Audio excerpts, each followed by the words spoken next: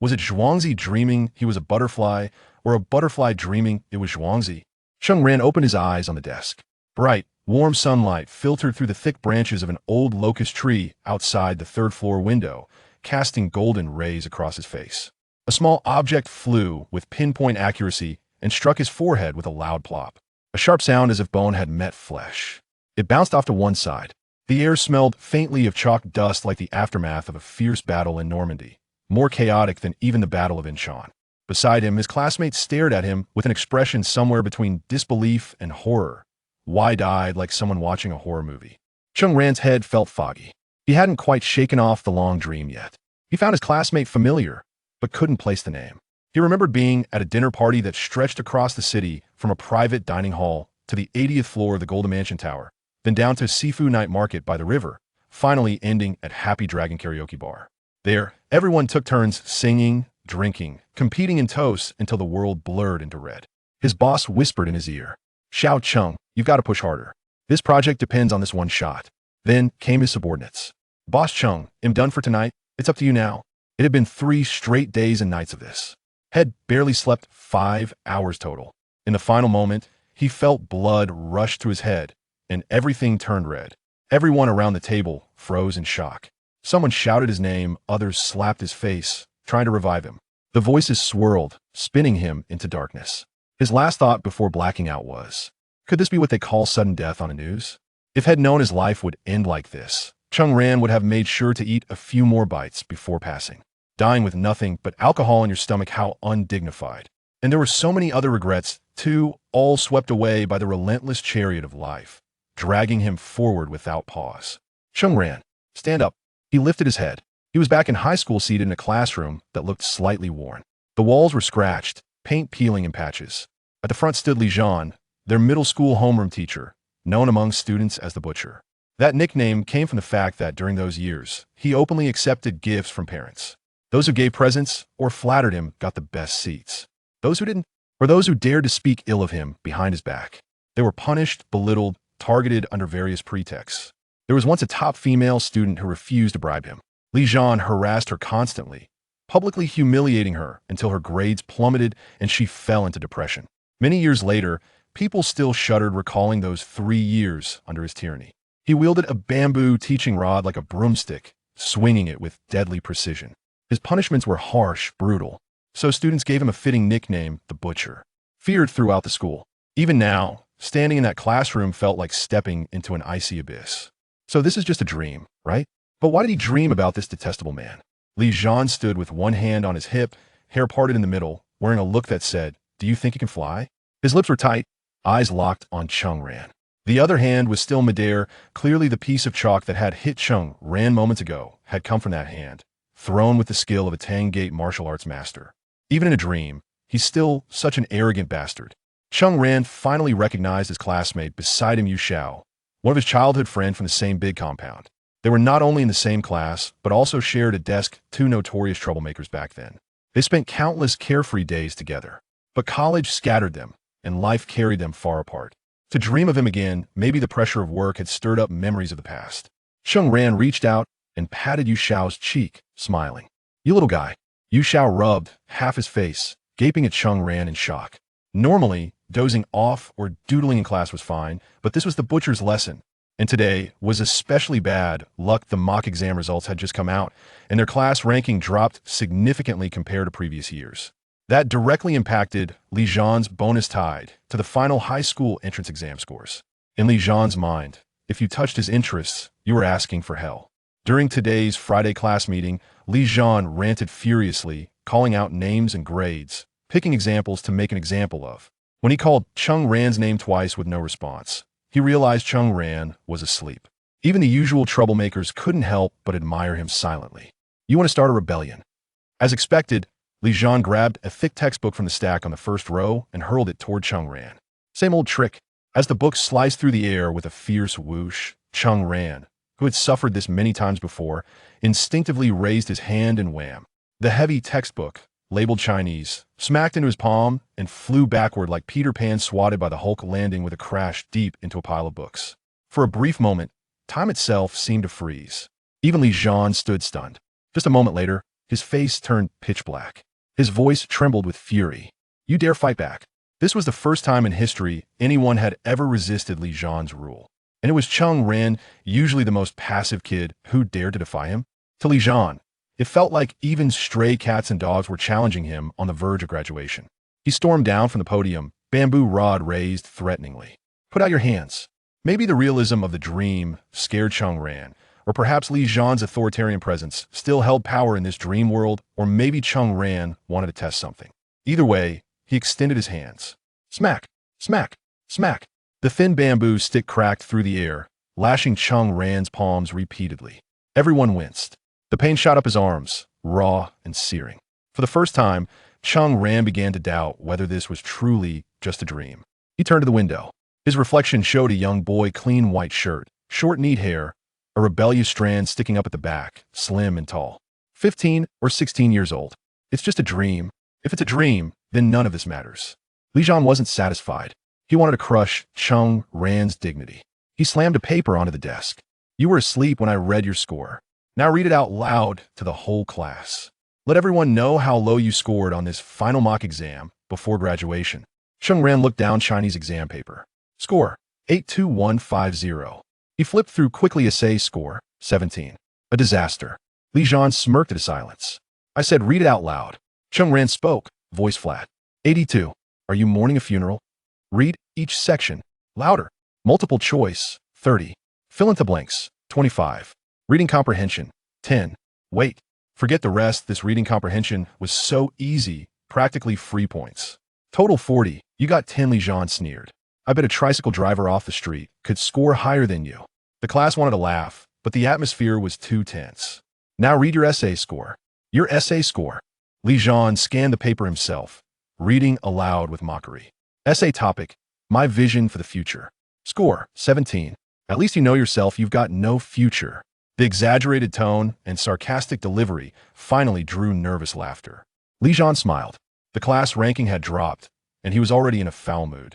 Today's roll call was meant to punish some students, and Cheng Ran had walked right into it. Cheng Ran's family was among those Li Zhan considered unwilling to invest in their child's education, not even willing to bribe me. So naturally, he never liked Cheng Ran. He returned to the podium dramatically, flipping open the class roster, scanning it with a finger. Let's see Cheng Ran's full subject scores and ranking. There. Chinese, 82, idiot. Math, 89, retard. English, 120. Physics, chemistry, 90. Politics, 41 out of 100. Total a glorious 420. Out of 1,200 students, 928th. With that IQ, forget high school, better buy a cart and haul coal. Even in a dream, Cheng Ran tried to keep calm, but Li Zhan kept pushing. The old resentment boiled inside him. He looked at Li Zhan, suddenly different, colder. Correction, my total was 421, not 420. Teacher Li, you say you'll never get into our province's key high school unless I hit 600, then tell us. What was your high school entrance exam score? Cheng Ran's bold defiance caught Li Zhan off guard. For a moment, he wasn't facing a student, but a completely new soul. Li Zhan hissed through his teeth. My score? Of course it's beyond yours. Is that so? Cheng Ran smiled. Of course it is, because you were expelled. Silence. Li Zhan froze. His face twisted in confusion, panic flashing in his eyes.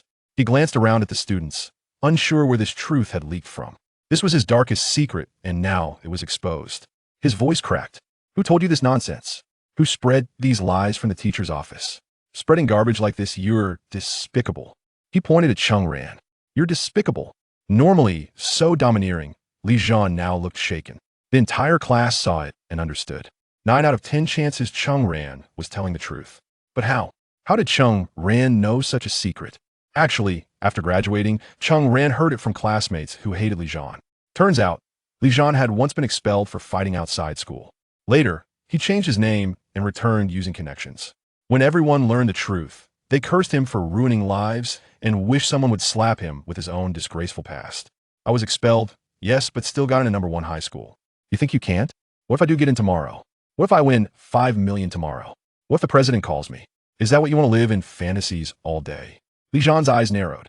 He seized the opportunity, suddenly calm, voice icy cold, smile like a mask on a corpse. No more nonsense. Let's make a bet. If you get in, you'll apologize. If not, you'll publicly apologize to me in front of the whole school. He'll hold your diploma until you do. Cheng Ran's eyes were clear, almost amused. Even in a dream, he wanted to humiliate Li Zhan. No need for an apology. I don't want fake flattery.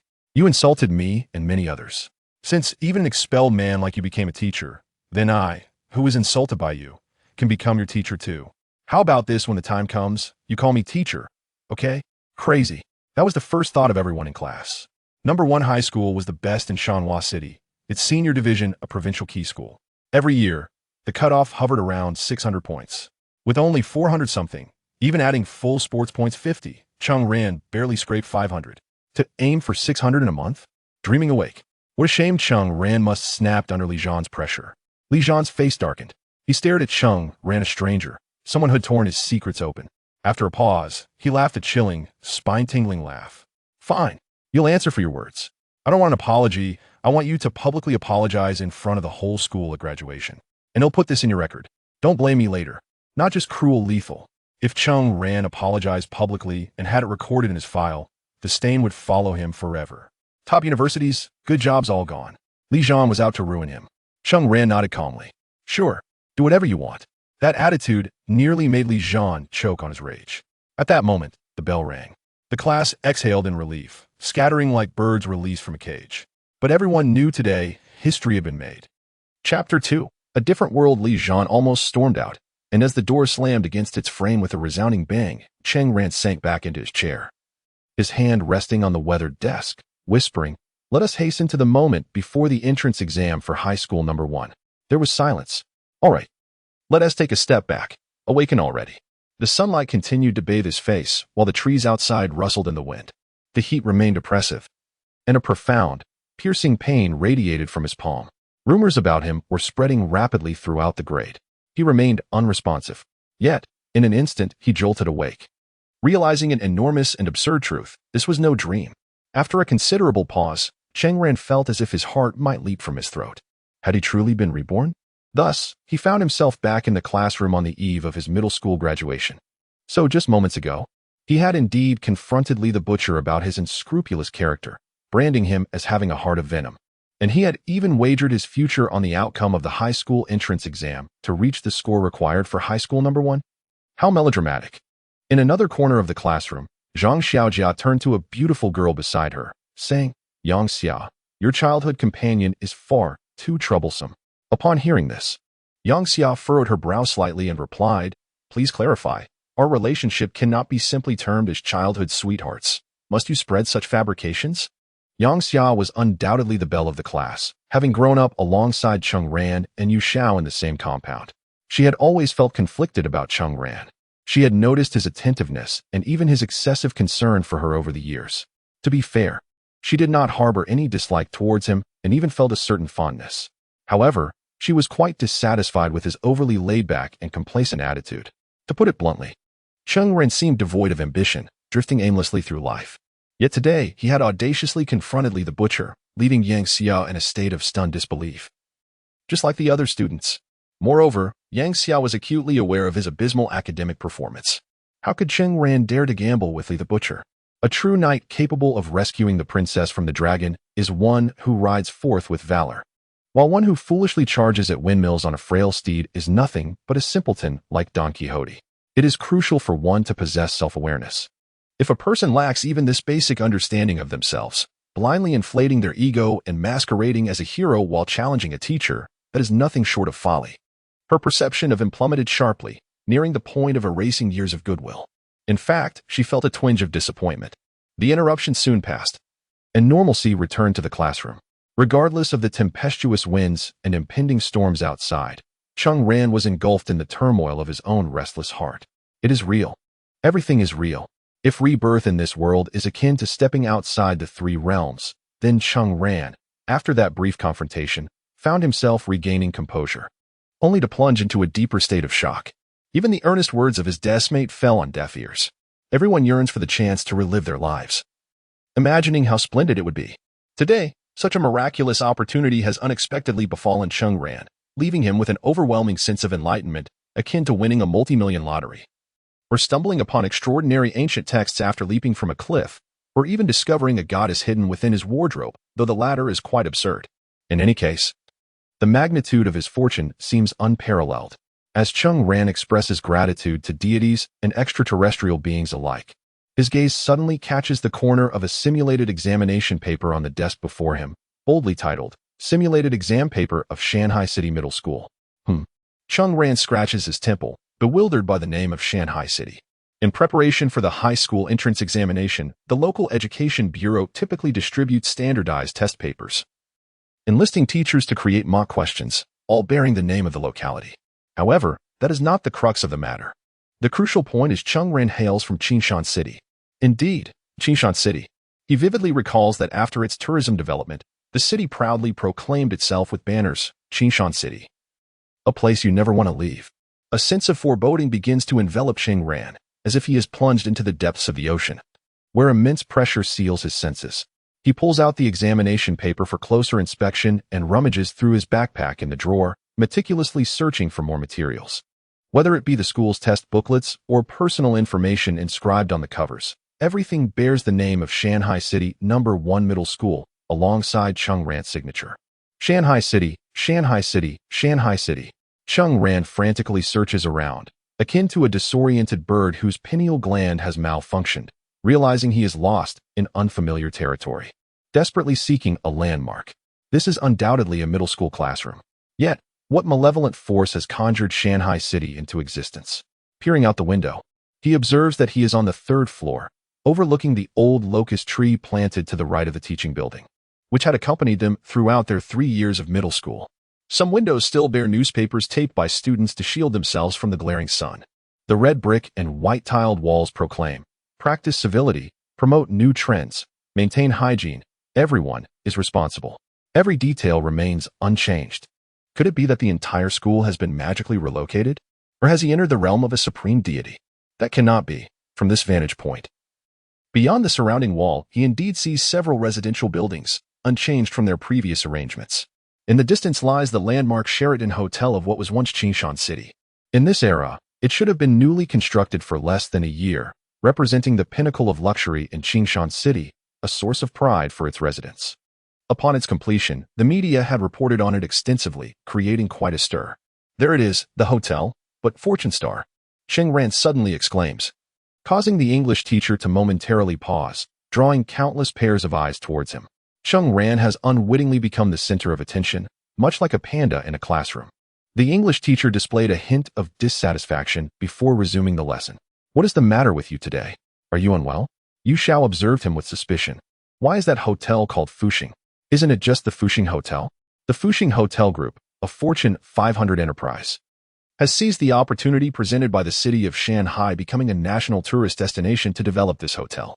The founder, Mr. Ernest Henderson, was born in 1887 in Chestnut Hill, a town not far from Boston, Massachusetts. He later established the Fuxing Hotel brand and became the first chain hotel group to be listed on the New York Stock Exchange in 1945, a legacy that endures to this day. Yu Xiao recounted these details to Cheng Ran, who realized that this information was merely a reflection of the media's coverage following the hotel's opening, with many taking pride in their familiarity with such trending topics. Listening to this strange yet familiar introduction, Cheng Ran discerned that, in the context of his past life, this was nothing less than the authentic Sheraton Hotel.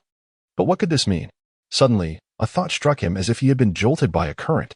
He vaguely recalled a memoir he had once read, noting that the founder of the Sheraton Hotel, Henderson, had a mother of German descent, and according to German customs, children born on Sundays are considered to be lucky stars. Thus, Henderson had also been nicknamed Lucky Star in his childhood. If his hotel had not been named after Sheraton, then the name Fuxing Hotel could be readily explained. After a brief moment of astonishment, Cheng Ran tentatively inquired, "So, what is our nation called?" "The New Republic of Xinhua, where the people hold power." Yu Xiao tossed him a history book with an irritable tone, implying it was time for him to study. Cheng Ran hurriedly flipped through the pages of the history book. Although it was merely a single volume, it stirred a tempest of emotions within him. He had previously assumed that his rebirth would land him back in the middle school of his original world. Yet now, it appeared that the world he once knew had experienced a slight divergence at some point in history, resulting in a myriad of changes. The historical narrative within the book largely aligned with that of his past life. It too depicted a nation that had risen from oppression, while the overarching direction remained consistent. Many specific details differed. Cheng Ran was not an expert in history in his previous life and could not articulate numerous distinctions. But he recognized that many names and principles he had previously known had transformed entirely. The new Republic of Xinhua. Those trees. Those bricks and tiles, the intricate urban outlines and distant mountains. As well as the broader realities beyond the ranges, all of it appeared strikingly similar, yet operated outside of familiar patterns. This included the immediate surroundings of Shanghai City that enveloped him. Chapter 3. Love Across Mountains and Seas. Cheng Ran felt as though he had lost the very ground beneath his feet, adrift in the vastness of the cosmos. The world remained unchanged, encompassing the familiar middle school classroom and the towering locust tree that cast its shade over the teaching building. Yet, many aspects of this world had transformed. The computer remained the same, its hardware intact, yet the software installed upon it had evolved. The name of the nation had shifted, ideologies had diverged, and the elements that emerged from this land had also undergone change. Could this be a parallel world? Instead of returning directly to the comforting familiarity of the past, he found himself in a parallel realm that differed from the one he once knew. Was this fortune or misfortune? However, seeing Yu Xiao beside him, along with the middle school teachers and every familiar face in this classroom, Cheng Ran felt a slight sense of reassurance. He nudged Yu Xiao with his elbow, who was on the verge of tears, pleading, "I just want to attend class peacefully. Please, let me be." "Who is that?" He pointed to a stranger in the classroom. "That is Do Xiao, a classmate from middle school, don't you remember?" Yet, Cheng Ran had no recollection of this individual at all. Moreover, he swore that in his past memories, there had been no such person. Was this truly a parallel world, where some familiar entities and individuals continued on their own trajectories, akin to the trunk of a great tree, yet adorned with numerous leaves and branches? The bell rang for the end of class, signaling the beginning of physical education. Students gradually made their way to the playground, and after a warm-up run, the majority of the class was free to engage in play. At that moment, Yang Xia approached Cheng Ran, who was seated in the shade, and calmly said, "Come with me." Dressed in a red hooded sweatshirt and soft cotton sweatpants, her black hair tied back in a ponytail, she faced Cheng Ran with an unfriendly expression. After speaking, she turned and walked away, leaving a crowd of onlookers reveling in Cheng Ran's apparent discomfort. Generally, if a girl were to so openly summon a boy during gym class, especially someone as prominent as Yang Xia, it would surely provoke a raucous reaction. With rumors spreading like wildfire, Yang Xia had been involved in many dramatic incidents. Just recently, a friend of hers had been cruelly mocked by boys from another class, reducing her to tears. Upon hearing of this, Yang Xia stormed into their classroom and delivered a swift kick to the offender's ankle. This boy, known for his status within his own class, could only surrender in defeat before her. Moreover, no matter the rumors surrounding Yang Xia and anyone else, they could never involve the Cheng Ran before her. For everyone knew that he was merely one of the many boys from their neighborhood who had idolized her since childhood. Entirely unremarkable. Whether in the neighborhood or the entire class, it was common knowledge that Cheng Ran harbored feelings for Yang Xia, a secret he fancied he alone possessed. Yet it was well known to all, even to the adults in their community. The elderly gatekeeper often shook his head in regret at the sight of him rushing to class after a late awakening. "You could have caught the earlier bus, young Xiao Xiao. If only you had left 5 minutes earlier." Now, reflecting on those moments, Cheng Ran felt a twinge of nostalgia, especially being immersed in this era. Young Xiao Xiao was already waiting for him beneath the dappled shade of the trees. As Cheng Ran approached, he was met with the frosty countenance of the girl, who unleashed a barrage of questions upon him. "What on earth are you thinking? It's the last month now, your grades have improved. And yet you dare to gamble with Lee the Butcher? Have you heard what he said? He wants a school-wide review and intends to put this on your record. Do you even comprehend that this is no longer just about involving your parents? Even if you did, he wouldn't acknowledge it. This is about your future." Lee the Butcher had once been expelled. How could such a personal matter be made public? And yet, here he was, a mere student, daring to stand out as if he were a hero. In reality, he was simply naive and immature if he truly intended to make things difficult for you. He would succeed. Listening to the girl before him call him immature, Cheng Ran felt an overwhelming sense of warmth. Yang Xiao was the object of his childhood affections. And now she stood before him, so vividly real that he could almost detect the faint scent of laurel emanating from her. Her rapid-fire words did not discomfort him. Rather, he relished them. Of course, he wouldn't dare involve his parents. He had no desire to publicize the matter. Thus, he could only act discreetly. Was it necessary to spare a teacher, who was more interested in currying favor and undermining colleagues than in genuinely educating his students. Any dignity? Is this truly the moment for you to retort? If it weren't for your mother asking me to keep an eye on you and report back, do you think I would have the leisure to discuss this with you? Should I inform Aunt Sue? Cheng Ran plucked a blade of grass from the flower bed, savoring its youthful taste. What with your dismissive tone? Cheng Ran, this is not the time for you to question him. What abilities or qualifications do you possess? You have no capacity to contend with him. We are merely students, and our greatest task is to focus on our studies. Yang Xiaoao furrowed her brow, noticing how different Cheng Ran was from the boy who used to cower under her cold demeanor. He seemed transformed, as if a new person had emerged. In his every gesture, there resided an effortless grace, accompanied by an indescribable aura that left her at a loss for words. Leaning against the tree, Cheng Ran, with a blade of grass between his lips and his hands cradling his head, appeared to take her reprimands as sweet melodies.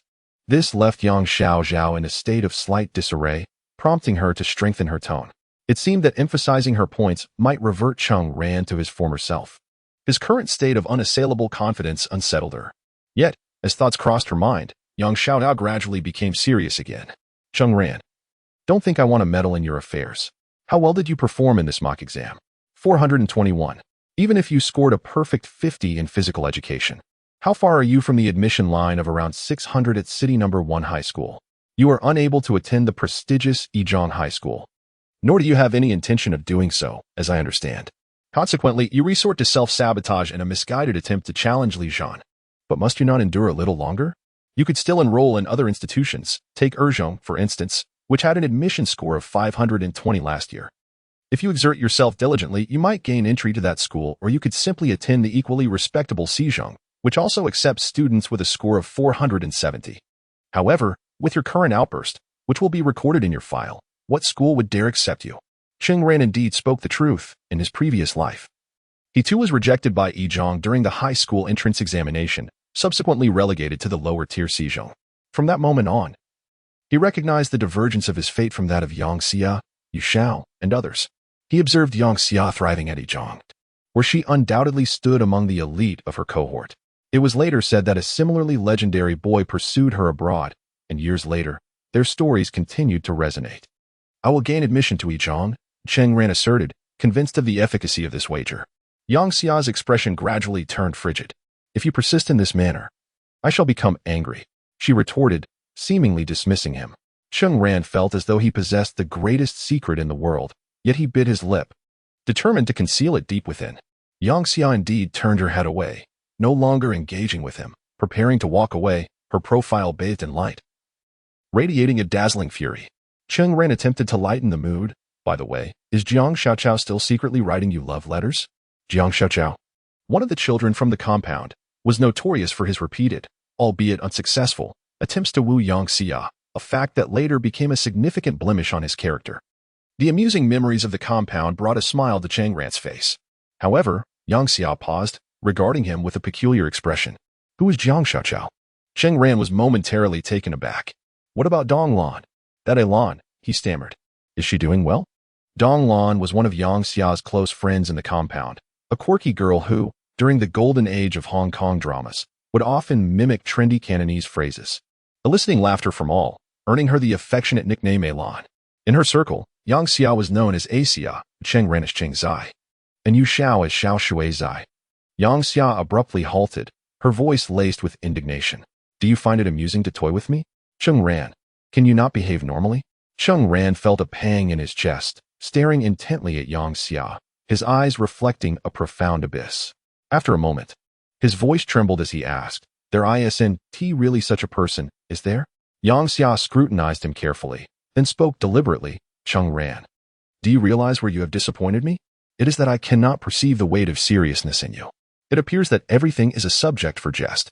Her visage, even at this tender age, bore an alluring intensity, akin to glacial ice. I hope that, many years hence, your life will not become a mere jest. She cast those words aside and turned away, her pink sweatshirt fading into the distance, leaving Cheng Ran standing there, utterly despondent. He then sought out Yu Shao, even inquiring among classmates with whom he could communicate, seeking information. He produced a notebook, diligently inscribing names upon its pages. The tip of his fountain pen scarred his hand. penetrating the paper with relentless force. Cheng Ran could not discern how long it had been since school let out. He only knew that soon the entire classroom was deserted. Even the monitor had departed, leaving him alone. The crimson sunset streamed through the window, casting the last warm glow upon his profile as it illuminated his figure. Shadows stretched long upon the ground. Cheng Ran retrieved his backpack from the drawer, exited the school, descended the slope, and boarded the bus. In that solitary seat at the penultimate row, he rested his face against the glass, the reflections of everything in Shanghai City mirrored in his eyes. The familiar dessert shop was already closing, while the stationery store, with its sign replaced, still harbored lingering students. The enticing aroma wafting from the elderly woman's fried potato stall around the corner, the clattering of walks from the old residences along the bluestone path, and the glistening surface of the lake along the lakeshore road, all shimmered like scattered gold coins. The streets, flanked by sycamores, bustled with hurried souls under the fleeting streaks of meteors across the sky. Everything within his view felt so familiar, reminiscent of a city he had once truly inhabited. Yet it had become profoundly alien, bearing a new name, Shanghai City. It was as if the divine hand of creation had bestowed a gift upon him. Yet alongside this expanse of mountains and seas, some things had been forcibly stripped away from his life. In his grasp lay a handwritten list filled with names, some encircled, others crossed out. The encircled names belonged to those still dwelling in this world, familiar faces such as Yang Xia and Yu Xiao. In stark contrast, the crossed-out names represented those who had vanished, those who had never existed in this realm: Jiang Xiaochao, Dong Lan, Zhang Jun, Wang Wei, Li Yudong, Zhang Ping, Lu Yuchao, Zhang Yong, Wang Jun, Deng Jiangua, Li Bo. These were individuals with whom he had once walked shoulder to shoulder, shared drinks and confessions, reveled in joyous madness together. Old friends who evoked memories of strong tea and aged wine, faces that lingered in his heart and mind. Each of their names bore a harsh cross, a symbol of stark finality and cruelty. Could we perhaps negotiate? Could we perhaps negotiate? The bus swayed as it moved forward, yet with each tightening grip on his notebook, Cheng Ran felt the sting of tears welling in his eyes, his vision blurring. He realized that a part of his very existence had been violently torn away, whisked off into an unfathomable abyss, or perhaps slipped into a rift in time and space, an event beyond the control of a mere mortal. The past and present lay separated by a vast, desolate expanse. Cheng Ran could endure no longer. Tears spilled forth from his eyes. He had already felt the overwhelming shock of being struck by the immense forces of time and space. A sense of helpless sorrow enveloped his entire chest as he wept on the bus, shedding tears in the streets, his vision blurred by his sorrow. Finally, he arrived at the familiar building and his home, trembling as he pushed the door open.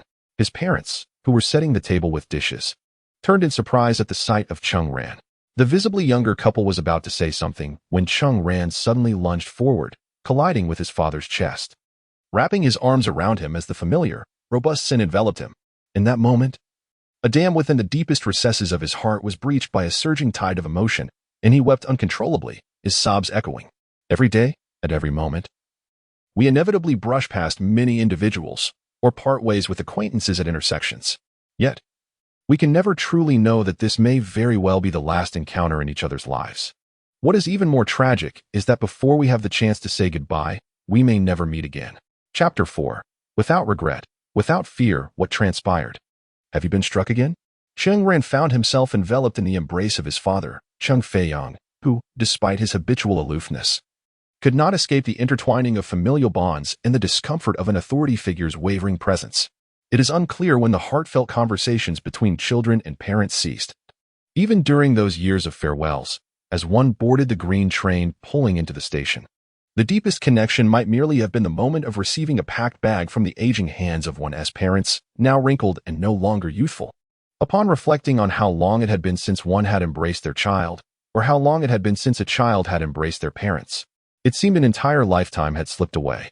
A hug, so elusive, became a formidable challenge, to the point that even in the face of parents who had endured hardships to raise one could not muster the courage to open their arms and embrace the very body they once held onto tightly in childhood. The growth of a child resembles a revolution. It can herald their arrival, yet the subsequent journey lies beyond parental control. In that moment, Cheng Ran's embrace felt profoundly genuine and tangible. However, Cheng Feiyang's words left Cheng Ran in a state of bemusement. What did he mean by again? Was such a situation now commonplace? His previous academic years had indeed been fraught with despair, yet had they descended to this extent? In his past life, as he embarked on the path of employment, it felt as though he had been submerged in an ocean of despair, day after day of exhausting existence, causing him to forget the poignant matters of his heart. When he had opened the door moments ago, a wave of fear washed over him. What if everything had changed, and he was to confront a world that felt alien? Fortunately, everything remained as it was. "Bring me my coat." Cheng Fei-yong gestured towards Su Lan, while his other hand grasped Cheng Ran's. Once he received Su Lan's coat, he donned it with one hand, preparing to stomp his feet into his leather shoes. Exuding the vigor of a Spartan warrior ready to confront Xerxes' vast Persian army at the hot springs. "Are those street kids? I'll go with you to confront them. If they're from your school, we'll seek out your homeroom teacher and find their parents. I'll demand to know how they discipline their children." Observing his father's commanding demeanor, youthful and handsome despite the years, Cheng Ran could hardly reconcile this image with the middle-aged man of his memories, whose face bore the marks of time. Yet, Cheng Ran could not permit this father-son duo to embark on a reckless crusade. Jokingly, given that Li Zhan was currently simmering with tension, if his father were to confront him, who knew what words might escape his lips, thus providing Li Zhan with the opportunity to unleash a barrage of verbal assault. Of course, in this second chance at life, Cheng Ran felt indifferent towards the likes of Li the Butcher. Rather, he was keenly attuned to the actions and behaviors of his parents, cherishing every moment. "It's nothing. Do I seem to have any visible injuries? But, Dad, Mom, today, seeing you both makes me happy." Cheng Fei-yong and Su Lan exchanged glances, both wearing expressions that seemed to question the boy's sanity. Cheng Fei-yong then ruffled his hair, affirming, "Are you truly all right? Well, if you choose not to speak, that's fine. As long as you haven't been bullied, that's what matters. At your age, you ought to have a sense of awareness and discretion. Now, let us eat." He slipped into his slippers and returned to the table, where the family of three dined on what could hardly be deemed a sumptuous meal, consisting of leftovers from lunch and an additional dish of stir-fried pork with green peppers. In an unprecedented gesture, Cheng Fei-yong served Cheng Ran several generous helpings. And noticing Cheng Ran's momentary surprise, he maintained his composure. With the upcoming high school entrance examination, it was essential to replenish his nutrition. Su Lan chimed in. "I'll go to Ben Road tomorrow to buy a chicken. How about I stew one for you? Half will be stewed, and the other half will be prepared as your favorite cold chicken dish. I'll make a special chili oil tonight, along with crispy peanuts, scallions, ginger, and garlic." Cheng Fei-yong added, "And let us use the squid that old Song gifted us. Squid stewed with chicken is his favorite too."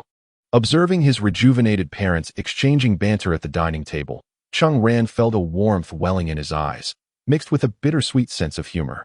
It appeared that his earlier embrace had stirred them quite a bit. After savoring a meal reminiscent of home-cooked warmth that he had long been deprived of, Cheng Ran genuinely realized that he had transformed, both inside and out, into a younger version of himself. It was a source of vital energy, as if the power of time itself was stored within him, containing an essence more profound than that of a nuclear bomb. Without needing to articulate it, Cheng Ran understood the implications of being a reborn individual. Yet, as he surveyed the world around him, it seemed rife with constraints. Countless past lessons and historical precedents lay before him. Figures like Wang Meng and Wang Engshi loomed large in history, and even contemporary internet giants had their predecessors. OCU was born from ICQ, the iPad followed the Dynabook, and Facebook had its own predecessors. These innovators were often victims of fate, merely a year or two out of sync, akin to surfing. If one failed to catch the wave at the right moment, they risked being overshadowed by those who came after. While momentum was undeniably crucial, lacking the requisite skill to ascend could lead to ruin, or worse, being swept away by unforeseen calamities. Thus, at times, transcending the era with one's thoughts might not always yield favorable outcomes. It required careful navigation, especially in this parallel world that mirrored many aspects of his previous life, yet diverged in significant ways, filled with taboos, various karmic burdens, and the need to adhere to the prevailing trends of his former life, all of which necessitated prudent timing. However, once the opportune moment presented itself, one must seize it with fervor, like a spring breeze igniting a wildfire, setting sail upon the clouds to grasp the moon amidst the tempest, and aiding the common folk in their journeys. Lost in contemplation, Cheng Ran gently steered his thoughts back to the present. After finishing his meal, he settled in front of the television to watch the evening news broadcast in its entirety, subsequently switching to other news channels. Initially, Cheng Fei-yong and Su Lan did not find his behavior unusual, as it was still the period of regular classes, and Cheng Ran's television time was generally regulated.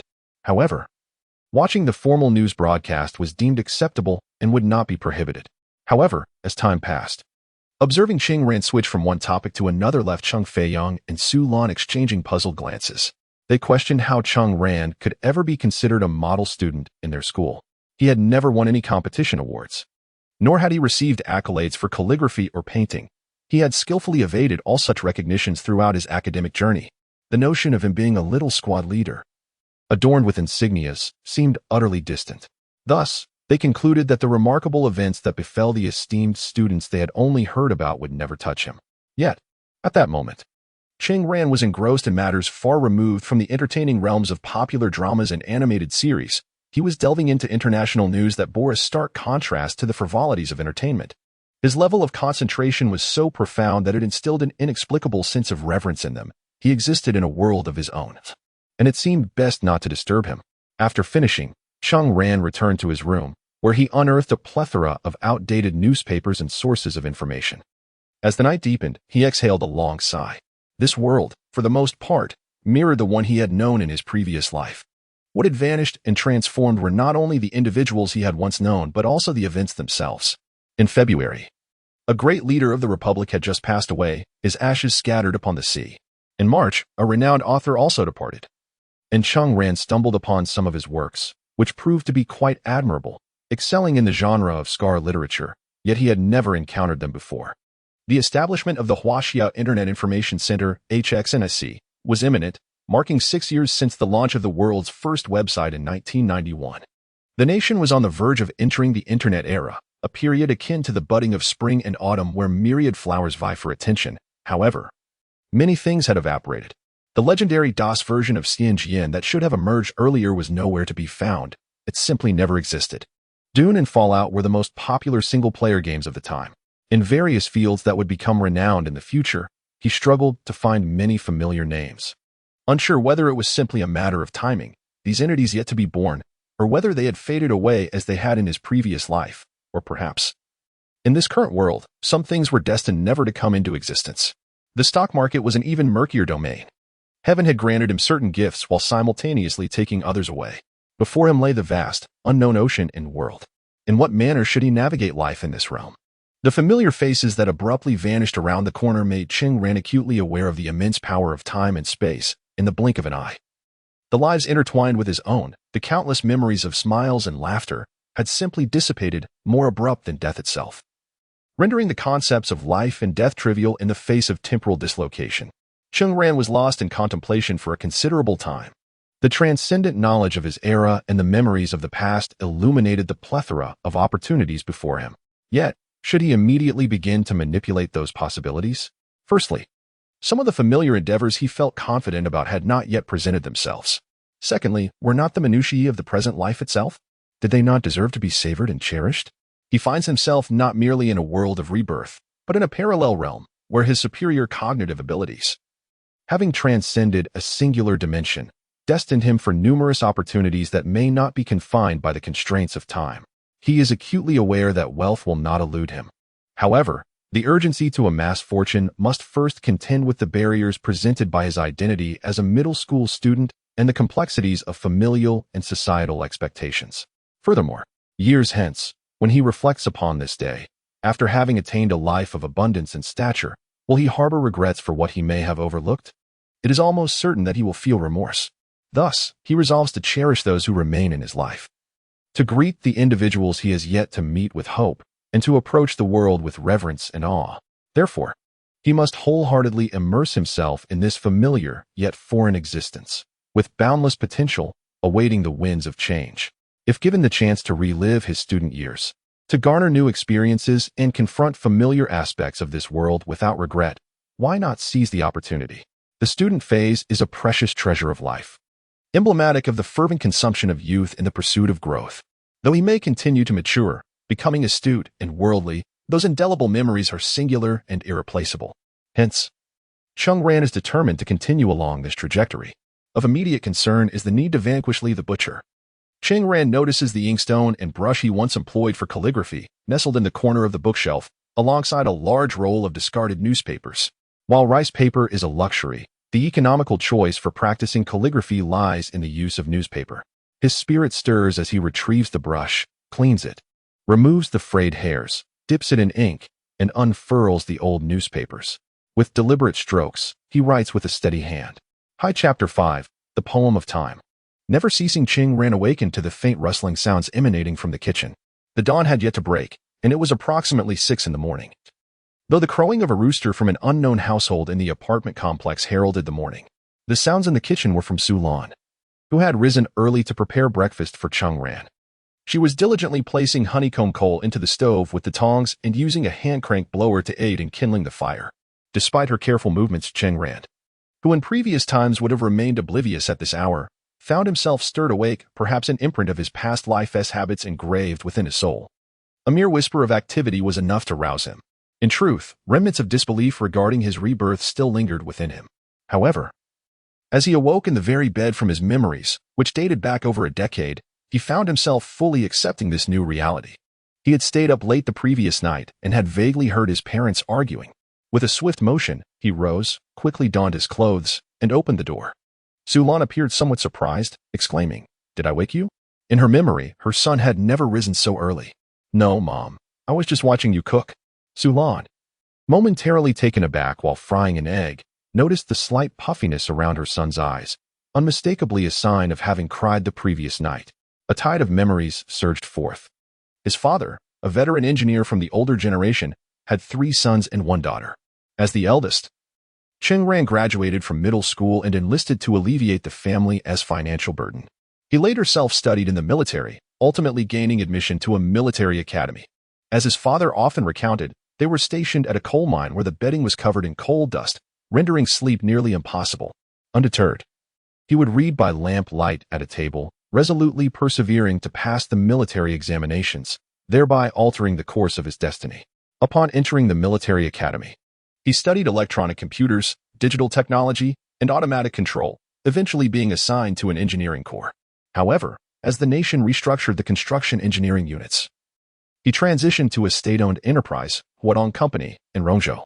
Due to his technical prowess, Cheng Feiyong rose to a senior management position. Yet, his ineptitude in navigating bureaucratic intricacies led to his marginalization amidst internal conflicts. When a superior fell from grace, despite his capabilities, he was relegated to a branch company in Shanghai City, taking on the role of the head of the technical department, which consisted of merely a few dozen technical personnel. It was here that Cheng Feiyong met Cheng Ran's mother, and they subsequently married and had children. To be fair, leveraging his technical competence, he managed to elevate the branch company's visibility, earning a modest reputation in Shanghai City. However, as times changed, the once bulky Huadong system began to erode within the market. With the collapse of the nest, no egg remained unscathed. Naturally, the branch company felt the repercussions. During this era of widespread economic downturn and state-owned enterprises, a wave of layoffs ensued.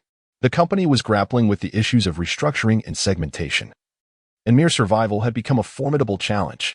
Meanwhile, Cheng Ran's mother's workplace, a state-owned restaurant, was negotiating with employees regarding the buyout of their years of service. In Cheng Ran's recollections of that period, her parents frequently engaged in quarrels over their future, trivial matters, and the pressures of life. At times, she even became their emotional outlet, enduring scoldings for no apparent reason. As the old adage goes, poverty breeds sorrow in marriage, yet in truth, happiness is often characterized by unique splendor, while the lives of the unfortunate tend to share a common narrative. Consequently, Cheng Ran chose to blur and diminish these memories for a prolonged time, as most recollections were too painful to revisit. Saturated with intense frustrations and the incessant clamor of familial discord, youth is a poetic passage of time that should never cease. However, for the former Cheng Ran, it resembled a poignant and sorrowful symphony. The present Cheng Ran is resolute in her desire to avoid reliving such experiences. Su Lan prepared a bowl of fried egg noodles, and Cheng Feiyong had also risen, serving him a bowl from the pot and offering Cheng Ran a larger portion. Cheng Feiyong was somewhat surprised by Cheng Ran's early rising. It was Saturday, after all. Typically, she would sleep until 11 or 12, nearly noon. "I'm getting up early to review my studies and catch up on what I've missed," Cheng Ran stated honestly, her hands still bearing the lingering sting from the previous day's encounter with the butcher, which ironically fueled her determination to conquer him. In her current circumstances, Nothing could surpass the joy and pride of successfully gaining admission to high school. The deeply ingrained notion within her parents' minds is that only through prestigious schools can one attain a promising future, a belief stemming from the rigid examination-oriented education system prevalent in the country. This mindset is not without merit, as the college entrance examination remains one of the few equitable avenues for social mobility in society. Sulan and Chen Feiyong exchanged glances, seemingly finding some comfort in Cheng Ran's sudden change, yet they did not genuinely concern themselves. Such occurrences were not unheard of. Occasionally, Cheng Ran would be spurred into diligent study due to stimuli at school, but this fervor rarely lasted long, at most a week, before she reverted to her previous self. They now regarded Cheng Ran's current enthusiasm as merely an ephemeral academic fervor. "Dad, I heard that your subordinates at the Technology Institute are eager to follow your lead. As for the company, as long as everyone agrees, the institute will be restructured into a shareholding system, with the head office retaining a portion of the shares, while the rest will belong to the employees of the institute, effectively replacing the previous arrangement." Cheng Feiyong waved his hand with pride, asserting, "Such matters are for adults. You should focus on your studies." His father remained as domineering as ever. Yet, Cheng Ran felt compelled to express her concern, as this was a significant issue that directly impacted her surroundings. Before the 1990s, installing a telephone was a monumental endeavor. Even a single unit installation within an organization was a substantial undertaking. Subsequently, the initial installation fee for a telephone could reach $8,000 to $9,000, a sum beyond the reach of ordinary families. This was largely due to the fact that the technology for electronic switching systems was monopolized by foreign entities, leading to exorbitant costs within the domestic market. By the 1990s, the domestic production of mid-range programmable switches had gradually commenced, significantly reducing the initial installation costs and allowing fixed telephones to permeate countless households. My father's company, Guozi Huaneng, was one of the pioneering enterprises in the nation that developed programmable switches, achieving remarkable success with revenues exceeding 100 million. However, as competition in the market intensified and bureaucratic inefficiencies took their toll, the company began to decline year after year. As an old technology, Cheng Feiyong had already discerned that traditional programmable exchanges were becoming obsolete, and the future lay in high-capacity digital switches. Unfortunately, the company stubbornly adhered to its outdated practices, making its obsolescence inevitable. Feiyong recognized the company's downfall, yet his voice, being that of a mere subordinate, lacked the power to alter the decisions of those in higher echelons. On the front lines, my father had long ago initiated research in this direction. They were on the verge of perfecting the Fulong high-capacity switch theory, yet at this critical juncture, the company faltered, facing the prospect of selling off state assets or undergoing reorganization.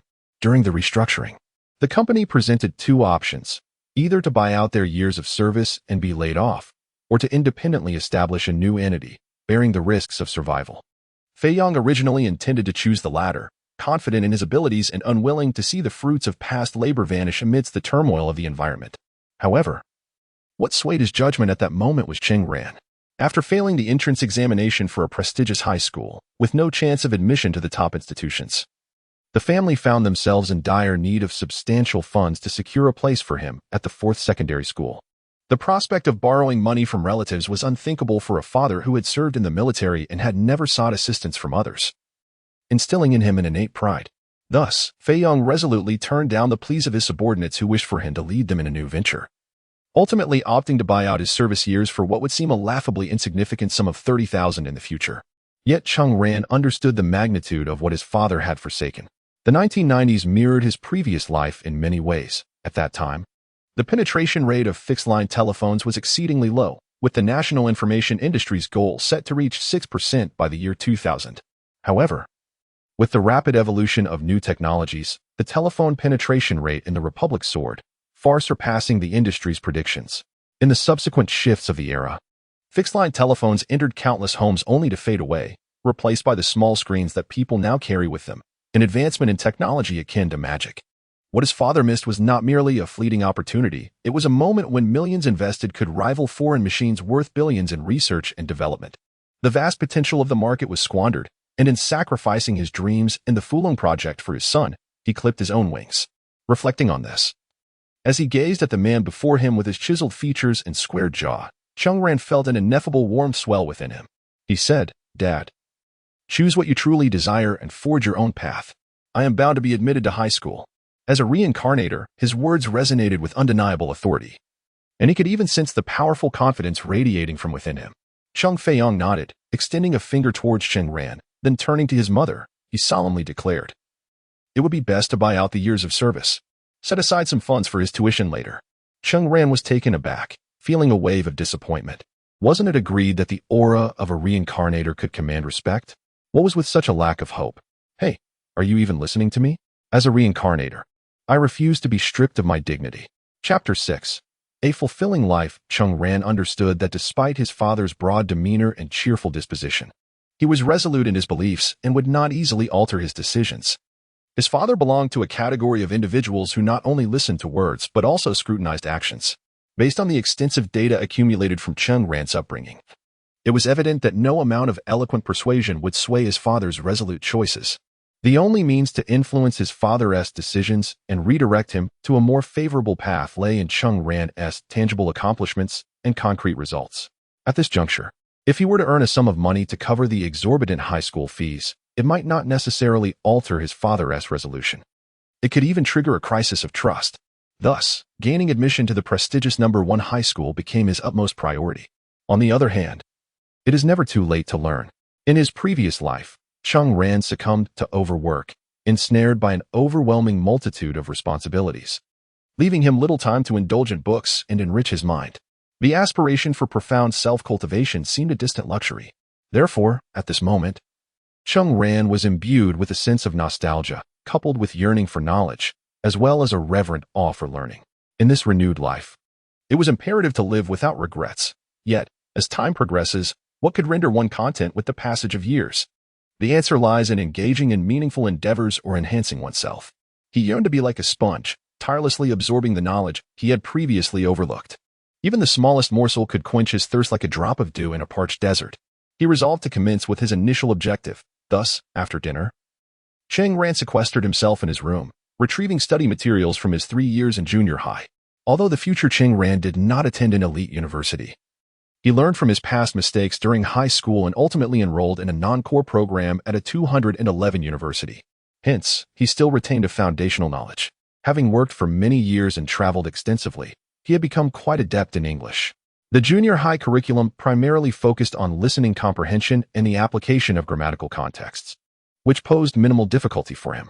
Apart from a few rigid sentence structures and colloquial nuances that momentarily threw him off, the majority of the content was readily comprehensible.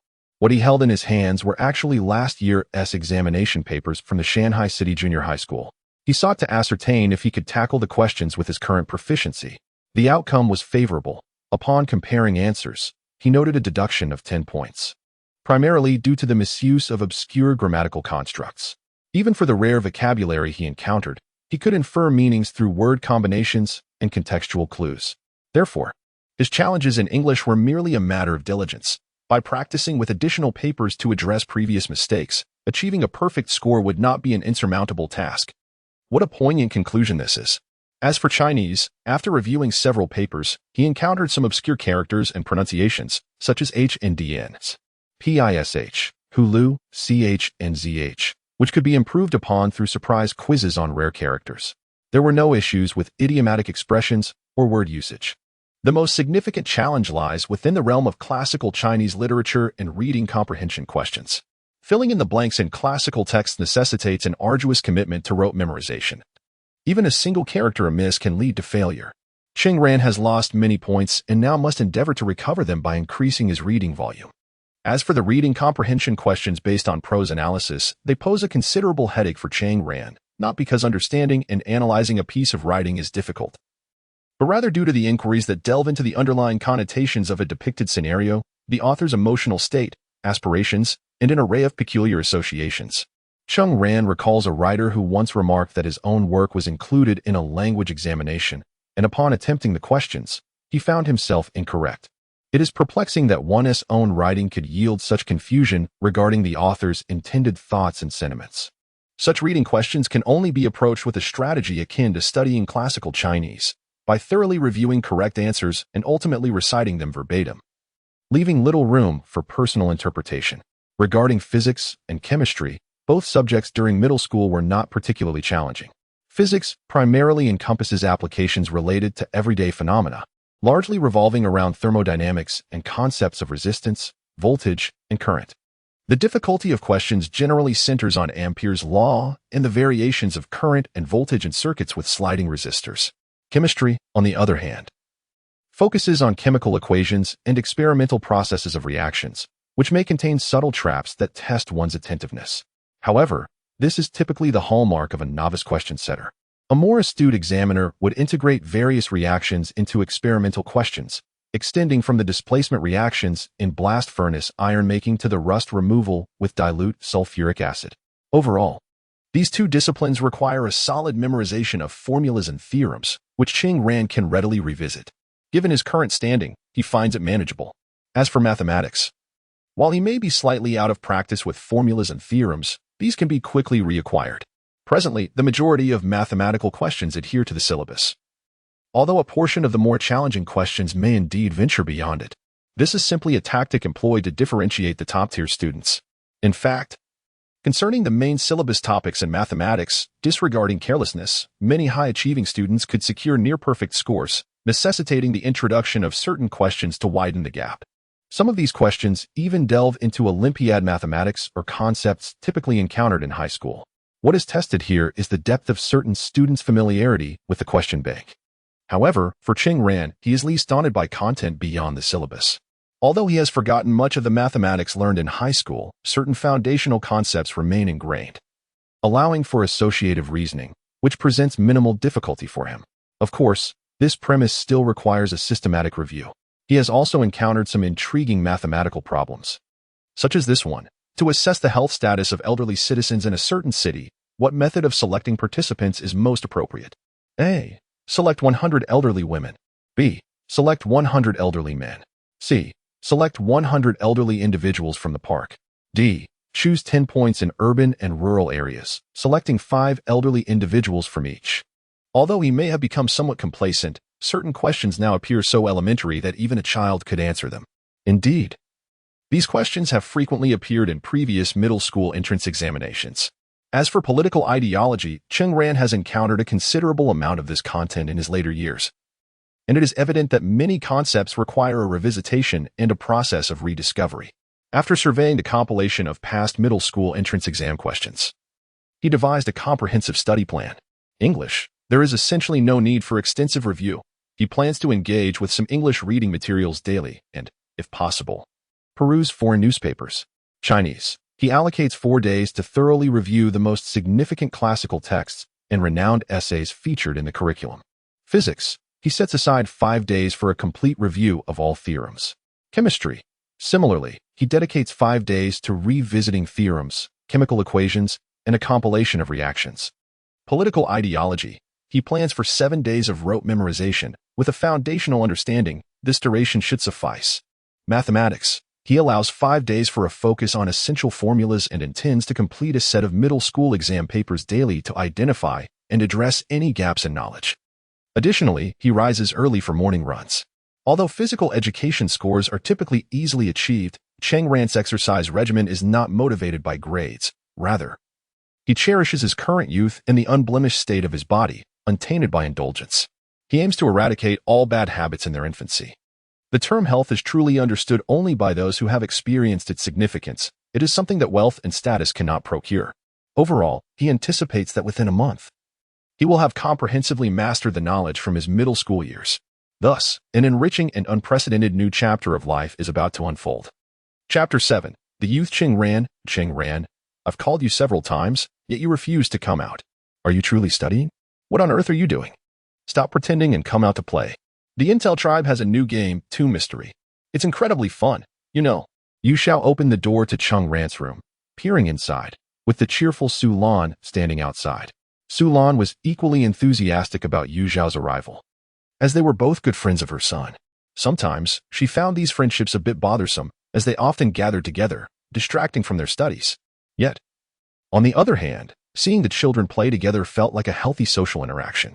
It was Saturday, and aside from Cheng Fei-yang, who was preoccupied with overtime at the Tech Institute, she was home, having gone out to buy groceries and visit a department store. She returned to find that Cheng Ran had indeed not left his room even for a moment, immersing himself in books and studies. Yu Xiao had already called several times that day, all of which were declined by Cheng Ran. So she decided to visit in the evening, thinking a little outing might do him good. Cheng Ran lifted his head from the desk, distant memories flooding back. In those days, internet cafes weren't called internet cafes. They were referred to as network stations, intel tribes, or e-family salons, names from a bygone era. The internet of this time was similar to that of his previous life, just beginning to take shape, with a limited number of users. Aside from chat rooms and BBS, the only playable online games were text-based network games, often referred to as MUD, primarily the domain of adult users. Students like Yu Xiao and most others merely used the computers in internet cafes as single-player gaming machines. Most were still engaged in single-player or local area network games, with a crowd of enthusiastic players glued to the primitive pixelated screens, often gathering around in excitement during intense moments. Nostalgia aside, for Cheng Ran, who was currently devising a study plan, all of that had to be postponed. Yu Xiao was astonished by Cheng Ran's transformation. "Hey, you're really studying? You took that bet seriously? I'm not joking. With just over a month left, do you really think you can pull through?" What a laugh. Familiar with Cheng Ran, Yu Xiao didn't hesitate to express her skepticism, entirely unconcerned about Cheng Ran's reaction. At that moment, Su Lan appeared outside the door, puzzled. "What bet?" Cheng Ran glanced at Yu Xiao, who quickly broke into laughter. "Oh, nothing, Auntie. We were just joking about something in class." A series of playful deceptions successfully distracted the curious Su Lan as she returned to the living room. The sounds of the television filled the air. Yu Xiao, realizing she couldn't persuade her stubborn friend, began rummaging through Cheng Ran's room. "Have there been any new comics or good novels lately? If you're not going out to play, I might as well go on my own. But it wouldn't be as fun. Can I borrow a few books to read tonight? Are you a bandit?" Cheng Ran, in a huff, did not bother to look back and simply said, "You can take it yourself. By the way, make sure to return it." "How many books have you borrowed from me under the guise of lending before?" Yu Xiao, with a look of surprise, rummaged through Cheng Ran's bookshelf while saying, "Oh, by the way, we're going to Lu Ying's house tomorrow night. I ran into her today. She will probably call you soon. I heard she also invited Yang Xia and some folks from the neighboring government compound." Yu Xiao paused momentarily before casually adding, "And that old Jiang Hongxiao. You know, right? Jiang Hongxiao. She's coming too." The pause in Yu Xiao's speech, along with the inner turmoil he was experiencing, did not escape Cheng Ran, who knew him all too well. For the first time, he turned his head to look at Yu Xiao. "Old Jiang?" Cheng Ran asked, bewildered. Yu Xiao appeared a bit awkward, seemingly trying to conceal his inner unrest, stammering, You know, the one we ran into while playing in the government compound." Jiang Hongxiao. Cheng Ran squinted, and a girl who spoke Mandarin with impeccable clarity, making one feel self-conscious in her presence, surfaced in his mind. The Huawan branch office was adjacent to the city government residential area, where many trees were planted, such as the fragrant yellow camellia, loquat, and pomegranate trees. During the fruit-bearing season, Cheng Ran and his friends loved to sneak into the government compound to steal fruits. On one occasion, they discovered a loquat tree in front of a row of quaint villas within the compound, which they had not noticed before. The fruits were plump and ripe, and surprisingly, no one had picked them yet. Naturally, they couldn't resist the temptation. Cheng Ran climbed to the top while Yu Xiao stood guard below. As Cheng Ran tossed the loquats down, Yu Xiao's so-called lookout duty ended with him stuffing his mouth full and becoming oblivious to everything around him. Then they noticed a girl standing not far from the tree, watching them quietly with an enchanting beauty. They had no idea how long she had been there. And in that moment, the two of them, caught in the act of pilfering, scrambled down the tree, desperately wiping their mouths to eliminate any evidence, wishing they could vanish into a hole in the ground. Later, they learned that the girl lived in a small villa nearby, and that loquat tree was, in fact, hers. They were caught red-handed in front of the owner, leading to an embarrassment that was all too profound. To their surprise, the girl did not pursue the matter further. Instead, she returned home, brought out a bag of fruit, and offered it to them. The sense of defeat they felt was akin to that of foolish thieves being graciously treated by their victim. Eventually, they discovered that the girl was in class one of the first high school, named Jiang Hongxiao. At first glance, her name seemed somewhat rustic. But in contrast to her, the term rustic was utterly unfitting. She had moved there during her middle school years as a transfer student and was a classmate of Lu Ying, who was also in the same class. Lu Ying was an outgoing and confident girl, adept at making friends. On her birthday that year, she had invited her classmate Jiang Hongxiao And it was then that Cheng Ran and Yu Xiao first learned her name. Certainly, the girl recognized the two of them, pausing briefly before greeting them with a cheerful and sweet smile, just as she would for anyone else, exuding warmth yet maintaining a certain distance. She resembled a shadowy figure in an indigo ink painting. The sudden appearance of Jiang Hongxiao undoubtedly caused a stir among the children in the courtyard. Even Yang Xia often confided in private that her favorite girl was Jiang Hongxiao, beautiful, intelligent, a veritable goddess. Though she was not a topic of mainstream discussion during her middle school years, whispers in private circles often crowned her as the school beauty. However, due to her transfer and her low profile, she always kept a subtle distance from others, leading many to instinctively regard her with a sense of reverence. So, she hasn't truly vanished, Cheng Ran murmured to himself. Regarding Jiang Hongxiao, even if it felt like a lifetime ago, he could still recall the profound impact she had on his youthful heart. It is no surprise any boy would be unable to remain indifferent towards such an enchanting girl. She was breathtaking back then, and surely, in the future, her allure would be even more potent. Unfortunately, she continued her education at the high school affiliated with No. 1 Middle School, while Cheng Ran ended up at No. 4 Middle School, and thereafter. He could hardly keep track of her. Looking back now, Jiang Hongxiao truly was an enigmatic girl, possessing an air of refinement that was not typical of ordinary girls. She resided in a standalone building within the inner courtyard, aptly dubbed the Red Gate Courtyard, a residence of considerable prestige within the government. This girl seemed to be enveloped in mist, a riddle from Cheng Ran's youth yet to be unraveled. Old Jiang became a shared nickname among them for her. In that time, she was likely an unforgettable glimpse of beauty for many young hearts, such as Yu Xiao, who would become restless at the mere mention of her name. What disappearance? Are you out of your mind? Yu Xiao shook her head and added, besides Jiang Hongxiao, there are a few others from the government courtyard who are coming, like a sticky plaster. What is this? What is this? Yu Xiao had unearthed a newspaper on which Cheng Ran practiced his calligraphy and was astonished by the elegant characters inscribed upon it. Is this your handiwork? In his 2 lifetimes, Cheng Ran had practiced calligraphy as part of his work, and now, returning with the experience of his past life, his skills had not waned. However, Yu Xiao, who had grown accustomed to Cheng Ran's earlier handwriting, now beheld a vastly improved calligraphy, far surpassing his previous scrawl. Perhaps an expert might identify flaws in Cheng Ran's script, but to Yu Xiao, infused with the emotions from Cheng Ran's rebirth, the strokes, the transitions, the resolute spirit, and the palpable emotions leaping off the page struck her with profound force. No. Could the poem on this page also be yours? I mean, did you create it yourself? The others' works, I merely made some modifications. May I take this back, just to have a look? Cheng Ran waved his hand. All right, remember to return the books you borrowed next time. Yu Xiao tucked away the newspaper filled with calligraphy and forcefully borrowed a few more comic books. Just as Cheng Ran was about to protest against his taking away a rare edition of Yu Yu Hakusho, Yu Xiao swiftly made his escape. Chapter 8. The gathering on a Sunday morning, Su Lan and Ching Feiyang found themselves rising later than usual. Peering through the ajar bedroom door, they noticed Cheng Ran's room was empty. Where could he have gone this early? Su Lan wondered, perplexed. Ching Feiyang chuckled. He's not off chasing after a female classmate, is he? Su Lan shot him a disapproving glance. As long as he's okay. That boy has fancied Yang Xia since childhood. Do you think she pays him any mind? Oh, it's just childish infatuation. Why bother with it? Cheng Feiyang shrugged with a smirk. If she doesn't like him, that's perfectly normal, isn't it? Suddenly, the sound of a key turning in the lock echoed through the air, and the door creaked open to reveal a sweaty Cheng Ran, clad in a tank top, shorts, and sneakers. Did you go for a run? Su Lan inquired. Is there food? Cheng Ran replied. Of course, what are you talking about? It's all ready. Come eat. He dampened a cloth in the basin to wipe his face and neck before returning to the dining table. Eagerly devouring steaming rice mixed with shredded meat and spicy bean paste, relishing every bite. Su Lan and Cheng Feiyang exchanged glances, choosing to remain silent. Cheng Feiyang retreated to the living room to peruse the newspaper, occasionally glancing at Cheng Ran. His recent behavior was quite peculiar. Not only was he excelling in his studies, but he had also taken up morning exercise. Was this a transformation or a phase? Before long, a phone call interrupted the quiet, with Lu Ying seeking Cheng Ran. Upon answering, Cheng Ran listened intently.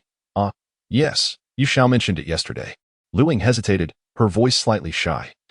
I need to inform you that Sun Jichao heard about my invitation and has called to say he'll be coming over. You know I can't really refuse. Cheng Ran pondered for a moment, recalling Sun Jichao, a figure from the government academy and Lu Ying's classmate, whose family held a significant position. He remembered Sun's arrogant demeanor, particularly a confrontation they had during their youth over a friend, which had led to a clash. While Cheng Ran had brushed it off, Sun seemed to harbor a grudge, often speaking ill of him within their circle. So, I just wanted to check if you're okay with this. Lu Ying's voice wavered over the line. Oh, it's him? No problem at all. Cheng Ran assured her. Just a minor disagreement. It's nothing. This unexpected response left Lu Ying somewhat bewildered. She had informed Yu Xiao and the others about the gathering, but had forgotten to notify Cheng Ran until the last minute, feeling the need to maintain appearances. In truth, if Cheng Ran had expressed any hesitation, she would have readily offered to postpone, saying, "All right then, let us reschedule for another day. I'm truly sorry." However, to her surprise, Cheng Ran seemed entirely unfazed and gave her no opportunity to express her reluctance. Lu Ying's father, Lu Jun, held a certain disdain for Cheng Ran's father, Cheng Feiyang. After the company faced difficulties, most individuals sought their own paths, while Lu Jun established a modest enterprise, reveling in a newfound sense of pride within the confines of their workplace. He looked down upon Cheng Feiyang for remaining stagnant despite their past rivalry. Lu Ying absorbed these sentiments, remembering her father's words that Cheng Feiyang's family belonged to a class of the discarded. Consequently, as she observed Cheng Ran, a sense of superiority began to brew within her. Moreover, Sun Jichao exhibited a palpable animosity towards Cheng Ran, particularly because she had finally succeeded in inviting Jiang Haoxiao, who had previously declined numerous invitations. This gathering was of paramount importance to Lu Ying, and she hoped to leverage Cheng Ran as a means to enhance the atmosphere.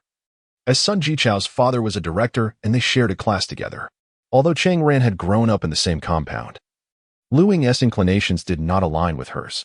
After hanging up the phone, Cheng Ran shook his head, aware that Lu Ying's forced enthusiasm could not escape his notice. Normally, he would acquiesce to her whims, yet he had lost many friends along the way and now merely wished to seize the opportunity to reconnect with familiar faces. Longing to relive that sense of camaraderie, indifferent to all else. Lu Ying's home was meticulously arranged, spacious, and clean, adorned with small flowers and balloons as decorations, reflecting her thoughtful preparations.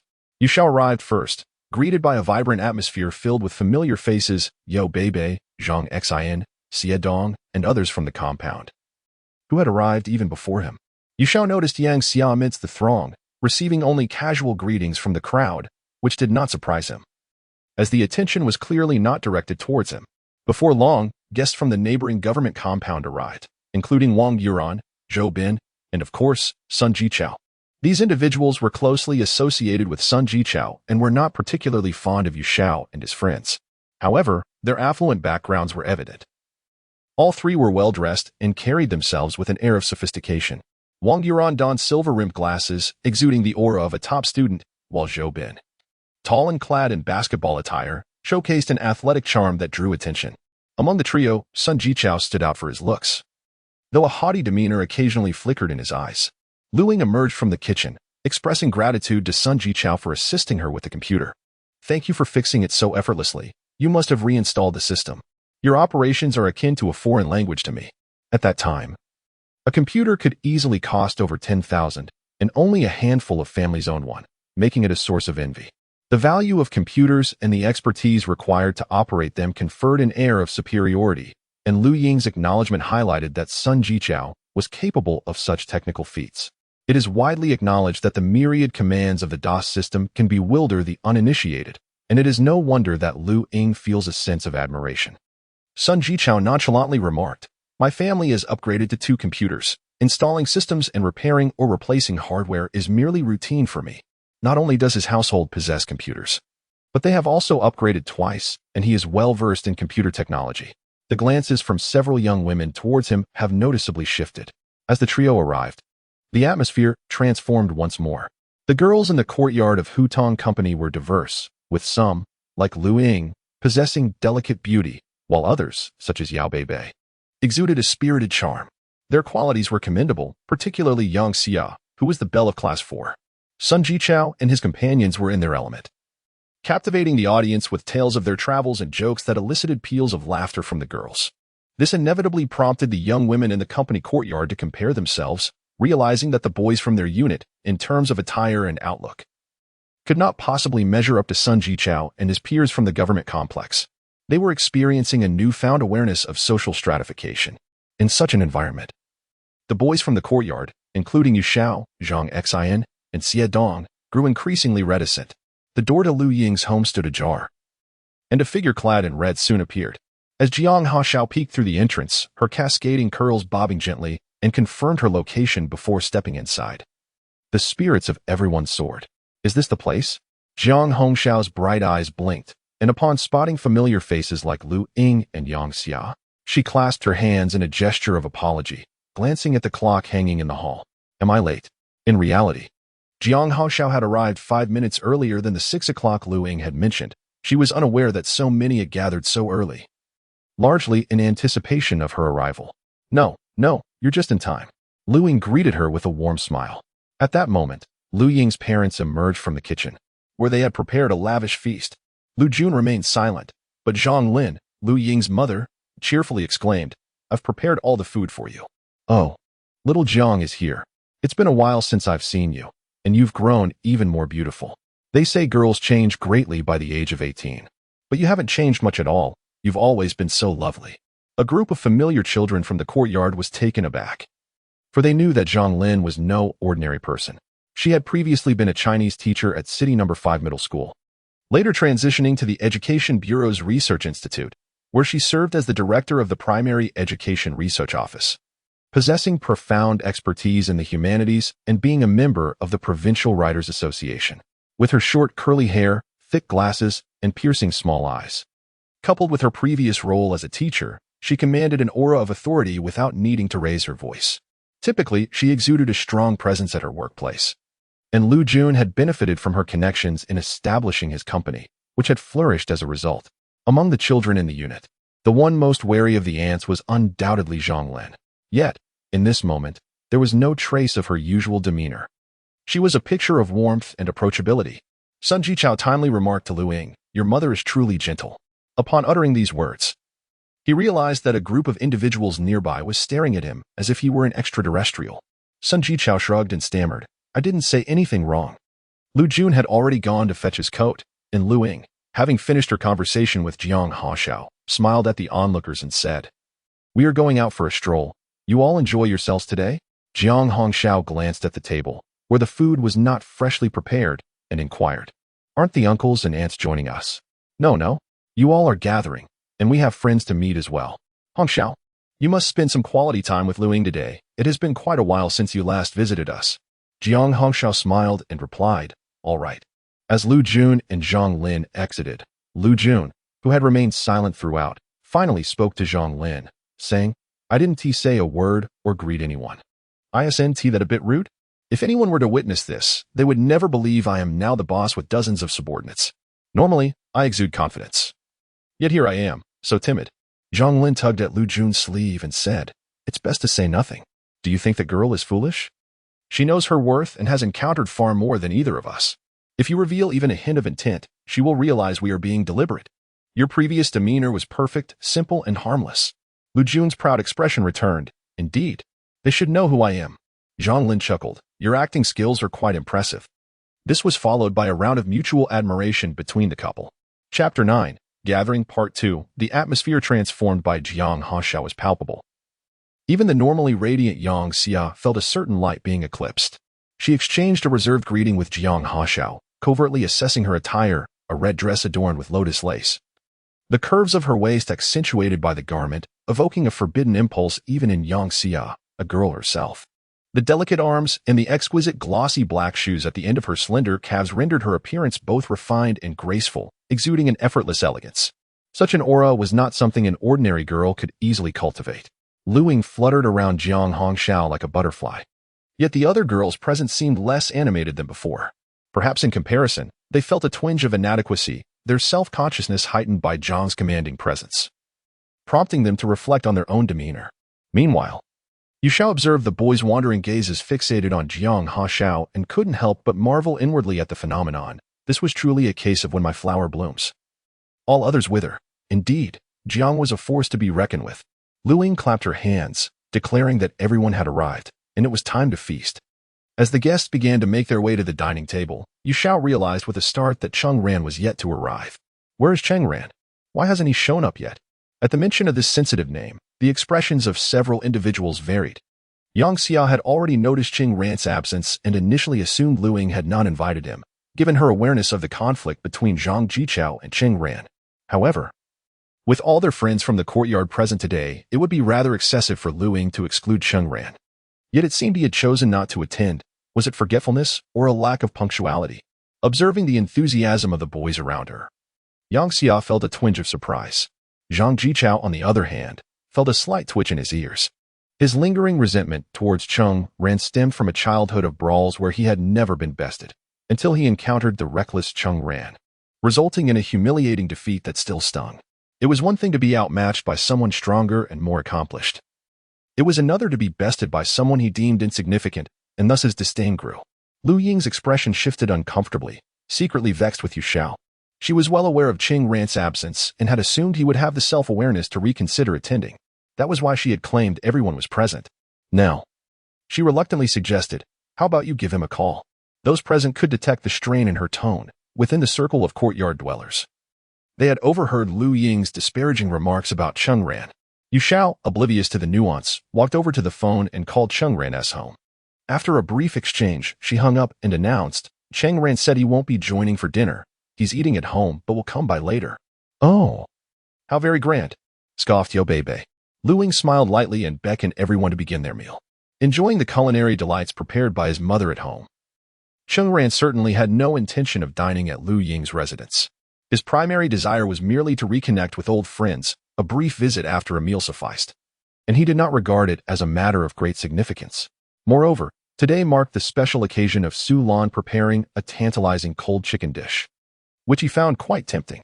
In his previous life, he could only savor such flavors during festive seasons and due to various circumstances. He was not guaranteed a return home each year. His rebirth afforded him the opportunity to experience an alternate life, and he could not let this grand feast slip away. During the meal, Su Lan subtly inquired, I heard Lu Ying is treating today. Did she not invite you? Cheng Ran, gnawing on a chicken leg, replied without lifting his gaze, she did, but I am enjoying your cooking right now. There was no time to go over. Su Lan sighed with relief, you truly are something.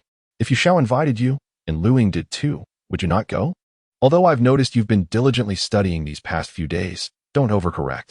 You should still attend the gatherings that matter. After you finish eating, you should go and find them. I'll take care of the dishes. Under Su Lan's insistence, Cheng Ran barely finished his meal before the bowl was whisked away. Understanding a child as well as anyone, Cheng Feiyang observed Cheng Ran still savoring the flavors, although he was unsure why Cheng Ran seemed more ravenous than usual. He chimed in, Son, you haven't eaten your fill, yet have you really not had enough after such a large bowl? Are you a pig? You should eat well in the morning, have a hearty lunch, and eat less in the evening. Don't you understand? Go out and play. You haven't stepped outside in 2 days. Go stretch your legs, and when you return tonight, there will be nourishing chicken soup waiting for you. It seemed that by staying in, he would miss out on even the chicken soup. Reluctantly, Cheng Ran changed his shoes and headed out. Recalling the direction to Lu Ying's home, he walked along the community road, passing 3 buildings before reaching the 4th. The units were still quite new, having been constructed a few years prior through collective funding. A decade later, as commercial housing proliferated, these once new residences had become relics of time, aging amidst the passage of years. As Cheng Ran turned back to gaze at the buildings he had traversed, he was struck by the realization that the familiar faces within had seemingly vanished, as if erased by time and space. Was his presence a stroke of fortune or a misfortune? Laughter and chatter occasionally drifted from the 5th-floor window of Lu Ying's home. Cheng Ran looked up, recognizing some familiar voices.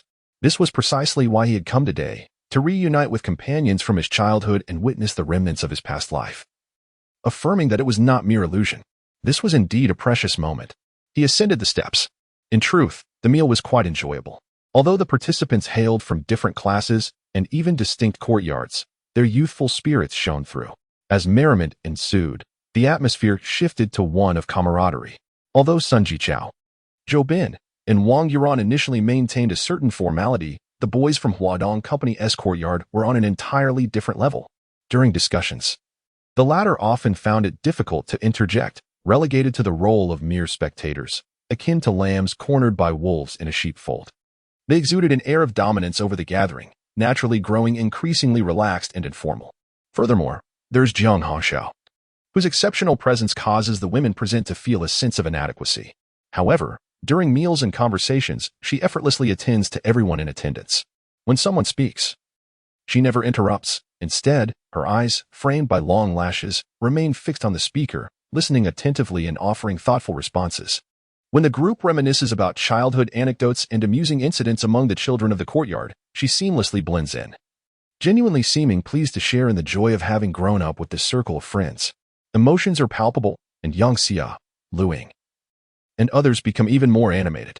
As they recount the time they startled a three-wheeled cart with firecrackers and were chased down for it. Jiang Hongxiao turns her gaze to the usually reticent Xie Dong, remarking, "So, you were the one who bravely took on all the responsibility back then. Truly courageous." Xie Dong, typically reserved and shy, had been the least noticeable person at the gathering. Suddenly being acknowledged by Jiang Hongxiao and receiving such praise made his face flush, and he dared not meet her gaze. Yet, mustering his courage, he stammered, "No problem. I'm used to it. I used to be chubby, and they all treated me as a human shield." This elicited hearty laughter from everyone. At this moment, the boisterous Yao Beibei, sitting beside Yang Xia, interjected, "You Shao, you and Cheng Ran went to that internet CAF near our workplace last night, right?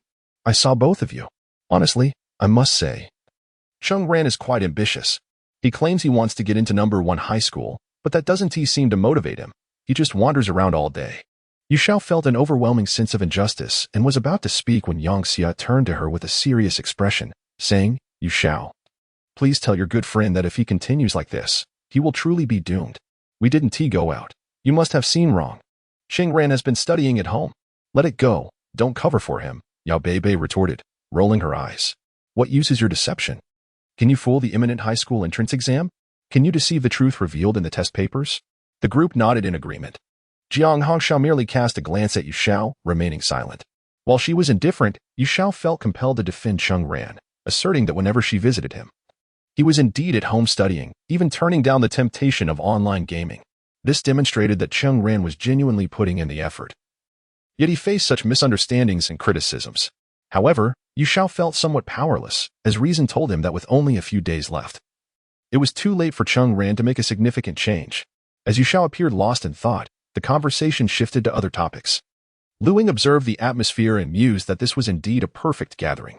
The presence of Jiang Hongxiao, the sumptuous dishes prepared by their parents that catered to everyone's tastes, and, importantly, the absence of Cheng Ran, who could have disrupted the ambience with his encounter with Sun Jishi, all contributed to this delightful occasion. Just as Lu Ying was contemplating this, a knock sounded at the door. Yu Shao immediately sprang from her seat, swiftly approached the door, and opened it with a flourish. Cheng Ran appeared there, completely unaware that moments ago, people had been discussing him. He merely sensed a sudden stillness in the atmosphere, prompting him to wave his hand to those in the room. "Everyone is present. Greetings to you all." Chapter 10, The Gathering Part 3, Upon the Arrival of Cheng Ran. Sun Jichao's demeanor visibly shifted to one of discomfort. Lu Ying also seemed somewhat awkward. After dining, everyone settled in the living room, forming a circle of chairs around the sofa. Cheng Ran gazed at the scene with a sense of nostalgia and warmth. In a different context, would such gatherings exist in the future among the commercial complexes? A group of children sitting together, sharing ghost stories, discussing unsolved mysteries, and conversing about astronomy, geography, and cultural history, rather than being engrossed in games on their iPads and smartphones. The world of tomorrow is rapidly transforming, rendering everything unrecognizable. Yet, fortunately, the reality before him was tangible. Yu Shao quickly sought Cheng Ran's affirmation. "Cheng Ran, you tell them, we were at the internet CAF yesterday, right? Yao Beibei insists she saw us. You were actually home reading. Reading, perhaps a martial arts novel," Yao Beibei scoffed. Clearly, no one cared whether Cheng Ran was genuinely engrossed in a book. Cheng Ran began to comprehend why the atmosphere had turned quiet upon his arrival. He waved his hand. "Continue your conversation. I merely came to see you all." As he spoke, he surveyed the group. Yang Xia shot him a glare, while a subtle nod from Jiang Hongxiao met his gaze. He could not deny that, even with his current perspective, he acknowledged that Jiang Hongxiao would undoubtedly become a figure of significant consequence in the future. Yet, certain details further solidified his judgment.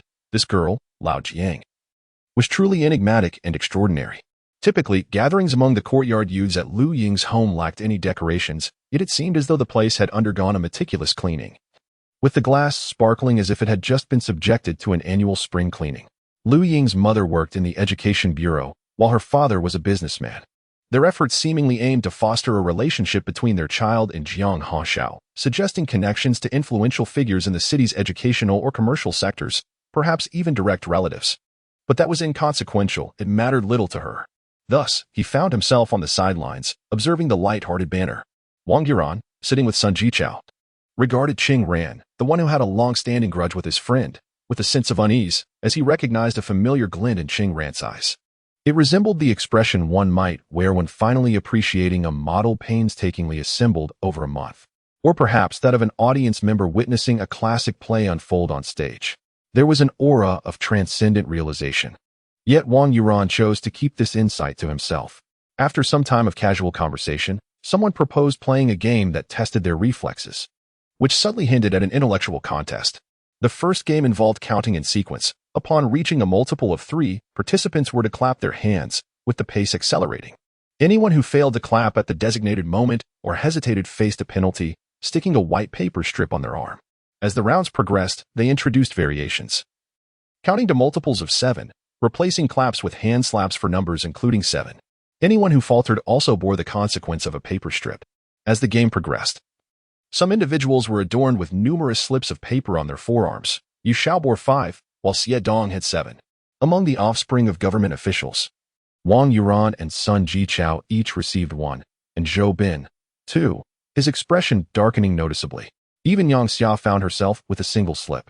Others, to varying degrees, faced similar fates, with Jiang Hongxiao and Cheng Ran remarkably escaping unscathed. During the game, Jiang Hongxiao exhibited her prowess, effortlessly navigating through challenges involving the numbers 3 and 7, showcasing an exceptional tolerance for error. Cheng Ran, although not hindered either, did not encounter as many obstacles as Jiang Hongxiao, resulting in his lack of paper slips, leading observers to estimate his skills at around 40%, attributing much to luck. Nevertheless, Yang Xia and Lu Ying, among others, cast lingering glances at Cheng Ran. Even Yao Beibei, who initially sought to humiliate Cheng Ran, found herself redirecting her focus towards others. Witnessing this shift, Sun Jichao, feeling somewhat discontented, proposed a game of English word association, suggesting they begin with a word starting with P, where each person would take turns to say a word beginning with that letter. Failure to do so would result in elimination, continuing until only one remained. This was Sun Jichao's forte, and he envisioned the glory of being the last one standing. The multitude of girls present were also proficient in English and readily acquiesced. Sun Jichao surveyed the group and declared they would start with the letter B. He initiated with balloon, followed by Yang Xia with bake, and as the turns progressed clockwise, lively voices chimed in with banana, ball, banker, until it was Cheng Ran's turn, who declared beautiful. And Jiang Hongxiao followed with bankruptcy. Most participants were using vocabulary from contemporary textbooks, yet Jiang Hongxiao's lexicon evidently surpassed this range. By the third round, the male contestants from Watto Company had been largely eliminated, with Xie Dong, Zhang Xian, Lu Cajon, Zhou Bin, and Yao Beibei falling one after another. When Yang Xiao pronounced baptism, both Lu Ying and another girl were unable to respond, resulting in their exit from the game. Remarkably, Yu Xiao remained resilient. His English proficiency was commendable. After much deliberation, he gazed in astonishment at Cheng Ran, who swiftly responded with Barak. Most of the vocabulary known at the middle school level had already been spoken, and many terms were unfamiliar to others, requiring those who could articulate them to provide brief explanations, while nearby participants promptly consulted dictionaries for verification, ensuring no one was fabricating words. Wang Yuran succumbed to Sun Jichao's battlement, only for Sun Jichao to fall before Cheng Ran's beacon. After Jiang Hongxiao uttered beanstalk, Yang Xia finally withdrew from the three-way competition, leaving only the duel between Cheng Ran and Jiang Hongxiao. Yang Xia was unable to respond, a slight sense of disappointment lingering within her, for deep down, she was reluctant to appear weak before Jiang Hongxiao. Yet, before she could settle her chaotic emotions, Cheng Ran swiftly filled her void, quickly pronouncing bashful. Yang Xia turned to Cheng Ran in astonishment, her eyes betraying her surprise. In the living room of the Liu family, silence enveloped the atmosphere. It was only after Cheng Ran provided the meaning that Lu Ying reacted and resumed searching through the dictionary, her gaze lifting, filled with incredulity. Bashful. meaning shy. Indeed. At that moment, Yu Xiao regarded Cheng Ran as if he were a valiant knight galloping fiercely, leaving all others in his dust. Barbarous, meaning savage and brutal, Jiang Hongxiao's voice resounded. Cheng Ran responded with banter, meaning to tease. Jiang Hongxiao looked at Cheng Ran, the corners of her lips curling up, brazen, meaning shameless. Cheng Ran furrowed his brow, brashness, meaning rude and reckless. The onlookers were on the verge of appending the table, bewildered by the exchange between the two, wondering if they even existed. Sun Jichao, who had previously been confident in this regard, was left dumbfounded, feeling as though he had been struck with 1,000 blows. Who had proposed this project in the first place? It felt as if a mountain had fallen upon him. Not only was he humiliated, but the entire gathering was left in a state of disarray. The words themselves were not overly complex. It was simply that they had not encountered such vocabulary in their textbooks or extracurricular English materials. The vocabulary prowess exhibited by these two was simply overwhelming. Jiang Hongxiao was somewhat understandable. Having transferred from another school, it was not surprising that anything could happen with her. But what was this sudden prodigiousness from Cheng Ran? Had he been possessed? Jiang Hongxiao's demeanor shifted. The clarity and grace she had shown earlier at the gathering faded, her eyes narrowing sharply, glinting like a blade, focused intently on Cheng Ran. The two continued their verbal exchange, akin to dueling swordsmen, each strike fraught with lethal intent. Bungle, meaning to fail. Cheng Ran raised his hands in surrender. I've exhausted my vocabulary. I cannot answer the next one. I concede. Her competitive spirit was truly formidable. Marvelous. Jiang Hongxiao's sharp gaze dissipated as if it had never existed. She smiled sheepishly. I cannot answer either. Let us call it a tie.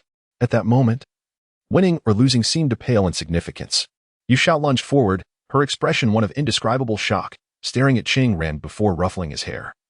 How could you possibly be so amazing? When did your English become this proficient? Cheng Ran, you're impressive, keeping it under wraps until now. Did you receive the questions in advance? Were you two in cahoots? Yo Bei regarded Cheng Ran with a hint of sourness, scrutinizing her from head to toe. Others followed her gaze towards Sun Jichao, whose frustration was palpable, wishing he could spew blood. Did he conspire with Cheng Ran? Upon witnessing the myriad perplexed expressions around him, Cheng Ran realized he may have inadvertently pricked the pride of his companions. After all, it is difficult for anyone to accept the sudden prowess of someone who had previously lagged behind academically. Understanding their sentiments, he casually remarked, it's rather coincidental. Before coming here today, I aim to expand my vocabulary and happened to peruse the page beginning with the letter B. The memory is still fresh, though I suspect it'll fade away in a few days. There was a tinge of regret in his tone. Who cares if you forget it all later? Some felt an inner turmoil akin to a cat scratching at a dog. You merely glanced at a page, memorized it, and can articulate it so fluently? Why didn't you apply your brilliance to your studies before? Sun Jichao wished he could bang his head against a wall, pondering how he could have been so short-sighted. Why didn't he simply start with the letter P or any other letter? Why choose B? Whose foolish idea was it to engage in such a game? Upon reflection, it seemed the answer was still himself. Chapter 11. The Gathering, Part 4. The recent verbal duel between the two still resonated in the air, echoing for days on end. Although Cheng Ran's subsequent explanation bore a hint of evasion, no one delved deeper. Most preferred to believe in what they wished to accept. His sudden aberration was difficult to fathom, casting doubt on the breadth of his vocabulary, and the matter was left unresolved. This outcome was indeed hard for them to accept. Before Cheng Ran and Jiang Hongxiao, they found themselves utterly outmatched, engaged in a contest of entirely different dimensions. In stark contrast, the others faded into the background, their youthful spirits struggling to reconcile the fact that Cheng Ran, whose academic performance had been notoriously poor, had surpassed them in this regard. However, a return to the fray seemed impossible, even if they sidestepped the vocabulary Cheng Ran had recently mastered. It was unlikely that Jiang Hongxiao could compete with him in terms of word count. The victor was clear, and there was no need for a rematch. Lu Ying felt particularly disheartened. Influenced by her family's opinions, she had harbored a deep-seated disdain for Cheng Ran. Her father's admonition to avoid associating with someone of Cheng Ran's academic standing had resonated with her. Yet now, the individual she deemed intellectually inferior had outshone her, leaving her perplexed. It was evident that many present were still caught in the reverberations of the earlier exchange. The glances directed at Cheng Ran from some girls had altered noticeably. The atmosphere grew palpably awkward until Lu Ying, recalling something, adopted a tone reminiscent of a news anchor and declared, "Now, let us transition to the formal segment. The poetry exchange for this week is about to commence. And Hongxiao, I borrowed a few poetry and novel collections from you last time. I will fetch them to return. Luing then emerged from her study, cradling a pile of books, novels, and poetry anthologies, prompting the group to straighten up, as this was indeed the main event of the day. The lives of these young women in the courtyard were vibrant and multifaceted. Some would engage in daily phone conversations in English or visit each other's homes, conversing entirely in English to enhance their proficiency. Weekly poetry exchange gatherings were a staple, and as long as an invitation was extended, the meetings would proceed without fail. With Lu Ying's reminder, the discourse surrounding poetry and literature reignited. In these times, the passion for literature ran deep. In an era devoid of mobile phones and the information explosion of later generations, friends from different locales would correspond through letters. The pace was slow. Days would stretch into weeks before one could receive a missive from a cherished individual, allowing a lifetime to love but one person. During this time, both men and women had a penchant for transcribing. Whenever they encountered a poignant line or an exquisite piece, they would pull out their notebooks to document it. Poetry and literature were particularly esteemed. Cheng Ran recalled a story from a book titled The Jiang Who Around Us, which recounted a tale of highbrow ruffians in that era. Should someone catch their ire, they would deliver a swift kick, only for the fallen to rise and clasp their hands, exclaiming, "Your skills are impressive. You must surely compose fine poetry." Truly, poetry was a spontaneous response to discord, even in the presence of one's own parents, Cheng Feiyang and Su Lan.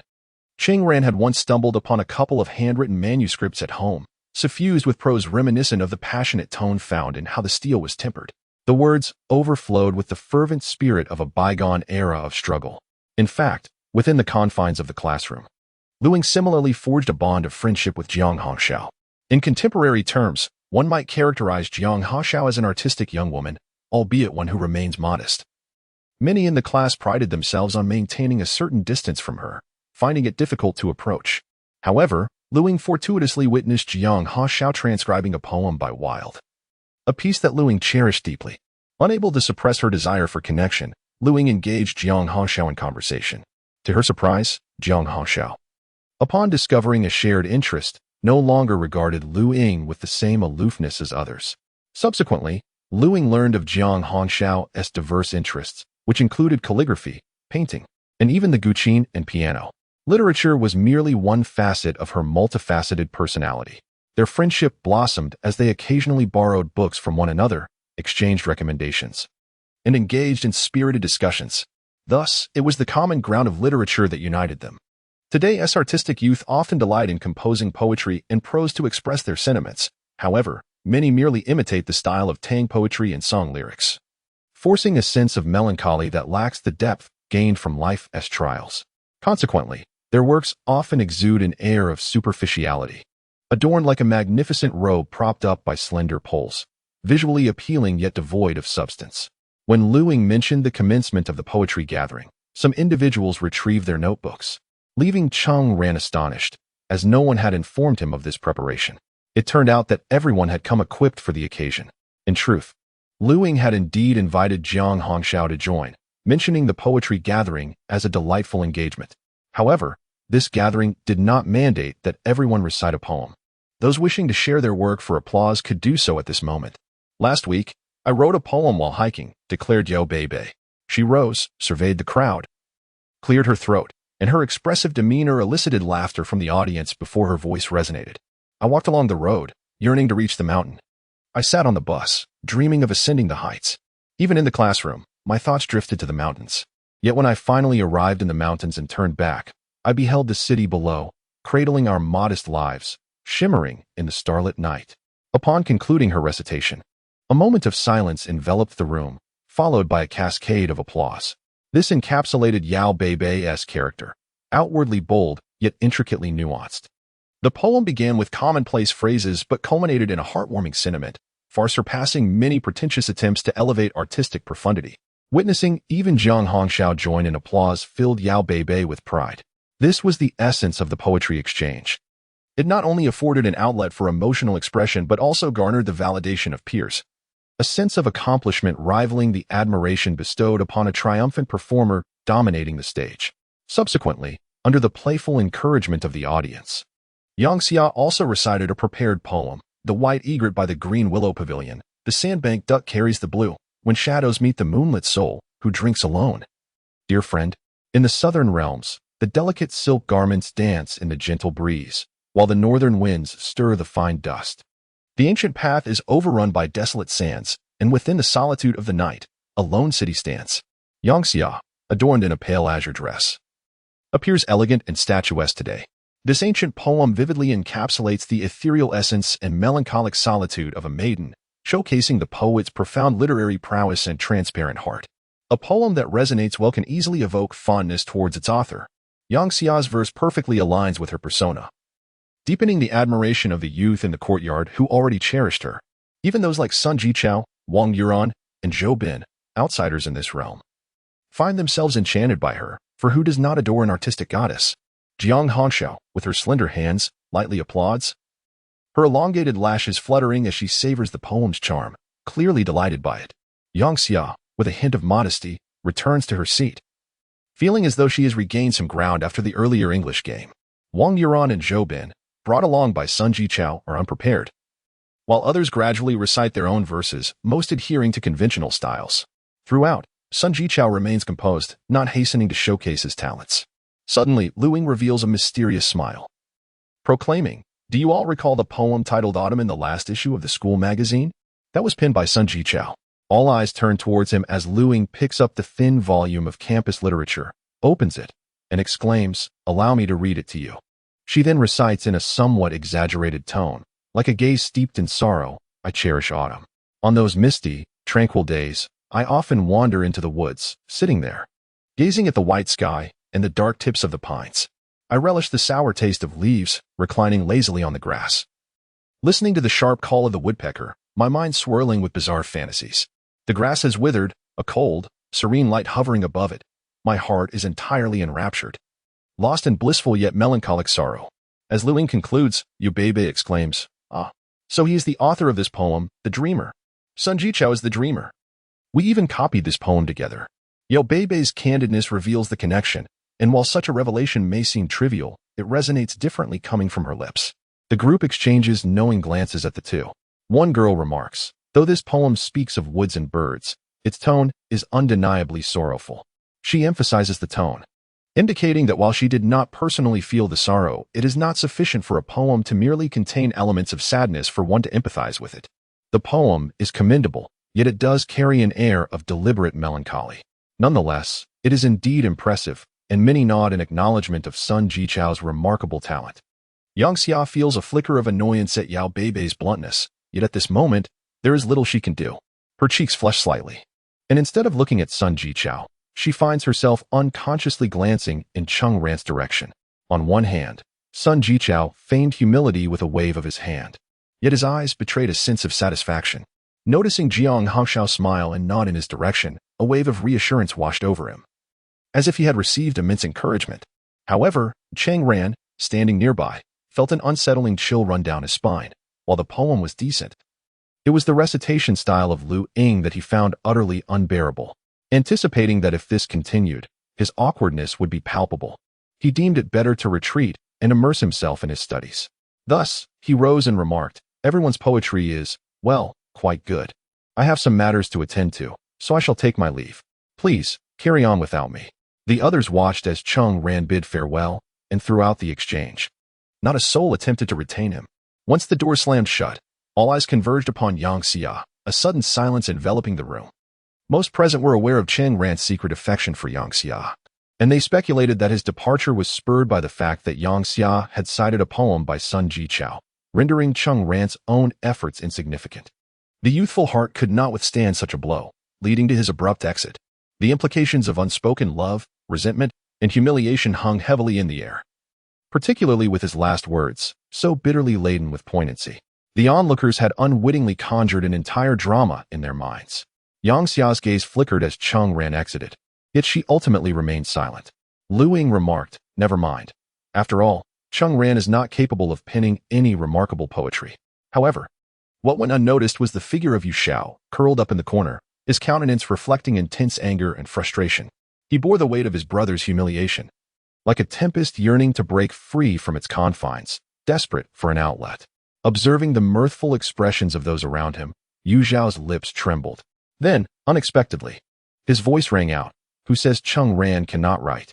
Initially, Cheng Ran's departure was merely a minor episode, and Lu Ying had intended to continue fostering the atmosphere. But Yu Zhao's sudden interjection rendered the ambience awkward. It was as if the unspoken tension that everyone had acknowledged but chosen to ignore was abruptly laid bare, transforming the scene into something decidedly uncomfortable. Yu Zhao was startled by his own outburst, yet as he met the gazes of those present, he resolved to embrace the chaos. Lu Ying was not someone to be easily challenged. She merely smiled enigmatically and said, anyone can write poetry, but not everyone writes it well. Have you seen Cheng Ran's work, or has he ever composed anything while you played together? I have. I possess one of his writings. Yu Zhao triumphantly extracted a crumpled newspaper from his pocket. Laughter erupted from the crowd at the absurdity of the moment. Who writes poetry on newspaper? Is that not a drawing of a turtle? If you wish to defend Cheng Ran, at least present him in a flattering light. Nevertheless, Yu Zhao pressed on, smoothing out the wrinkled newspaper with a sense of reverence. When I visited him today, I saw what he had written during his practice sessions. Lu Ying feigned astonishment. Oh, he truly has written something. Why not share it with everyone? Let us hear his poetry. Sun Jichao remarked, perhaps it's best to let it go, Sun Jichao. Your kindness is truly overwhelming. You must feel a tinge of embarrassment knowing that your poem graced the school magazine just before the one penned by Cheng Ran. How considerate of you. Yao Beibei interjected, exclaiming, oh, you needn't play the peacemaker. If he wishes to make a fool of himself, so be it. A glimmer of cunning flickered in Sun Jichao's eyes, for he had indeed intended to elicit such a reaction. Yet, as he withdrew his gaze, he unexpectedly caught a glance from Jiang Hongxiao. In that fleeting moment, he felt as though she had pierced through his faade, causing his heart to sink. Come, he is about to read red, Yu Zhao. Why are you still hesitating? This is truly outrageous. Yang Xiao remarked, Yu Zhao, enough already, cease your jesting. In truth, she was eager to discover the content of the poem penned by Cheng Ran that appeared in the newspaper. However, such revelations could be reserved for private discourse. At this moment, should Yu Zhao choose to read it aloud, given her understanding of Cheng Ran, it was likely to be a source of embarrassment, especially after Sun Jichao had already presented his own poem from the magazine. The contrast would be stark, and with the cacophony of voices surrounding them, it was uncertain how Cheng Ran would ultimately be perceived. Yu Zhao, in her naivety, seemed intent on digging a grave for her friend. Some had already caught sight of Yu Zhao unfolding the newspaper to reveal the text, but were momentarily taken aback, for the lively and serpentine strokes were unmistakably Cheng Ran's. Ignoring the murmurs, Yu Zhao lifted the paper. The reverse side still bore the layout of the Shanghai Metropolitan News. Her voice, though not melodious, was infused with rhythm and cadence. As she recited the verses, the audience initially responded with amused smiles, but gradually, those expressions faded, replaced by varying degrees of focus and seriousness. A toast to the dawn, and a toast to the moonlight. The dawn awakens my aspirations, while the moonlight softens the chill of my solitude. A toast to my homeland, and a toast to the horizon. My homeland nurtures my kindness, while the horizon urges my growth. A toast to tomorrow, and a toast to the past. Tomorrow I shall soar against the wind, while the past has fortified my resolve. A toast to freedom, and a toast to death. Freedom absolves my mundane existence, while death dispels my fears and confusions. As time ebbs and flows, why harbor regrets? Amidst the clamor of the mortal realm, how can one remain unashamed? In the face of tempestuous winds and the shattering of bones, life and death fearless. Chapter 12. The theft of loquats in the midst of fierce winds and turbulent waves. Before the shattering of bones, life and death fearless. As Yu Zhao's voice faded, a pin drop could be heard in the living room. In this era, everyone at poetry exchange meetings recited their modern verses, often resorting to fervent tones and vibrant imagery, such as, stand tall upon my shoulders, dear, be brave, or the ocean, even if your tides can wash away memories, or let the sunlight and rain grace every corner. Step into the wilderness of life. Let the breeze smooth your brow. Colorful embellishments often accompany these intonations, which have become the prevalent style. However, the poem recited by Yu Zhao, penned by Cheng Ran, diverged sharply from this norm. It could even be said that it bore little resemblance to the familiar poetic styles they were accustomed to. Perhaps fueled by indignation, Yu Zhao did not deliver a lyrically rich recital. Instead, he read the poem almost matter-of-factly. Yet, it was precisely this approach that allowed the poem's unique essence to shine through. Young poets typically express their melancholy and aspirations. But this particular poem was neither intense nor burdensome. It flowed as if one were leisurely sipping wine, a toast to the dawn, another to the moonlight, a third to the homeland, and a final one to the distant horizons. Much like the simplicity of tang or song poetry, its straightforward diction could vividly evoke a captivating atmosphere. Ultimately, however, it landed like a blade, dull yet piercing the heart. Such grandeur transcended the bounds of time and space. Yao Beibei stared intently at the newspaper in Yu Zhao's hand, a strong desire to snatch it away and read it herself. The children of the affluent, such as Xie Dong and Zhang Xian, were somewhat taken aback. When had Cheng Ran's writing become so refined? Some elements of the poem might elude their youthful comprehension. Yet the palpable emotions were universally grasped. Yang Xia's lips moved slightly, her gaze distant, as if she were silently reciting it again. A piece worthy of her newly purchased pink notebook adorned with fragrant paper, which she had hesitated to use. Though Wang Yuran, adorned with spectacles, maintained a calm demeanor, he was, in truth, on par with Sun Jichao in the humanities, and he appreciated the poem's depth even more. To be frank, this poem had far surpassed Sun Jichao's previous work. Lu Ying stood completely stunned, feeling as though Cheng Ran was an unpredictable series of pitfalls, causing her to rise only to fall repeatedly. Sun Jichao's face flushed with embarrassment as he observed the expressions of those around him. He knew that his own poem had not wielded such power. Suddenly, the door swung open, prompting everyone to turn in unison like hungry birds. However, their disappointment lay not in the return of Cheng Ran, but in the appearance of Zhang Lin and Lu Jun. The two were taken aback by the collective gaze fixed upon them, and Zhang Lin, maintaining her composure, remarked, "Oh, another poetry exchange meeting. Whose poem is it this time?" She removed her coat, which Lu Jun took from her, and approached the group, reaching out to touch Lu Ying's head. "You shall. What about your poem?" No, Zhang Lin took the newspaper from him. As she read its contents, the hand that had been stroking Lu Ying's hair suddenly slowed. Lu Ying tilted her head back, her expression strange, and asked, "Mom, what do you think of this poem?" Suddenly, Sun Jichao interjected, "Aunt Zhang, you are an expert in literature. Could you take a look at this poem? Doesn't it seem somewhat familiar?" Yu Xiao felt a flicker of anger. Sun Jichao was clearly insinuating that Cheng Ran had plagiarized, and he did so in a very oblique manner, refraining from direct accusation to avoid appearing petty. Yet, his implication was unmistakably clear. Many listeners quickly grasped the implication. Indeed, this poem might not have been penned by Cheng Ran herself. Perhaps it had been transcribed from some obscure source. Although they lacked the breadth of reading to recognize it, Zhang Lin was another matter entirely. Though they held a certain fear of Zhang Lin, they were well aware that Lu Ying was truly accomplished, a member of the Provincial Writers Association, with a few poetry collections published, albeit in limited quantities. When Cheng Ran's poem was placed before her, it would undoubtedly be exposed for what it was. Who could have anticipated that at this moment, Zhang Lin was solely engrossed in the poem, her tone dismissive? What expert? I can only consider myself an enthusiast. She was quite modest in this regard, yet the more she downplayed her skills, the more her true talent remained hidden. I haven't seen it before. Perhaps it is by a newly emerging poet? She glanced at Yu Xiao and Lu Ying, asserting, "This is certainly not something you youngsters could have composed. This poem reminds me of my years spent studying, the days of hardship before I had to leave my hometown for work during that time. I gave birth to you while working away from home, and you were with your father. Looking back now, those years were truly not easy." As she read, she mused, "A toast to tomorrow, and a toast to the past. This wine of time may not be palatable, yet it is precisely what compels one to drink deeply and becomes intoxicating." Everyone gazed at Zhang Lin, completely taken aback. This once stern Aunt Zhang, who wore thick glasses and maintained a serious demeanor, was now visibly stirred by Cheng Ran's poem. There was a spark in her small eyes behind the thick lenses. "A toast to freedom and a toast to death. Well said. The more paths one walks, the more storms one endures, and the more people and events one encounters, one gradually comes to understand that some individuals and experiences can vanish in the blink of an eye. Just like your mother's old classmate, still so young, who unfortunately passed away last year. On her sickbed, she reminisced about the carefree days we spent as educated youth. Yet, how deeply your mother cherished this world. As she wept for her, it was an expression of profound helplessness. We should honor that freedom of those times, but even more so, we must venerate the inevitability of death and parting."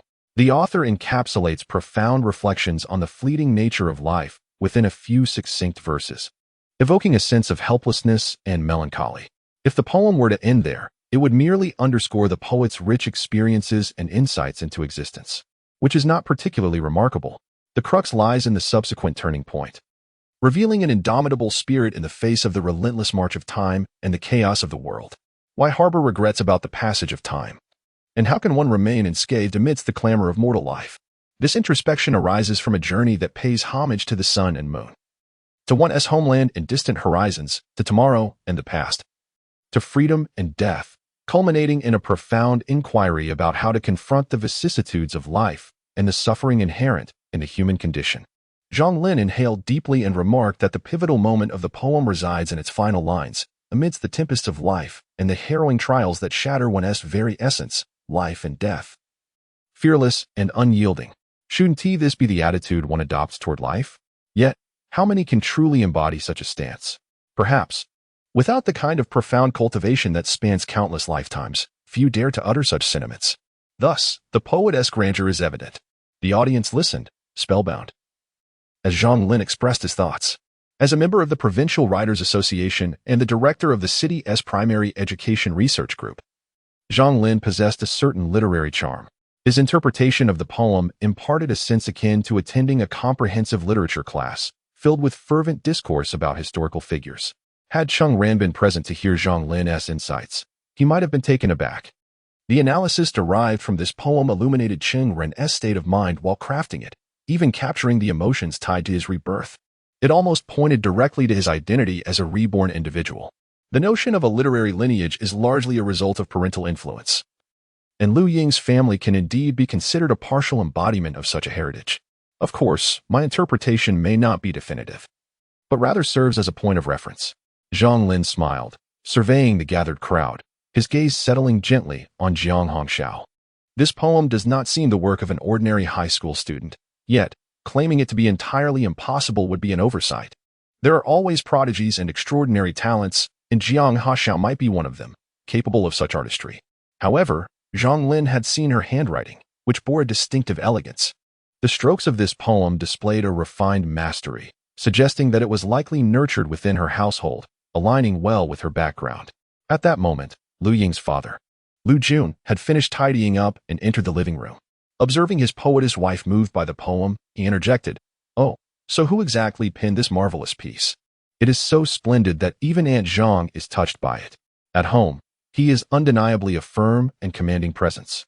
Liu Jun anticipated that his remark would amuse the gathering, but he was met with an odd silence from the children. After a moment, his daughter spoke up. "You Xiao said, this was written by Cheng Ran yesterday." The gathering at Liu Ying's residence came to an end, and everyone departed. Yet the emergence of that poem lingered as a knot in the hearts of all present. Those familiar with Cheng Ran, such as Yao Beibei, acknowledged the poem's quality but insisted it was undoubtedly plagiarized by Cheng Ran, though from whom remained a mystery. In any case, it was nothing short of imitation. Moreover, the athletic youth Zhou Bin from Sun Jichao's circle bluntly remarked, "I think, how old is Cheng Ran? Always talking about freedom and death. This poem is terrible. It makes no sense." While this statement was somewhat crude, it found agreement among others. The poem, if composed by a middle-aged individual, might have been deemed reasonable, perhaps even meriting the title of poet. However, in the context of Cheng Ran, it bore no credibility whatsoever. Given Cheng Ran's usual academic performance, how could he possess such talent when he barely scraped by in language arts? What a joke! Yao Beibei was adamant. With heavy hearts, everyone dispersed from Liu Ying's home, returning to their own abodes. Throughout the journey home, Sun Jichao and his companions remained silent, until suddenly, Sun Jichao kicked a tree in frustration. Liu Ying, having returned home, called Yang Xia, who remarked, "You copied Sun Jichao's poem. This one is actually far superior to his." Cheng Ran left midway. "Did we go a bit too far today?" After concluding her call with Liu Ying, Yang Xia opened her pink notebook from the drawer, unfolded its cover, and, recalling her earlier thoughts, began to write fervently. Upon completing her work, she closed the notebook and noticed a music box resting against the wall. This music box had been a gift from Cheng Ran on her birthday last year, among a collection of gifts that had gone largely unnoticed, so she had carelessly left it on the table. She reached out to touch it, but quickly withdrew her hand, realizing it had gathered a layer of dust from neglect. She gazed thoughtfully at this gift from the previous year.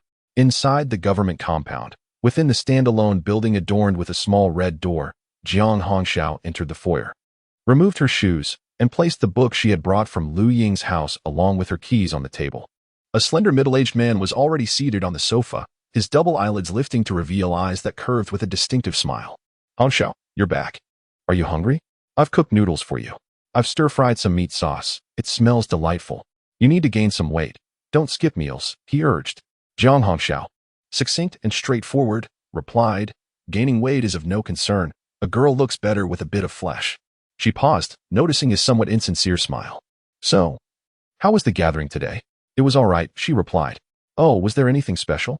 Turning back from the refrigerator, where she had retrieved a pear, Jiang Hongxiao pondered briefly before answering, no.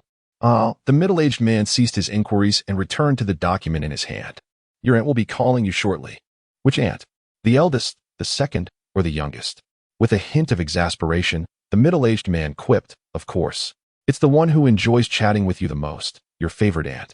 Having savored a pear and bathed, Jiang Hongxiao, clad in her pajamas and adorned with flowing black hair, sat at the edge of her bed, continuing to peruse a hefty tome titled Glory and Dreams. The silvery moonlight cascaded through the window, enveloping her in its gentle glow, enhancing her features with its ethereal beauty. Fatigued from her reading, she allowed her gaze to drift from the pages, turning instead to the resplendent moon. Initially, she had anticipated that today would merely consist of the usual social gathering, a serene existence that unfolded methodically, much like the placid waters of an ancient well. Yet, akin to a stone cast into a mirror-like lake, it stirred a small ripple within her. A thought occurred to her, and a smile blossomed on her lips. Undaunted by life and death, how fearless you were when you pilfered loquats. Was there no trace of fear then? Chapter 13. The Swan and the Stone. As dawn broke gently, Cheng Ran stepped outside to embark on his morning run, circling the neighborhood surrounding the courtyard. Along the way, he encountered several young residents heading out for breakfast, individuals he recognized but seldom interacted with. When they passed each other, Cheng Ran offered a gentle smile and a nod. Yet their gazes averted, betraying an unspoken discomfort. Unbeknownst to him, a tempest had brewed in the courtyard following his departure the previous night. Upon returning home for breakfast, Cheng Ran, with his backpack slung over his shoulder, encountered two women and a man, colleagues of his father's from the workplace. He greeted them based on his recollections, and Zhang, Aunt Lu, Uncle Zhao. Among them, Zhao Pingchuan responded with a disinterested grunt, while Zhang Chuanxia smiled warmly at Cheng Ran, exclaiming, Oh, Cheng Ran, I hear you have quite the temper, clashing with your class teacher. Indeed, with that temperament, you might just be destined to become a general, Lu Kun added, crossing her arms and chuckling mockingly in her high heels. Cheng Ran felt momentarily flustered, but soon comprehended the implications. Zhao Pingchuan's son, Zhao Zihue, from the adjacent class, had been in close camaraderie with several from Cheng Ran's class. The incident involving Cheng Ran and Li Zhan had circulated, with classmates likely relaying the tale to Zhao Zihue, recounting the tumultuous confrontation. Consequently, the events of the previous Friday had evidently spread through the school, and in the workplace, the matter was bound to become public knowledge. In this era, the authority of teachers could easily extend beyond the school gates to intimidate parents, particularly when it concerned the notoriously strict Li Zhan of No. 1 high school. Regardless of any moral missteps, students were expected to maintain decorum in the face of authority. As Zhao Zihue conveyed the incident to Zhao Pingchuan, the latter's penchant for gossip would surely ensure the tale circulated throughout the courtyard. It was merely a matter of time. The women in the workplace, accustomed to mundane lives, yearned for excitement, and now Cheng Ran had become a figure of scandal, perceived as not only academically challenged but also unruly in behavior. After a moment of contemplation, Cheng Ran spoke. Uncle Zhao, I heard your son, Zhao Zihue, was quite cozy with a group of girls last Friday after school. One even held his hand while feeding him ice cream. With that, he turned and descended the stairwell without a backward glance. Behind him, Zhao Pingchuan's astonished voice echoed, Wah, what? Followed by two women simultaneously gasping in surprise. Zhao Zihue had always enjoyed mingling with girls, yet whether he had truly held hands remained beyond Cheng Ran's concern. Redirecting the attention back at them, Cheng Ran made his way down the concrete path toward the gate. At that moment, Lu Ying was just exiting the driveway in her father's Santana car. Noticing Cheng Ran from the side, she unexpectedly extended her hand out of the window, waving cheerfully. Cheng Ran. Lu Jun drove rather swiftly, and Lu Ying inadvertently crossed paths with Cheng Ran. Lu Ying straightened herself, feeling no particular urge to call out to Cheng Ran. Yet she found herself compelled to utter a sound, a release for the emotions she had suppressed throughout the night. Cheng Ran, observing the departing vehicle of Luing, scratched his head in confusion. If his memory served him correctly, Luing had displayed a rather unfriendly demeanor towards him just the day before. Her call, dissipating into the breeze, felt somewhat out of character. At that moment, Yang Xia, carrying a bag, happened to descend from her apartment. She glanced at him briefly before turning her head and walking straight ahead. The elderly doorman seemed somewhat surprised today. Usually, Yang Xia was among the first to leave for school, yet today she was a full 10 minutes late, coinciding with Cheng Ran's departure time. Yang Xia walked at a leisurely pace, and knowing Cheng Ran as she did, she anticipated he would soon catch up to engage her in conversation. However, that moment never arrived. As she approached a bend in the path, she casually glanced back. He had not quickened his pace. Stopping, Yang Xia turned around and remarked, "The next bus will arrive shortly. Do you wish to be late?" Standing side by side at the bus stop, she rummaged through the bag she held. Cheng Ran noted that it contained a costume, likely for an upcoming performance, suggesting she was headed to rehearsal. Yang Xia retrieved a crumpled piece of paper from her bag, extending her arm and opening her palm before Cheng Ran, her gaze averted. "Here, take this." "What is it?" Cheng Ran took the paper but hesitated to unfold it, casting a suspicious glance at Yang Xia, wondering if it concealed a discarded peach pit. "Must you resort to such childish antics? Be serious." Yang Xia bit her lip. It appeared there was no trick involved, and as Cheng Ran unfolded the paper, he found it was a page torn from a notebook, adorned with pink patterns, inscribed with the lines, "Like a sorrowful gaze, I cherish autumn. On misty, tranquil days, I often wander into the woods." He looked up in confusion. "Is this a poem by Sun Jichao?" "Discard it," Yang Xia softly urged. "Do as you wish with it." In the morning light, the girl offered him a wrinkled poem, one she herself was willing to throw away. Cheng Ran regarded her for a moment. "Don't you have hands of your own?" "Yang Xia." Cheng Ran certainly inspired a strong impulse in her to give him a good punch. "This poem is rather lovely. If you do not want it, I shall gladly take it." Cheng Ran folded the fragrant paper and placed it back into his pocket. To Yang Xia, this act made it all the more precious. She murmured, "Yesterday, Yu Xiao announced the poem you wrote. In comparison, this one truly deserves to be discarded." "My poem?" Cheng Ran realized the peculiarities of the morning were finally coming together. He shook his head. "The poem you mentioned, it is not mine." That poem was personally reviewed by Lu Ying's mother, who clearly stated she had never encountered a poet who penned anything like it. "So you imply that even with Zhang Lin's experience, she could not discern the depth of such a work?" Yang Xia tilted her head, gazing at Cheng Ran as if attempting to see through him, akin to discovering a splendid box, only to find, in her heart's dismay, that it contained her own unremarkable and worn music box. Cheng Ran chuckled softly. "Surely, you do not believe that Lu Ying's mother has perused every poem in existence, even those unpublished? Some verses, undeniably exquisite, simply fail to emerge due to untimely circumstances." Unwilling to surrender her hopes, Yang Xia pressed on. "Then where did you encounter this poem?" "At my cousin's home. He penned it." To avoid tedious explanations, it seemed easier to deflect the responsibility. Gradually, Yang Xia's initial expectations began to crumble. She trusted Cheng Ran, knowing he had an extraordinary cousin, seemingly the deputy chief of the municipal police, a former combat hero. If it were indeed him, it would illuminate the essence of that poem, as one who has witnessed the sacrifices and departures of comrades in the relentless struggle against crime. Thus, the poem's reverence for freedom and death, along with its fearless spirit, would be profoundly justified, and she felt this was likely the truth. From what she understood of Cheng Ran, he could never craft such verses. His temperament did not lend itself to the fearless contemplation of life and death as depicted in the poem. She recognized that her earlier admiration for his fluent English exchanges with Jiang Hangshao had momentarily led her to hope that Cheng Ran might have authored the poem. It turned out that Cheng Ran's claims were plausible. He had fortuitously glanced at that page of the English dictionary just prior to their conversation. And he had brought back a newspaper for practicing calligraphy from his cousin's home, which Yu Xiao mistakenly believed he had written and read aloud at the gathering. Thus, in a moment when the tide surged, and she believed this person beside her was a treasure unearthed from the waves, reality revealed that it was merely a mirage created by light and shadow. He was indeed just an ordinary stone.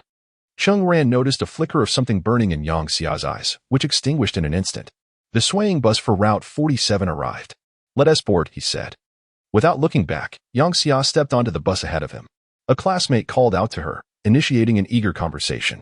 Yang Xia stood a few seats away from Cheng Ran, clad in a white shirt and fitted cotton pants, her feet adorned with white sneakers featuring red stripes. She stood there, seemingly captivating all the boys on the bus with her elegant, swan-like neck. Yet, this swan never once turned to gaze at Cheng Ran. Chapter 14. Aftermath. On the other side of the corridor, Zhao Pingchuan wore a face of indignation, gazing at the two women before him as if they were two long-necked ducks poised to divulge scandalous tidings at a moment's notice. He hurriedly attempted to salvage the situation, insisting, "It is impossible. My son Zhao Ziwei would never engage in such behavior. He has always been very well behaved." Zhang Chuanxia, with a smile, nodded vigorously. Yes. Yes. That Cheng Ran must be speaking nonsense. Lu Kun, equally convinced, remarked, "I find Zhao Ziwei to be quite obedient. How could he possibly hold hands with a girl or share ice cream with her? Even if he did, it would surely be mere childish antics. Absolutely impossible. Indeed, impossible." Zhang Chuanxia shook her head, gazing in the direction Cheng Ran had departed, sighing regretfully. This Cheng Ran was not always such a child. How has he transformed into this? He's become a complete rascal. The term rascal is a local expression in Shanghai City, roughly denoting a rogue or scoundrel.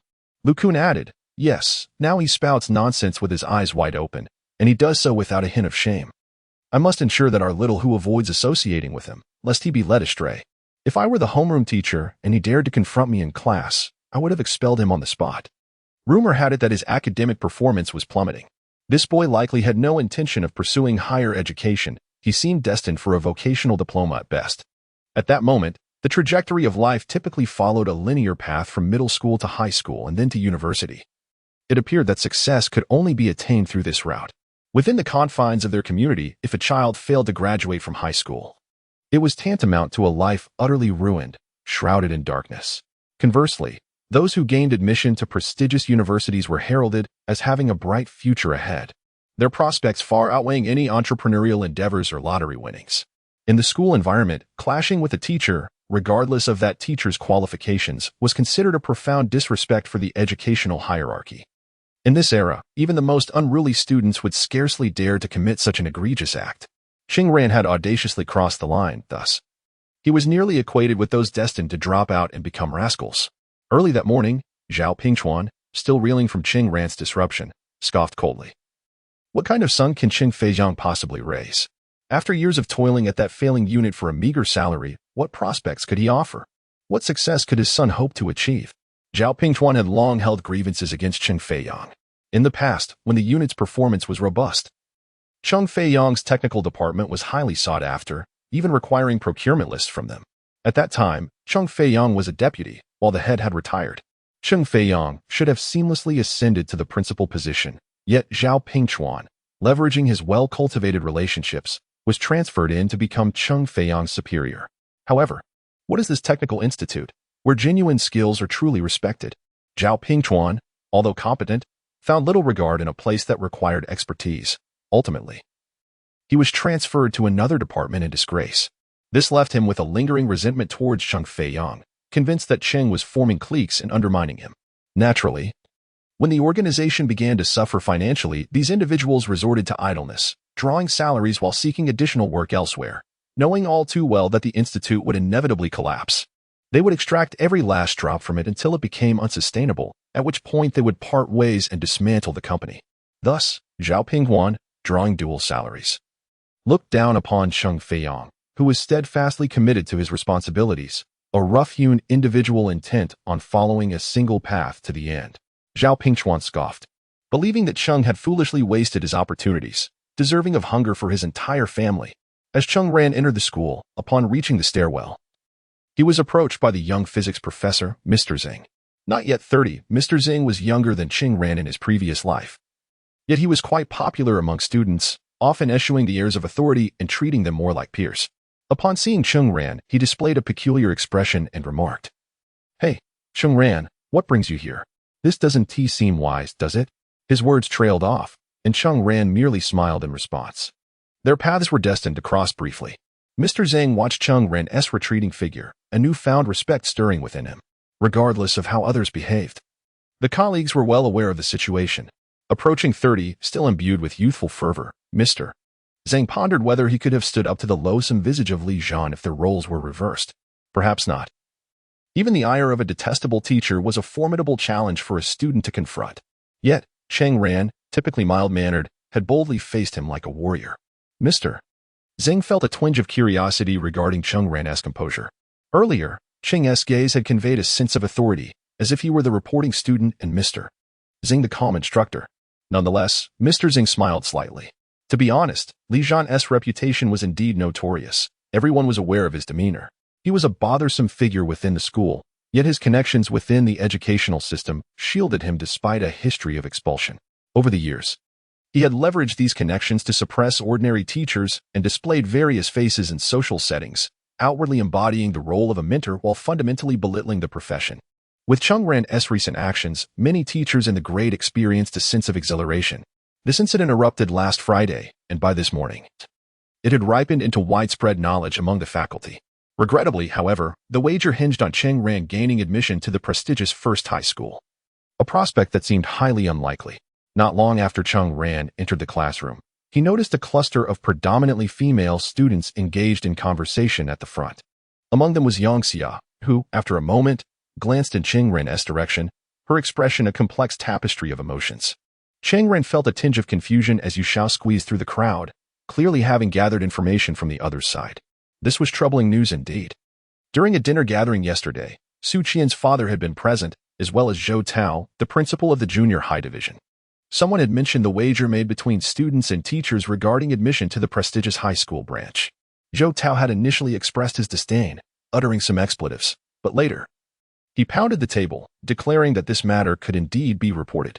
This served a dual purpose. It would not only bolster the confidence of the students preparing for the high school entrance examination, but also reflect the progress of education itself. If students dared to bet against their teachers, then let them gamble. This demonstrated that teachers were not to be exalted above their students.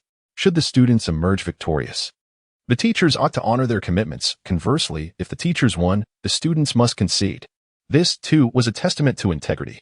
Yu Xiao animatedly recounted the tale. And Cheng Ran glanced over, noticing Su Qian looking back at him, nodding slightly, her bangs swaying gently. Su Qian's father held a position at the Education Bureau's Research Institute, so acquiring such information was hardly surprising. The crux of the matter lay with Zhou Tao, a figure renowned throughout the city, tall and dignified, often clad in a Zhongshan suit, exuding an air of cultured refinement.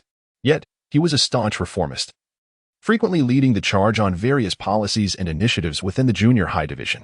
In contrast to most principals who might dismiss a student's insubordination or gambling with teachers, Zhou Tao took a personal interest in matters that reflected the advancement of education.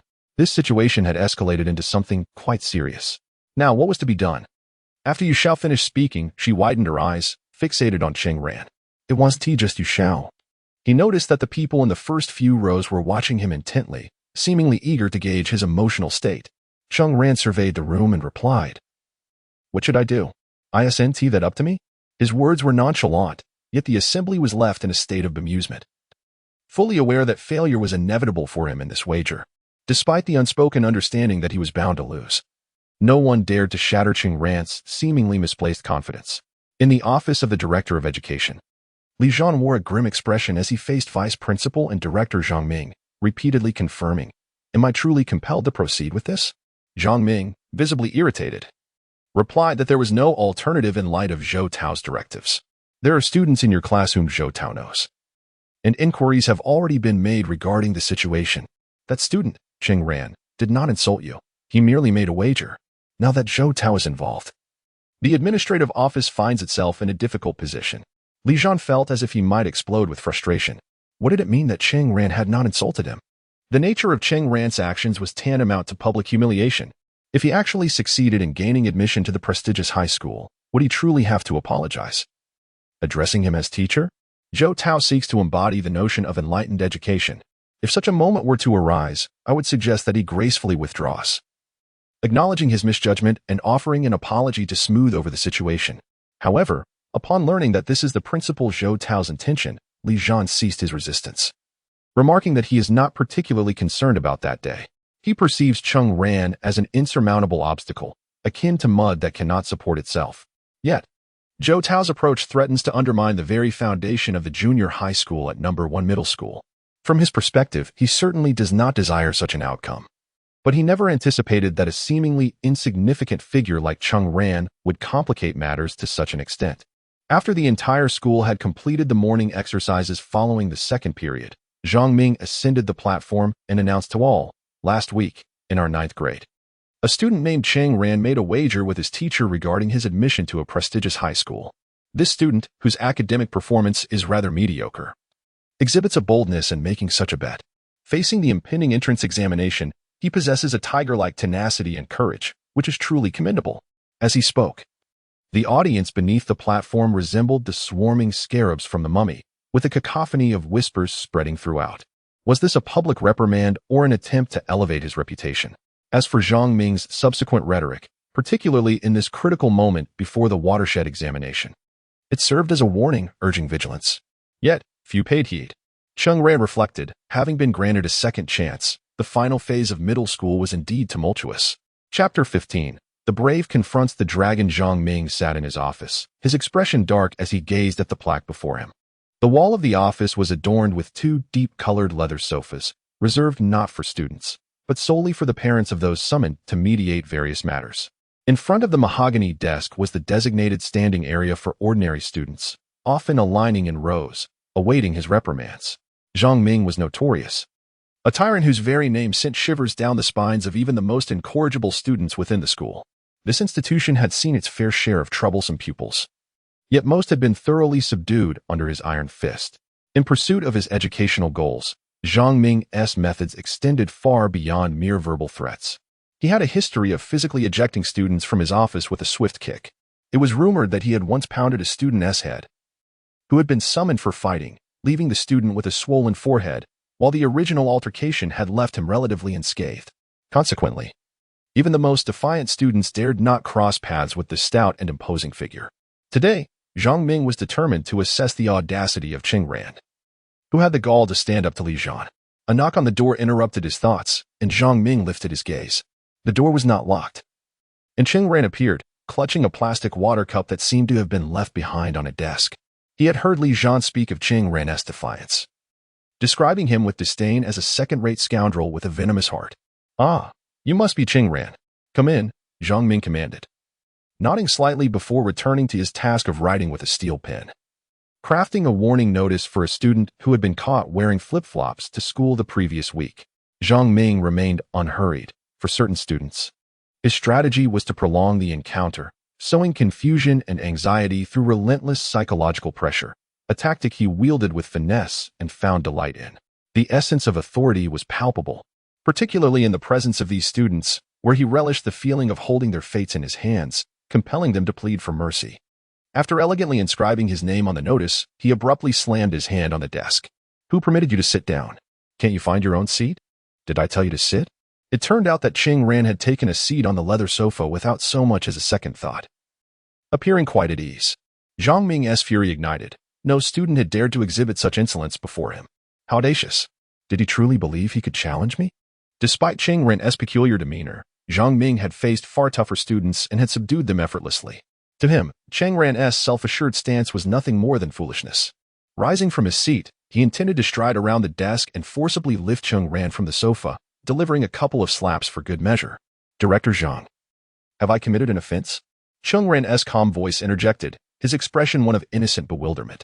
Upon Cheng Ran's inquiry, it appeared he remained oblivious to any wrongdoing, thereby rendering the notion of deliberately challenging Zhang Ming moot. The ire that had ignited within Zhang Ming suddenly diminished by half. It was akin to confronting a mass of cotton. After all, an overt challenge could indeed provoke his wrath. Yet, the other party was utterly unaware, significantly diminishing the satisfaction derived from crushing their audacity. Firstly, one must grasp the opponent's fault, then exploit it thoroughly, much like a medieval cavalry charging in triangular formation, ravaging a phalanx of infantry to cause chaos and slaughter. This was Zhang Ming's tactic, cultivated over years in his role as the director of education. He bellowed at Cheng Ran, demanding to know what error he had committed. "Are you not aware of your transgression? Look at what you have written." Zhang Ming gestured toward the plaque on the opposite wall that extolled the virtues of respecting teachers. "Respect your teachers? Have you done so? Are you still oblivious to your mistakes? Where do you place the dignity of our profession? Crucially, Cheng Ran had not openly insulted his homeroom teacher, Mr. Li Zhan, and he held him in considerable esteem.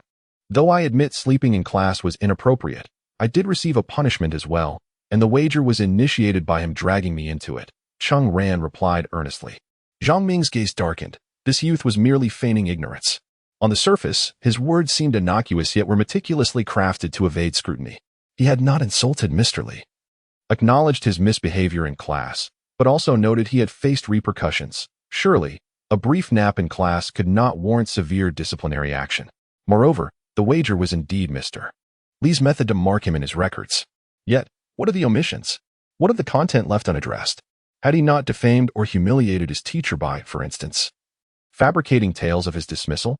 Zhang Ming scrutinized Cheng Ran, recognizing that it was precisely Cheng Ran's provocation that led to the wager with Mr. Li. The latter was a petty man, and a cunning one at that. Yet, Zhang Ming believed Mr. Li had acted impulsively, lacking the composure necessary to manage a student who had gotten under his skin. Had it been Zhang Ming, he would have possessed ample means to deal with the boy discreetly. Look at your assertions. If they are indeed baseless, how then can you employ the term humiliate with such conviction? Director Zhang, did you even graduate in language studies? Cheng Ran retorted defiantly. Zhang Ming was taken aback, astonished at the audacity displayed by this student. In his domain of the educational office, no student had ever spoken in such a manner, nor had any teacher, peer, or even the heads of the educational bureau dared to address him so. For students, this place was akin to the underworld, a battleground of sorts. Did Cheng Ran truly dare to challenge this arena, unafraid of dire consequences? Zhang Ming found it impossible to articulate the tumult of emotions swirling within him. It was as if, confronted by a lion, a field mouse had the audacity to leap up and slap itself. Engaging in a war of words about evidence was futile. A mere couple of slaps could strip away any bravado. Just the words Cheng Ran had uttered were sufficient grounds for Zhang Ming to deliver a severe thrashing. What did you say? Are you jesting with me? Do you seek to overturn the order? As Zhang Ming's face flushed with anger, and he prepared to confront Cheng Ran, she interjected, Vice Principal Zhang, the school receives financial aid from the Ministry of Education each year, doesn't it? You seem to be responsible for the statistics and distribution in this regard. I am quite curious to know if the number of impoverished households reported each year aligns with the actual funds received by needy students. What about those who applied for financial aid, but ultimately withdrew from their studies? Did their scholarships still reach them? Zhang Ming's voice was abruptly cut off.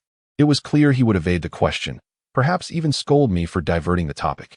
However, I knew he was undoubtedly intrigued by how I came to know certain things. The reason lies in my uncle, who serves as the deputy director in the public security system. Surprised, aren't you? Please, do not display such a reaction. My uncle is quite popular. He oversees not only criminal investigation but also economic and technological inquiries, and has collaborated with the Discipline Inspection Department multiple times, fulfilling his duty to combat illegal activities and safeguard the lives and properties of the people. You might come to admire him as well. He has always been protective of me. Our relationship may appear to be that of an uncle and nephew, yet we are, in truth, very close friends, sharing everything without reservation. Zhang Ming's hand, which had been raised in a threatening gesture towards Cheng Ran, halted midway. The director, attempting to maintain an air of authority and solemnity, had lost all color in his face. Meanwhile, the refreshing youth sitting on the sofa raised his head. Sunlight streamed into the office, sketching a scene reminiscent of a valiant hero confronting a dragon. Yet, in that moment, Zhang Ming felt he was indeed the hero, standing before a menacing dragon. Chapter 16. After brewing a cup of tea, feeling a bit parched, Cheng Ran said, "Could I borrow some water?" As she stood up, she brushed past the dazed Zhang Ming, unscrewed the cap of her plastic water bottle, and approached his desk. "Oh, and could I borrow a few tea leaves? Drinking just water lacks flavor." While speaking, she pinched a handful of loose tea from a pouch on the table and sprinkled it into her cup, then lifted the bright red thermos and poured hot water into it. Only then did Zhang Ming turn his head, his expression a mixture of fear and bewilderment that Cheng Ran had never seen before. You shouldn't speak such nonsense, but his words were abruptly silenced. Cheng Ran, holding her cup, continued toward the door, nodding as she said, "I understand you. If I were in your position, I would likely say the same." Each step she took left him speechless. "Actually, Director Zhang, I was just joking with you. Don't take it seriously. Relax a bit. Don't be so tense." Zhang Ming's expression fluctuated, as if he were trying hard to muster a smile. But Cheng Ran would have preferred he didn't. It was genuinely a bit frightening. You're that cousin of yours. Is he really from the Public Security Bureau? In Hui or Zhao Farong do I know him? The fact that he was indeed from the Public Security Bureau was true, but her earlier words were merely a jest. Such significant matters were not something her cousin would discuss with her after all. I am just a child director, Zhang. Why are you sweating so much? It's a bit warm. You should take care of your health. After all, you are a vital pillar of the school and cannot falter well, if there is nothing else. I'll take my leave now. Thank you for the tea, Director Zhang. As she stepped out the door, Cheng Ran's voice faded. How much was it again, 50,000 or 70,000? Zhang Ming sat back in his chair, only then realizing his legs felt somewhat weak. As the saying goes, those who commit wrongful deeds will ultimately bring about their own demise. Zhang Ming was later apprehended for embezzling funds meant for impoverished students. Each year, the state allocated scholarships. Yet he manipulated the accounts to siphon off a portion. He also falsified student enrollment figures. Moreover, many genuinely needy students faced dire circumstances and saw scholarship applications as their last resort. Some, unable to wait, had to drop out, while during the application process, he concealed their withdrawal status, allowing the funds to land in his own pockets. This is how some people behave. Once they attain a modicum of power, they seek to extract every benefit for themselves. However, not long after, around the time Cheng Ran graduated from high school, news broke that Zhang Ming had been caught embezzling scholarship funds, reportedly in the tens of thousands, in an era when a house cost only a few thousand. This sum was substantial. At that time, he had yet to face the consequences of his actions, and while Cheng Ran was unaware of the exact amount he had embezzled, it was certain that it was at least 50 or 70,000. In the classroom at this moment, a cacophony of whispers fills the air. Cheng Ran has offended Li Zhan, and during today's physical education class, the entire school was informed of the incident. Subsequently, he was summoned to the office presided over by Zhang Ming. It goes without saying that the impending consequences will likely involve a thorough reprimand and a call to his parents, among other formalities. Zhang Xiaojia and Yang Xia, your childhood companions, have garnered notoriety throughout the school today. Yang Xia has grown weary of attempting to refute her. A girl stealthily entered through the door, and a throng of students inquired eagerly, "What happened? What happened?" With her large, expressive eyes, the girl spoke in a hushed tone, sharing a shocking revelation. She had just come from the office and overheard the sound of Zhang Ming's fist striking the table, echoing from a distance. It was evident that he was furious. She confessed that she could not bear to stay any longer and hurried back. Oh no. Cheng Ran is finished. That smiling tiger, Zhang Ming. Last time with Wu Jun from class 3, he initially spoke to him amicably but then turned hostile, leaving Wu Jun speechless. That was Zhang Ming's restrained demeanor. Now that he is genuinely enraged, Cheng Ran has no idea what awaits him. There were sympathetic glances and expressions of concern among the classmates. Listening intently, Yang Xia felt an unsettling worry creep into her heart. Yu Xiao, being Cheng Ran's lifelong friend, sensed that she too would eventually follow in Cheng Ran's footsteps, and her mood darkened under the weight of shared despair. Class monitor Lu Ming snorted dismissively through his nose, his speech slightly slurred, but his demeanor replete with self-importance. Cheng Ran's behavior is utterly detrimental. It's nothing short of foolishness. The school must uphold its traditions and discipline. He openly defied a teacher, tarnishing our school's reputation and undermining its regulations. Lu Ming, often referred to in private as Li Zhan's sycophant, was a staunch supporter of Li Zhan. Under the authority bestowed upon him by Li Zhan, Lu Ming assumed the role of the class's disciplinary enforcer, frequently wielding a notebook to document anyone's misdeeds. Those noted therein would find themselves on a blacklist. Either they would be compelled to take over the class bulletin board for the following week or be required to stay after school to clean. This power even extended to recording grievances against anyone who dared to offend him, all supported by Li Zhan's backing. It is said that he faced retribution after graduation. But at this moment, he was insufferably arrogant. A voice rose up in defiance, that of a girl named Su Qian. Lu Ming, you aren't even the principal yet. Yet you concern yourself with principal matters. Impressive, Principal Lu. Lu Ming's expression shifted between anger and embarrassment as he pointed at Su Qian, declaring, "You will clean the classroom after school today." Su Qian's expression soured, and an argument ensued between them. At this moment, Cheng Ran re-entered the classroom, having briefly stepped out. A serene silence enveloped the class. There was no disheveled appearance from punishment, no flushed faces from embarrassment, nor any signs of having been physically restrained. Cheng Ran bore no traces of past tribulations. He entered gracefully, holding a cup of hot tea, sipping it contentedly. Some noticed that prior to being called out, he had been holding an empty cup, yet upon returning from the office, it was filled with steaming tea. At that time, there were no drinking fountains in the classrooms, as the middle school did not have boarding facilities, nor was there a communal hot water room. Consequently, only the teachers' offices were equipped with kettles and thermoses. Thus, one might surmise that Cheng Ran returned from Zhang Ming's office with a cup of tea. Zhang Ming invited him to enjoy a cup of tea? What on earth was going on? The events that transpired in the political education office that day remain a mystery to everyone. However, Lu Ming could not bear to see Cheng Ran emerge unscathed, although he was unaware of how Cheng Ran had managed to escape Zhang Ming's grasp. That was of little consequence. What truly mattered was that being summoned to the political education office indicated a certain reduction in one's status. As the class monitor, Cheng Ran ought to demonstrate some semblance of attitude at this juncture. Cheng Ran, you two will be responsible for next week's Cultural Wall newspaper. There will also be evaluations for the semester's wall newspapers, and perhaps you might even win an award. Lu Ming's smile was calm and composed. However, Yu Xiao suddenly erupted in protest. On what grounds? Everyone was well aware that as the entrance exams approached, aside from the cultural performance that piqued everyone's interest, all other activities had essentially come to a halt.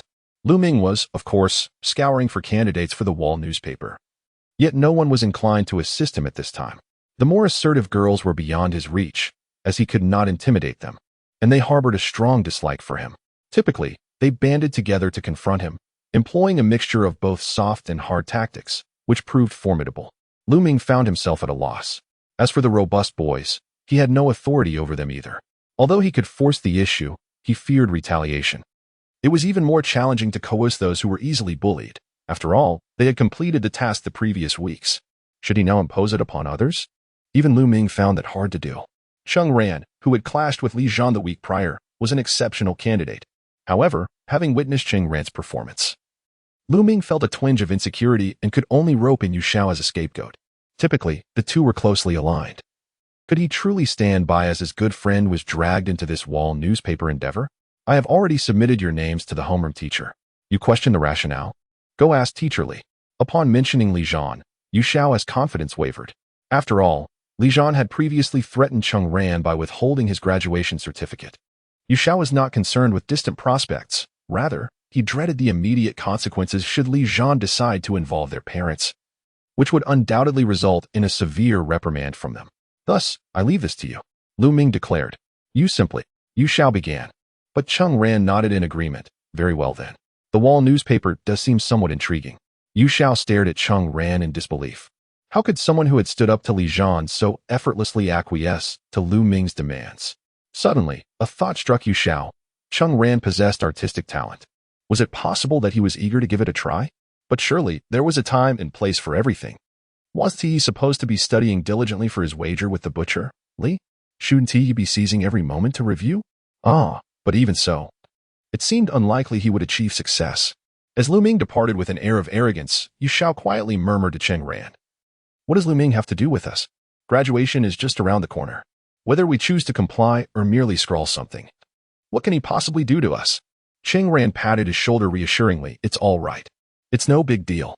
The bulletin board project is quite intriguing. We might as well engage in it. Let us consider it a nostalgic endeavor. Chapter 17. A whisper of aspirations. I yearn to become a painter. Do you possess the requisite talent? Forsake such frivolities and focus on your studies. I aspire to be a writer. How laughable. Do you truly believe you can achieve that? Writers pour their hearts and souls into their craft, often met with scorn, their prose bearing the weight of anguish. And they remain impoverished, exerting effort with little reward, devoid of prospects. Redirect your thoughts promptly. I wish to be a racer. Would you like to pilot an aircraft as well? At this juncture, your focus must remain on the path of righteousness. I have feelings for that individual. But can affection sustain you? Lacking a car and a home, what do you possess for marriage? Time is not on your side. If you toil together, when will you bear children? You risk missing the prime of your life, which would be detrimental to your offspring. When does a long-distance relationship find resolution? Life remains unstable. Perhaps we should consider the individual we have introduced to you. Their status and standing are well matched to yours. Lacking emotional connection, one can cultivate affection over time. Once children arrive, all focus will be on their upbringing. In those bygone years, there were always elements that, just as you dared to embark on a new endeavor, were abruptly interrupted and extinguished by outside interference, derided by the scoffing of those who deemed you unconventional. Most individuals are accustomed to seeking solace in conformity, yet they fear your divergence, particularly when you stand on the side of righteousness. The mainstream advice and rhetoric resemble a colossal wheel of inertia, compelling you to merge into the torrent of ordinary existence, slaying the once vibrant spirit, leaving behind merely a shell, perhaps to be buried decades hence.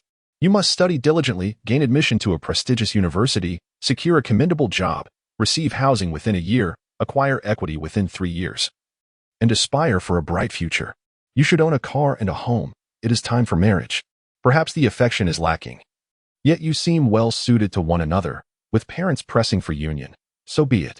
You will treat him, her well. Propelled forward. Yearning to resist yet unable to break free, wishing to cry out in a world that remains silent, you are swept into the tumultuous cacophony of existence. Suddenly, one day, at the subway exit or within a car, you might encounter a phrase echoing the fearless beginnings of youth, ending in heart-wrenching pain. Matured. You may have avoided the so-called Navi wounds, but have also forsaken the courage to begin anew, leaving you in a state of wistful loss, tears cascading like rain.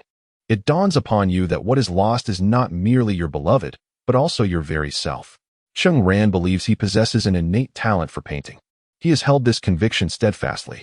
In his youth, he delighted in rendering vivid scenes with an array of colored pens, though the technique was rudimentary, learning from art classes. Sketching meticulously, where diligence and attention to detail were the minimal expectations, and focus could yield miraculous outcomes. Yet, this passion was ruthlessly severed by his mother, who, fixated on grades and future prospects, chastised him for his youthful folly, prompting Cheng Ran to resolve to destroy all his sketchbooks and discard his cherished pens into the trash. Later, as he embarked on his career, Cheng Ran encountered artworks created by artists wielding ballpoint pens, their creations lifelike as photographs. Years ago, those vibrant paintbrushes he had cast aside resurfaced in his heart, akin to the profound ache of losing a cherished toy, an irreplaceable passion that had long since faded. This sudden rush of nostalgia struck him unexpectedly. While he may never reclaim his former talents, the prospect of revisiting certain sentiments and joys, dulled by the passage of time and the weight of worldly wisdom, could indeed offer a delightful reprieve. Engaging in the creation of cultural bulletin boards felt like an echo from a bygone era. During the lunch break, after finishing his meal, Li Zhan meandered to the office to meet Zhang Ming. The last 2 classes that morning had been his, and he was eager to observe Cheng Ran's expression after being called to the discipline office, stripped of his usual bravado. He had never encountered a student he found so vexing, yet Cheng Ran, previously languid, had unexpectedly revealed his true colors as graduation approached. He was determined to bring Cheng Ran down a notch, refusing to be deterred by any semblance of defiance. However, upon entering the classroom, Li Zhan found Cheng Ran completely unperturbed, exuding vitality and devoid of any trace of resentment. Typically, a student could not harbor such depths of cunning. Cheng Ran's apparent indifference did not negate Li Zhan's own contemplations. Every student summoned to the discipline office, particularly those deemed at fault by Zhang Ming, had left with some mark of shame, yet here was Cheng Ran, unscathed. As Li Zhan's frustrations mounted, he sought out Zhang Ming for clarity. Upon entering the office, he found Zhang Ming seated, his fingers clasping a cigarette, the ash trailing precariously long, while the overflowing ashtray bore testament to his neglect. A wave of concern washed over Li Zhan. Had something transpired in Zhang Ming's life? It seemed he had even foregone lunch. Old Zhang, what's the matter? Skipping meals again? Are you troubled by some pressing documents? Zhang Ming snapped back to reality, and Li Zhan noticed a vacant look in his eyes, as Zhang Ming regarded him. An unsettling fire ignited within, momentarily sharpening his gaze in a way that sent shivers down Li Zhan's spine, yet it soon dissipated, replaced by a persistent gloom that left Li Zhan uneasy. Zhang Ming would not confront Li Zhan directly, although he felt an inner turmoil. He managed to maintain a facade of composure, unsure if his features betrayed his agitation, while Li Zhan had unwittingly thrust upon him a heavy burden. It also illuminated the truth that no wall is impenetrable. How had Cheng Ran gleaned such insights? Without today's events, he might have remained oblivious to his own precarious situation. Fortunately, it appeared Cheng Ran's knowledge was limited. Figures like 50,000 or 70,000 were not comprehensive, providing Zhang Ming a modicum of solace. What about that student in our class? Those insolent brats. They need a lesson to keep their tails from rising too high before he could finish, Li Zhan noticed Zhang Ming's impatience manifest in an abrupt gesture, cutting off his words mid-sentence. Show them a lesson? He mused. Now it seems they managed to put me in my place. Still a little bastard. You are nothing but a mutt. A surge of indignation coursed through Zhang Ming's heart. Even the words he spoke carried an air of sternness. Listen to me. Do not provoke that student from your class. Remember my words, or you shall regret it. Li Zhan stared blankly at Zhang Ming, astonished by such a declaration. It was worth noting that Zhang Ming was not without influence. His status as the vice principal granted him considerable connections. If these words had been directed towards Principal Zhou Tao or someone of similar stature, Li Zhan would have accepted it without question. But a mere student? You advise me not to provoke him? Or else I shall regret it. Is the world truly so chaotic? Zhang Ming took a deep breath, striving to maintain a calm demeanor. What do your classmate Cheng Ran's parents do? Despite Li Zhan's skepticism, he recounted everything he knew about Cheng Ran. Though his knowledge was limited, after all, Cheng Ran's parents had never hosted him for a meal or gifted him anything, leaving him unaware of many details. He merely mentioned that their family was likely connected to Hutong Company, with his father holding a minor position there. Once a reputable company, Hutong was now on the brink of collapse. Individuals like Li Zhan would hardly take such a background to heart. How could someone from Cheng Ran's family background garner Zhang Ming's apprehension? It was only then that Zhang Ming circled back to the topic. So, do they have relatives in the Public Security Bureau? Li Zhan replied with uncertainty. I have not heard of any. Not at all. But perhaps they do. The Public Security Bureau is not insignificant. You, Director Zhang, must have acquaintances there. Li Zhan remained impassive, suddenly connecting the dots. Could it be that Cheng Ran mentioned a relative in the Public Security Bureau, leading Zhang Ming to seek assistance due to a family matter? But Zhang Ming also had connections within the Bureau, did he not? Hadn't he just mentioned some unresolved matter at the last banquet? Could Cheng Ran truly exert such influence over him?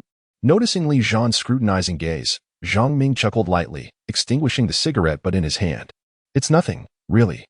I'm off to have lunch now. As for Cheng Ran, I merely wanted to point out that Zhou Tao has set a precedent. Supporting bets between students and teachers. Technically, that doesn't constitute disrespect towards the teacher. He certainly didn't use any foul language. And the political education office cannot hold him accountable for that. Li Zhan observed Zhang Ming, noting the sudden shift in tone. You, the head of the political education office, certainly have a knack for this, don't you? Chapter 18. When Grigton on Monday afternoon. The final class for Cheng Ran was physical education, which had transformed into a rehearsal for the upcoming cultural performance. With no scheduled program, one could have already departed with their backpack, yet most gathered in the auditorium to witness their class's presentation. Cheng Ran was drawn in by Yu Xiao, and it was their class's female students' turn to perform a traditional Chinese dance. The girls, adorned with makeup and clad in flowing ancient skirts, fluttered backstage like a chorus of songbirds, explaining the throngs of eager boys who had come to watch, despite it merely being a rehearsal. It was undeniable that the girls, once adorned and dressed for performance, appeared completely transformed. At that moment, couples were already forming within the school, with a boy's girlfriend gracing the stage, familiar to many, drawing envious glances from onlookers. As the lead dancer, Yang Xia, emerged, and a collective breath was held, the audience, not just the boys, found themselves entranced, gazing in awe. The girl on stage radiated luminosity, her presence captivating. Clad in a cerulean silk gown, she danced in rhythm with the music, gracefully parting the crowd like a flock of geese. Yang Xia, in her white skirt, pirouetted from the center, her sleeves billowing like clouds. With the ethereal melody resonating around her, she leaped, her dance training allowing her body to arch elegantly in a C-shape midair. The tips of her ballet shoes nearly grazed the nape of her neck, while her flowing skirt accentuated the graceful lines of her long legs and slender torso. At that moment, Yu Xiao and the others craned their necks, audible gulps echoing in their throats. Cheng Ran was reminded of the stirrings in his heart that Yang Xia had once ignited in his youth, and it seemed justified now. A throng of boys gazed longingly at the stage, their youthful exuberance palpable, echoing sentiments of admiration. Just then, a slightly plump boy squeezed his way to the front of the crowd. Cheng Ran recognized him as Jiang Chuan, someone he knew well, a remnant of his past. Having come to terms with his rebirth, Cheng Ran categorized those he recognized. Those claimed by time and space he termed the erased. The remaining individuals in his life had no ties to the erased, as if a divine entity had plucked them from existence. This classification bore no significant purpose. Yet Cheng Ran found solace in the statistics, hoping to uncover patterns one day. After all, The flutter of a single butterfly's wings could stir a tempest. With so many butterflies flapping their wings, he could glean insights from their collective dance. Jiang Chuan approached them, a rather fashionable little chubby boy, adorned with a pair of headphones and clutching a Sony Walkman model WM-EX5. It was said that Jiang Chuan had an aunt in Shenzhen who adored him immensely, which afforded him the luxury of possessing trendy gadgets in this relatively obscure inland town. For instance, he owned a Nintendo Game Boy, which Cheng Ran vividly recalled playing with him. Despite its monochrome screen, the games it housed created an entire universe, captivating the heart and soul. In a rather egregious display of vanity, Jiang Chuan was notoriously protective of his prized possession, refusing to let anyone else play. A grievance that lingered in the minds of many. Now, with the resurgence of cassette players, Jiang Chuan was once again at the forefront. The proud owner of a coveted tape recorder that he never parted with. He recorded the birds chirping on campus, the sounds of conversations, and played popular music, establishing himself as a trendsetter among his peers. Jiang Chuan approached Cheng Ran with a sense of mysterious reverence, suggesting, "Cheng Ran, would you like to play with my Game Boy? I forgot to bring it today, but I can lend it to you tomorrow." Cheng Ran was momentarily taken aback by this sudden change in demeanor, but Jiang Chuan raised his thumb in admiration, declaring, "Cheng Ran, I admire your courage to stand up to Li Zhan. As a brother, I say, my belongings are yours to enjoy. I won't bat an eye." Listening to this pretense of maturity, Cheng Ran found himself at a loss for expression. Indeed, Jiang Chuan remained a mere child. He shook his head, declining the offer. His attention had already shifted to a figure in the distance. Jiang Haoxiao had arrived, watching the stage from afar. Meanwhile, Yu Xiao chimed in, "Sure, bring it along." Jiang Chuan nodded, though a hint of concern crossed his face. "About our plan, should we still go through with it? It feels rather risky." Yu Xiao confidently patted his chest. "What risk? Who is Cheng Ran? He will undoubtedly succeed." After a moment's hesitation, Jiang Chuan finally nodded in agreement. Suddenly, Yu Xiao poked Cheng Ran in the side, urging, "I genuinely believe you can do this. Go for it." Cheng Ran, taken aback, found the comment somewhat perplexing. Before he could inquire further, a group approached to greet them, diverting his attention. Have you ever experienced an inexplicable sensation? A moment when you sense a crucial point eluding your grasp, yet struggle to connect it to reality? Since his rebirth, Cheng Ran often encountered such blankness amidst the myriad of vanished people and events, a feeling that evoked an irretrievable void in his life. Consequently, he immersed himself in reading, seeking focus on a single endeavor to alleviate this emptiness. Still unable to recall, he merely shook his head, choosing to remain noncommittal. Meanwhile, Jiang Chuan, with his Walkman in hand, made his way to the edge of the auditorium. He had promised the 5th class to help record a song, and as the background speakers continued to play other music, he had some time to spare.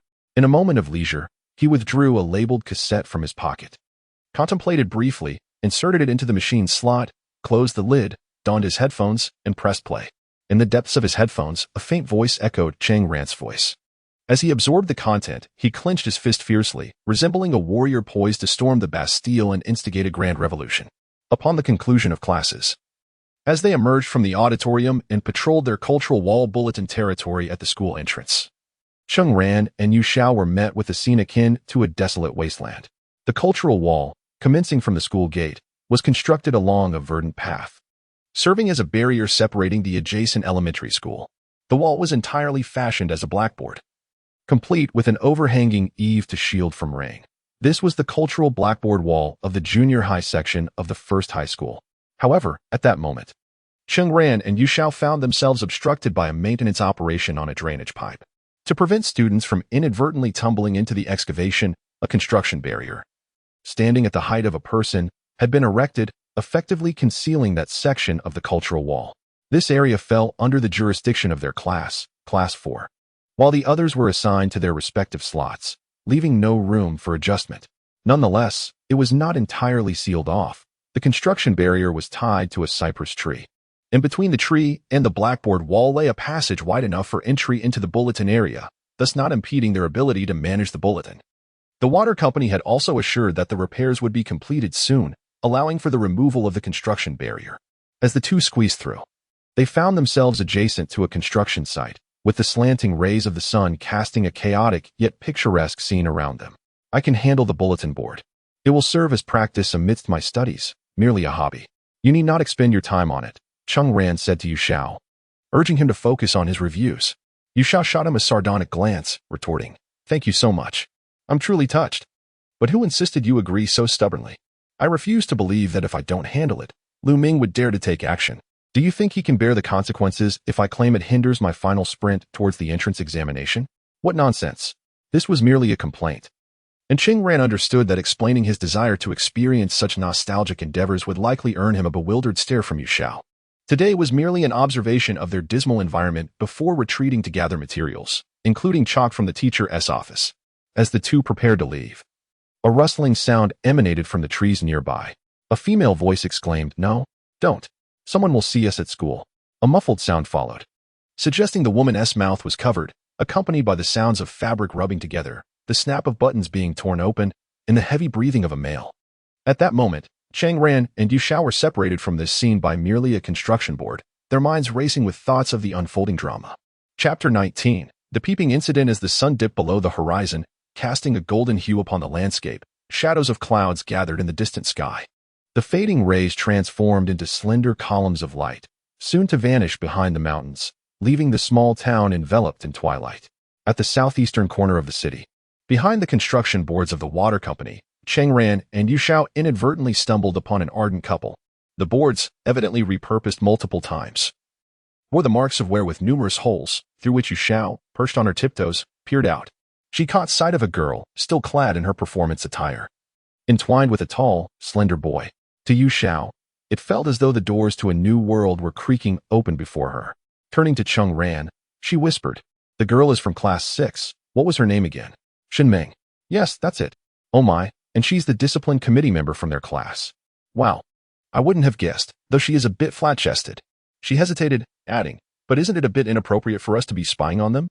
Cheng Ran thought to himself, does she possess even a modicum of awareness regarding her actions? The boy is, damn, it's CFA Bai, the kingpin of our school, the campus heartthrob. His father is said to be the chairman of Huagu Group, a state-owned investment company. Wherever there are people, there exists a social hierarchy, an immutable truth. The campus too forms its own microcosm of society, indifferent to the passage of time, with the culture of vying for supremacy seemingly enduring through the ages. However, having transcended this phase, Cheng Ran now viewed these schoolyard dramas with a sense of peculiar amusement. Ah, the kingpin of our school. He was familiar with Huagu Group, recognized as the foremost state enterprise in Shanghai City, having invested in numerous infrastructure projects. Before the Fuxing Hotel's establishment, it was the most renowned hotel and plaza in the city, backed by investments from this very company. Once an ordinary state enterprise, Huagu Group had undergone profound reforms under new leadership, rising from obscurity to become a formidable giant in the city. Moreover, it appeared that his father's technical institute sought to gain independence, likely relying on loans from Huagu Group. They must be negotiating at this very moment. Cheng Ran squinted, a vague recollection tugging at his mind, hinting that something significant was to transpire within this company, though he could not quite pinpoint it. He had heard whispers of CFA Bai being a notorious playboy, and it came as no surprise that he was indeed insufferable. Wasn't his girlfriend from class 7, Xie? Just last month? Yu Xiao huffed indignantly, her tone laced with reproach, yet beneath it lay an undercurrent of envy and resentment. The girl who allowed CFA Bai such liberties might not have been a goddess, but had Yu Xiao tried to approach her, she would likely have been met with disdain. Yet here was CFA Bai, effortlessly charming. CFA Bai, how dare you steal my girlfriend? A sudden roar, accompanied by a cacophony of footsteps, pierced the air. Cheng Ran stepped forward, peering through the hole to assess the situation outside. A group of 7 or 8 boys charged from the distance, causing CFA Bai to separate from a girl named Shinming. The girl flusteredly adjusted her clothing, while CFA Bai, standing at approximately 1.80 meters, sported short, stylish hair, a prominent nose, and an earring adorning his ear. At the forefront was a man with a buzz cut, presumably Shinming's boyfriend, accompanied by 7 companions who, perhaps wary of CFA Bai, formed a distant circle rather than closing in. That's Du Bin, Yu Xiao whispered. He's from class 6 and quite a figure. It's said he resents CFA Bai's status as the top dog at our school. Cheng Ran couldn't help but chuckle at the absurdity of the situation. The real dilemma was that she and Yu Xiao found themselves inexplicably caught between 2 factions. Would stepping forward and asking to pass disrupt the tense standoff? Du Bin, a robust player from the school's basketball team, approached CFA Bai with red-rimmed eyes, trembling as he pointed a finger at him, disregarding Shinming entirely. This is a matter between men. You've taken my woman, and we'll settle it as such. in their youthful fervor. Du Bin seemed unconcerned with the hierarchy of school status. In this era, facing the prospect of losing a woman was a dual blow to one's pride and emotions. Shenming positioned herself in front of CFA by asserting, "If you want to confront someone, come at me. This has nothing to do with him." Du Bin. She gazed at Du Bin and his 7 companions, knowing full well CFA by could not remain unscathed. However, in a sudden turn, she felt a push from behind, as CFA by propelled her towards Du Bin. "Oh, here, take her back," he said nonchalantly. Shenming teetered towards Du Bin, her expression one of disbelief as she turned back to CFA Bai, who wore a look of indifference. The pitiable sight stirred even Yu Xiao's fists in frustration. It was utterly outrageous. Just moments ago, CFA Bai had been intimate with Shenming, and in this age of budding romance, he now displayed a dismissive attitude, casting her aside with a flippant expression that indicated his lack of regard for her. This provoked Yu Xiao to the brink of wanting to confront him. On Du Bin's side, indignation was palpable, his face contorted with fury as he charged at CFA Bai. "Damn it, CFA Bai. I'll beat you to a pulp." Cheng Ran had initially anticipated a dramatic scene akin to a Korean drama, where a tall, handsome protagonist would dispatch a group of unruly youths. Yet, the reality proved that while CFA Bai may have aspired to that, he ultimately found himself constrained by the limits of human physics. Despite his martial prowess, he was outnumbered 8-1. The confrontation began with a semblance of balance, each party exchanging blows. CFA Bai fought back, landing several clean punches on those who rushed him. However, as the crowd closed in, he became overwhelmed, receiving a flurry of erratic strikes, leaving his athletic attire marred with footprints and smudges from the wall. A man lay on the ground, surrounded by a group of individuals kicking him. Du Bin, upon observing Shenming weeping profusely beside him, felt a surge of emotion. His eyes reddened as he seized a brick from the ground, preparing to strike CFA Bai on the head. Cheng Ran, who had witnessed the entire scene unfold, pressed down hard on a metal construction board, which emitted a cacophony of deformation sounds. This sudden noise startled Du Bin and his companions, causing them to halt. Even CFA Bai on the ground turned to look in their direction. Cheng Ran realized that if he did not intervene soon, the situation could escalate dangerously. These young men, driven by their impetuousness, might indeed resort to lethal violence. He recalled instances during his school days when feuds had led to stabbings or fatalities outside KTVs. He and Yu Xiao stepped out from behind, and Shenming, no longer crying, looked at them with a mix of shame and anger. Du Bin and his cohorts wore expressions of fury, yet Cheng Ran's demeanor, akin to that of an aloof sage, along with the earlier clamor of the metal board, had managed to momentarily intimidate them. The two parties stood in a tense silence, Yu Xiao eagerly observing Cheng Ran, curious about the next course of action. Noticing CFA Bai attempting to rise, Cheng Ran abruptly extended an arm, pointing towards the sky behind the crowd. "Look, a UFO," he exclaimed. The intention was to catch them off guard, to create a diversion that would allow for a swift escape. However, to his dismay, none of the individuals before him turned to look in the direction he indicated. They regarded him as if he were a fool. One tall, lean man spoke up. "Have you never seen a Stephen Chow movie? Are you trying to be funny?" Cheng Ran felt an acute sense of embarrassment. Why was the narrative deviating from expectation? Without further ado, he grabbed CFA Bai and exchanged a knowing glance with Yu Xiao, before sprinting towards the school gate like a wild hare from the NMG grasslands. Confrontation was ill-advised. With 8 adversaries on their side, Cheng Ran did not believe that violence could resolve the issue. The immediate concern was to prevent the situation from escalating. In school rivalries, like that of Du Bin's, one could easily find themselves in perilous circumstances. Du Bin and his group, already inflamed with rage, assumed that the emergence of Cheng Ran and Yu Xiao meant they were allies of CFA Bai and would confront them similarly. Yet to their surprise, the two did not exude the same aura as CFA Bai. They appeared utterly devoid of any restraint. They dragged CFA Bai towards the school gate at a frantic pace. As Cheng Ran pulled CFA Bai away with remarkable speed, the latter suddenly swung his arm, shaking off Cheng Ran's grip. "What are you doing? Stop running," Cheng Ran thought, bewildered by the unexpected turn of events. The boy in the white shirt before him seemed to harbor an erratic mindset. CFA Bai halted, turned around, and faced the approaching Du Bin and his companions. Without hesitation, he unleashed a flurry of punches, but soon found himself overpowered by kicks and blows. 2 individuals from Du Bin's side intended to pursue Cheng Ran and Yu Xiao. However, upon reaching the school gate, Cheng Ran and Yu Xiao halted, observing from a distance. The 2 pursuers, upon witnessing Cheng Ran's demeanor, likely sensed their futility and retreated to rejoin the group attacking CFA Bai. Thus, Cheng Ran and Yu Xiao became mere spectators throughout the ordeal. Perhaps it was their presence that dissuaded Du Bin from resorting to excessive violence. With Shen Ming mediating, Du Bin and his companions engaged in a scuffle for a considerable duration, seemingly expending their frustrations before Shen Ming finally intervened. Du Bin, shedding his tattered t-shirt, turned to Shen Ming, who had fully sided with him, and unleashed a torrent of harsh words directed at the prostrate CFA Bai.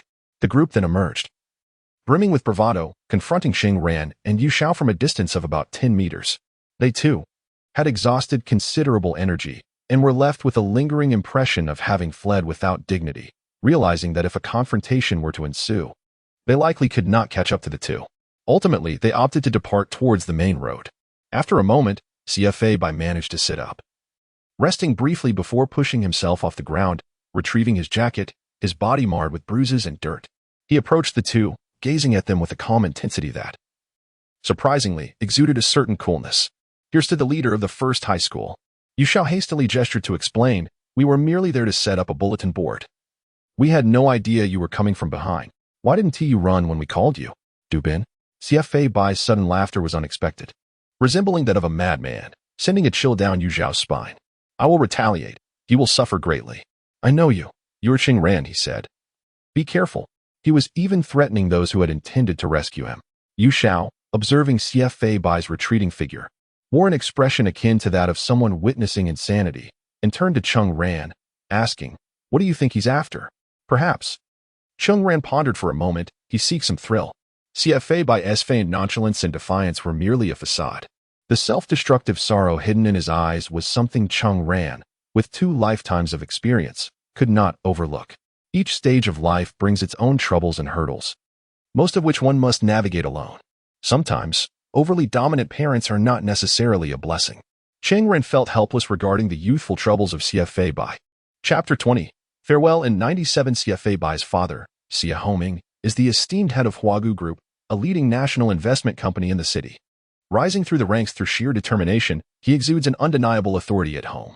His prominent status and control over financial resources attract countless influential figures who seek his favor. The complexities of adulthood unfold before the youth, some maturing rapidly, exhibiting precocious behavior, while others, like CFA Bai, embody rebellion, disillusionment, and a certain scorn for the world. Today, CFA Bai endured a slap from Xia Homing, who, upon returning from a week-long business trip, expressed his disdain for his son's newly acquired ear studs. He chastised CFA Bai about his bleak future. In retaliation, CFA Bai remarked that living a life of insincerity filled with hollow social engagements and deceitful acquaintances held little value. Death seemed preferable. Enraged, Xia Homing struck him, prompting CFA Bai to storm out, his mother powerless to mediate between them. To CFA Bai, the world appeared draped in cold hues. Families like Yu Xiao's, striving to ascend the social ladder, might envy his background. Yet, having witnessed the obsequiousness of teachers and principals before his father, even receiving gifts from them, the reverence typically afforded to mentors crumbled in his eyes. With a comfortable upbringing, suitors were never in short supply, and his romantic escapades were numerous, rendering teenage love a mere product of hormonal impulses, easily attainable. As for friendship, he once cherished a close bond with a friend. However, an incident at his friend's home revealed the insidious nature of their relationship. When his friend's father, having failed to ingratiate himself with Xia Homing, unleashed a torrent of abuse. CFA Bai overheard a revealing remark about his friend's ulterior motives regarding a project. This revelation shattered his naivety. He realized he had been a fool. Stepping outside, he witnessed his friend desperately attempting to placate his father, whose face turned ashen. Subsequently, CFA Bai exposed his friend's father's involvement in insider trading, leading to the man's suspension and the family's departure from the company. This act defined CFA Bai. He would not be a pawn in anyone's game, and he vowed to retaliate against all who dared to provoke him. However, following that incident, he lost faith in the concept of friendship. Those he had known since childhood could very well exploit him behind his back, and amidst the tumultuous winds of betrayal, true companionship seemed a distant illusion. Furthermore, he had no desire to endure the agony of betrayal ever again. Thus, today, CFA Bai harbors no sense of gratitude towards Cheng Ran and the other individual. In fact, he feels no need for their assistance whatsoever. To him, they are mere presumptuous interlopers, as he is not in a position to require their help. It is Du Bin who is courting disaster. Were it not for Cheng Ran's wager with the teacher, which garnered attention from the entire school and piqued his interest, he would have certainly dispatched a kick to each of them, especially since they had previously enjoyed their voyeuristic escapades. Bai approached the public telephone outside the convenience store and made a call to a construction materials supplier. As the call was directed to the person he sought, he said, "Brother Zhao, I've been assaulted." "Yes. All right, that will suffice." Brother Zhao, a businessman in the construction trade, had a background steeped in the underbelly of society. At times, Bai found interactions with such individuals to be refreshingly straightforward. The following day, Du Bin was accosted outside the school gates by a group of ruffians who ambushed him after class and dragged him into a narrow alley. There, he was subjected to slaps while the 5 companions who had been with him were lined up against the wall, each receiving a few blows. All were mere high school students, ill-equipped to contend with those hoodlums. Fortunately, the assailants did not employ excessive force. However, Du Bin emerged from the encounter somewhat battered and, according to witnesses, ended up with a mouthful of dog excrement. In the aftermath, the school increased security presence at the gates and advised students to return home promptly after class. Such incidents, while not frequent, were not uncommon in that era. However, this particular event solidified Bai's reputation as the undisputed leader of the first high school, and no one dared to challenge him openly thereafter. Cheng Ran, upon hearing Yu Xiao recount the incident, furrowed his brow slightly but refrained from further comment. Having returned to life less than a week ago, Cheng Ran diligently followed his self-imposed regimen each day. The pace of the lessons was far too slow for him, rendering attendance unnecessary. Instead, he utilized class time to execute his review plan. His past life had instilled in him a mechanical adherence to planning. In his previous existence, driven by the harsh realities of survival, fierce competition, entrenched societal resource allocation, exorbitant cost of innovation, and dismally low odds of success, he had been constrained by myriad rules, making it nearly impossible for an ordinary individual to rise above the fray. It was as if a colossal wheel, weighing millions of tons, relentlessly pursued him from behind, leaving no room for complacency. Even with leaden feet, one had to press on, lest they be crushed beneath its weight. Those who offered him drink, those whose tones and commands were impossible to refuse, dictated the course of his life, ultimately leading to his demise. Now, however, he has returned to his youth. At a moment when the world still holds the potential for a fresh start, the greatest freedom in life lies in the power of choice. And he aspires to attain such power through relentless effort. His current resolve springs from a profound inner motivation, a surging energy. If he cannot begin with the minutiae upon his rebirth, he fears that even the mightiest tide might not permit him to rise with the wind. Relying on oneself, one must embark on tasks with meticulous attention to detail, striving to excel in every endeavor at hand. Cheng Ran could sense the process of reconstructing the entire framework of his middle school education, and the efficiency was nothing short of astonishing. It even evoked a poignant feeling of regret, as if the time that had elapsed was squandered in vain, akin to a building where others commenced by digging the foundation, erecting the framework, and pouring concrete layer by layer. However, he seemed to have pressed the fast-forward button, witnessing this edifice rise at an observable pace. This exhilarating sensation bestowed upon him a sense of superhuman awareness. Cheng Ran understood that this delight stemmed from his prior review of the material. His mind retained a repository of memories, and through revision, he merely activated these recollections, allowing the knowledge from his middle school years to manifest in clarity within his consciousness. As he immersed himself in this state of focus, time flew by, and the final stages of his middle school journey gradually approached. The date of the culminating arts performance loomed nearer, with boys and girls involved in the program dedicating half an hour to an hour each afternoon after school for rehearsals. Many vacant classrooms and spaces within the school echoed with the sounds of dance practice, singing, and skits. As everyone aspired to leave a lasting impression on this stage as they neared graduation, thus marking their middle school experiences. Today, Yang Xia was rehearsing in the auditorium, surrounded by numerous boys who lingered after school to watch her. A few, who shared a closer friendship with her, were particularly attentive, buying her soda and assisting with the movement of equipment on stage. These were the subtle gestures of those seeking her attention and favor. Unexpectedly, Yang Xia scanned the auditorium but could not find Cheng Ran. She had assumed he was among the boys watching her with eager eyes. Cheng Ran felt it was time to commence work on the cultural wall with Yu Xiao. Although they had nearly 2 weeks to undertake this project, it was essential to first decide on a theme.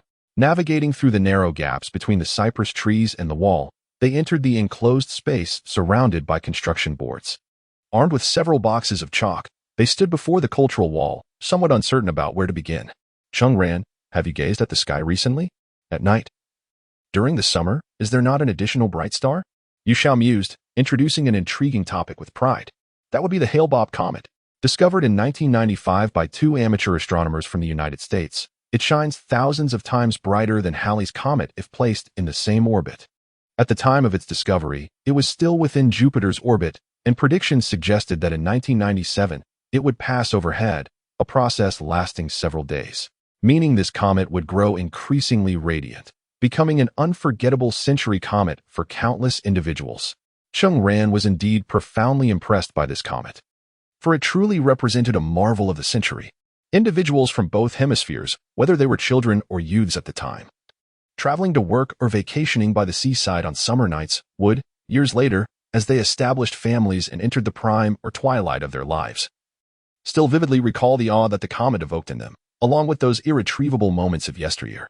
Strangely, as he gazed upon the celestial body that was gradually brightening above him, Cheng Ran felt an indescribable sense of familiarity and nostalgia enveloping him, even tinged with a hint of mysticism. Could it be that the appearance of this extraordinary spectacle influenced certain unknown elements, thus leading to his rebirth? Nevertheless, one thing is certain, the Hale-Bopp comet is soon to be seen again. I eagerly anticipate our reunion in this world that has undeniably changed. Your next return shall be in over 2 millennia. In this realm, there shall be no one who encounters you twice. Chapter 21. The unresentful I could have attended the girls' rehearsal, and Chen Ming and the others mentioned that there was a role in the skit that needed someone, which would have allowed me to step onto the stage once again, albeit as a middle schooler. But you ruined that opportunity for me, leaving me here to create this mundane bulletin board. Cheng Ran cast a sidelong glance at him. Did I not suggest you could accompany me no longer? You are free to go. What are you drawing, a sunflower? How unoriginal. Look around this place. Yu Xiao gestured towards the chaotic dirt and construction site, devoid of life. If I were to leave you here alone, I would feel a twinge of guilt. Then why not you draw while I head home? Cheng Ran turned away. Does your conscience not ache? Yu Xiao was on the verge of losing his composure. Who am I doing this for? By the way, Yang Xia is rehearsing now. Why not go cheer her on? This isn't like you. Yu Xiao questioned, puzzled. Have I really? Cheng Ran pondered. While he acknowledged that he had a fondness for Yang Xia during middle school, the notion of orbiting around her seemed exaggerated. Yu Xiao promptly dismissed that thought. But it doesn't matter. You are about to enter the final push. Perhaps not seeing her will ease your nerves, preventing any anxiety later on. Speaking of which, did you notice that Yang Xia is the lead dancer in Moon Lake? In terms of skill and grace, she truly excels. You are indeed fortunate. Her figure is remarkable. Cheng Ran replied, from discussing Halley's Comet to girls' figures, you certainly have a wide range. Among our acquaintances, who else possesses a figure that can rival Yang Xia's? Yu Xiao paused momentarily, perhaps only Lao Jiang, in the confines of the bulletin board space. The boys spoke of those girls, a peculiar thrill coursing through them. Cheng Ran nodded. Lao Jiang. She has both curves and allure. Indeed, quite impressive. And likely to improve further. Indeed, living in the government's Red Gate courtyard, her lifestyle must be affluent, with good nutrition, hence her well-rounded figure. Yu Xiao continued with a scientific analysis. Moreover, I believe she is even more beautiful than Yang Xia. What a pity she doesn't dance. If she did, there would surely be a throng of admirers in the audience. Dripping blood is a bit of an exaggeration, but there is certainly excitement. Cheng Ran attempted to sketch something on the blackboard with chalk. Why do you suppose Lao Jiang's family chose such a name for her, Jiang Hongxiao? It sounds quite pedestrian, akin to sweet potatoes sold on every street corner. It is reminiscent of today's blooming red peonies. Some flowers nearing their end while others are just beginning to bloom. Cheng Ran chuckled. This fellow tends to veer off course if not careful.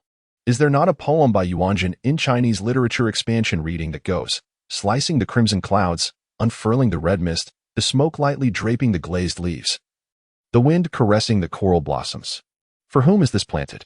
My heart yearns for its beauty, yet the rewards of gathering are shrouded in mystery. If peonies are the queens of flowers, then the peony has a reputation for beauty among flowers, and in terms of floral quality, it stands at the forefront of all blooms. Regarding his family, they do not seek her to be eloquent and grand among the nobles. Yet they desire her grace and elegance. Yu Xiao gazed at Cheng Ran before him and truly discerned that Cheng Ran had changed. Could this be what is known as growth? He could only mutter, "The high school entrance exam is not something I need to study for." At that moment, a gentle voice resonated from beyond the construction board. "Old Jiang?" Yu Zhao's heart raced, while Cheng Ran stared in astonishment. A face, as if torn from the fabric of another dimension, emerged from the crevice between the cypress tree and the wall, with curious eyes that many longed to linger upon. Exploring the space before her, her hair swayed lightly, and the breeze carried an essence that made one's very soul tremble. Who else could it be but Jiang Hongxiao? Old Jiang. Yu Zhao stammered in fright. Cheng Ran immediately realized that this individual, capable of invoking such a nickname, had likely been eavesdropping on their conversation for some time. The critical question was, at what point had she begun to intervene? What had she heard, and what had she not? This was truly a predicament. Not long ago, they had been spying on CFA Bai, and now, in a blink, they faced their own retribution. This woman was indeed like a cat in a martial arts novel. One would surely remark on her exceptional lightness of foot and subtle aura, managing to approach so closely without detection. Yet, Yu Zhao, feeling guilty, foolishly asked, "When did you come outside?" Dressed in jeans and a striped shirt, Jiang Hongxiao entered with a smile. "I just arrived." Her demeanor was clearly dismissive. "Have you been watching us for a long time?" Cheng Ran scrutinized her with suspicion. The enigmatic aura surrounding Jiang Hongxiao, possibly hinting at a formidable background, suggested she was not to be trifled with. Coupled with her keen insight, it felt ominous to be the focus of her attention. Jiang Hongxiao met his gaze, like a peony swaying gently. "Indeed, I was just observing what mischief you two were up to. We are preparing a bulletin board." Yu Zhao interjected. "Just because you see us gathered does not imply we are up to no good." Faced with Jiang Hongxiao's enchanting gaze, Yu Zhao instinctively pointed aside. If there is anything wrong, it was he who led the way. It was evident that one could not expect loyalty from Yu Zhao in such moments. Perhaps he had finally seized the opportunity to explain himself to Jiang Hongxiao. The woman before them casually slipped her hands into her pockets. Unbothered by the cleanliness of the wall, leaning against it with a playful tilt of her head, half smiling at the two. Old Jiang. Had I not heard it with my own ears, I would never have known I had such a..." She tilted her head, her perfectly sculpted cheekbones on display as if contemplating the right words, a composed nickname. Yu Zhao instinctively thought to continue. "You are quite the steady person." But as he began to speak, he was silenced by Jiang Hongxiao's glare, and he redirected his finger elsewhere. He called out, "First. I merely got used to it afterward. I warned you not to assign nicknames indiscriminately, yet you never listen. I feel quite guilty. Truly a commendable teammate. Selling out friends for personal gain and then slipping away." Cheng Ran feigned a kick, prompting Yu Zhao to quickly sidestep like a startled rabbit. However, Jiang Hongxiao burst into laughter first. As she smiled, Yu Zhao finally felt his previously suspended heart settle down. There was no denying it. This girl was an unattainable vision, akin to a beautiful yet distant snow-capped mountain in the realm shared by Cheng Ran and himself. Countless souls journeyed towards her, yet they remained rooted in place. Whenever she visited the unit's courtyard, akin to her trips to Lu Ying's home, she was the center of attention, with everyone vying for her time and proximity, leaving little room for private moments with her. Cheng Ran, however, was acutely aware that the events of a past life had never truly transpired. Their paths and that of Jiang Hongxiao were parallel, never to intersect. While they were profoundly aware of Jiang Hongxiao, she likely only held a vague impression of them, perhaps remembering only the loquats they had pilfered from her home. The flutter of a butterfly's wings heralded a shift in circumstances. All right. I'm not angry," Jiang Hongxiao said with a gracious smile. "Does what others call you define who you are? In terms of age, you are both slightly older than I am. If anyone is to be deemed old, it should be you." The familiarity was endearing, and Yu Zhao felt his heart flutter. "You seem to have a great time with the bulletin board. I have never participated. May I join?" Just as Yu Zhao was eager to volunteer, Cheng Ran shook his head, cautioning her that it would make her dirty, suggesting that it was best for girls to refrain from joining in. Yu Zhao turned to Cheng Ran, incredulous. "What is wrong with you? How can you send such a distinguished guest away? Do you realize how many people yearn for her attention?" Just then, Jiang Hongxiao approached, exuding a gentle yet commanding presence.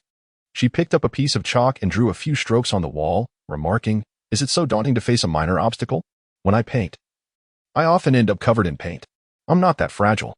The so-called obstacle in her statement, was it the prospect of getting dirty, or Cheng Ran's objections? There was an undeniable air of quiet determination about her, and Yu Zhao silently gave her a thumbs up. Cheng Ran found himself at a loss with his steadfast friend. Jiang Hongxiao's chalk slipped, leaving little trace on the board. Cheng Ran gestured to the side, indicating a spot where a pipe had burst, leaving the wall damp and unsuitable for chalk. It seems we'll need watercolor paints instead. I have watercolors at home. Consider it a friendly sponsorship. Jiang Hongxiao replied with a smile, her eyes narrowing playfully. By the way, if you were so keen on me not being here, are you two truly up to no good? His mind just occasionally wanders, and he can be quite eccentric. Yu Xiao nearly leapt up in excitement. Don't mind him. We are not idle mischief makers. You are welcome to supervise. If you have the paint, that would be splendid. Cheng Ran shook his head in resignation, realizing that Jiang Hongxiao was not going to be easily dismissed. Continuing down this path would only complicate matters further. Then let us paint the background with a depiction of Halley's Comet. It fits the theme. Absolutely. That sounds marvelous. A broad expanse of blue and black will suffice. Cheng Ran, you truly are a genius. Now, let's see what Lu Ming has to say. To capture the essence of a person, one must first outline their bones. To depict a scene, one must first sketch its contours. Jiang Hongxiao smiled, suggesting that they first outline the main layout for their artwork today. After a brief pause, she turned to Cheng Ran and inquired where he would like to begin. Cheng Ran had to concede that spending time with her was a delightful and refreshing experience.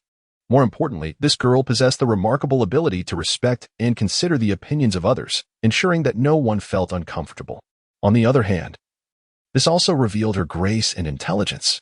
Indeed, she could engage in literary pursuits, play the piano, or dance elegantly with her graceful brows and enchanting gaze. The most significant aspect was that, despite seemingly being an unattainable and distant figure, Jiang Hongxiao was right there with them, working on the cultural bulletin board. While Cheng Ran's thoughts remained unknown, Yu Xiao felt certain that this moment would be etched in her memory for a lifetime. Unable to contain herself any longer, Yu Xiao eventually excused herself to the restroom, leaving Cheng Ran and Jiang Hongxiao to compose their design in front of the blackboard. They sketched one arc after another. The girl deeply focused. Occasionally, she would rise on her toes, the subtle curve of her abdomen effortlessly drawing Cheng Ran's gaze, both consciously and unconsciously. Once Jiang Hongxiao completed her drawing, she set down the chalk, clapped her hands, and turned to the earnest Cheng Ran, revealing a smile so captivating that it could make anyone who entertained even a hint of impropriety feel instantly ashamed. Yet, her words caused Cheng Ran's previously calm heart to leap unexpectedly. You were so reluctant for me to stay just now because you were worried I might overhear things you shouldn't be saying, right? Rest assured, I didn't catch much of it. After all, I have both curves and grace, and I bear no grudges. Chapter 22. The Elusive in the Subsequent 2 Days. Jiang Hongxiao did not make an appearance, leaving Cheng Ran to ponder whether her earlier visit was merely a means of humiliation. Perhaps their indiscreet remarks had provoked this seemingly cheerful, yet intrinsically traditional girl.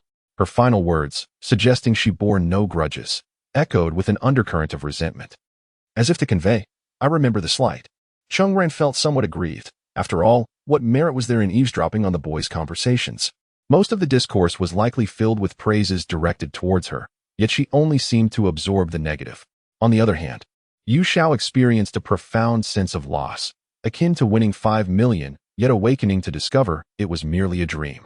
She had harbored the hope of enjoying solitary moments with a girl of Jiang Hongxiao's caliber, believing that during those fleeting instances, she belonged solely to them. In truth, it appeared that Jiang's interest was but a fleeting whim, a curiosity to ascertain whether they were engaged in mischief before losing all inclination. This Friday, amidst a wave of excitement, they ventured to the auditorium for rehearsal, only to find Jiang Hongxiao performing on a harp, surrounded by a sea of spectators. Someone called out the name of the instrument, Kongho. Generally, solo instrumental performances lack the impact of dance or song, yet Jiang Hongxiao infused the Kongho with an extraordinary essence. Retaining the elegance of the Guzheng and Guqin, her music transcended the profound richness of the former, evoking a sense of ethereal clarity reminiscent of crystalline mountain springs. Moreover, her striking beauty contributed to the awe. For many, this was the first glimpse of the class's belle showcasing her talent, and the result was nothing short of breathtaking. Anticipation for the upcoming cultural performance soared. However, for Yu Xiao and Cheng Ran, who witnessed the spectacle, Jiang Hongxiao seemed to drift further away, leaving them uncertain whether her earlier appearance was merely an illusion, a fleeting moment akin to blossoms in spring or moonlit nights, merely reflections in a mirror. Cheng Ran remained unperturbed, recognizing that a girl like Jiang Hongxiao was inherently elusive. Upon witnessing the fervent applause and the glimmer of admiration in the eyes of the audience following her performance, he understood her modesty was a choice, a reluctance to seek the limelight. In truth, many were eager to establish a connection with her, from the likes of Lu Ying, whose entire family conspired to play a part, to Sun Jichao and his peers from the government compound, who were likewise devising ways to approach her. The notion of a time that solely belonged to them was merely a one-sided fantasy. Returning home, Su Lan was busy preparing dinner. Cheng Ran retreated to his room, where he took out a notebook and quietly reflected on the past week. In truth, only a week had elapsed since his rebirth. Yet he felt he had completed a quarter of his review progress. Given the current circumstances, his journey had unfolded more smoothly than anticipated, with only greater achievements ahead. In his youth, he possessed an extraordinary vitality. Through the period of review, his confidence grew steadily. Initially, he had wished to temper his exuberance, but upon reflection, he decided not to pursue perfection or the unattainable title of top of the class. Instead, he pondered the outcomes achievable through his innate understanding of high school and university knowledge, complemented by his newly acquired English skills from the workplace. All within a month of diligent study since his rebirth. He flipped through his notebook, and on one of the last few pages, he discovered some scribbled notes, names of those who had been erased from existence. He sketched the trajectories of certain events, employing symbols and diagrams only he could decipher. A new hypothesis began to form in his mind.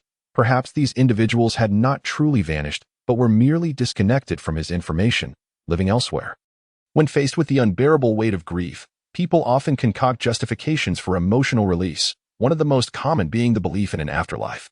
Cheng Ran found himself drawn to such conjectures, realizing that despite the vastness of the world, the inevitable march of the information age was making it increasingly smaller.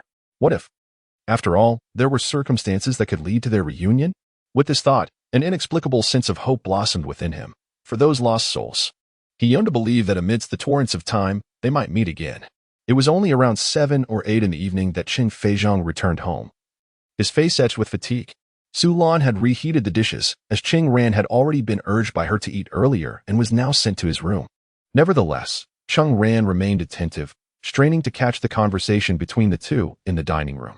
The turmoil within the company had intensified, and Cheng Feiyang often found himself working late. Cheng Ran understood that his father was embroiled in a fierce battle. At the end of this struggle, various factions had emerged, and the company was on the brink of collapse. Most employees had been laid off with severance packages, and murmurs surfaced suggesting that if Cheng Feiyang were to establish an independent technical division, there would be questions about the legitimacy of his autonomy.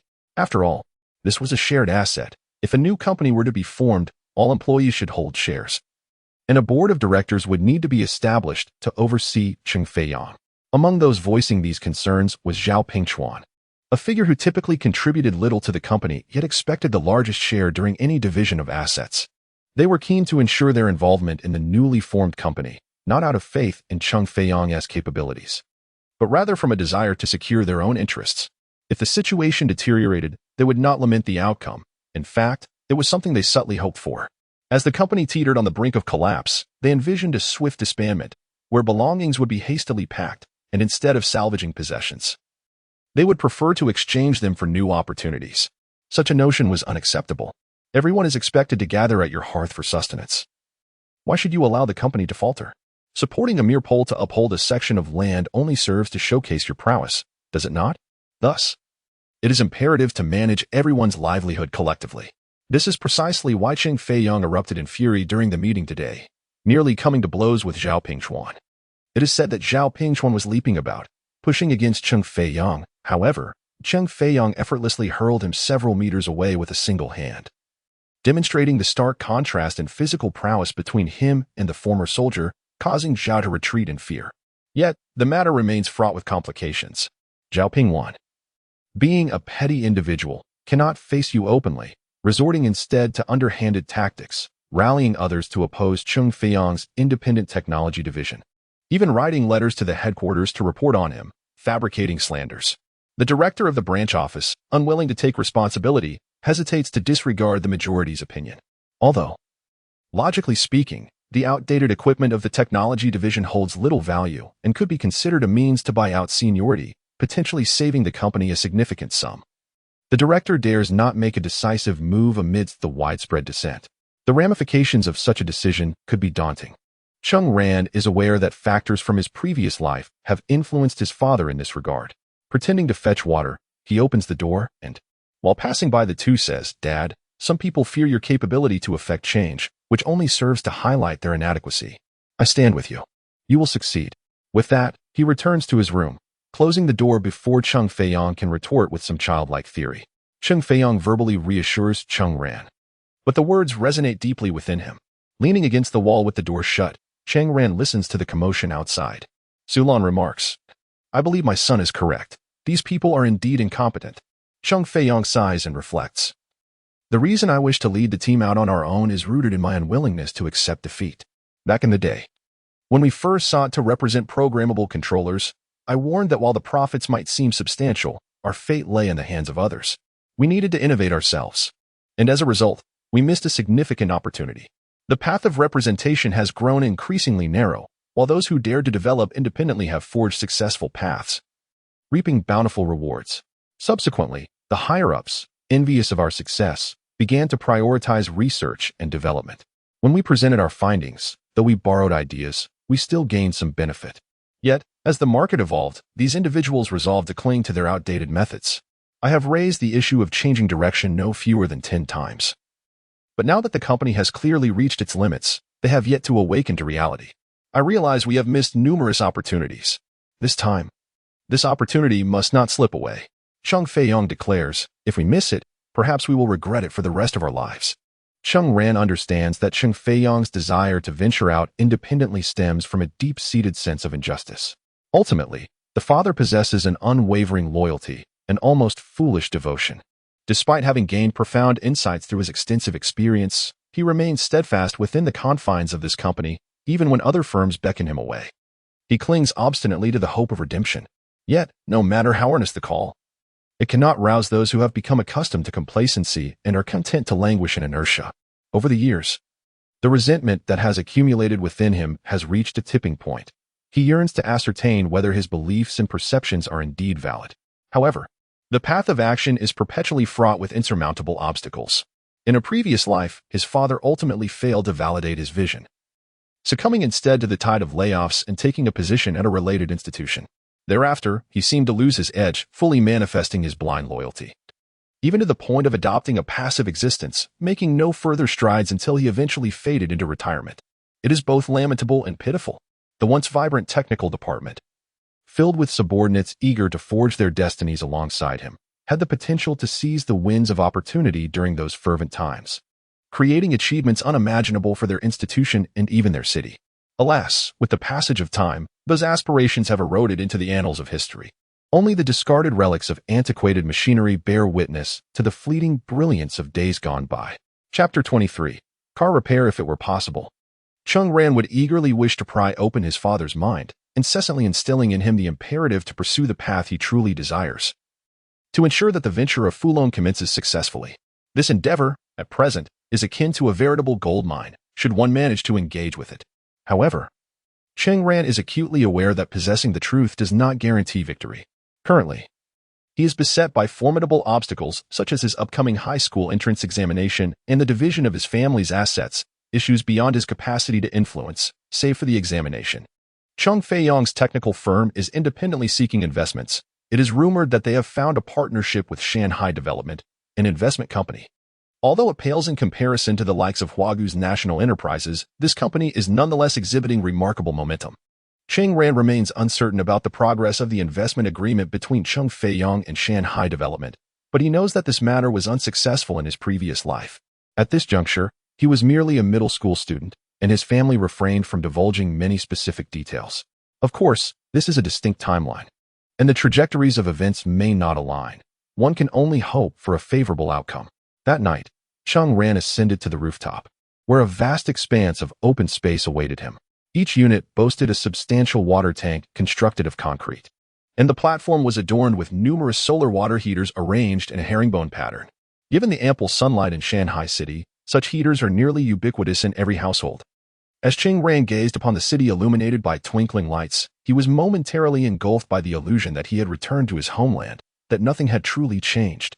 Only the bright comet in the southeastern sky, alongside the full moon, reminded him that it was indeed the year 1997. The city known as Gangdu was set to return to the mainland this year, and at this time, there were only a little over 100,000 websites globally. If history proved to be consistent, this number would swell to 160 million in a decade.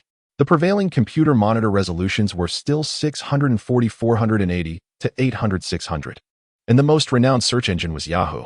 Everything felt nascent, as if a grand era was just beginning to stir, on the verge of awakening.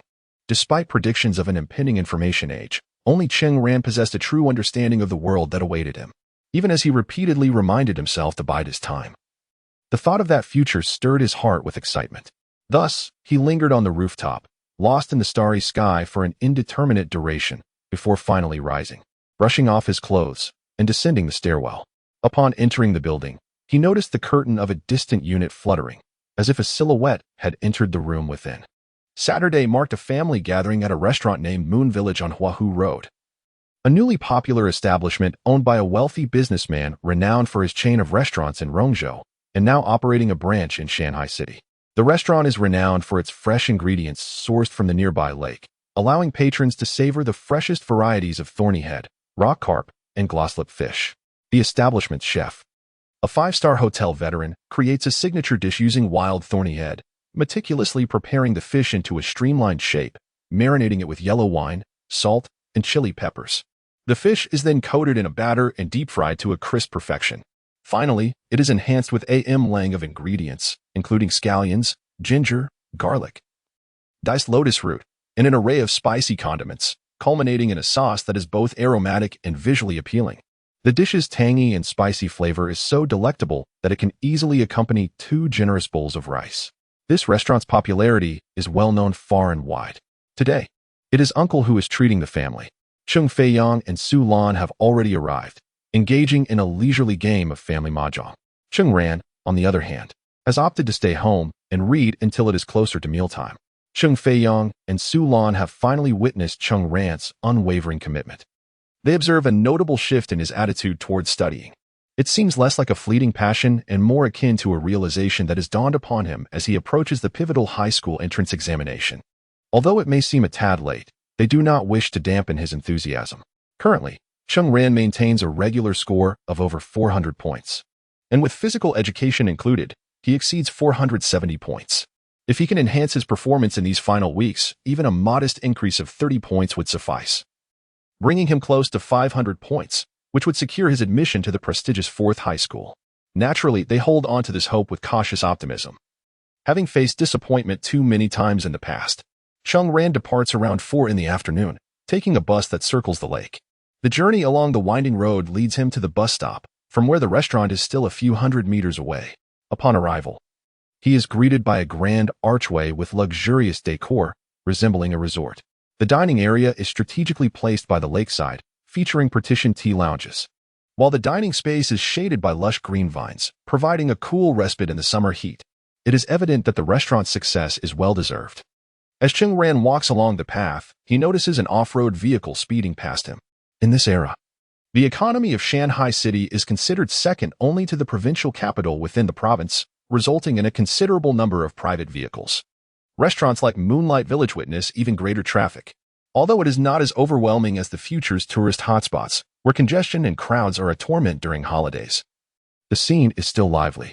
Just as the off-road vehicle whizzes by Cheng Ran, it suddenly emits an unusual low rumble from the engine, followed by 2 muffled thuds, coming to a halt by the roadside. The driver attempts to restart the engine several times, but only hears a whirring sound without ignition. He exits the vehicle and lifts the hood to inspect the engine. As Cheng Ran approaches, he catches a glimpse of 2 individuals in the back seat. On the left side, a sharply dressed man with a side-parted hairstyle exudes a typical secretarial demeanor, while on the right sits a middle-aged man clad in a casual polo shirt, with a broad face and wide ears. Cheng Ran finds the latter vaguely familiar, yet cannot recall where he might have seen him before.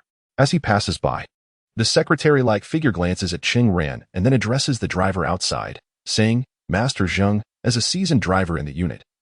"Why didn't you check the vehicle beforehand?" The secretary's tone was gentle yet tinged with reproach, a necessary balance in his role. Certain matters were not appropriate for the leader to address directly. Thus, he felt compelled to articulate them. The driver, surnamed Zheng, appeared momentarily flustered and anxious, fervently explaining that this imported vehicle was indeed challenging to manage. I have only ever driven minibuses or the common Santana, or perhaps a truck. This luxury model, with its complexity, has left me somewhat bewildered, he confessed. The secretary, growing increasingly impatient, inquired about how they would manage, reminding him that they needed to return after lunch. Shall I call Xiao Lu to arrange for another vehicle? However, the middle-aged man waved his hand to stop her, suggesting it was still early enough for Master Zhang to make some repairs.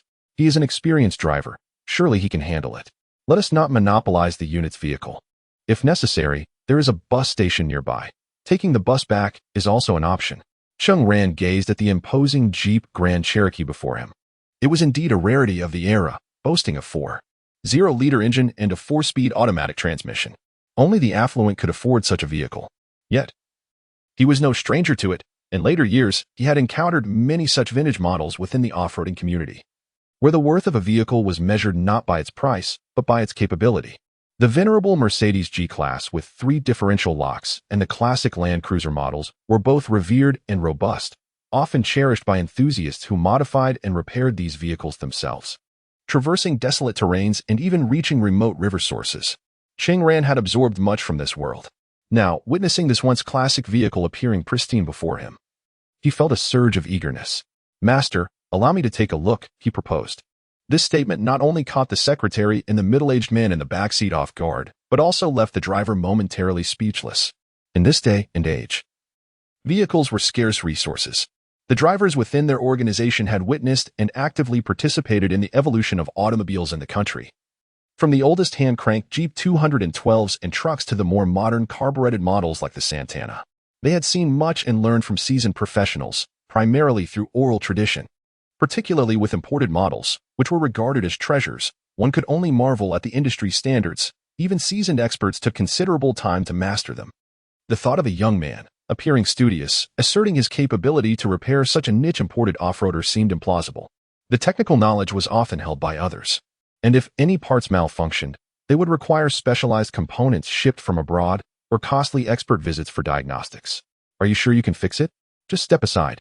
The driver, known for his fiery temperament, was restrained in front of his superiors, but could easily express himself to someone who resembled a student. Cheng Ran boldly leaped into the driver's seat and waved for the keys.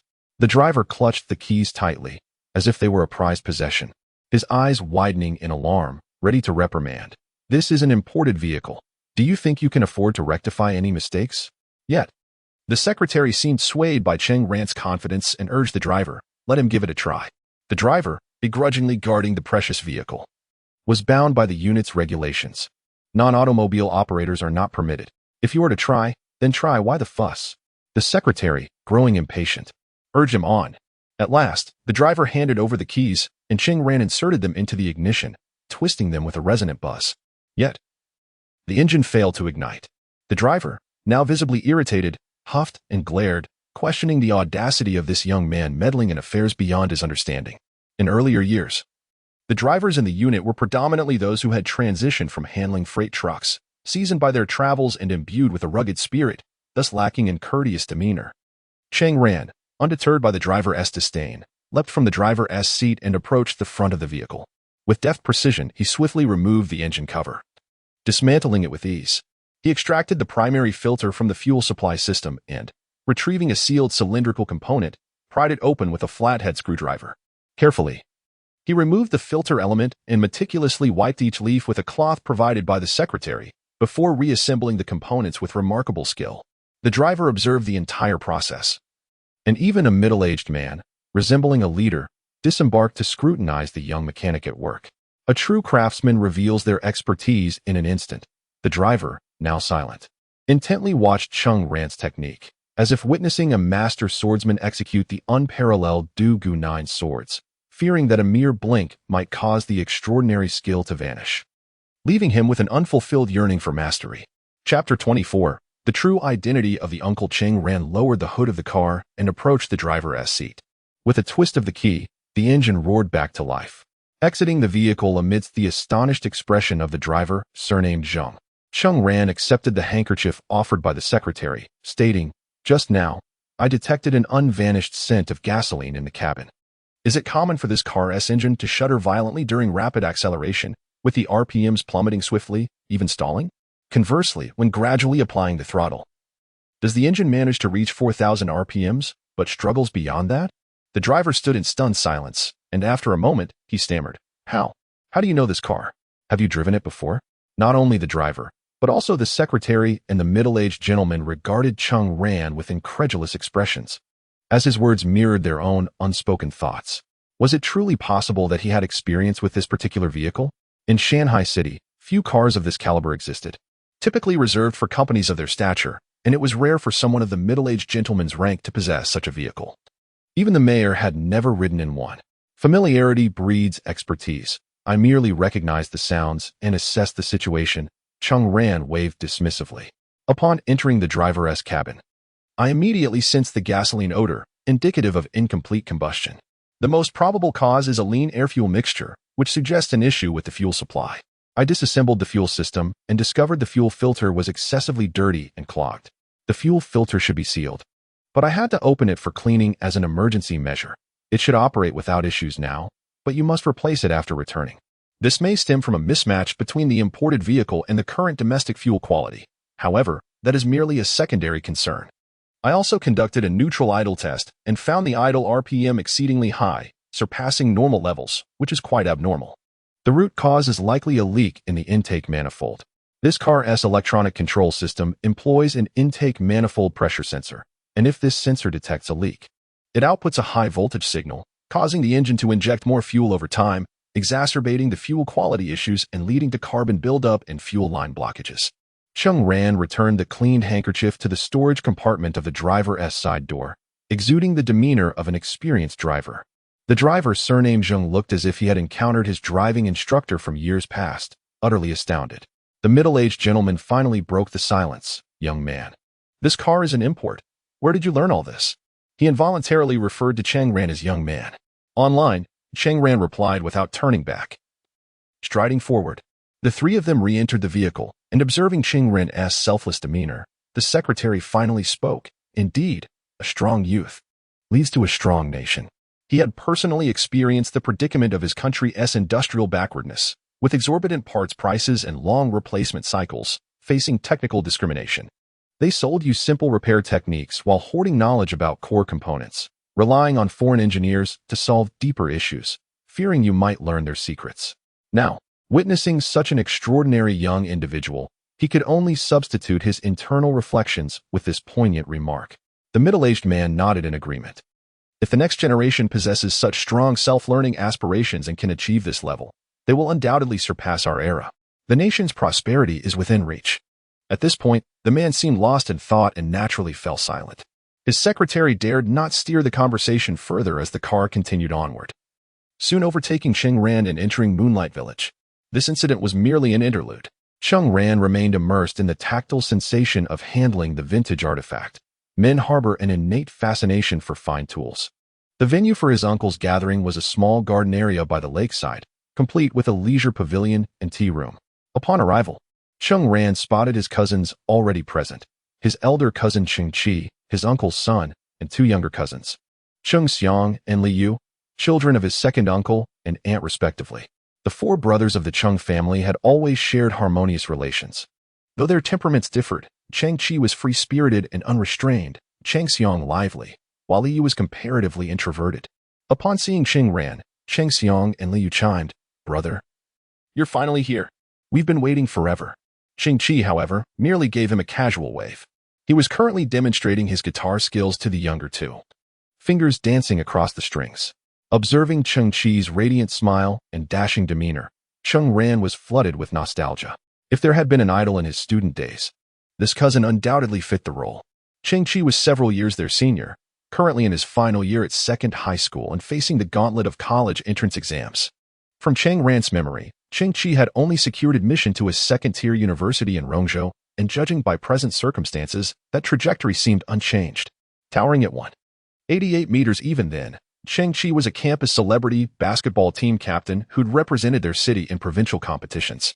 His reputation was such that if one were to draw parallels with Slam Dunk, Cheng Qi embodied the Rukowa Kid archetype.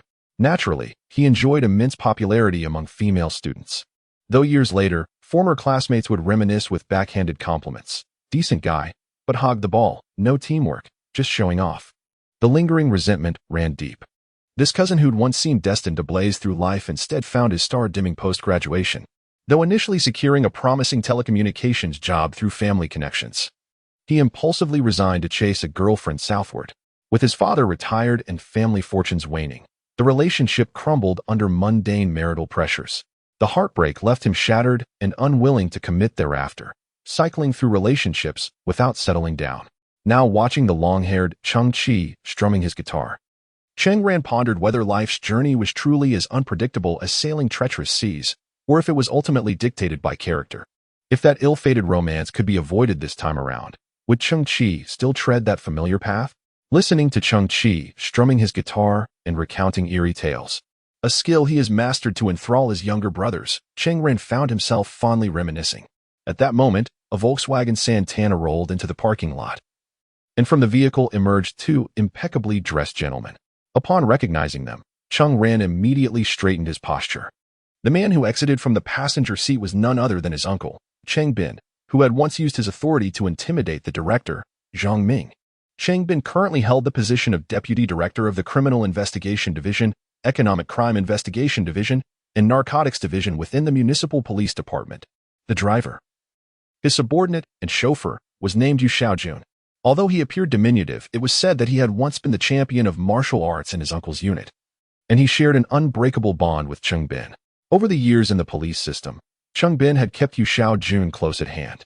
Yu Xiaojun was, in fact, 7 to 8 years younger than his uncle. Hailing from the Essex region, he had lost his father in an accident while foraging for wild vegetables, and his single mother had raised him alone.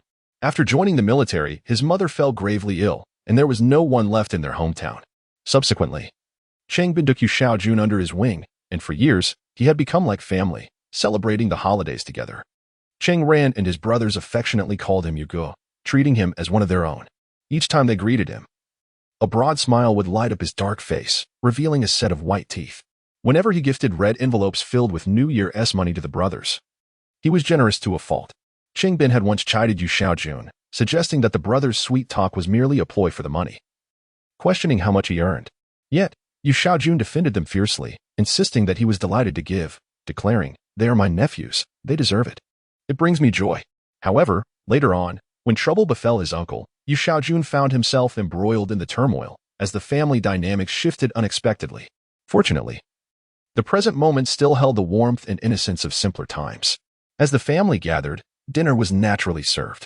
The primary purpose of this meal was to encourage Cheng Chi, who was preparing for the forthcoming college entrance examination, and to express hopes for Cheng Ran's upcoming middle school entrance exams. Cheng Ran's aunt raised her glass, wishing Cheng Chi success in his exams and hoping for Cheng Ran to secure a place in the prestigious 4th middle school. Observing the collective cheers, Cheng Ran felt a wave of embarrassment wash over him, pondering how low their expectations of him must be. Yet, reflecting on past academic performances, such modest anticipations seemed quite reasonable. Cheng Bin, in contrast to his authoritative role, bore no resemblance to a man who could instill unwavering loyalty in Yu Xiaojun. He appeared more like a scholar among the crowd, embodying the demeanor of a gentle, educated man from the 1970s. Despite his title as Deputy Director of the Police Bureau, he exuded a calm and amiable presence, always ready to listen attentively and respond with utmost kindness and clarity. Thus, the Cheng family, in their modesty, radiated a warm and gentle aura. After the meal, Yu Xiaojun and Cheng Bin received several phone calls. The Cheng brothers inadvertently overheard Yu Xiaojun speaking about the discovery of a couple's bodies on Beishan and the recent incident at a barbecue stand in the city that resulted in 1 death and 5 injuries. A chill ran down their spines. After making a phone call, Cheng Bin recalled something and summoned the 4 of them over. Seated beneath the grapevine trellis, Cheng Ran and the others found their places one by one, smiling at their elder cousin. The scholarly demeanor that had graced Cheng Bin's face during their earlier family meal gradually faded, replaced by a calmness tinged with a chilling undertone. Just 3 days prior, a group of high school students had clashed at a barbecue stand, their quarrel stemming from jealousy. The outcome was tragic. A bottle had claimed a life. Consider this. Cheng Bin continued. All this chaos erupted over such trivial matters, resulting in a loss of life. Can you imagine the anguish of the deceased's parents? It was a heart-wrenching sorrow, a desperation so profound that they would willingly descend into the depths of hell if it meant reclaiming their son. Cheng Xiang, and Liu exchanged anxious glances, unsettled by Cheng Bin's tone and the gravity of his words. Cheng Bin noticed their expressions shift and felt a sense of satisfaction. However, he was taken aback by the look in Cheng Ran's eyes. There was an unexpected absence of fear. Cheng Bin pressed on, explaining that his purpose in sharing this was to issue a warning. They must avoid trouble. If anyone provokes you, endure it. If the situation escalates to personal harm, contact the police. They will handle it, he instructed. Yet, as he spoke, his demeanor shifted dramatically, his eyes widening with an unarticulated terror that seemed to flow from a sea of corpses and blood. Should anyone dare to invoke my name, claiming that your uncle is a deputy chief at the Public Security Bureau, seeking to gain face or assert dominance, know this: if your parents hesitate, I shall be the one to break your legs. The once jovial trio now stared in shock at the man who had just moments ago appeared gentle and refined, but had now revealed his true nature. A profound shadow loomed over them. Chapter 25. Clarification. Cheng Ran was well aware of his cousin's true nature. Despite his outwardly gentle demeanor, he was far from being a pushover. It was said that during his tenure as the director of the local police station, he undertook a significant crackdown operation, single-handedly storming a fortified drug manufacturing facility in the countryside. He shot 2 individuals dead and wounded 3 others before opening the gates for armed police to flood in, dismantling the operation and capturing 17 suspects. This heroic act earned him a second-class personal commendation, and he garnered a reputation as a battle hero within the city's public security system. Many who sought to befriend him were taken aback upon meeting him, as they had envisioned a brawny figure, only to find Cheng Bin resembling an ordinary university student, an image that completely shattered their assumptions. Cheng Bin himself maintained a low profile. However, as a deputy director, certain matters from the extensive family would inevitably reach him. Generally, he was willing to assist with reasonable requests, but he was particularly averse to issues concerning the misdeeds of the younger generation in his family or anything that might tarnish his reputation. Cheng Ran understood that his cousin adhered to a specific code of conduct. On one hand, he genuinely feared that his position might enable the younger family members to act without restraint. On the other, his sensitive identity required him to remain unblemished. Nevertheless, Cheng Bin was quite protective of his family. Since marrying his wife, he had chosen not to have children, telling his uncle that the Cheng family was filled with boys, and thus he felt no obligation to continue the lineage. However, Cheng Ran suspected that Cheng Bin was naturally averse to children, viewing them as a burden. Observing the 4 brothers of the Cheng family, one could discern their similar exasperation towards a gaggle of unruly kids, which explained his current opportunity to discipline them. Once the 4 brothers of the Cheng family had scampered away, Cheng Bin turned to Yu Xiaojun and remarked, "You see, I truly dislike those little rascals. They are so mischievous that when they gather, it feels as though they could drive you to madness. If they were my children, I would have kicked them out long ago. A little intimidation is necessary. So, opting against having children is indeed the right choice, out of sight, out of mind." Returning to the dining table, the family discussed Cheng Feiyang's current situation at work. His uncle frowned, saying, "I am well aware of your situation. The question now is whether you can become independent. Moreover, even if you do manage independence, can your meager assets sustain a company? It seems you may still need to seek external funding.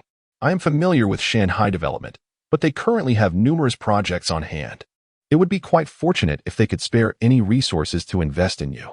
Auntie expressed her concern for Cheng Feiyang, stating, "It would be wonderful if you could achieve independence. I believe in you, second brother. You possess the capability. It was just that your previous workplace was so dismal that it confined you." While they were conversing, acquaintances from the area would occasionally approach their table to offer toasts. Shanghai was a small town, and it was common to encounter familiar faces while dining at the same establishment. Furthermore, Uncle Cheng was well connected in the transportation sector, and the Moon Village restaurant had recently gained considerable fame. During their time there, they had already crossed paths with at least 2 groups of acquaintances. It was customary to mingle and toast at the dinner table. The individual who approached to offer a toast was an acquaintance of my uncle, a proprietor of a private hospital. In those bygone days, he had risen through the ranks of a large corporation, thus he was quite familiar with the Cheng family, including Cheng Feiyang. After exchanging pleasantries with my uncle, he turned to Cheng Feiyang and remarked, "Young Cheng, I've heard that your Huadong company plans to spin off your department. You must have sought collaboration with Shanghai Development, right?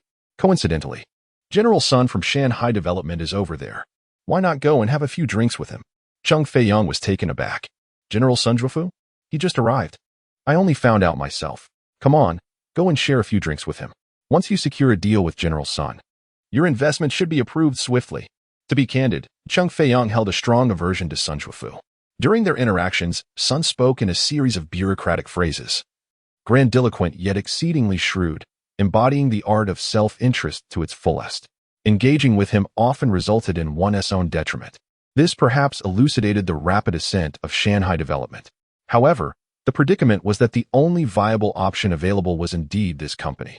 Huadong Company had lost its competitive edge in the Shanghai region.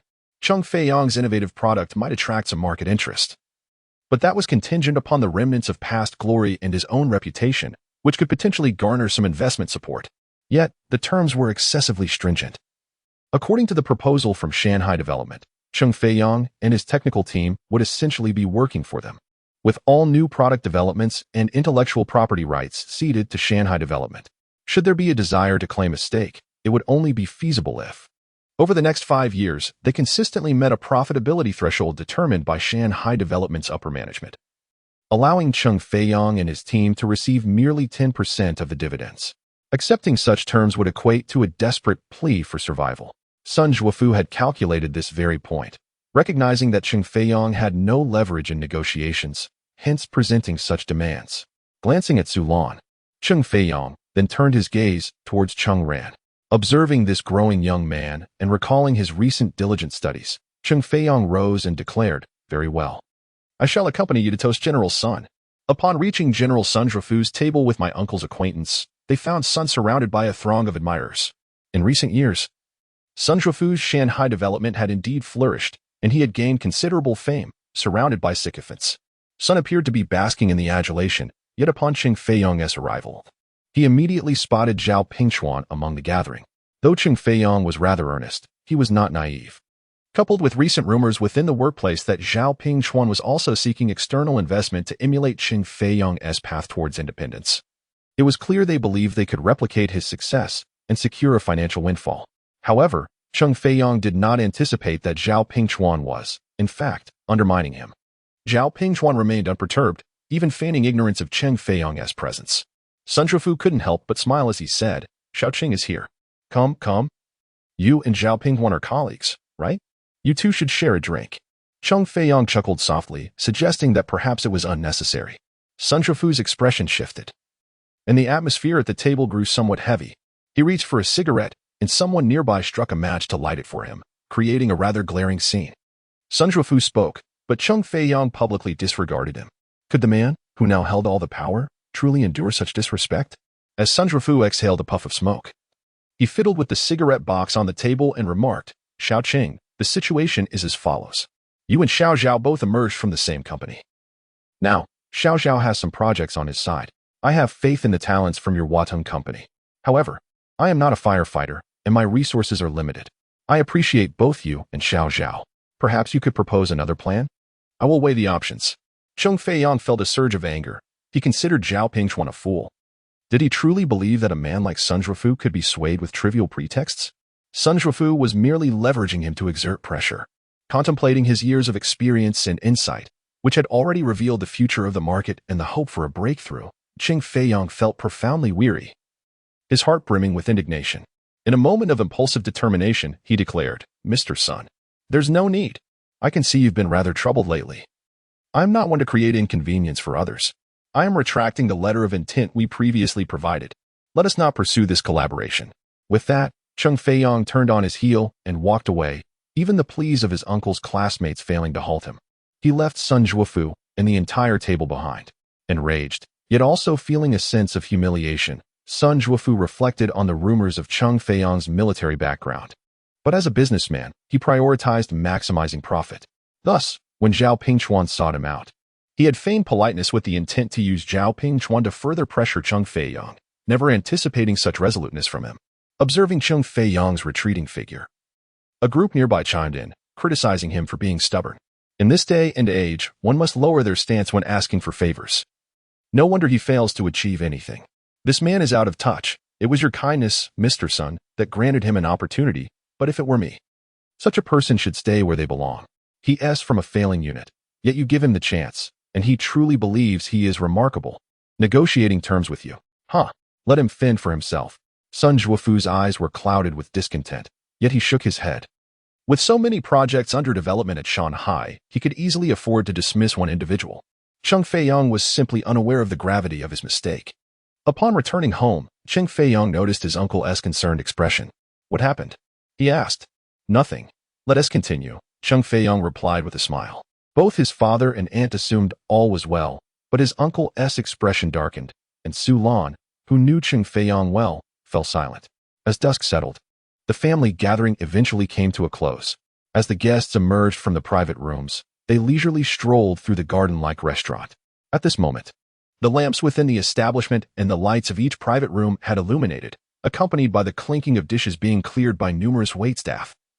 Interspersed with the sounds of farewells among the patrons, a large family made their way along the path towards the entrance of the restaurant, with Cheng Ran trailing behind the group.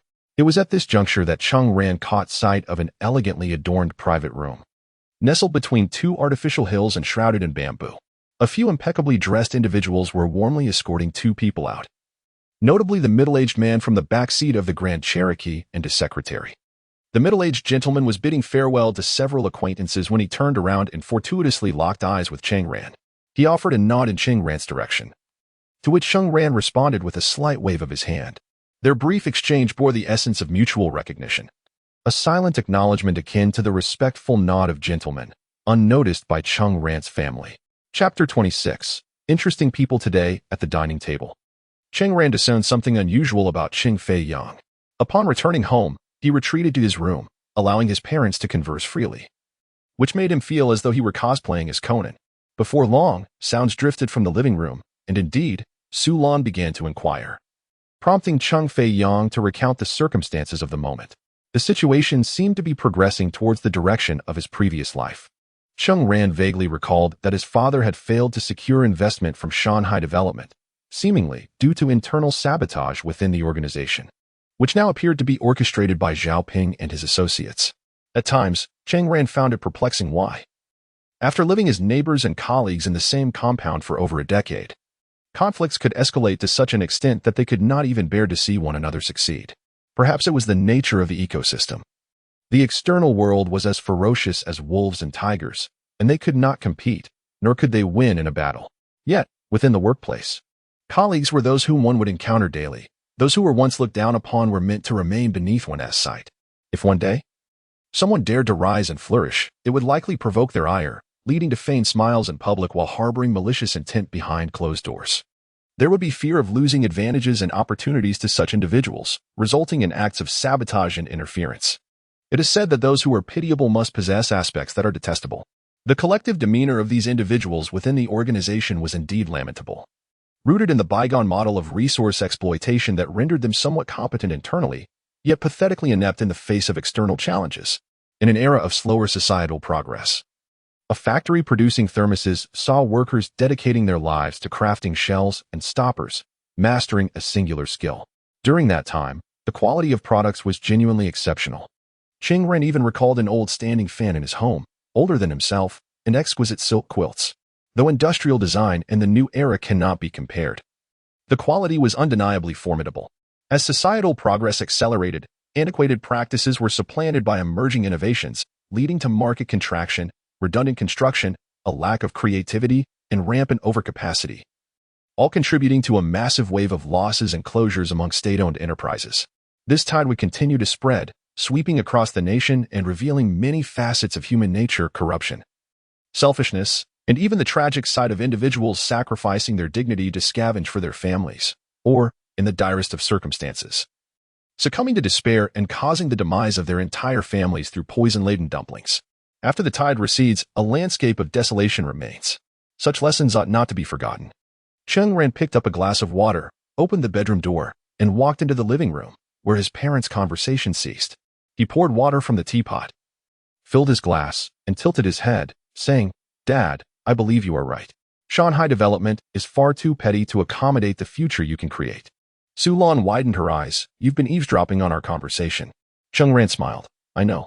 I won't let this distress me or affect my studies. In fact, I consider it a blessing in disguise. Had Dad acquiesced to that son Zhuofu's demands, he would have been doomed to a life without prospects. Cheng Ran spoke from the heart, initially harboring hopes that his father might secure an investment. This would not only significantly shorten his arduous journey towards achieving his first pot of gold, but also allow him to dedicate more energy to honing his skills, thereby advancing further. However, given the current circumstances, Cheng Ran found that rejecting Shanshui development was not a regrettable decision. What truly resonated with him was his father's unwavering attitude towards this matter, his pride and uncompromising courage. This was the essence of his father. Rather than the image of someone defeated by a life of setbacks, forced into a life of compromise. To debase oneself by engaging in tasks one finds unpalatable may sustain a family and provide for a child's education, yet it erodes self-confidence and the drive for exploration. In contrast, this is the gravest loss. Life often unfolds in such a manner, beset by disappointments and rife with helplessness and compromise. With a new beginning, Cheng Ran confronted boundless possibilities. Amidst the intricate labyrinth of challenges, what remains paramount on the journey to the other shore? It is the steadfast heart. Unexpectedly, this time Cheng Ran did not receive a reprimand from Cheng Feiyang, who might have assumed that his recent behavior indicated maturity, or perhaps in moments like these, a son's encouragement served as a source of solace and spiritual support. Cheng Feiyang nodded in silence. Cheng Ran understood that for him, the battle with Shanshui development had concluded in failure, yet many more arduous struggles lay ahead. Life, after all, is a succession of battles. The new week was marred by 2 consecutive rainy days, causing delays at the culture wall. The rain finally ceased the following evening, and Yu Xiao seemed to have resigned himself to the realization that seeking private moments with Jiang Hongxiao was merely a fanciful dream. He mentioned having some watercolor paints from home, planning to retrieve them the next day. By afternoon, after school, Yu Xiao arrived at the culture wall and opened the tube of watercolor paint he had brought. They squeezed the used watercolor tubes, only to find many completely unusable, dried up, and those that could still function were on the verge of solidification, while mixing with water might make them somewhat usable. The numerous solidified particles severely diluted the quality, rendering their artistic aspirations unattainable. Yu Xiao struggled to squeeze one of the tubes, having forgotten to secure the cap on a few others. And it's also my mother's fault. She left this bag on the balcony, exposed to the sun daily, so naturally, it dried out over time. He tossed the tube into a black plastic bag in frustration. Great. Another day wasted. It wasn't he that Yu Xiao felt a genuine urgency. Rather, the bulletin wall had begun to come alive with activity from other classes, with updates appearing daily. Some pairs of students worked together, exuding an innocent camaraderie. In stark contrast, Cheng Ran and Yu Xiao, hiding behind the construction board, seemed to evoke a sense of discomfort. It was better to finish quickly and depart. Suddenly, both individuals heard the sound of footsteps and the rustling of plastic bags outside the partition. At that moment, a gust of wind swept through the sidewalk trees, causing the rainwater accumulated on the leaves to cascade down with a loud clatter. Then, with a swift motion akin to that of a cat, a slender figure darted inside.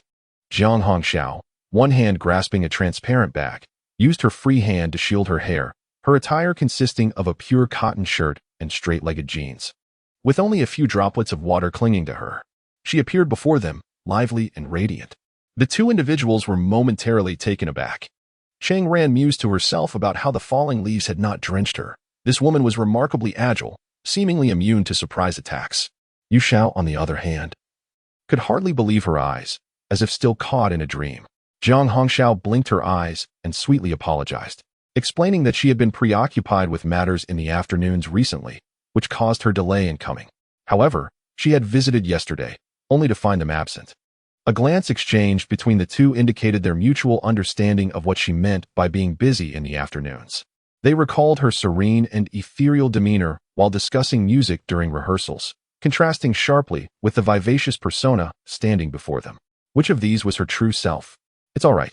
It's all right. We only resumed work today as well. You brought so much. Yu Xiao exclaimed with delight. Jiang Hongxiao opened her bag, revealing an abundance of paint bottles, vibrant and varied in color. Most were brand new, and even those that had been used bore only faint signs of wear.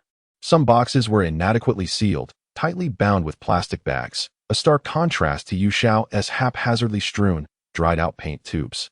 I'm not sure how many colors you'll need. So I brought them all, Jiang Hongxiao said. That should suffice, Cheng Ran added. What are you planning to paint? Yu Xiao inquired, recalling their agreement to simply paint it sky blue, as the comet was easy to depict. I'm illustrating its periodic trajectory, mapping the positions during various phases. Consider it a form of science education, Cheng Ran replied. Jiang Hongxiao regarded him with her arms crossed, realizing that the layout he had previously divided was indeed intended for this purpose. The trajectory will undoubtedly be an elliptical arc, Cheng Ran continued. This cultural wall is approximately 7 meters long, so if we allocate the proportions correctly and combine them with the data, we can depict this trajectory. Additionally, along the trajectory, we can delineate the events occurring on Earth at each stage of the comet's journey, which can be illustrated visually. Clap, clap, clap. Jiang Hongxiao applauded with her slender, fair hands, nodding in approval. This is quite an idea, perhaps even very special. But are you sure you can execute it? It requires considerable skill and expressiveness. Can you manage? Is this girl challenging herself? Cheng Ran thought. Why don't you take a turn? I've heard you are quite accomplished in painting. She gestured humbly. However, Jiang Hongxiao shook her head, stating, if I were to paint it, it would become my work. And your concept is quite unique. I wish to see the final result as it emerges through your hands. Cheng Ran seemed to have successfully piqued her interest, leaving Yu Xiao inexplicably envious. With a smile, Jiang Hongxiao added, let us see if you can impress me. Cheng Ran squinted slightly, pondering the meaning of impress. Jiang Hongxiao paused, casting a glance at him before remarking, it cannot simply be a flutter of excitement. What are you truly contemplating? Is it merely a straightforward critique of art? She retorted sharply. Yu Xiao, standing nearby, felt the weight of the exchange and hastily interjected to diffuse the tension. How could we possibly possess such trajectory diagrams? Cheng Ran, are you not inviting trouble upon yourself? Cheng Ran furrowed his brow, acknowledging the predicament. Indeed, this poses a challenge. I shall endeavor to investigate further, although the available resources in this domain are rather scarce. Jiang Hongxiao offered, I can assist. My aunt resides overseas and could procure the research data from the Griffith Observatory within a couple of days. I shall request her to fax it over. Cheng Ran regarded her, surprised by her straightforwardness. You are so decisive? Jiang Hongxiao smiled. I am wholly supportive of you. I await the delightful surprise you shall present. Why? Cheng Ran inquired cautiously, what piques your interest in what I might depict? Jiang Hongxiao pondered briefly before responding. Initially, I was captivated by your poem. If it stems from genuine sentiment, it is commendable. However, should it be a pretentious display of false profundity, its value diminishes significantly. The only way to ascertain this is to discover the essence of your character. Yu Xiao mused. Realizing Jiang Hongxiao harbored ulterior motives, seemingly skeptical of Cheng Ran's poem and intent on exposing its flaws. Their history of grievances, including the theft of loquats, suggested she could not possibly be genuinely altruistic. Yet, her forthrightness was rather appealing. He admired her candor. Are you here to unmask me? Cheng Ran felt a mix of amusement and irritation, recognizing that being targeted by her was no fortuitous circumstance. Jiang Hongxiao smiled faintly to witness unfamiliar landscapes. Engage in untried endeavors and forge friendships with intriguing individuals. This constitutes my life philosophy. Are you merely a blank slate, or do you harbor a captivating soul within? Her words left both individuals momentarily stunned. Was this an olive branch extended? Yu Xiao, quick-witted, sensed an opportunity, finally, a chance to cultivate a friendship with the goddess. They were, after all, as entertaining as clowns. Such an opportunity must not be squandered. Jiang Hongxiao tilted her head, smiling subtly at Cheng Ran, who returned her gaze. They maintained their standoff for several seconds before Cheng Ran nodded. Yes, let us amend that last line to suggest that life is long, and one should surround oneself with interesting companions. That seems just right. Upon concluding his statement, Cheng Ran gestured to the side, pulling the bewildered Yu Xiao in front of him as a shield. In Yu Xiao's widened field of vision, he beheld the graceful arc of Jiang Hongxiao's elongated arm, wielding a paintbrush tainted with color, unembellished, as it descended towards him. Chapter 27. Reminders. Once again, Yu Xiao became the scapegoat. With an innocent expression, she bore a large blue streak across her face and uniform. After a moment of realization, her face fell, and she lamented, my mother will kill me. Following this, Jiang Hongxiao hurriedly offered her apologies.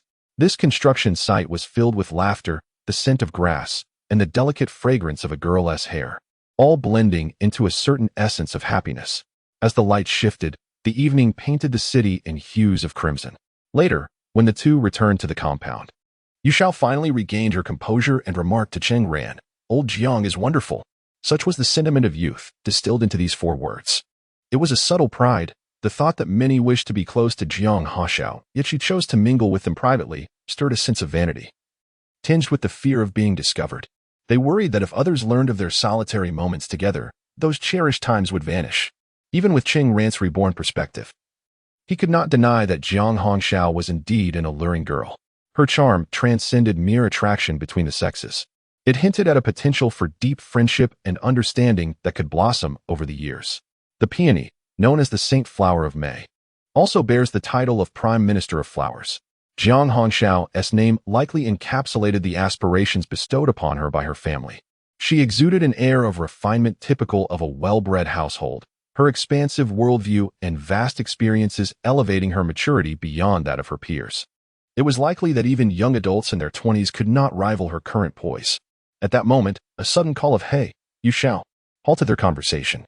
Turning around, they spotted Yang Xia, Lu Ying, and Yao Beibei returning home together. "You're back so late. Where have you been?" Lu Ying inquired with a smile. Upon seeing the paint-splattered Yu Xiao, they had already begun to guess the answer. "Where else could we have gone? We were working on the cultural wall report. Do you think we have time to waste? We have important matters to attend to." Yu Xiao protested. The three girls approached, but the atmosphere was slightly tense. While Lu Ying spoke to Yu Xiao, her gaze lingered on Cheng Ran. Yao Beibei, who had previously accused Cheng Ran of plagiarism during the poetry meeting, now seemed subdued in his presence, her usual dismissiveness markedly lessened. It was she who had called out to Yu Xiao earlier. Meanwhile, Yang Xia's attention was fixed on Yu Xiao, her captivating autumn eyes avoiding Cheng Ran entirely. "What kind of masterpiece can you create?" Yao Beibei crossed her arms, skeptical. "Look at you. With Cheng Ran by my side, we are an unbeatable duo. Just wait for the astonishment." Yu Xiao struck an exaggerated pose reminiscent of Su Zhu. "Are you truly earnest in your efforts, not just going through the motions?" Yang Xia interjected, her gaze now shifting to Cheng Ran. "You can draw too? I remember your turtle drawings were the best." Upon mentioning it, the crowd could not help but laugh, for the matter is indeed verifiable. In the past, Cheng Ran's entries in both the Children's Day and Youth Palace painting competitions were mischievously crafted turtles. Reflecting on that time, Cheng Ran realized that his intent was primarily to attract attention, particularly from Yang Xia. Yet, in earnest artistic endeavors, he could not compete with others. Hence he chose a rather unconventional path. However, among the children in the courtyard, those episodes had become part of his ignominious history. This time, however, Cheng Ran was genuinely committed. "I believe the final artwork will undoubtedly leave everyone astounded." Yu Xiao observed Cheng Ran's dedicated preparation and thoughtful concepts, feeling a sense of admiration despite her confusion. During such times, support was essential, especially since Jiang Haoxiao was also making efforts to back him. As his closest confidant, Yu Xiao certainly could not lag behind. Yet, one might wonder, is diligence alone sufficient? What, then, is the purpose of talent? Yao Beibei cast a sidelong glance, pouring cold water on the enthusiasm, asserting that without talent, no amount of effort would yield satisfactory results. Meanwhile, Yang Xia looked at Cheng Ran and asked, "When shall we go to take a look?" The location was merely a section at the school gate where a water pipe had burst. It was a construction site, and entering required squeezing through narrow gaps. One had to be cautious not to soil oneself, and moreover, no artwork had yet been produced. Yu Xiao promptly declined the invitation, while Jiang Haoxiao merely intended to visit Lu Ying's home, which was already brimming with people. After all, painting bulletin boards daily together was quite a different affair. Upon hearing that one might get dirty, and seeing the two, Yu Xiao and Cheng Ran, already covered in grime, Lu Ying and Yao Beibei lost their initial enthusiasm. Although Yang Xia hesitated, her gaze remained fixed on Cheng Ran, clearly indicating that Yu Xiao's attitude was of little consequence. What mattered was Cheng Ran's response. Yu Xiao desperately wished to convey a hint to Cheng Ran, only to hear him say, "There is no need. Once the painting is finished, you will be able to see it." Yang Xia was taken aback, evidently unprepared for such a response from him. She had merely intended to offer him encouragement. In the past, Cheng Ran would have never declined such an opportunity. He might have even climbed higher in pursuit of it. She vividly recalled the time she was enamored with the Backstreet Boys' new album release, which had sold out across the entire city of Shanghai. Cheng Ran had somehow procured a tape and nonchalantly presented it to her, exuding a sense of pride, as if to say, "Since you like it, here, listen first." Now, however, was this deliberate? With a smile, she nodded, "All right." Lu Ying remained intrigued, stating, "We shall come to see your work once it is completed." Yet, they still held reservations about the unsightly cultural wall adjacent to the construction site. Subsequently, the three of them headed directly to their apartment building, while Cheng Ran, before heading home, noticed a Toyota pulling out from the main road, with Zhao Pingchuan seated solemnly in the back seat. Cheng Ran paused for a moment, observing the vehicle, then turned back towards the staircase. Ah, nearly forgot about that.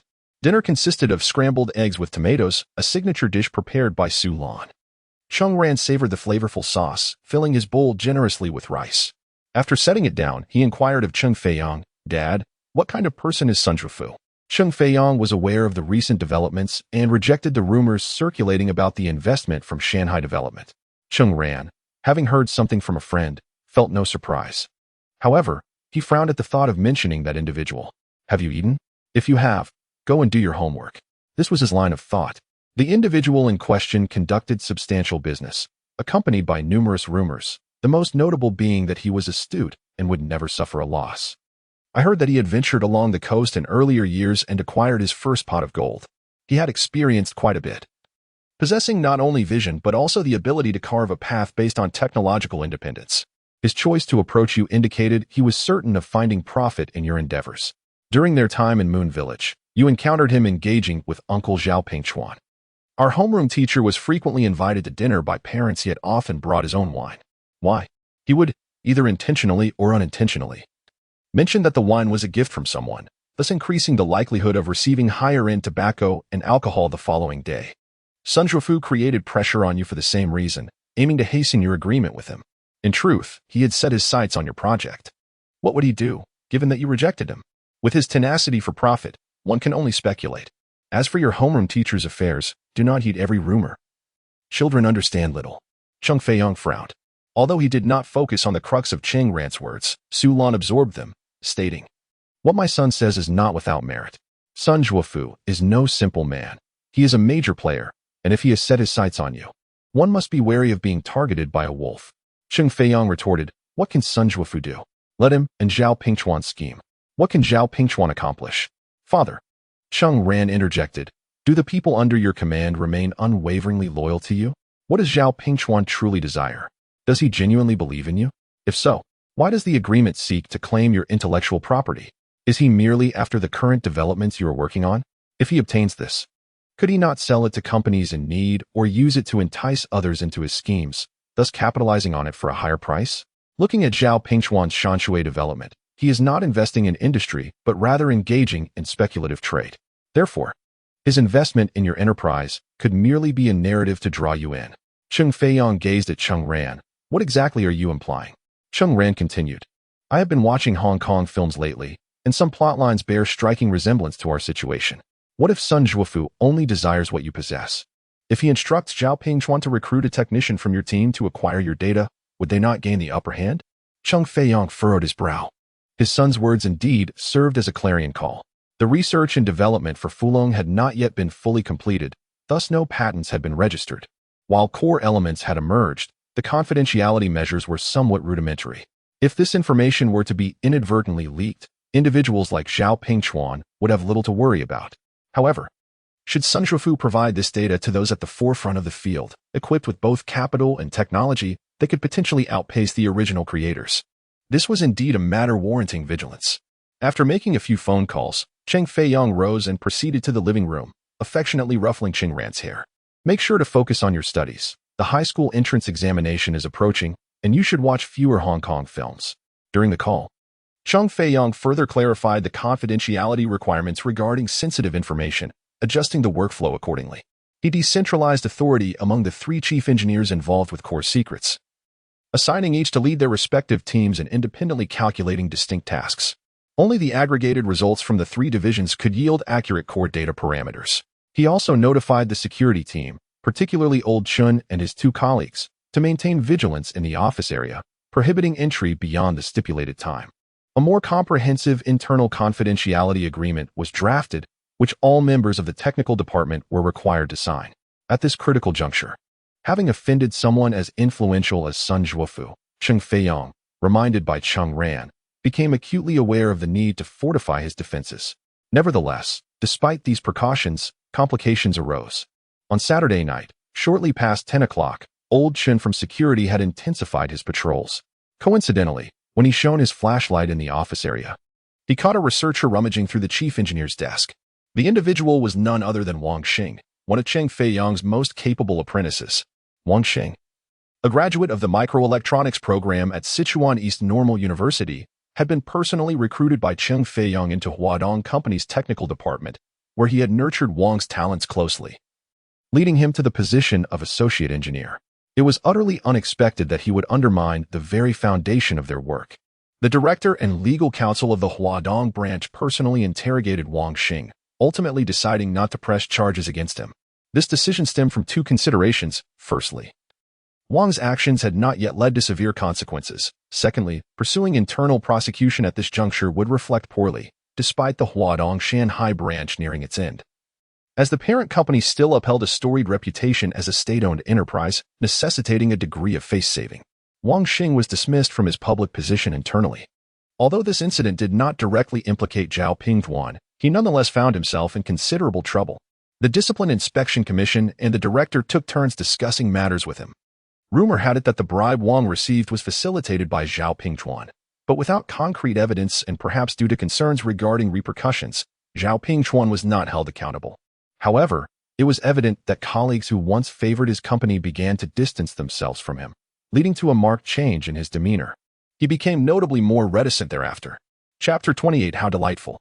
Afterward, Jiang Haoxiao frequently appeared by the bulletin board in the evenings. Sometimes, she would cheerfully extend a small bag containing several bottles of water. Other times, she would bring 3 ice creams, which Yu Xiao and Cheng Ran would eagerly consume despite their dirty hands. The two could not help but feel that their time with Jiang Haoxiao was inherently intertwined with her generous offerings of food. Initially, it began with pilfering loquats from her home, followed by a large bag of fruit she had generously gifted. However, their mindsets had shifted. That initial act of theft had been laced with humiliation, while subsequent encounters felt much more justified. Occasionally, she would get the urge to lend a hand, picking up a paintbrush to assist with coloring or posing some questions about composition. Cheng Ran would amend his work if he found her suggestions constructive. Otherwise, he would stand firm in his opinions, leading to lively debates between the two.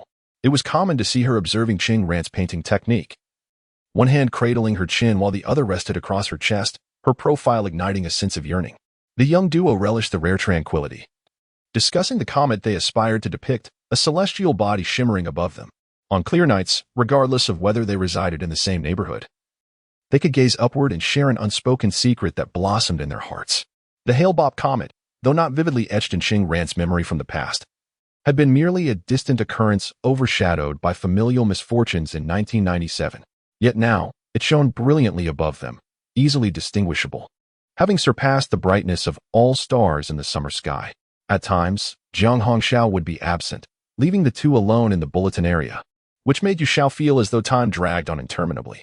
Cheng Ran, however, remained occupied as the primary writer for the bulletin, though he acknowledged that the atmosphere was undeniably more vibrant with Jiang Haoxiao's presence, accompanied by the delightful scent of soap in the air.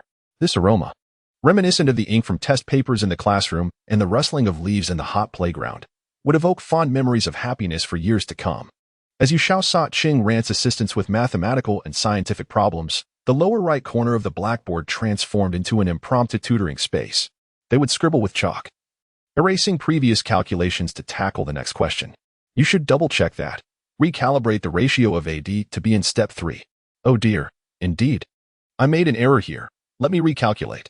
Yu Xiao had grown accustomed to Cheng Ran's recent prowess, the most astonishing aspect being that Cheng Ran insisted he complete his homework there daily, providing explanations whenever Yu Xiao encountered difficulties.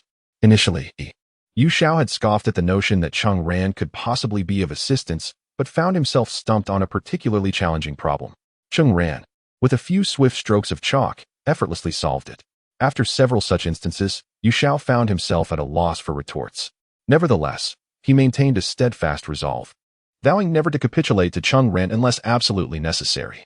It is certain that this method indeed benefits Yu Xiao, enhancing her efficiency in revision. When the two of them are alone, they occasionally steer the conversation towards Jiang Haoxiao, speculating about her family, pondering what her parents, residing in the government compound, might do. A person's cultivation is largely derived from familial influences. Her family must surely be one of scholarly lineage. Yu Xiao has inquired about Jiang Haoxiao, and it turns out that an abundance of boys in their grade harbor crushes on her. It is said that during their second year of junior high, a prominent figure from the high school came forth to confess his feelings for her at the school gate. However, he was met with a barrage of rebuttals from Jiang Haoxiao, who eloquently dissected life's principles and future destinies. The high school senior, despite his struggles to persuade her, ultimately found himself outmatched in reasoning, leaving with his bouquet drooping, dejectedly tossing it into a public blue trash bin by the roadside. Following this incident, most boys dared not approach her too closely, revealing that her low profile is firmly grounded in undeniable strength. I soon learned that Lu Tao from the basketball team, Minhai from Class 7, and even Zhang Keki, who you might not know, also harbored affections for Hao Xiao. Rumor has it he even penned a love letter that began with the line, "You shine like the stars." How utterly cringeworthy. No wonder it sank without a trace. How could old Jiang possibly respond to him? If it weren't for the ever-curious Zhao Mingming, we would remain oblivious to such matters. That guy, with his serious demeanor as a scholarly captain, is truly amusing. The most exasperating part was when my mother pointed at him as a role model, exclaiming, "Zhang Keki won first place in the school science competition. Why can't you learn from him? Look at his exam score compared to yours. How hypocritical." Considering he secretly wrote her love letters. Occasionally, Yu Xiao would suddenly inquire in a mysterious tone laced with deeper curiosity. "What do you think of a girl like Jiang Haoxiao?" Cheng Ran hesitated, pausing before continuing. "Her character is splendid. She is open-minded, intelligent, generous, and forgiving. Truly exceptional." Yu Xiao was momentarily taken aback. This was not at all the response she had anticipated. Yet, after a brief moment of surprise, she clapped her thigh, exclaiming in agreement, "Ah, youth in its prime, with exuberant spirit, the spirited scholar, casting aside the mundane."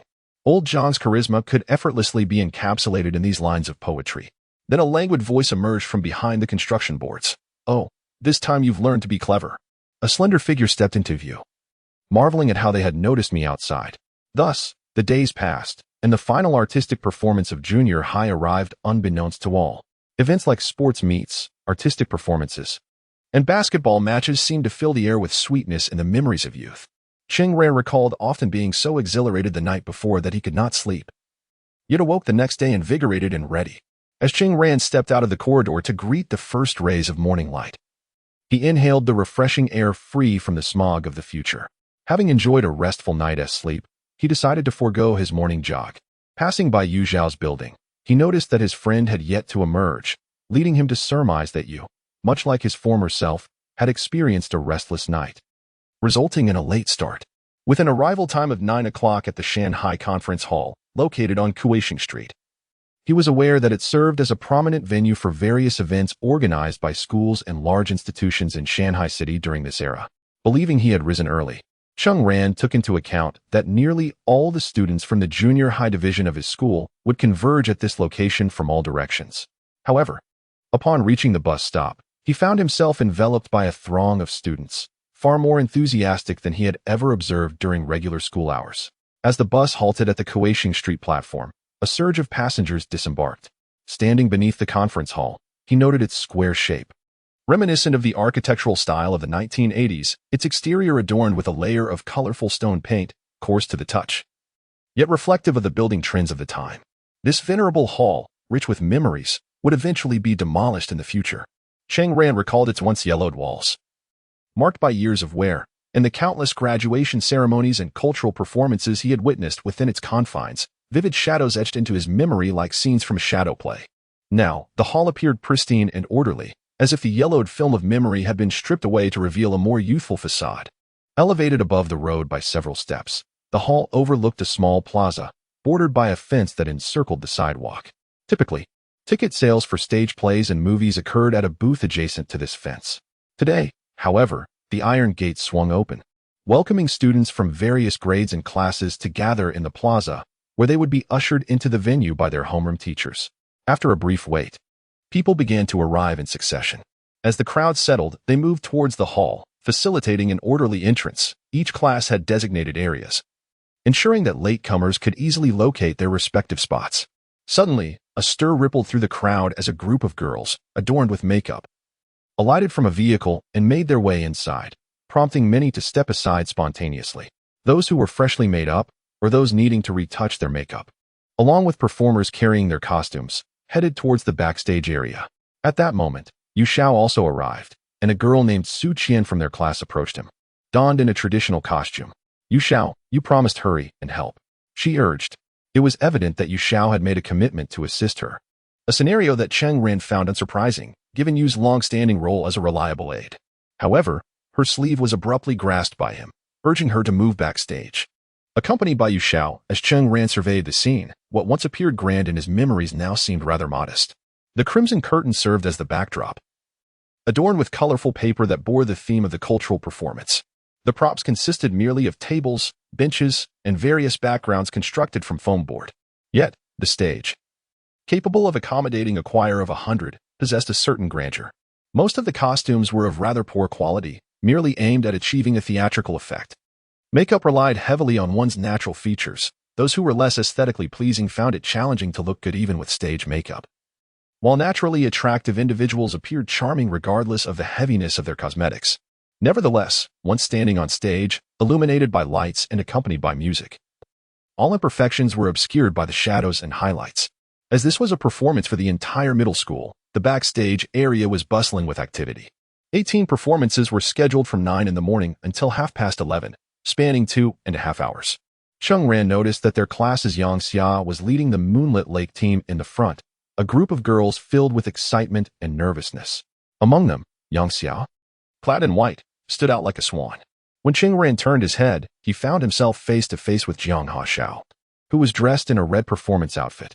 Her hair cascaded softly, and her attire, a flowing red gauze skirt, exuded an ancient charm. Regardless of the era, even the most avant-garde fashions eventually become outdated, but the style reminiscent of the Han and Tang dynasties, even in its simplest form, possessed an undeniable elegance. Jiang Haxiao appeared taken aback by their encounter backstage. For reasons unknown, she had never mentioned her participation in the cultural performance during their collaborative efforts on the bulletin board. Now, under Cheng Ran's gaze, her outfit accentuated her feminine grace, and perhaps due to the color of her attire, a faint blush graced her cheeks. Cheng Ran inquired, "You have a performance?" Jiang Haxiao nodded. "Yes, you." Cheng Ran gestured towards the backstage area. "I'm here to help." Jiang Haxiao tightened her grip on her sleeve, responding with a simple "all right." Such a straightforward exchange felt unlike their usual banter. Cheng Ran waved his hand, encouraging her. "Go for it. I'm cheering for you." "Thank you," she replied. As he watched Jiang Haxiao pass by, heading towards the front, Cheng Ran pondered. Was she a bit shy just now? This side of Jiang truly was quite endearing. Chapter 29, the resounding spectacle at the forefront, the host, with a voice that seemed capable of instilling dread in adversaries, passionately opened the event. Esteemed leaders, distinguished guests, beloved teachers, and dear students. In this season of hope and youthful exuberance, we gather together. Let us weave melodies and dances into a vast ocean of sound, allowing our joyous songs and laughter to resonate across the land. The cultural performance of the Junior High Division of City No. 1 Middle School officially commences. The curtain rises on the first performance, a grand chorus titled My Motherland by the first-year students. Though the singing bore a youthful timbre, it did not diminish the song's majestic breadth.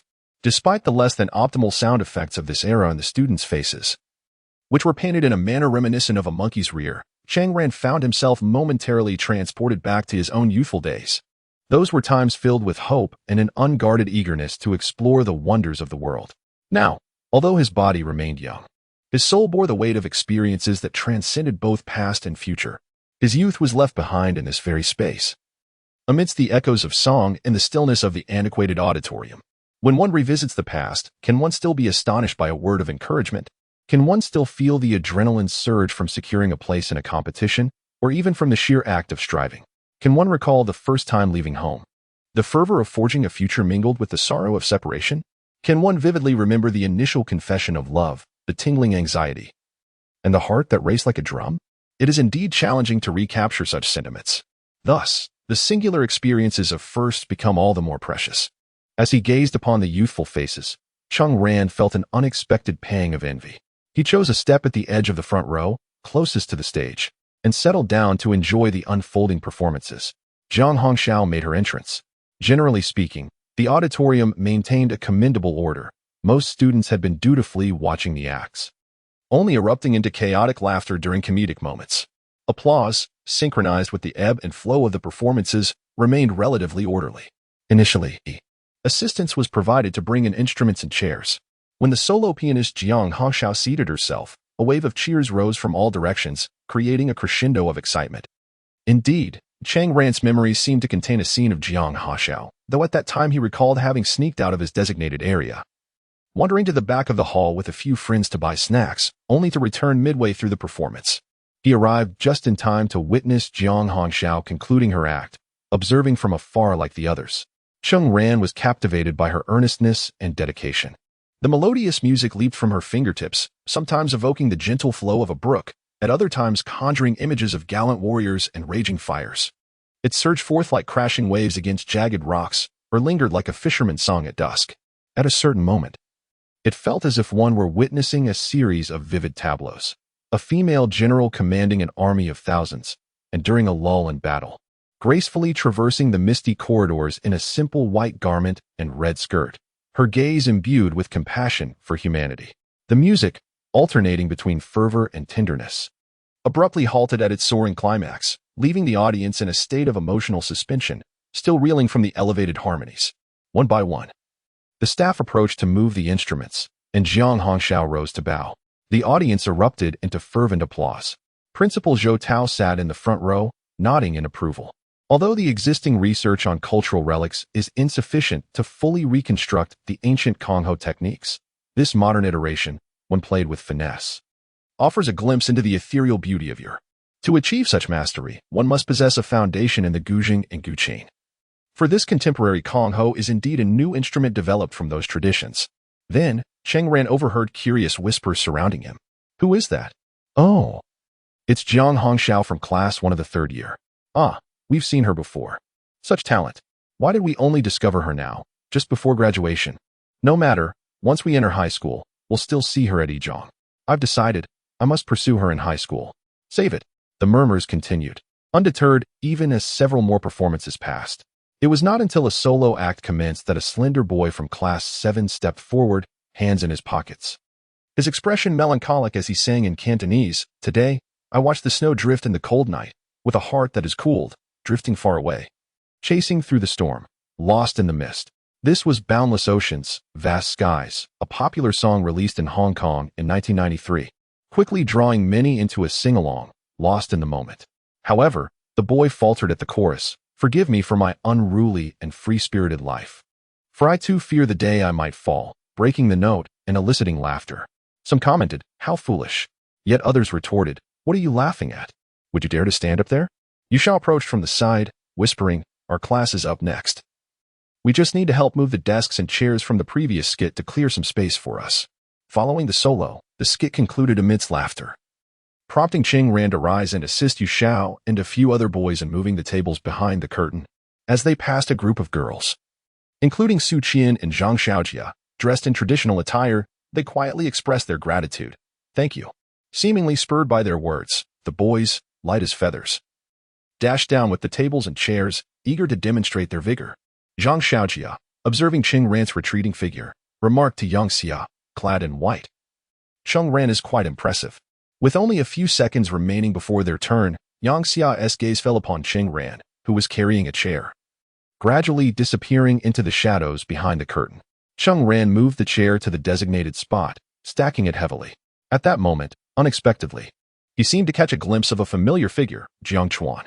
He was inside the sound control room backstage, opening a window and gesturing towards Cheng Ran.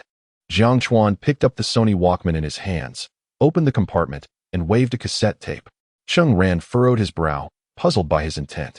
By now, the music had begun, and their class's dance, Moonlit Lake, commenced, the stage shimmering with brilliance while the music resonated loudly. Cheng Ran waved to him, signaling him to come over, but it seemed Jiang Chuan misunderstood the gesture and returned to the sound control room.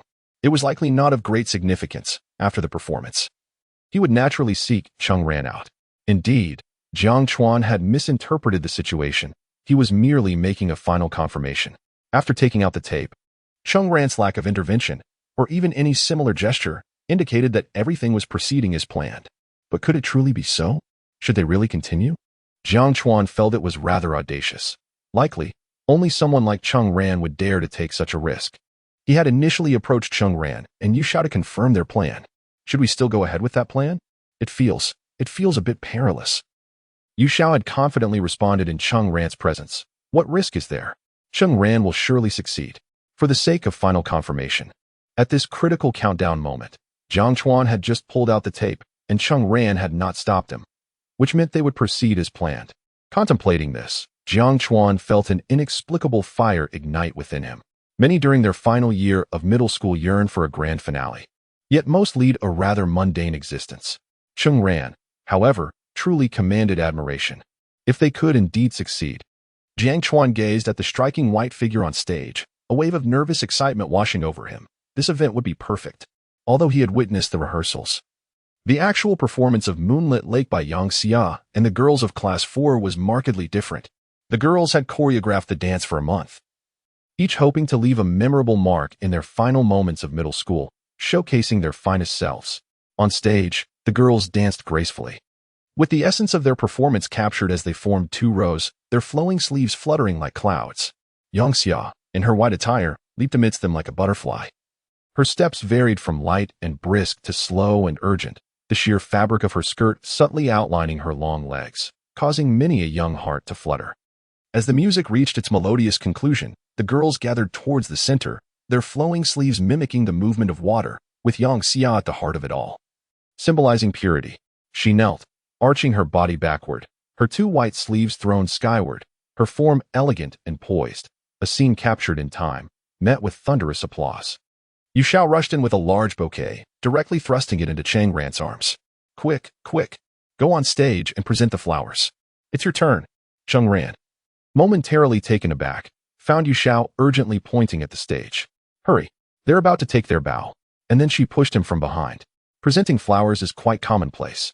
At the conclusion of each performance, attendees often surge forward, some representing their class, while others act of their own volition. Occasionally, this leads to a chorus of laughter from the audience. As the more bouquets one receives, the clearer their popularity becomes. Cheng Ran presumed this was likely arranged by his class, so he thought little of delivering the bouquet. With that, he ascended the stage.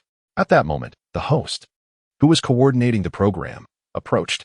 The performances were winding down, and the girls from Class 4 were making their way backstage. Only Yang Xia lingered at the front. And upon noticing Cheng Ran stepping onto the stage to present the flowers, she naturally paused. Suddenly, the lights dimmed, and a spotlight illuminated Cheng Ran. It was a radiant halo descending from above, leaving him momentarily bewildered. In that instant, he caught sight of Yang Xia's face, which was etched with a sense of foreboding. Simultaneously, a cacophony of static emanated from the sound system. Jiang Chuan, a member of the student council, was responsible for managing the music for the cultural performance.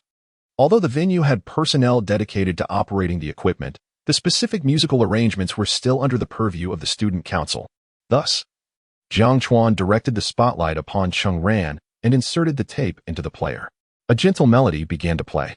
Against this melodic backdrop, Cheng Ran, who had initially intended to approach Yang Xia, found his steps suddenly halted. It was too late. He stood no more than 3 meters from her, when the resonant voice of his Mandarin recitation filled the air from the loudspeakers. If I love you, I shall not climb like the vine, flaunting my beauty on your high branches. If I love you, I shall not emulate the infatuated bird, repeating its monotonous song in the green shade. Whispers rippled through the audience. What is this? Why is he reciting poetry, especially a love poem? Could it be that girl is the class beauty, Yang Xia? This Cheng Ran, isn't he the one who made a bet with the teacher? No way. The murmurs intensified, rising like a tidal wave. The recitation continued, nor shall I merely enhance your stature, framing your grandeur. Even sunlight, even the spring rain. I must be a kapok tree beside you, standing with you as an embodiment of nature. My roots firmly grasp the earth, my leaves brush against the clouds. Yang Xia, this poem embodies my sentiments, dedicated to you. What on earth is happening? Cheng Ran felt utterly entranced. The spotlight enveloping him left him blind to the audience below, which appeared as a dark, undulating mass. Yet, he was acutely aware that they were all people, and the air was filled with an explosive chorus of astonished gasps. The principal, Zhou Tao, in the front row, opened his mouth in surprise, yet ultimately said nothing. A group of faculty members looked on, their gazes fixed on Cheng Ran. Some individuals, when they smile, embody the essence of youth. Jiang Chuan, The Enigma of Yushao, the cassette. Cheng Ran experiences a profound epiphany, and everything begins to intertwine. He recalls even the most minute corners of his memory. Indeed, such a thing did occur, but that was a month prior to this artistic performance, when Cheng Ran envisioned a grand gesture. Thus, at Yushao's residence, he enlisted Jiang Chuan, who was ever attached to his Walkman at school, to record the poem he intended to use as a heartfelt confession during the event, Shu Ting's renowned love poem, To the Oak Tree. However, this incident had not transpired in his previous life. It was akin to a jest, a sudden burst of courage from a youthful heart. It resembled the moment when one knows a girl's number, and amidst the playful encouragement of friends, one hesitates to dial, only to abruptly hang up just as the connection is about to be made. In his past existence, Cheng Ran lacked the fortitude, and friends like Yushao naturally doubted his potential for success. Hence, the event never unfolded, and it was gradually forgotten. Who would have guessed he would be reborn, and that his subsequent actions would convince Yushao of his capability to achieve his aspirations? Even Jiang Chuan had no doubts, and after merely confirming twice, he resolutely decided to assist him. Thus, this incident materialized through a series of fortuitous mishaps. Was this a case of self-sabotage? Cheng Ran observed Yang Xia, who initially appeared shocked, her expression rapidly shifting, tears streaming down her face. She prepared to explain, yet Yang Xia abruptly removed her floral hairpin. Ignoring the pain of her hair being tugged and the strands cascading down, she hurled the hairpin at Cheng Ran's chest. The metal prong left several bloody scratches on his neck, stinging sharply, while the pearls scattered chaotically to the ground, followed by her voice, tinged with sorrow. Cheng Ran, why are you so detestable? The host stood beside him, the microphone positioned closely, causing her words to echo throughout the hall. Why are you so detestable, detestable, detestable? She kicked the back of Cheng Ran's thigh. Even in dance shoes, he felt a piercing pain, causing him to frown. He recognized the resentment in Yang Xia's gaze, as if he had marred the most beautiful moments of her high school years. Cheng Ran sighed. Life is replete with unforeseen events, yet none are as bizarre as this one, where his past self had dug a deep pit for his present self. It was futile to say anything now. With tears glistening in her eyes, Yang Xia slowly retreated, turning to flee.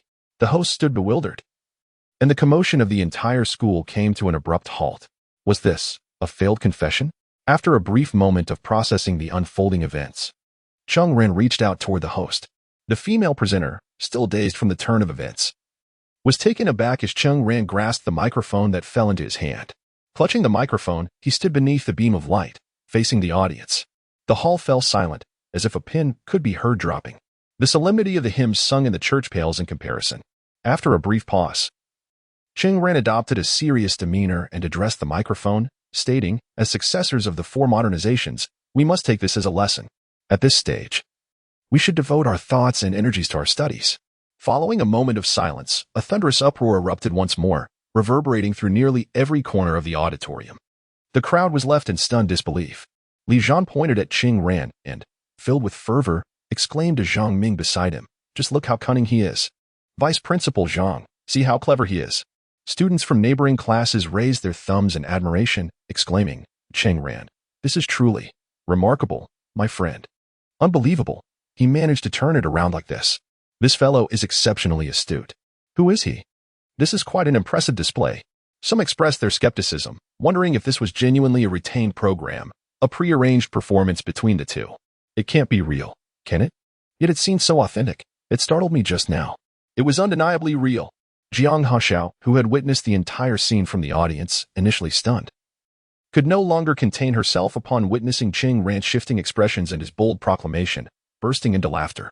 Chapter 30. The turbulent undercurrents in the northern hills of the urban district. Uniformed law enforcement officers navigated through the thicket, the rustling of withered grass and branches accompanying their every step.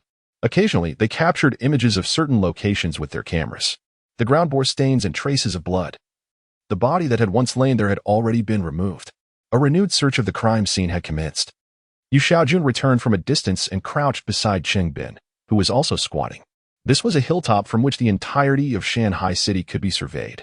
Cheng Bin's uniform appeared somewhat worn, a puzzling contrast to his status as a deputy director. However, in a small city like Shanghai, such rank hardly permitted any heirs. The administrative level of a county-level city was merely a step above that of a village official. Cheng Bin, who did not smoke, merely hugged his knees while Yu Xiaojun lit a cigarette. Out of the corner of his eye, he noticed a button missing from his sleeve. With the cigarette clamped between his lips, he rolled up his sleeve with one hand while flicking off the accumulated ash with the other, taking a few deep puffs. Cheng Bin observed this scene with a frown, remarking, "Look at your disheveled appearance. When will you find yourself a wife and settle down?" Yu Xiaojun grinned sheepishly. "I'm quite taken with our new colleague. Xiaodong. She's both dependable and beautiful. Heh. Cheng Bin was taken aback, laughing. Well? You have your sights set high. She's acknowledged as the belle of our building. You've got ambition. Hey, I'm just thinking. Perhaps it could improve the genetic stock for our future offspring." Shadows of darker hues moved through the heart of the city, the site of a murder investigation. While the adjacent urban area remained enveloped in an eerie tranquility, the vibrant scene of Cheng Ran's middle school cultural performance was still underway. Cheng Bin turned his head back, inquiring, "So, what is the update?" Yu Xiaojun, who had been chatting amiably moments before, now wore a grim expression. "As you mentioned, I surveyed the nearby trees. On a branch in the southeast corner, I discovered signs of disturbance, and I had the forensics team extract the footprints. Preliminary results indicate they were made by rubber-soled shoes, similar to liberation-style footwear. It's uncertain how many individuals were involved. There's one clear footprint, and since this hill is frequented by hikers, there are some new prints that are indeterminate. However, considering the scene of the couple's murder, it seems implausible that one person could have executed this alone." Cheng Bin took the cigarette from Yu Xiaojun's lips and extinguished the ember on a nearby rock. Then the earlier speculation was indeed correct. The perpetrator must have been observing something here and stumbled upon the two lovers rendezvousing on this hill. They were likely recognized, and their behavior was suspicious. To eliminate witnesses, they resorted to murder. The victims' faces and fingerprints were severely mutilated, and valuables were taken, deliberately staged to resemble a robbery gone wrong. The assailants exhibited a strong awareness of counter-surveillance. The murder weapon resembles a military-style dagger, with an edge angle of approximately 30 degrees. The blade is narrow and elongated, around 2 centimeters wide, with double edges. It is more suited for piercing than for cutting in everyday use. Only someone with a certain level of skill could wield such a knife proficiently. This suggests either a habitual offender or a professional. Yu Xiaojun squinted, contemplating. Cheng Bin rose to his feet and meticulously retraced his steps. Yu Xiaojun crouched before the tree, refraining from approaching to avoid disturbance. After a brief moment, he made his way toward the direction of the victim's lifeless body, initially walking slowly before breaking into a run, closely examining the ground on the lawn. He then stood up, circled around the hillside, and returned, this time bypassing the crime scene entirely and heading straight in another direction. Once a reconnaissance officer in the military, Yu Xiaojun found that his skills had proven useful after transitioning to law enforcement. The murder site was on the lawn outside the woods, where the body had been dragged for disposal. Damn it, these scoundrels have been leading us in circles. This is a blatant provocation and contempt towards us. Cheng Bin supported his chin with his hand, instructing to thoroughly inquire about all the transient individuals across the city, as well as the personnel in video halls, karaoke bars, and clubs to see if anyone had recently spotted a cluster of unfamiliar faces. Any suspicious individuals should be reported immediately. If these men resorted to murder merely because a couple witnessed something unusual, their characteristics would undoubtedly be conspicuous. Examining the victim's wound, it was evident that the assailant was likely a robust adult male, standing at least 7 meters tall. With determination, Yu Xiaojun resolved to confront those lowlifes. Should anyone conceal pertinent information, he had ample means to deal with them. Cheng Bin nodded and approached the tree that the suspects had trodden upon. Turning to face the tree directly, the perpetrators had likely concealed themselves there, observing something. But what exactly were they watching? Cheng Bin's gaze slowly swept over the horizon, where the city lay 2 kilometers away, filled with various buildings, compounds, and residential areas, all directly facing this hilltop. If someone were to position themselves here with a high-powered telescope, they could indeed scrutinize many locations with clarity. The murderer was astute, exceedingly cunning and cruel, and possessed strong counter-surveillance capabilities. They had previously misjudged numerous situations, having been led by the nose, causing an inexplicable frustration to well up within him. Ironically, the male half of the couple had some standing. A Honda CA 125 motorcycle, imported by him, was parked at the foot of the hill. The two had ventured to this secluded spot for a rendezvous, only to meet with misfortune. A stern order had been issued from above, demanding a timely resolution to the case, and even the deputy chief was personally involved. The fact that the killer could eliminate a couple who had noticed something amiss suggested that they harbored even greater intentions, despite the police mobilizing. The perpetrators had left no trace, demonstrating a remarkable ability to conceal themselves, which cast a shadow over Cheng Bin's thoughts. As the wind picked up, he gazed down at the city. What, after all, was their objective? If this could not be ascertained, it was highly likely that something even more significant was about to transpire. This summer in Shanghai City was destined to be anything but tranquil. Meanwhile, the events at the cultural performance had stirred quite a commotion. Regardless of how the repercussions would resonate, upon returning home that day, Cheng Ran encountered a wave of resistance. As Su Lan hung up the phone, a palpable chill enveloped her visage. Her grip on the receiver rendered her fingers devoid of color, clearly indicating her struggle to suppress her simmering rage. Cheng Ran, you must explain yourself. You must explain yourself. Observing her demeanor, Cheng Ran promptly deduced that Li Zhan had called, and the matter of involving parents had arisen. You're far too old for this. What on earth are you doing? Your homeroom teacher claims you're engaged in early romance, pursuing girls at the cultural performance. How have you transformed into this version of yourself? Earlier in the call, although Li Zhan's brusque tone suggested a minor issue, Su Lan was primarily preoccupied with her workplace troubles and the uncertain future of Cheng Feiyong's career. Cheng Ran faced the looming hurdle of the high school entrance examination, with the family's fate shrouded in an impenetrable darkness. Coupled with today's unexpected news, Su Lan felt a tightening in her chest, a storm of anger and anxiety causing tears to cascade down her cheeks. Reflecting upon Cheng Ran's growth, she recalled how, just 2 years prior, she could have chased him around the house wielding a clothes-drying rack. I will not go. Such an embarrassing affair warrants your father's involvement. How could you have become this way? I genuinely thought you had changed. What audacity you possess. It is the eve of your junior high graduation. Do you still wish to enter high school? What will you do if you fail to gain admission? Attend a vocational school? You have no idea how dreadful those institutions are in the city. Entering one would indeed ruin your prospects. Indeed, it seemed that every wave of trouble was swiftly followed by another. Observing her mother's tears falling like rain amidst her incessant lamentations, Cheng Ran could only offer gentle reassurances. I merely recited a poem, albeit it was a love poem, leading to misconceptions regarding my intentions. It was simply for the sake of the performance. If it were truly early romance, that would be absurd. The school leaders were present at the cultural event. Can you imagine the ramifications? Just this alone could warrant a disciplinary mark against me. Are you certain? You truly have not. Su Lan was ultimately pacified. I am quite certain. This is by no means a confession. Moreover, I have been diligently studying of late, solely to secure admission to, well, the 4th high school. I will not pay exorbitant fees. Upon hearing the mention of not paying high fees, Su Lan felt a slight alleviation in her heart. Given the circumstances, she naturally leaned towards believing her son's words.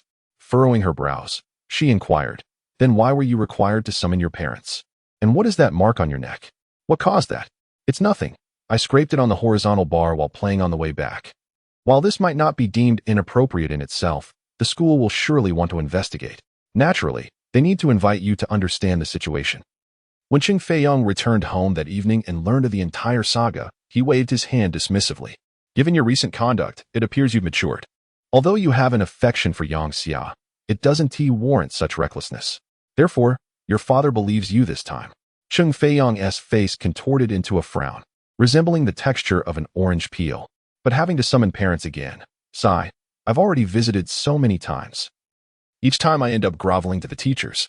Well, regardless, my old face has been thoroughly tarnished. I suppose I shall once again clean up after you. Chapter 31. Brighter than ever. This Saturday's literary performance is undoubtedly the most splendid event for many third-year students, marking not only the curtain call of their secondary school years, but also the realization of countless dreams they had once envisioned. The act of confessing one's feelings to a beloved girl in front of an audience is a scenario rehearsed in the minds of many adolescents, yet few would dare to actualize it. However, they witnessed this moment unfold, and the outcome was predictably tragic.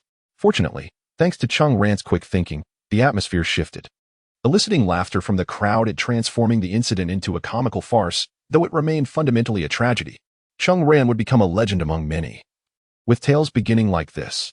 Back in my middle school days, there was a guy who planned to confess to a girl during the performance, reciting a love poem, only to be spat upon in front of everyone. That night, besides his mother receiving a phone call from their homeroom teacher, Li Zhan, requesting a meeting with the parents. There was also a comforting call from Yu Xiao. He reflected on how he had at least mustered the courage to express himself. When Yang Xia had taken the flowers, he didn't expect her to respond, but the situation escalated unexpectedly. He had called her earlier, and upon hearing his voice, she hung up immediately. He swore that had he known it would end this way, he would have prevented Jiang Chuan from playing the recording, even stopping the recording at the moment it occurred. On the other end of the line, Cheng Ran's voice was calm as he replied, "I understand. It is often said that people wish to return to the past, seeking to alter events that have transpired. Yet, even if one could return, it would not guarantee the avoidance of pitfalls. Cheng Ran, why is your tone so tranquil? Don't frighten me. You must not lose hope in life. So what if it was a failure in front of the whole school? I'm going outside to watch. Don't even think about jumping out of the window." Cheng Ran wished he could reach through the phone and give him a playful jab for his lack of conversational skills. Nevertheless, he considered that Yang Xia might also be shaken by the events, so he decided to call her. After hanging up with Yu Xiao, he dialed Yang Xia's home. Her father answered, and Cheng Ran politely stated, "Uncle, it's Cheng Ran. I'd like to speak with Yang Xia. Please hold on," he heard her father say, and faintly. The sound of footsteps approached. "Cheng Ran is on the line for you. Hang up. I don't want to talk." Yang Xia's voice was heard faintly. Moments later, her father returned to the phone. "Cheng Ran, Yang Xia has fallen asleep. Please call again tomorrow." With a busy tone in his ear, Cheng Ran shook his head and hung up the receiver. He felt a profound sense of frustration towards himself. He would have to wait until they met in class to offer her an apology. As Monday's classes commenced, the two emerged from the dormitory. Cheng Ran approached, but Yang Xia suddenly quickened her pace, leaving him behind. Just then, a bus arrived, and she hurriedly boarded, the doors closing just as Cheng Ran exited the gate. She settled by the window, and in her peripheral vision, she noticed Cheng Ran standing at the platform. Instinctively, she glanced over, only to meet his gaze, prompting her to swiftly turn away, refraining from further glances. Once Cheng Ran entered the next bus, he encountered several acquaintances from a higher grade, typically reticent. These individuals today could hardly contain their enthusiasm regarding his performance at the recent cultural showcase, almost akin to fervent fans. Despite Cheng Ran's repeated attempts to redirect the conversation and lower their volume, this small group disseminated their thoughts throughout the bus, causing many to cast curious glances in his direction.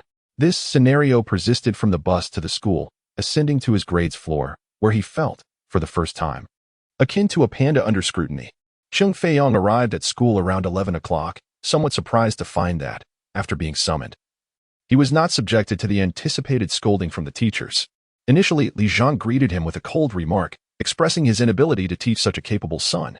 However, before he could elaborate, Vice Principal Zhang Ming interjected, inviting Cheng Feiyong to his office to discuss Cheng Ran's situation.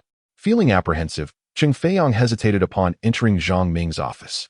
"Director Zhang, this boy never gives me peace. I will discipline him, but if he gets a demerit, nearing graduation, it could affect his future. Please, sit down. Let's discuss this," Zhang Ming insisted, gesturing for him to take a seat. As Cheng Feiyong complied, he noticed the vice principal pouring him a cup of tea, a gesture that puzzled him. Could it be that they were considering expelling Cheng Ran? Cheng Feiyong found himself perplexed. Zhang Ming, a figure of some renown in Shanghai City, held the position of vice principal of the junior high and oversaw the educational department. Many sought him out regarding their children's or relatives' academic progress. And Cheng Feiyong had heard numerous rumors about Zhang Ming's high standards and disregard for those he deemed unworthy. Cheng Feiyong's anxiety intensified as he observed Zhang Ming's demeanor. "Cheng Ran is quite a remarkable child, in my opinion," Zhang Ming began. These words bewildered Cheng Feiyong. Had Cheng Ran not made a mistake? Is he perhaps a bit impulsive? Cheng Feiyong ventured cautiously. Young people can be impulsive at times. However, in my view, this is not a grave matter. Ultimately, he merely recited a beautiful poem, Zhang Ming replied with a smile, his face softening. Everyone goes through such phases.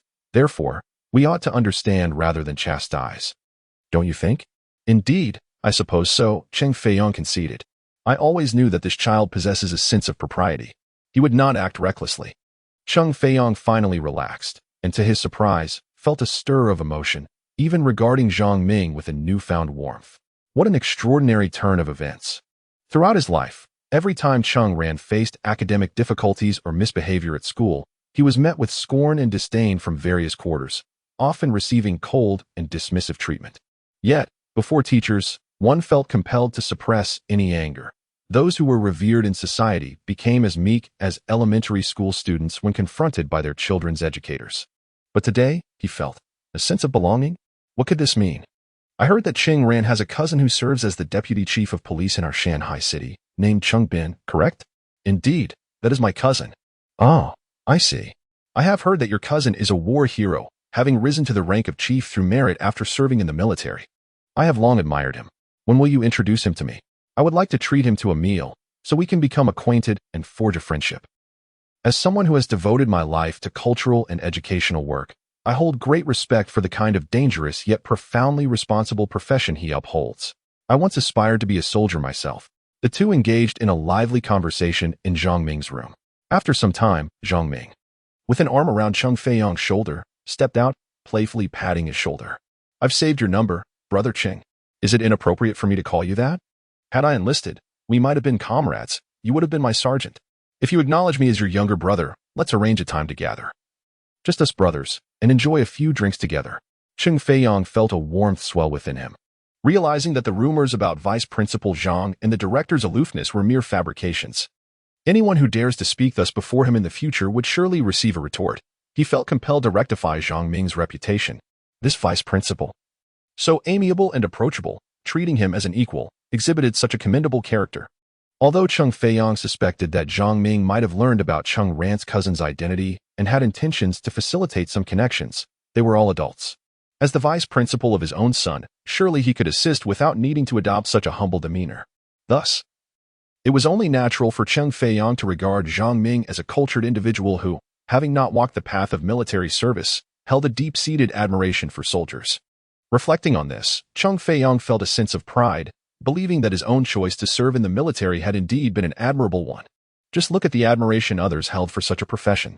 With these thoughts, Cheng Feiyang felt that his military insignia shone even more brightly. Chapter 32. Here you come upon returning home. Cheng Feiyang recounted his experiences at school that day, while Su Lan listened intently, lost in thought. Indeed, did Principal Zhang truly say such things? Oh, don't take it too much to heart. Perhaps he merely seeks to enlist your cousin Cheng Ran for some task. It could very well be a matter of significance. What kind of significant matter could it be? What responsibilities does my cousin Cheng Ran hold? Cheng Feiyang pondered. Could it be that something grave has transpired in Principal Zhang's family? This notion caused him to furrow his brow, as it suddenly struck him. If it were truly a matter involving criminal law, one would have to tread cautiously to avoid implicating his cousin. However, after a moment's contemplation, he shook his head.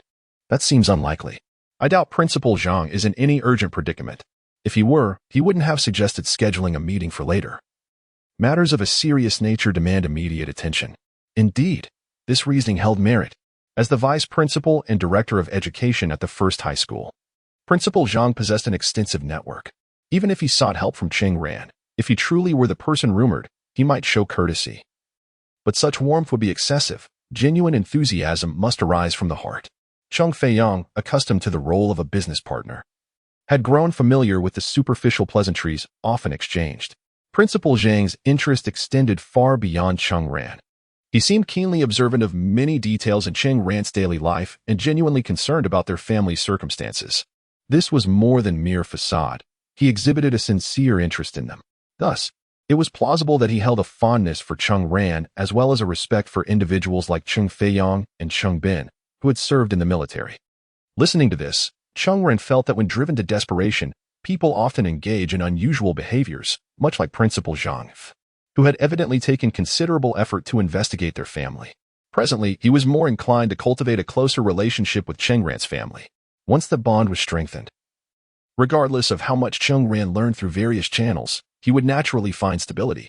The intentions behind Principal Zhang's actions were clear. Cheng Ran merely observed the stark contrast in treatment he received during the parent-teacher meeting, sharing his excitement with Su Lan, and a twinge of guilt emerged within him. Perhaps this is the advantage of rebirth. The aftershocks of the literary performance reverberated into the physical education class on Tuesday afternoon. Class 4's P.E. class was the final session of the day, with 3 8th grade classes present on the playground, classes 5, 4, and 7, typically engaging in a friendly match. However, today, the anticipated game did not commence. Instead, the players from classes 5 and 7, brimming with determination, crossed the playground towards the area where Class 4 was engaged in free activities. This unusual mass movement instantly drew the attention of onlookers. Those jogging, playing badminton, kicking shuttlecocks, and even tossing sandbags ceased their activities to observe, having just completed the girls' 100-meter sprint. Yang Xia was strolling along the playground with Zhang Xiaojia and Jiang Ting when the commotion reached them. Rumor had it that last Saturday, Cheng Ran had provoked Yang Xia, and Jiang Bo, the forward from Class 5's football team, was gathering a group to confront him. After the events at the literary performance, Yang Xia's friends vehemently criticized Cheng Ran, urging her not to take it to heart. Cheng Ran's final remarks, delivered through the microphone, unexpectedly shifted the atmosphere, bringing a semblance of resolution to the situation, rendering it not as dire as it could have been. Some could not help but admire Cheng Ran's cleverness. But Zhang Xiaojia would often interject, questioning why, at such a moment, they weren't all united in disparaging Cheng Ran instead of inadvertently steering the conversation in a positive direction. Yang Xia, however, remained aloof from the discussions, clearly reluctant to mention Cheng Ran, and had notably ignored him for the past few days. It seemed that Cheng Ran had thoroughly irritated Yang Xia, and it was uncertain whether their friendship would survive this ordeal. It is not uncommon for friendships to fracture over a few incidents. Even childhood companions can become estranged, growing increasingly distant despite sharing the same environment, ultimately drifting out of each other's lives. Then there was the sudden appearance of Jiang Bo. Zhang Xiaojia recalled him as the boy from Class 5 who had once penned a love letter to Yang Xia last semester. Yang Xia was momentarily taken aback, but then her mind wandered to another scene. Cheng Ran being mercilessly beaten by a group of 10 or more, bruised and battered. To be fair, during the performance, she had devoted considerable time to preparing for that dance, believing it had gone splendidly, only to have Cheng Ran disrupt the moment by reciting a love poem on stage. Her fury at that moment was palpable, as it shattered her desire to leave behind a beautiful memory of her school performance. Cheng Ran was the architect of her discontent. This was the source of her intense reaction at the time. However, after she fled to the backstage area, she overheard Cheng Ran's final twist of words, which alleviated much of her earlier frustration and the awkwardness that had erupted from the incident. Following this, she ignored calls from Yu Xiao and Cheng Ran, her emotions a tangled mess. While remnants of anger lingered, they were no longer all-consuming. There was an indescribable feeling brewing within her. The stage, the love poem. The uproar of that moment continued to echo in her mind, intertwining Cheng Ran's image into something far more complex. Perhaps the graduation performance did not unfold as she had envisioned, but would this memory shine brightly in the distant future? What were her feelings towards him now? Did she despise him? No, she could affirm that despite Cheng Ran's actions, an unexpected sentiment deep within contradicted her earlier outburst when she had hurled her hairpin at him. She did not despise him. This emotional turmoil was gradually being processed, the anger, the racing heartbeat. The myriad of complicated feelings that had entwined her were perhaps in need of merely time. Let us move on, Yang Xia declared, striding purposefully towards the throng of people. The other girls quickly grasped the situation, realizing that only Yang Xia could navigate through the crowd. Let us go, let us go? Jiang Bo had been patiently waiting for an opportunity. Specifically, it is an opportunity for him to genuinely express his feelings to Yang Xia and to touch her heart. He had previously penned 2 love letters to Yang Xia, both of which were ultimately returned to him, not directly by her, but through a trusted friend. During the delivery, her female companion informed Jiang Bo that Yang Xia was currently focused solely on her studies and wished to avoid any distractions, thus requesting he refrain from writing to her in the future. Although this was a rather polite rejection, Jiang Bo remained undeterred. Just because she declined now did not preclude future possibilities.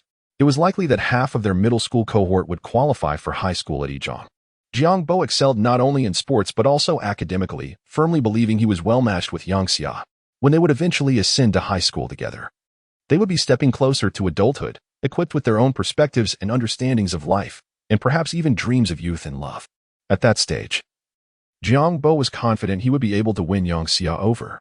At present, he had fortuitously found a target, the incident during the literary performance. When he witnessed Yang Xia fleeing, left Jiang Bo seated in the audience, with eyes glimmering like a wolf lurking in the shadows. He had previously observed Yang Xia's childhood friend, who had always posed a threat to him.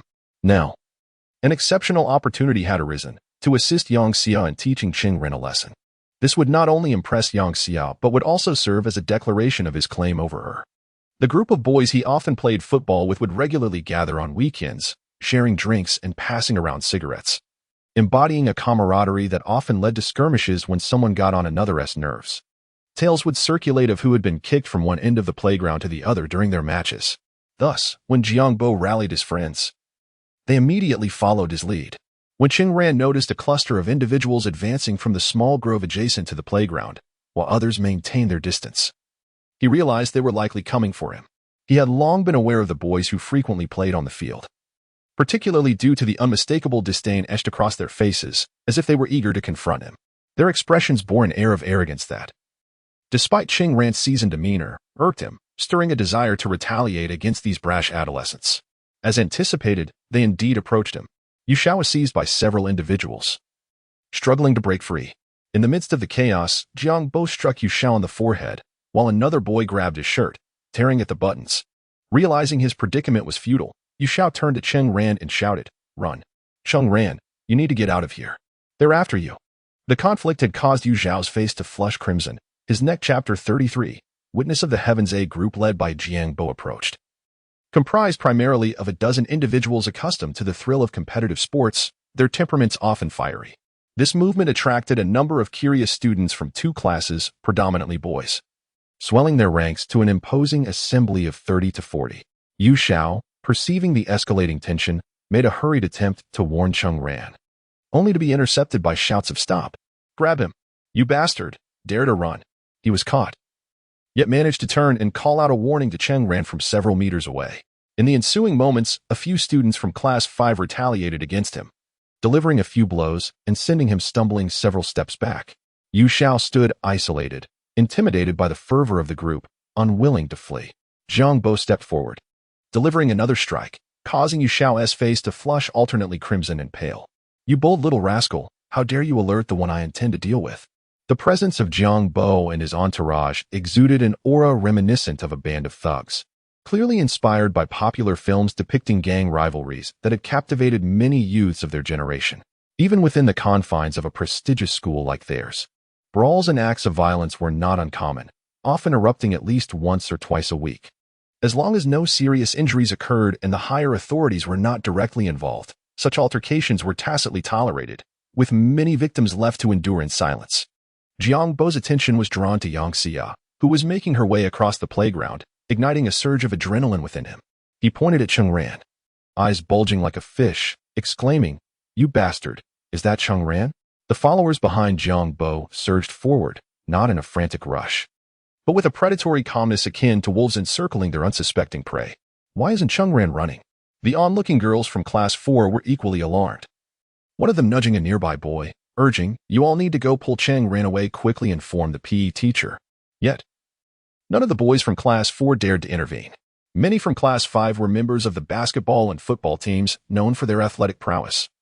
While Class 4 typically boasted a more gentle disposition, the reputation of Class 5 as a notorious gathering of formidable fighters, including Jiang Bo and several others, instilled fear among the boys of Class 4, especially after witnessing Yu Xiao's earlier beating. Thus, they remained frozen. At that moment, a shadow darted across the basketball court, and a basketball landed in the space before Jiang Bo's group, bouncing with a resounding thud before veering away. Who dares to intervene? Jiang Bo and his cohorts turned their heads toward the source of the ball, only to see CFA Bai striding towards them, standing at an impressive height of 1.8 meters. CFA Bai was known for his basketball skills, often accompanied by classmates from Class 7 who had joined him for a game. Subsequently, events escalated, and they watched from the sidelines, with several boys displaying expressions of astonishment, taken aback by CFA Bai's unexpected emergence at that moment. CFA Bai seemed to approach merely to retrieve the ball, although the title of the first high school S leader was often whispered among many. And despite the fact that Jiang Bo and his group might not entirely submit to it, they nonetheless held a certain respect, particularly after Du Bin had struck him. What was once a title he was poised to inherit was now met with retribution, leading many to keep their distance from CFA Bai thereafter. Merely losing a ball interrupted the momentum Jiang Bo had built up, creating a moment of palpable tension. Yet, Jiang Bo found himself at a loss for words. The rather brash football team behind him fell silent, observing CFA Bai as he picked up the ball, contemplating that he might simply be venting his frustrations and would leave after retrieving it, allowing them to resume their altercation. Yang Xia and her group arrived at the periphery, only to realize they were unable to insert themselves into the fray. CF Bai stood at the center, refraining from picking up the ball, instead turning to Cheng Ran with a cool smile. "What is this? Have you found yourself in a predicament? Fortunately, I'm in a good mood today, so I'll cover for you." Cheng Ran could only internally lament, another troublesome brat. The last time he had attempted to steal someone's girlfriend, he had pushed him away, dismissing him with a curt, "Get lost," and advised him to be more cautious in the future. Yet here he was, wanting to involve himself in today's tumultuous affair. This fellow clearly had a few screws loose. Undeniably, at that moment, CF Bai's demeanor was dazzling enough to render many girls momentarily speechless. Even the boys, who were typically at odds with one another, could not help but acknowledge CF Bai's undeniable handsomeness. Beside Yang Xia, Zhang Xiaojia had already begun to swoon. Yu Zhao's mouth fell open in astonished disbelief, uttering a simple "ha." Regardless of how one might interpret the situation, the surrounding crowd, who had been concerned for Cheng Ran, noticeably relaxed. Jiang Bo's expression darkened considerably, and his companions reflected his ill temper. "CF Bai, this has nothing to do with you. Why do you feel the need to intervene?" This question echoed in the minds of those around them. What was Cheng Ran's story? He was merely an ordinary kid from class 4. Yet he had first confronted the homeroom teacher and then caused a stir during the cultural performance by confessing to the class flower. Now, even CF Bai, the leader of the first high school, was standing up for him? How had he garnered such influence? The sudden shifts in their world left them perplexed. Meeting Jiang Bo's inquiring gaze, CF Bai shrugged with an air of nonchalance. "The last time I was struck, he was the one who pulled me away, just dragged me along. I have never felt so helpless. But this is a matter of loyalty." CF Bai's tone was articulate and emphatic. Even Cheng Ran, observing from the side, thought that this lad would undoubtedly excel as an actor. A debt of gratitude must be repaid, whether you like it or not. But it must be returned.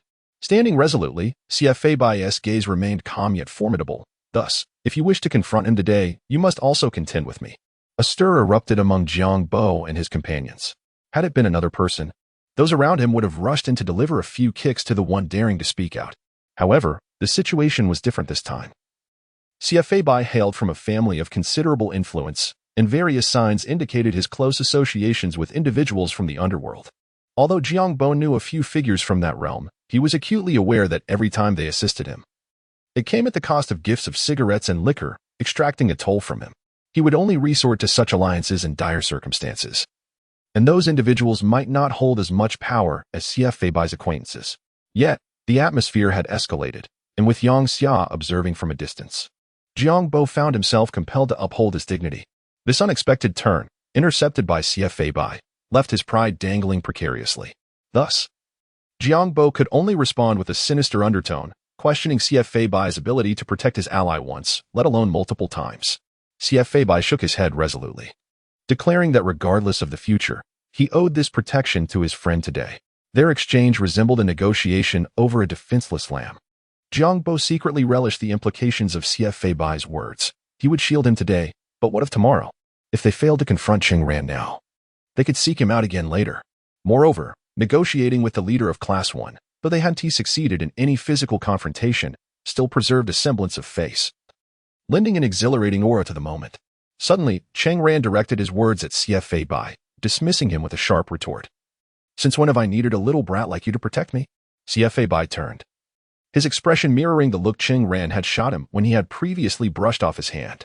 He hadn't anticipated such swift retribution. The feeling of indignation was palpable.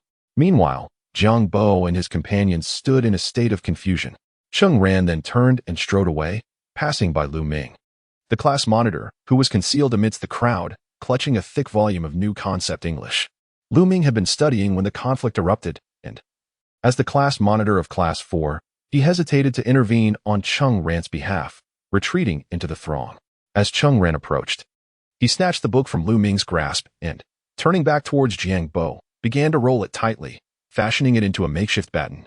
He cast a glance at the disheveled Yu Xiao nearby, then brushed past the bewildered CF Bai.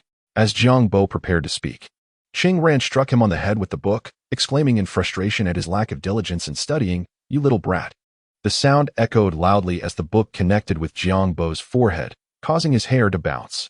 Jiang Bo felt momentarily dazed, as though he had sustained a mild concussion. Yet, Cheng Ran was quick to follow up. In a blur of unexpected speed, he unleashed a flurry of strikes upon Jiang Bo's face, neck, and shoulders, leaving the onlookers astounded.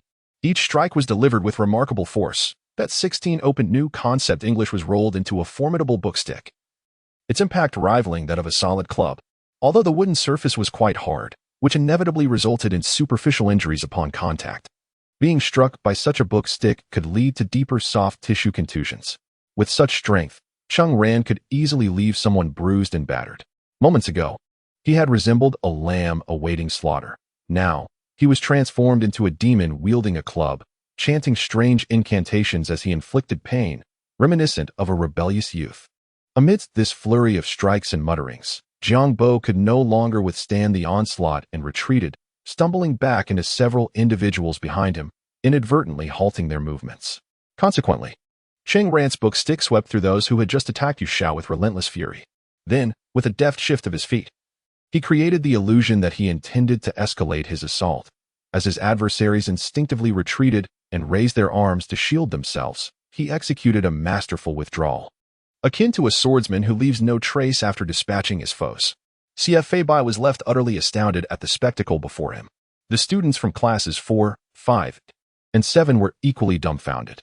Yang Xia gaped in disbelief, while Zhang Xiaojia and her companions had mouths agape, resembling a group of astonished spectators.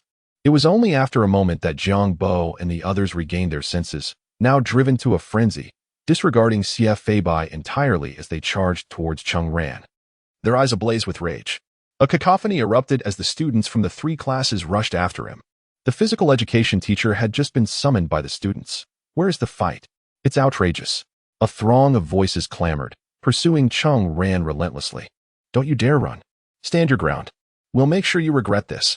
These individuals were all adept athletes, some possessing explosive strength.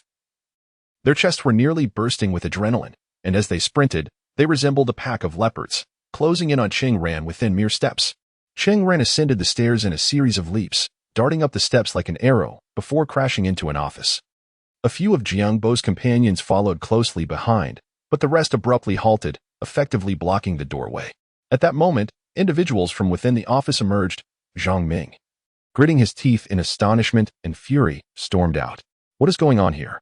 What are you all up to? You little rascals, what is this nonsense? Upon spotting Cheng Ran, he exclaimed, What are you doing? They're attacking me. Cheng Ran nonchalantly pointed at Jiang Bo and his group. How shameless can you be? Jiang Bo and his companions were on the verge of insanity, realizing they had witnessed the epitome of villainy as described countless times in novels. They had not even laid a finger on him, yet he dared to strike first, and the most unfortunate among them was Jiang Bo, who remained dazed as several of his peers had been severely beaten. A wave of righteous indignation erupted. He struck first. He initiated the attack. He hit us with a book. At that moment, Cheng Ran fell into a peculiar calmness, presenting an appearance of serene composure. The book that Lu Ming had been reading was long discarded after Cheng Ran had dealt with him, and now he opened his empty hands towards Zhang Ming, who approached with indignation. Director Zhang, it is but I alone against their multitude. Cheng Ran shrugged, displaying an expression of incredulous absurdity. And they claim I initiated the altercation? The group of over a dozen exchanged glances, an ominous premonition settling in. This individual had reached an unparalleled level of shamelessness. They opened their mouths, yet even their own justifications felt futile. For the first time in their lives, they were engulfed by a profound sense of powerlessness. Words were rendered unnecessary. Zhang Ming reached out, seizing Jiang Bo by the hair and forcibly dragging him into the office of the political education department. Like a caretaker tending to a litter of rabbits, he ushered each of the group into the office, shutting the door with a resounding thud, effectively sealing Cheng Ran outside. According to those who, emboldened, dared to peer through the gaps in the window glass that day, Jiang Bo and his companions stood in a line, their faces pressed against the wall in contemplation. They subsequently pinned self-reflections one by one, followed by a series of meetings with their parents over the next few days. During the subsequent Monday assembly, they received a warning from the entire school, with the implication that any further infractions would lead to immediate expulsion. The underlying message was clear. Even as they approached the end of their middle school years, they were to tread cautiously. For any disregard of the school's admonitions would be met with serious consequences. Initially, Jiang Bo and his friends merely intended to confront the seemingly inconsequential Cheng Ran. Yet they found themselves as if struck by a roaring heavy truck. Who could fathom the trials they endured during that time? The heavens bore witness that they were, in fact, the victims. That day, it felt as though Jiang Bo and his group of close friends underwent a baptism. Emerging with a newfound understanding, it is preferable to offend a gentleman than to cross paths with true scoundrels. For in the presence of the latter, any verbal defense or personal truths one may cling to dissolve into mere bubbles in stagnant water, pale and powerless. Chapter 34. Believing one is a furnace. As Jiang Bo and his group pursued Cheng Ran, a throng of onlookers followed closely behind. Class 4, concerned for Cheng Ran, and classes 5 and 7, drawn by curiosity, ultimately arrived too late. They could only witness Zhang Ming dragging Jiang Bo's group into the office of the guidance department, slamming the door shut, leaving Cheng Ran stranded outside. The echoes of Zhang Ming's furious roars faintly emanated from the soundproofed office. What is happening? What on earth is going on? Many were left in a state of bewilderment as the final physical education class of the afternoon unfolded like a gripping drama. Initially resembling a gang film akin to Young and Dangerous, it morphed into an intensely violent chase, reminiscent of an impending martial arts showdown. Suddenly, it transformed into a scene reminiscent of Jaws, with Zhang Ming bursting forth and swallowing Jiang Bo's crew whole. Much like a sudden downpour, swift to arrive and equally swift to dissipate, leaving no trace of tumult behind. Only Cheng Ran remained beneath the administrative building, basking in the golden glow of the setting sun. Many onlookers found themselves perplexed by this scenario. Why had Zhang Ming left Cheng Ran behind? Did this mean Cheng Ran was unharmed? Zhang Xiaojia turned to Yang Xia, her eyes wide with astonishment. A multitude of those who had rushed over shared the same bewilderment as the school bell rang, signaling the end of the day. This farce seemed to conclude for the time being, as classmates from Class 4 approached Cheng Ran to offer their condolences. With the school day drawing to a close, everyone gradually dispersed, returning to their classrooms to retrieve their bags. Cheng Ran noticed Lu Ming nearby, clutching his new concept English, which bore the scars of several torn pages, a testament to the ferocity with which Cheng Ran had wielded it. Feeling somewhat guilty, Cheng Ran addressed Lu Ming, class monitor. I apologize for borrowing your book. If it's damaged, I shall replace it, or perhaps we could exchange. Not at all, Cheng Ran. There's no need for concern. I have notes in it. It's fine. I can just tape it up when I get home. Are you sure? I wouldn't want to trouble you. Really? It's no trouble at all. School is over. I should head home now. You all should too. Cheng Ran watched as Lu Ming, with averted eyes, hurriedly departed, feeling as though he was being shunned like a venomous snake. When Cheng Ran lifted his gaze, he caught sight of Yang Xia and several girls watching him from a distance. As he turned to look, Yang Xia turned away, leaving with her friends. Cheng Ran shifted his focus back to Yu Xiao, who regarded him with an unprecedented intensity, as if scrutinizing his very essence, probing his thoughts, perhaps even his soul. A pang of realization struck him. He recognized that he had behaved beyond what was appropriate for their current stage. Yet, at times, one cannot help but follow the fervor of their heart, as he had resolved to teach those troublemakers a lesson after witnessing Jiang Bo and his gang earlier that day. These individuals epitomize the archetype of bullying within educational institutions, manifesting through verbal and physical assaults, as well as the plundering of material possessions. Such behaviors are timeless and persist across eras, representing not merely a trivial annoyance, but rather a microcosm of societal dynamics characterized by the imbalance of power. The recurrence of these incidents has left indelible nightmares and shadows in many lives. Some individuals may never escape this darkness, potentially inciting even more severe repercussions. Those friends of Cheng Ran who have children often harbor the greatest concern regarding bullying in schools, leading them to enroll their offspring in martial arts like Taekwondo, equipping them with self-defense skills against such adversities. Some, burdened by their own traumas, might adopt a more aggressive stance, teaching their children to become the aggressors rather than the victims. Ironically, this can result in their own children embodying the very traits of bullies. There are those who, as a consequence, develop distorted personalities. Even after establishing families and careers, the lingering shadows of their past may one day erupt. In a profound sense, today marks the rebirth of Cheng Ran. Had she not undergone this transformation, she might have endured a fate akin to that of Yu Xiao, one beset by bullying and humiliation. The resolution to this dilemma lies in ensuring that those who perpetrate violence receive tenfold repercussions and punishments, thereby extinguishing any inclination to indulge in such vile brutality. This approach can be seen as a benevolent act, as human beings are inherently contradictory creatures, embodying both light and darkness. In simpler terms, there exists both good and evil within humanity, reflective of the duality of human nature. The wisdom accumulated over millennia has illuminated this truth. To suppress the malevolent side, societies have established religious laws and moral principles, encompassing philosophies from Confucianism, Buddhism, and Taoism to restrain the darker inclinations of humanity.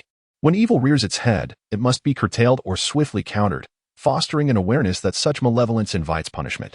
A society composed of individuals who maintain a sense of fear regarding their actions is more likely to flourish, resulting in an increase in virtuous individuals.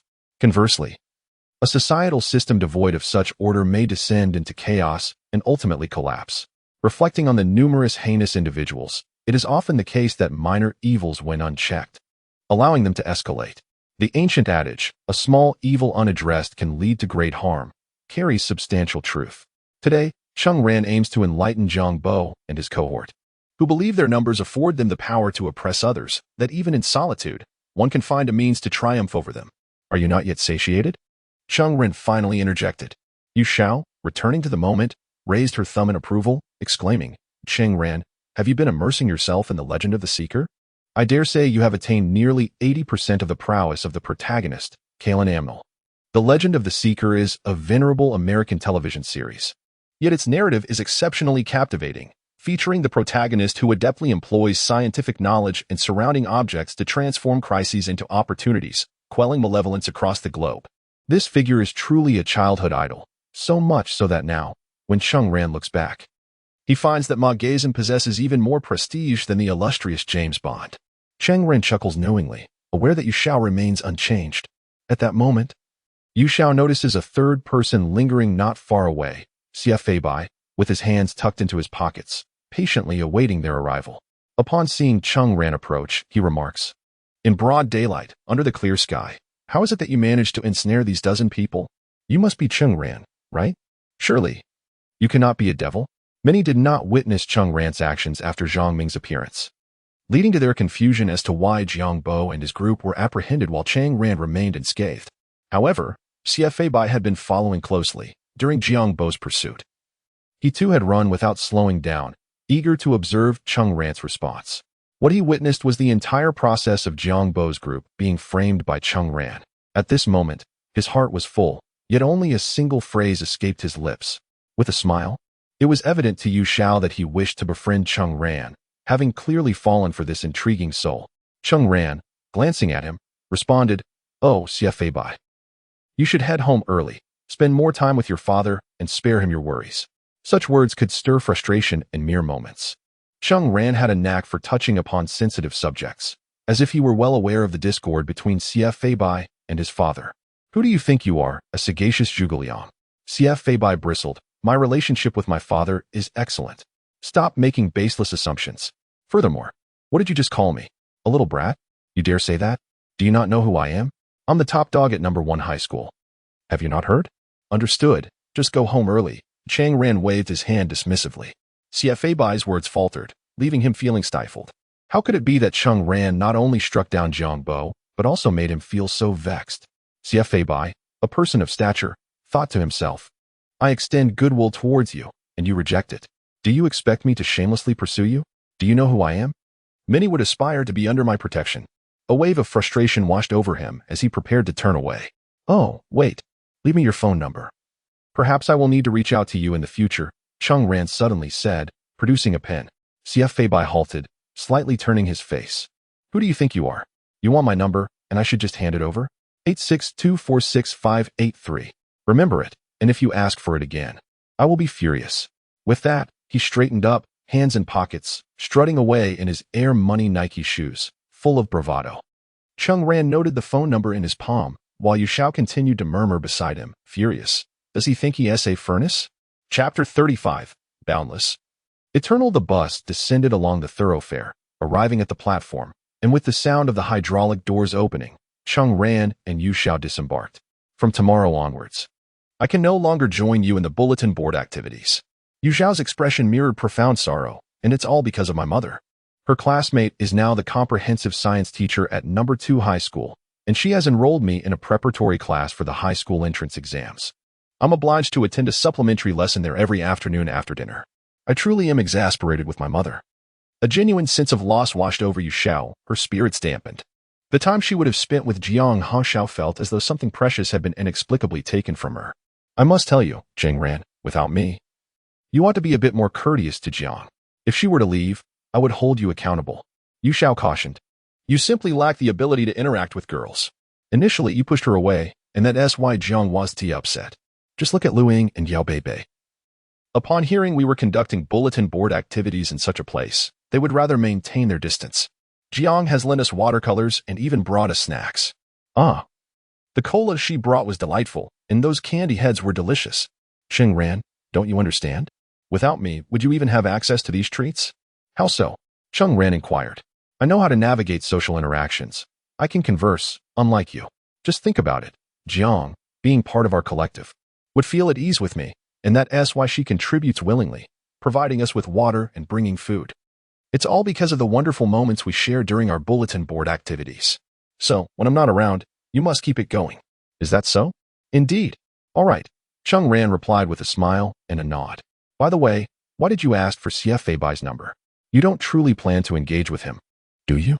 Yu Xiao frowned, seemingly maturing in that moment, earnestly advising Cheng Ran, let me tell you, what kind of background does his family have, and what is ours? They're worlds apart. Just observe his interactions with society. It's best not to entangle yourself with such a person. Otherwise, beware of losing yourself. The young Yu Xiao was aware of the reputation of CF Beibai, still merely a high school student.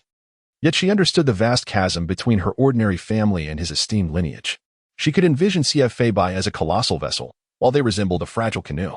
When tempestuous waves crashed, his ship would remain steadfast, while their little boat would likely meet a disastrous fate.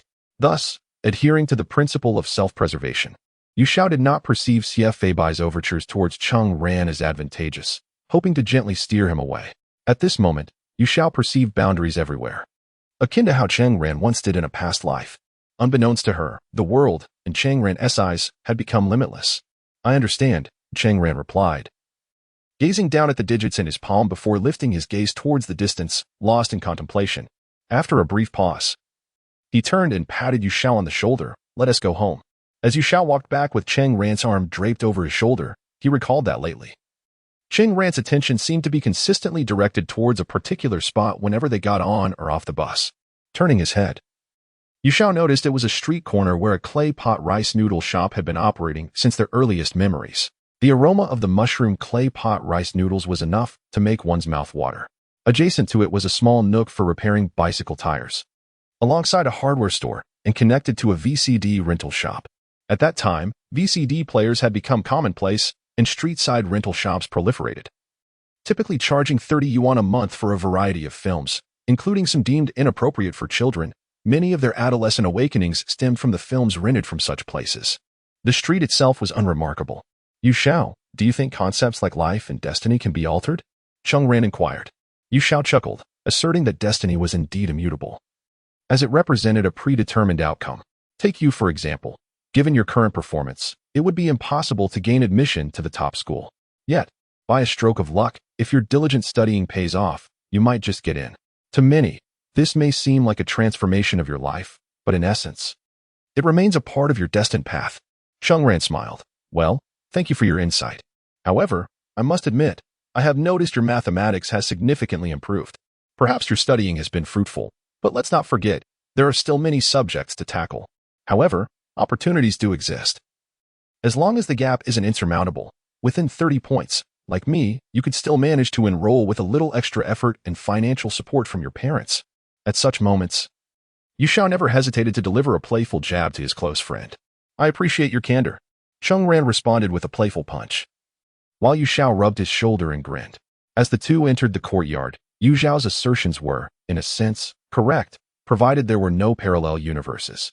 Yet, his experience of rebirth allowed him to establish a frame of reference, enabling a comparison between his current and previous lives, leading him to a conclusion that perhaps no one else in this world could reach, that destiny can indeed be altered. But did he possess the ability to effect such change? He resolved to try his best. Meanwhile, the domestic backbone communication network continued to expand, with the switch market remaining robust. The initial market emerged due to the exorbitant installation fees charged by telecommunications companies. While the high initial costs deterred many, Small switches significantly reduced the installation expenses for various residential units, leading to a surge in popularity. At that time, Hutong Company, acting as an agent for foreign brands, generated profits in the billions, yet it hardly qualified as a domestic giant.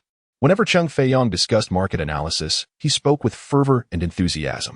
From Cheng Ran's future-oriented perspective, his father's brilliance shone brightly in that moment. In this rapidly ascending market, some domestic manufacturers have begun to venture into the production of switches. However, Huadong Company has chosen to eschew this path, believing that domestic switches will never compare favorably to their foreign counterparts, and thus will not gain an advantage in the competition for quality. I had criticized this notion at the time, and as expected, it was not long before domestically branded switches emerged, flooding the market with their lower prices, causing high-priced foreign switches to crumble under pressure. Those manufacturers found themselves inundated with countless orders as soon as they launched a product. Even a small production enterprise, or a modest supplier, could achieve sales exceeding 100 million. Through years of development and evolution, those initial advantages have gradually diminished. Nevertheless, the expanding market presents a substantial demand for newer, more advanced, and higher capacity machines. Our research and development of the Fulong, from a technical parameter perspective, is fully capable of penetrating the high-capacity program-controlled switch market and establishing a benchmark within it. With an appropriate pricing strategy, we might just ride the wave of this market renewal period. We can no longer rely on investments akin to the development of the mountains and rivers. We can only hope to overcome the last few technical hurdles of the Fulong. If we succeed, perhaps the subsequent funding sources will be assured. Recently, Cheng Feiyong has also embarked on a final, all-or-nothing effort in his career. The company is nearing the point where it can scarcely afford to pay salaries. Most individuals in the technology department need to support their families, and many have begun seeking employment elsewhere, able to earn a living based on their skills. Cheng Feiyong sees no reason to restrict them, as this is a matter of survival. He can only seize this final moment for one last push. At this point, Cheng Feiyong feels a twinge of guilt towards Cheng Ran. His father has been returning home late every day, often neglecting him, especially with the impending high school entrance examinations. Sulan is also working. Sometimes, she returns home around 6 in the evening. Typically, it is Cheng Feiyong, whose workplace is closer, who prepares meals for Cheng Ran. Now, with the increased workload, Cheng Feiyong often has to work overtime, leaving Cheng Ran to return home to find little food available. Thus, they have arranged for Cheng Ran to obtain meal tickets from an external cafeteria, advising him that if no one is home, he should either fetch his own meal or prepare instant noodles. It is a common sight to see Cheng Ran carrying a large bowl filled to the brim by the cafeteria chef. Every time Cheng Feiyong glances at the 2 large boxes of instant noodles in the corner of their home, he is overcome with guilt. Cheng Ran smiles and says, "Dad, you are working hard, and I am striving too. Let us work together, shall we?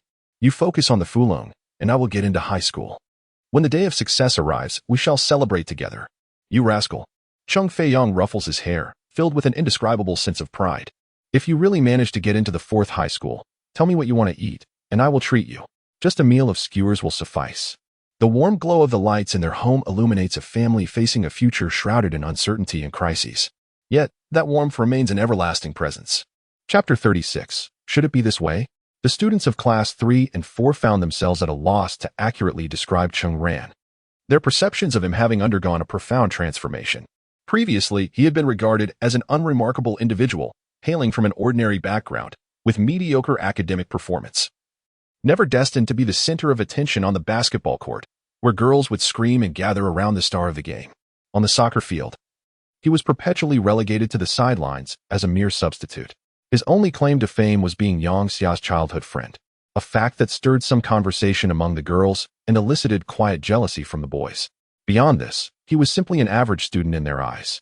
However, as their secondary school years drew to a close, the tranquility of their lives was suddenly disrupted. First, there was his confrontation with Li Zhan in class, followed by a bold declaration of his feelings for Yang Xia during a cultural performance. Then, on a Tuesday, he bravely retaliated against the violent bullying perpetrated by Jiang Bo and his gang from Class 5. Now, Jiang Bo and his cohorts found themselves in dire straits, unable to safeguard their own interests, having been summoned by Zhang Ming, who intended to address not only Cheng Ran's situation but also previous incidents of fighting, planning to hold them accountable for both new and old grievances. A significant reprimand seemed inevitable, and should any further misconduct arise, their expulsion from school could very well follow. In truth, students like Jiang Bo were merely overstepping their bounds before someone like Zhang Ming, who possessed ample strategies to manage these middle schoolers. They would likely be subdued and perhaps even experience a transformation in character. Ultimately, what left the most lasting impression was Cheng Ran's unsuccessful confession to Yang Xia. This incident would likely become a vivid memory of their school years, a hallmark event that could be recalled many years later. This series of events also served as the backdrop for the occurrences during physical education class. Jiang Bo harbored feelings for Yang Xia and sought to take advantage of the situation to teach Cheng Ran a lesson while simultaneously courting Yang Xia's favor, only to find himself ensnared in Cheng Ran's predicament.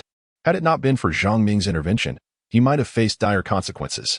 If Cheng Ran had been a fraction slower that day, an entirely different narrative might have unfolded. For some, this remains a haunting recollection. Nevertheless, for Class 4, Cheng Ran's incident passed without significant peril. As for the astonishing nature of Cheng Ran's actions, it was perceived as an anomaly, perhaps surprising to some, yet not enough to alter their overall opinion of him.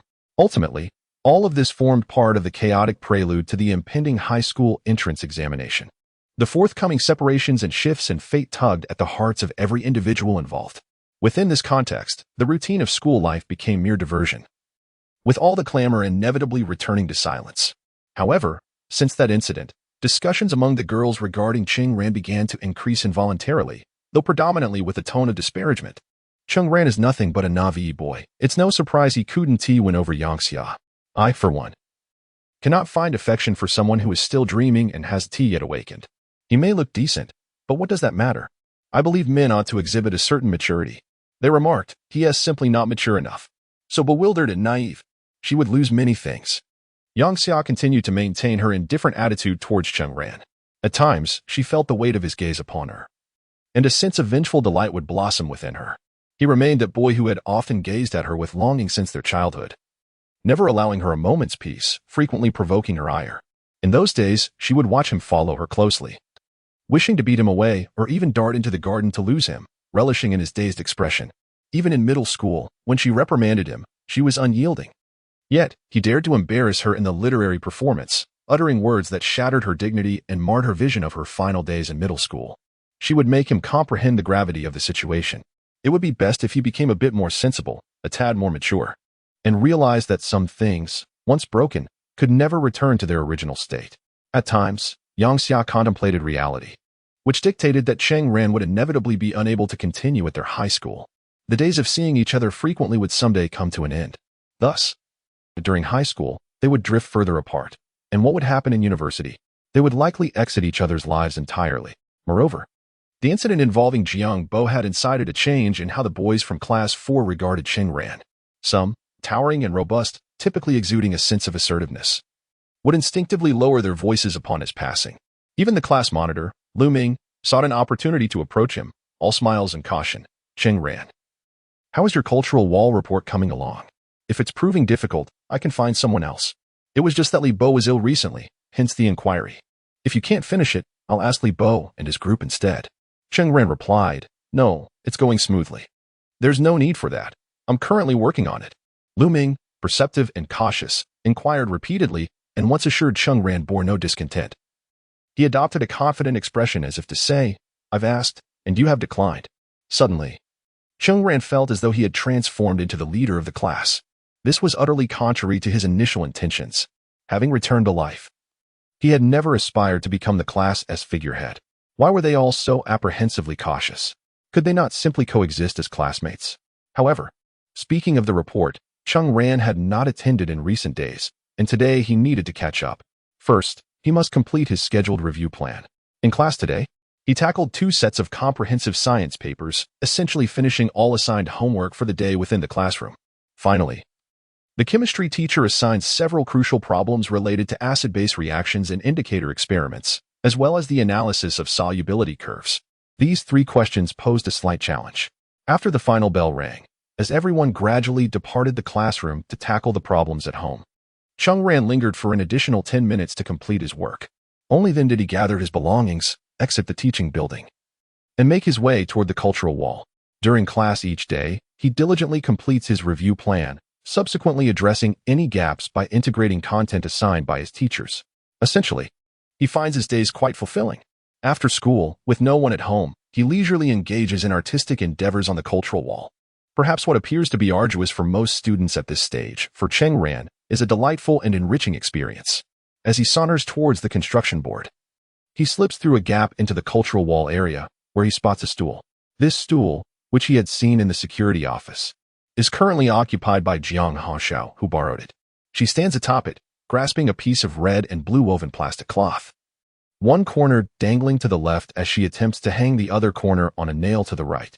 Her sky blue athletic shoes elevate slightly, revealing a glimpse of her dainty ankle between her ankle socks and the straight-cut denim jeans.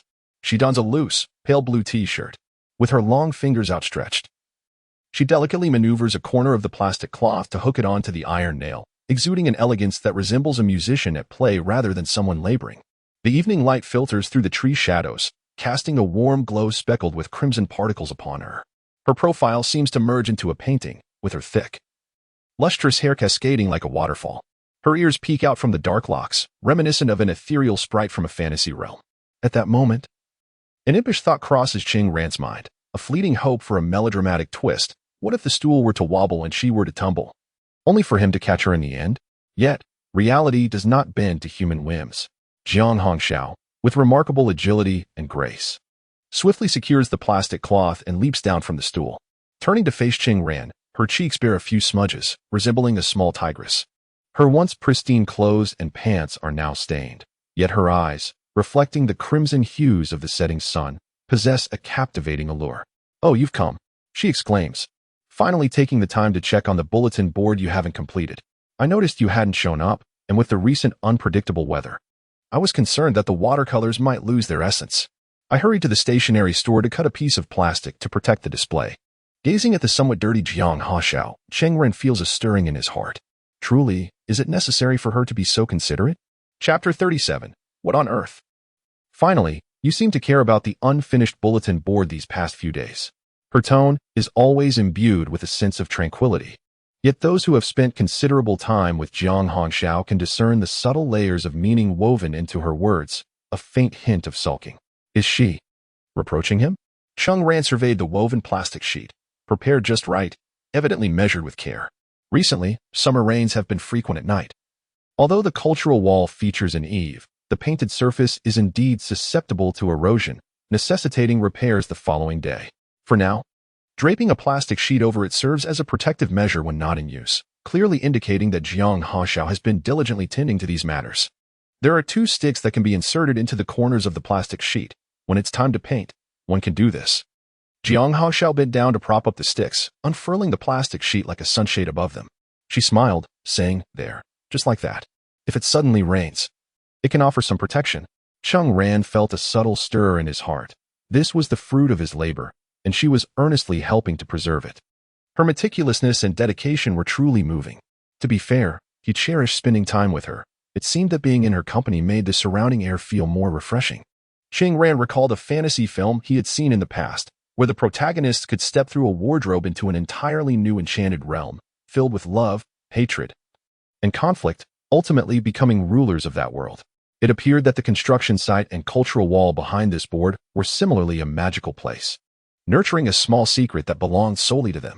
Cheng Ran had initially thought she would inquire about his performance in the literary gala, especially since they had not seen each other since then. At times, he struggled to articulate his feelings about it. It felt like his younger self had ensnared his present self in a web of youthful folly, a matter laden with awkwardness that was difficult to explain. However, surprisingly, Jiang Hongxiao did not bring it up. Was this a sign of her admirable discretion, or was she simply uninterested? If it were the latter, Cheng Ran felt a twinge of disappointment. Did this not imply a complete indifference to his affairs? Yet, perhaps it was inconsequential, with Jiang Hongxiao's mature mindset. She might have possessed a wisdom that saw through things without voicing them. She certainly would not find it unusual, given that many boys had expressed affection for her, both overtly and subtly. Cheng Ran, who had confessed his feelings for Yang Xia, was merely one among the many. Nevertheless, she appeared quite intrigued by Cheng Ran's exceptional artistic skills. The comet above them would shine brightly for a while longer before vanishing into the void. marking not just a century's absence but a periodic separation from humanity that spanned dozens of centuries. Capturing this comet in the present moment was undoubtedly significant. Even a fleeting glimpse of its magnificent form could serve as a testament to a specific temporal existence. Cheng Ran unfurled the blueprint, which had been faxed to her by Jiang Hongxiao's aunt residing abroad. When Jiang Hongxiao handed it to her, it was meticulously organized across several pages, detailing the tracks and various parameters.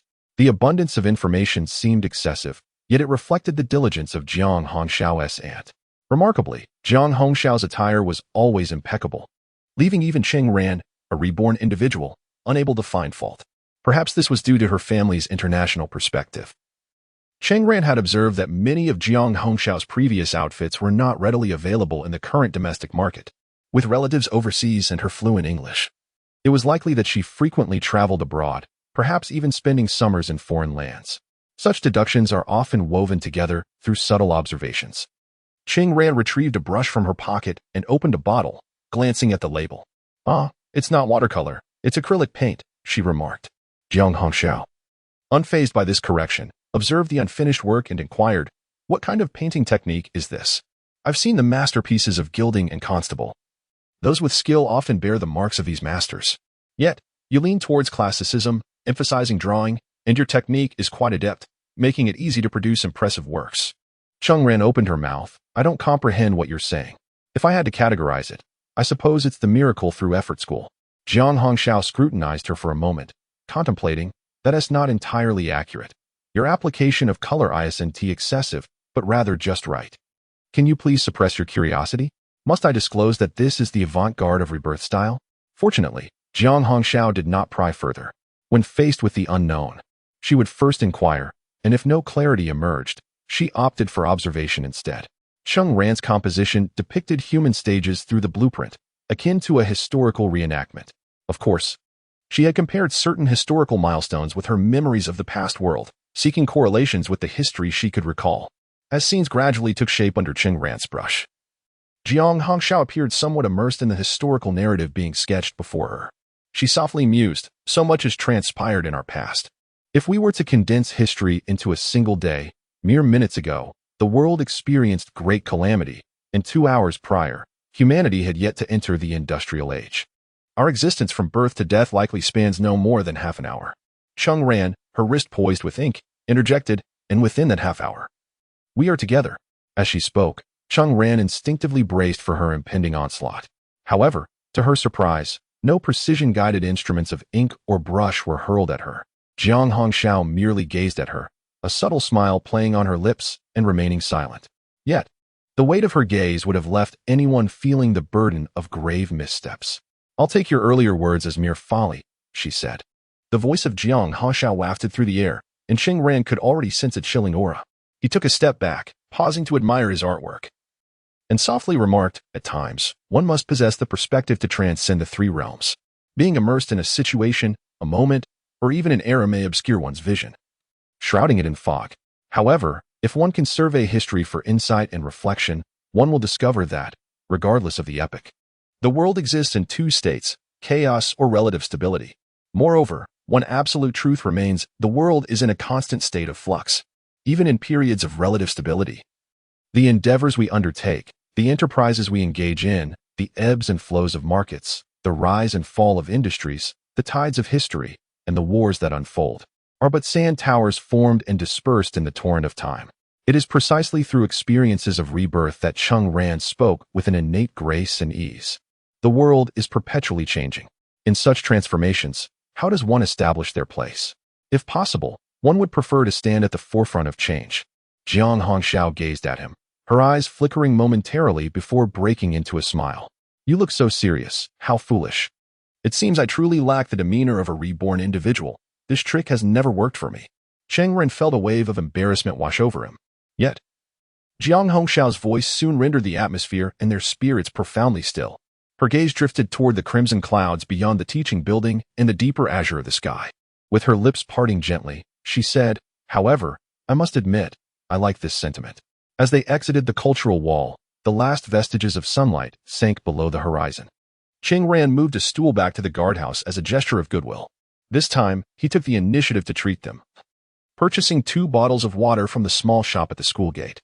He opted for a bottle of mineral water and inquired, "What about you?" Jiang Hongxiao replied, "Just like yours." The two strolled along the main road, engrossed in conversation. Unbeknownst to them, at a nearby eatery selling fried stinky tofu, fried potatoes, and cold noodles, Zhang Xiaojia lingered after school with her best friend, satisfying her cravings. As she took a bite of potato dipped in chili powder, the bamboo skewers she held clattered against the plate, splattering chili powder high into the air. "What's wrong?" Her friend furrowed her brow. "You look so lost in thought." Zhang Xiaojia gazed at the two figures on the street, rubbing her eyes in disbelief. The expression that unfolded on her face was akin to having seen a ghost. Chapter 38. Daily encounters. Seated together on the number 22 bus, Jiang Hongxiao was positioned to Cheng Ran's left. As they journeyed back, the clock approached 7 o'clock, and the number of students aboard had significantly dwindled. Nonetheless, their presence as a duo caught the attention of several passengers. However, Cheng Ran felt somewhat disheartened, for it was evident that most gazes were drawn to Jiang Hongxiao's captivating beauty. The ticket collector, unable to resist, cast a glance her way, likely thinking to herself how striking the young lady appeared. Some individuals in their 20s or 30s observed the pair sitting side by side in the rear, perhaps concluding they were a youthful couple, feeling a surge of nostalgia for such vibrant youth. For Jiang Hongxiao, being so close to a boy was likely a novel experience. Even with her mature demeanor, a slight blush crept onto her cheeks, though it was uncertain whether it was due to the lingering warmth of the sunset or the subtle heat of summer. Cheng Ran recalled something and asked, "Your home is not far from our workplace, right? Why have I never seen you on the bus before?" A melodious ringtone abruptly filled the bus, an unexpected sound that drew the attention of many passengers. Cheng Ran observed as Jiang Hongxiao deftly opened her backpack and retrieved a mobile phone.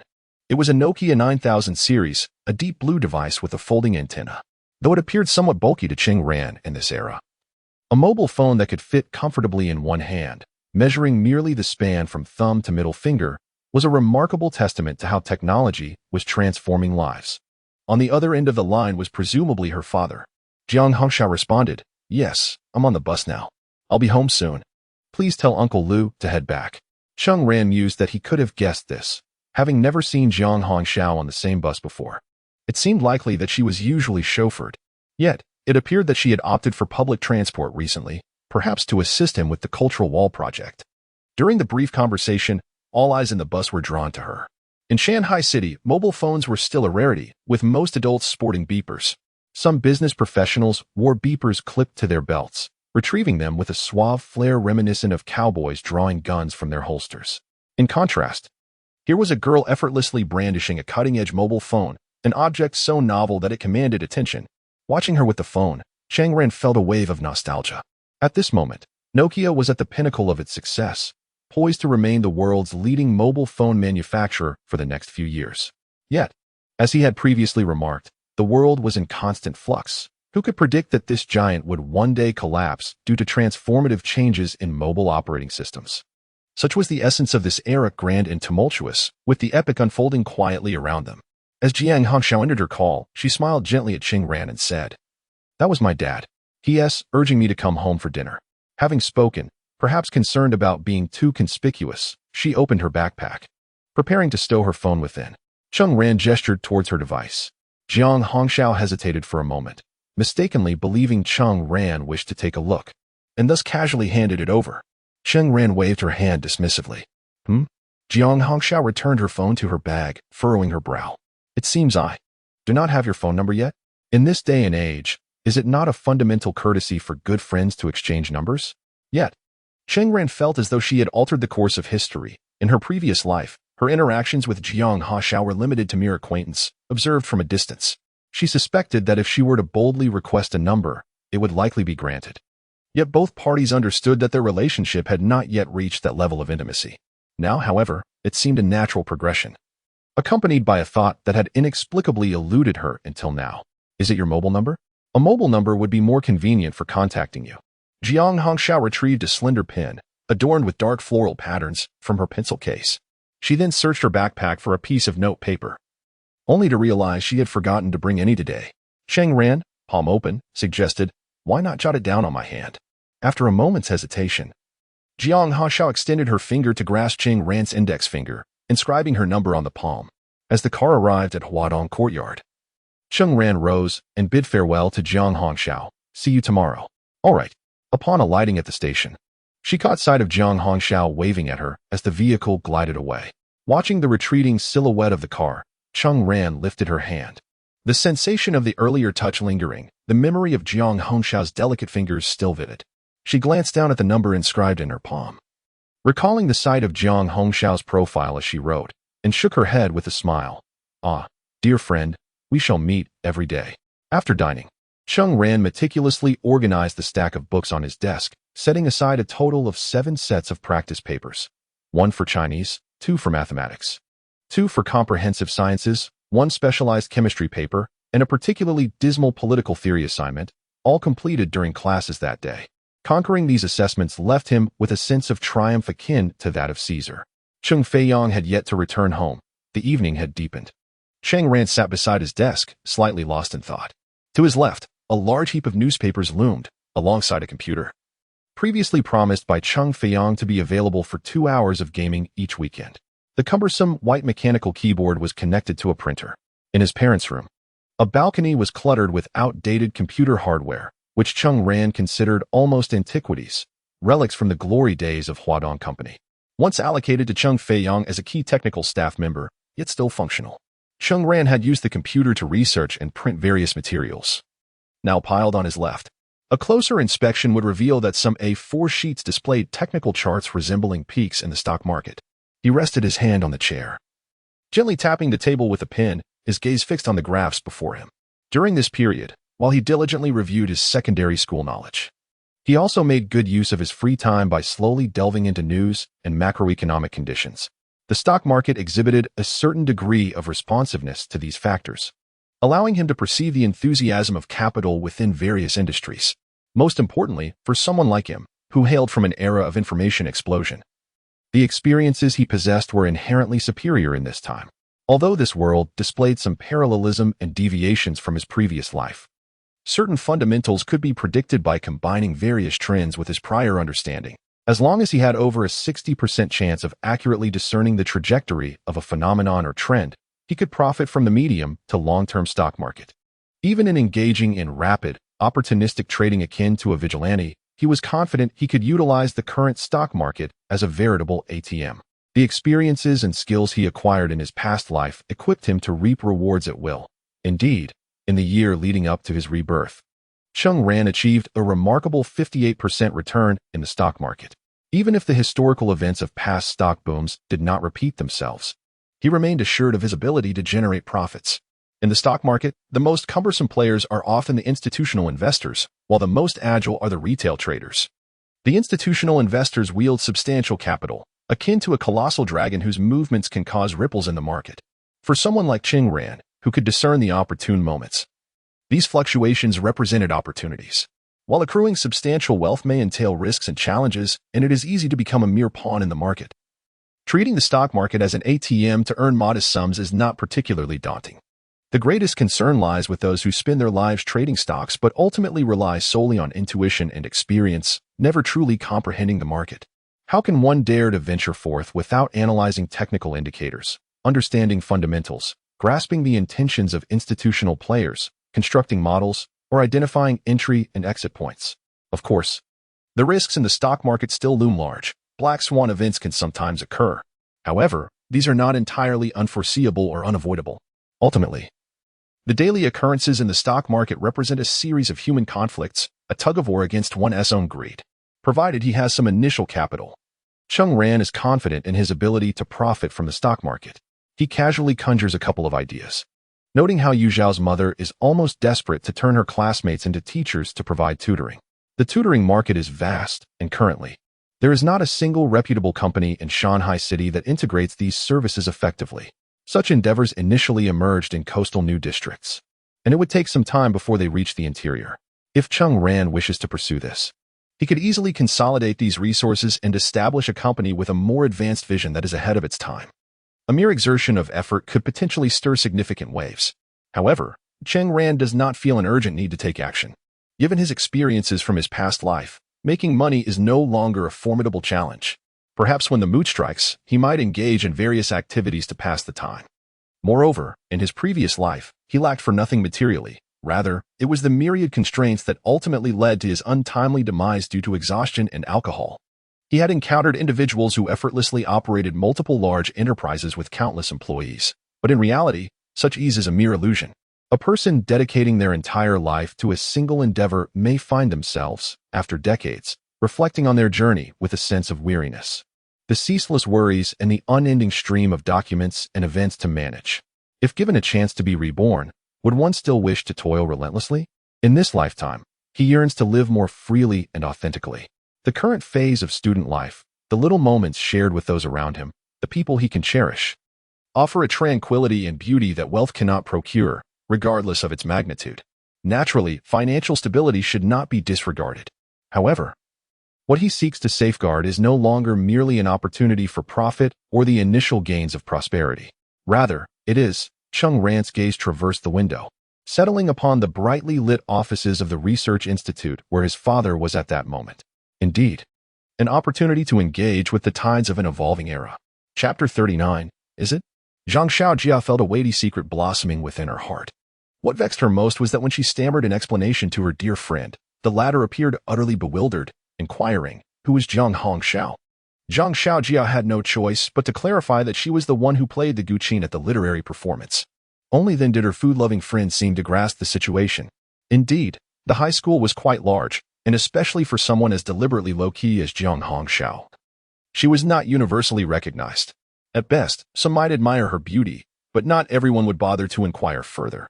Only Zhang Xiaojia and her circle, who relished gossip, understood the implications of this. Her friend then asked, "Who is Cheng Ran?" Zhang Xiaojia, in a fit of exasperation, recounted the tale of the boy who confessed his feelings to Yang Xia, a story that had become somewhat common knowledge. To her dismay, her food-loving friend simply replied with a distracted "oh," and then proceeded to mention the boy who had bet with the teacher about attending the high school, a matter that had been publicly announced. Zhang Xiaojia had previously shared anecdotes about Yang Xia's childhood companion with her friend, relishing the pride she felt for Yang Xia. In truth, Cheng Ran was quite handsome, and at the beginning of the school year, Zhang Xiaojia had secretly taken an interest in him. However, as she gradually discerned his affections for his childhood friend, Yang Xia, she realized that such matters often left discernible marks, making him an object of scorn in the eyes of others. This reached a climax during the literary performance, with Yang Xia soaring to great heights while Cheng Ran plummeted to the depths, suffering no reprieve. He was destined to become a mark of failure in the memories of their youth, a knight with the courage to charge forward but woefully misdirected. Yet, what had she truly witnessed today? Zhang Xiaojia pondered that perhaps she had misread the situation. Although she had a direct view of the area where Cheng Ran was organizing his bulletin board, she had not seen his face clearly. It might not have been Zhang Hongxiao after all, but merely someone resembling her. After all, her angle had not allowed for absolute certainty. Nevertheless, it was remarkable that there was a girl assisting Cheng Ran with the bulletin board. Who could she be? Carrying this immense question, Zhang Xiaojia entered school the next day, her mind awash with doubts. It was rather awkward to inquire directly of Cheng Ran, for after the events surrounding the literary performance, those girls who were close to Yang Xia had banded together in a show of solidarity against him, adopting a collective indifference. Regardless of whom Cheng Ran encountered among Yang Xia's acquaintances, he would be met with cold stares. Thus, Zhang Xiaojia found it hard to believe that a girl like Zhang Hongxiao, admired even by her peers, would be seen with Cheng Ran after school. From any perspective, Cheng Ran did not seem the type to be associated with her. Others might be unaware, but Zhang Xiaojia, well-informed as she was, had heard that Zhang Hongxiao was escorted to and from school each day by a dedicated driver, and it was certainly not her father. One could surmise that a girl with such privileges undoubtedly hailed from a well-to-do family, a fact that was quite apparent at this juncture. Moreover, there are numerous rumors surrounding Zhang Hongxiao, claiming that her father holds a high-ranking position within the government, shrouded in an air of discretion and mystery. In any case, it is inconceivable that Zhang Hongxiao, who was always accompanied by someone, would take the bus alongside Cheng Ran. During the lengthy intermission of the second period, many students flocked to the school's small shop to purchase water, snacks, or for those who skipped breakfast, to indulge in some rice noodles or wontons offered by retired teachers in a nearby corridor. The delectable offerings draw most of the girls to that location. Even those who do not intend to buy anything stroll around. Among the crowd, Zhang Xiaojia is accompanied by Yang Xia, Lu Ying, and Yao Beibei. Although Lu Ying and Yao Beibei are not in the same class, they share the same courtyard with Yang Xia. And their connections within the same school foster a sense of camaraderie as they introduce each other, forming a tight-knit group. Lu Ying is engaged in a discussion with Yang Xia about the answers to a challenging math problem from yesterday's mock exam. With the high school entrance examination looming just a few weeks away, the school is bustling with final preparations, including the unveiling of a cultural wall for citywide evaluation. The ninth graders will soon receive their examination permits, designating their testing locations. At this juncture, teachers are primarily focused on wrapping up their teaching, preparing for the impending examination. Unavoidably, the atmosphere within the school has grown tense, yet there lingers an undercurrent of anticipation for the liberation that follows the exams. In this context, previous events, such as the conflict between Li Zhan and Cheng Ran regarding acceptance into a prestigious high school, have faded into obscurity, as the pressing matter at hand seems to be the impending examination itself. However, Zhang Xiaojia still feels uneasy, and she can no longer resist interrupting the girls' discussion on the math problems, stating, "I didn't leave school early yesterday. I noticed Cheng Ran with a girl working on the bulletin board."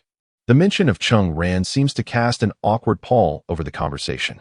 Lu Ying, unperturbed, responds, "Oh, Cheng Ran is still working on the cultural wall? Who is he with from your class? They say that a mix of genders makes for lighter work. Your teacher seems quite accommodating." Yang Xia remains silent. Zhang Xiaojia continues, "The crucial part is that he was with Yuxiao. But recently Yuxiao hasn't been with him after school.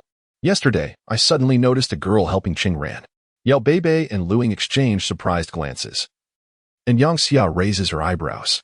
Lu Ying inquires, "Who is it?" Yao Beibei adds, "Who would be so blind as to help him?"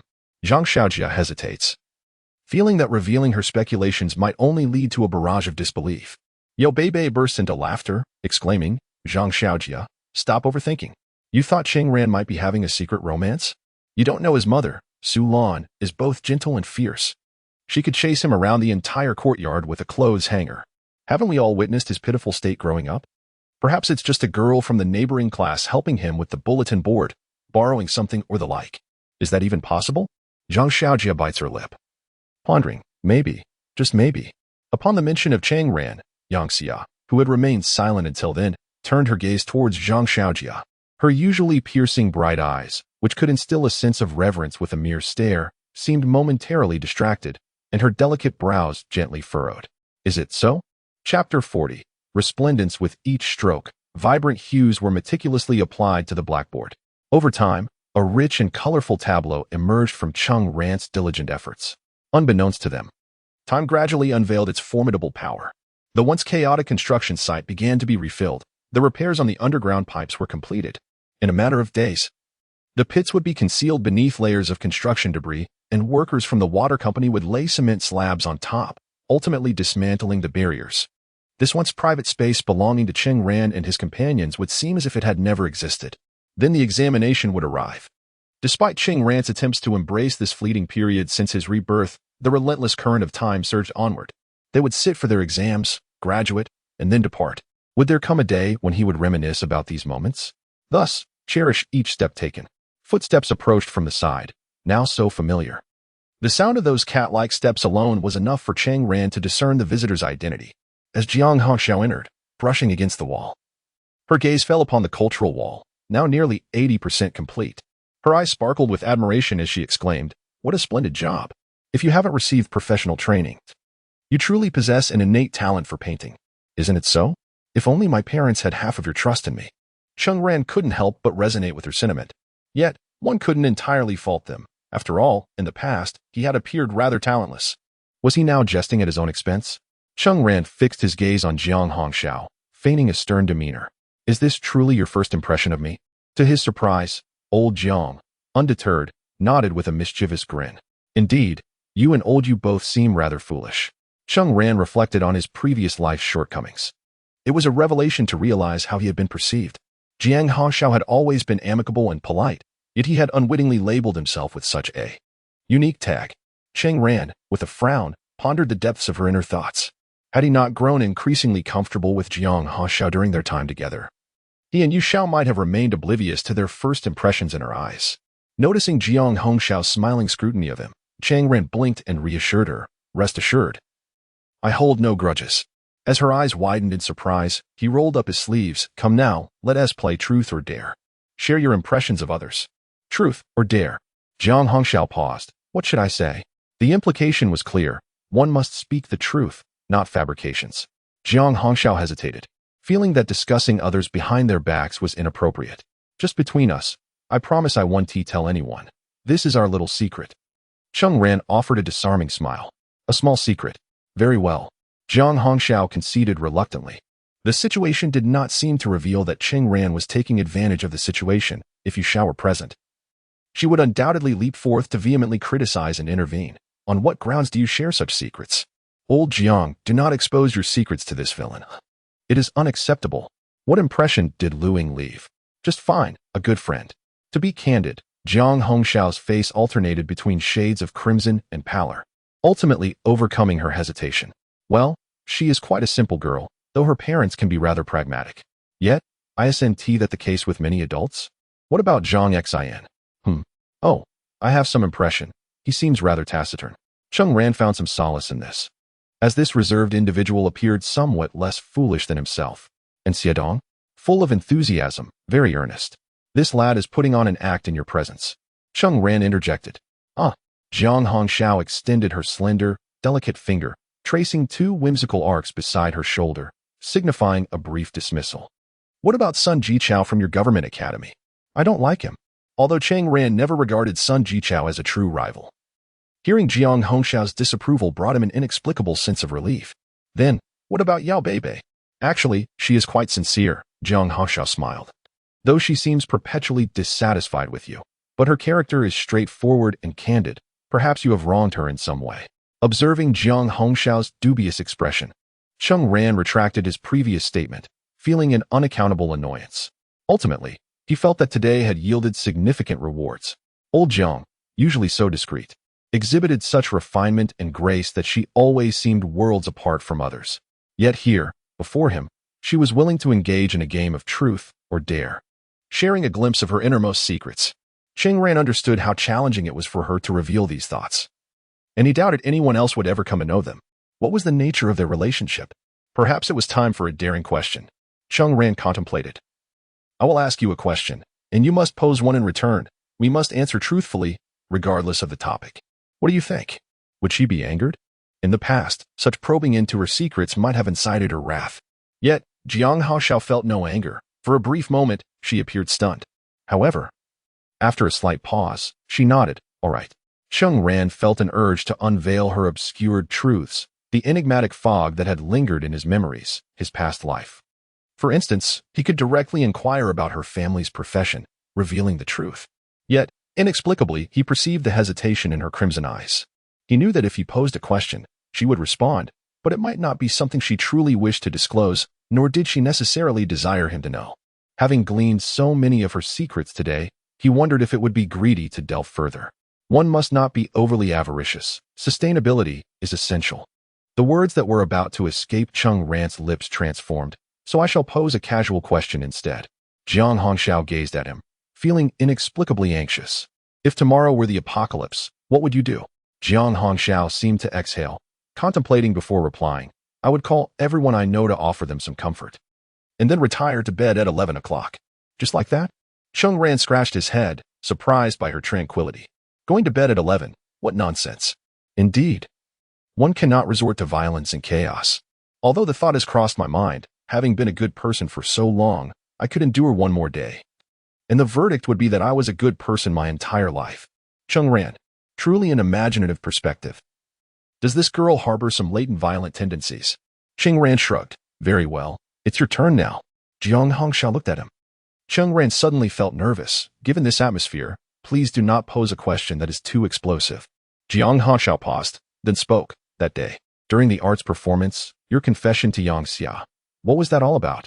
This ethereal figure stood before the young man, as if traversing their light. Passing through their wind, all seemed to freeze. The illumination was radiant, illuminating with flawless beauty. The leaves rustled, exuding endless charm. It turned out that something previously unmentioned awaited here. After all, I am not entirely indifferent. What are you laughing at? Jiang Hongxiao inquired. Merely finding your method of confessing to a girl rather foolish and clumsy. It's hardly something I would expect from the usual you. Well, Cheng Ran began, that was a distant memory. It must be traced back to my youthful arrogance at that time. I indeed recorded that tape. But later I abandoned the idea. Cheng Ran succinctly explained, yet who knew my friends would misunderstand, mistakenly believing I intended to do just that. Ultimately, the greatest issue resided within myself. The result turned out to be the misunderstanding you witnessed, a misapprehension that wasn't entirely a misunderstanding. I cannot blame others. I must bear the consequences alone. Jiang Haoxiao scoffed. She chuckled, commenting, it is quite rare for someone to pursue a girl and end up like you. In life, who can escape a few embarrassing episodes like a dog? Cheng Ran smiled. Jiang Haoxiao pondered, then with her long eyelashes lowered, nodded earnestly. Well said. When Cheng Ran finally put down his pen and, along with Jiang Haoxiao, lowered the woven plastic sheet, they tied the ropes to the nails at the corners of the drawing area to protect the entire surface, preparing to depart.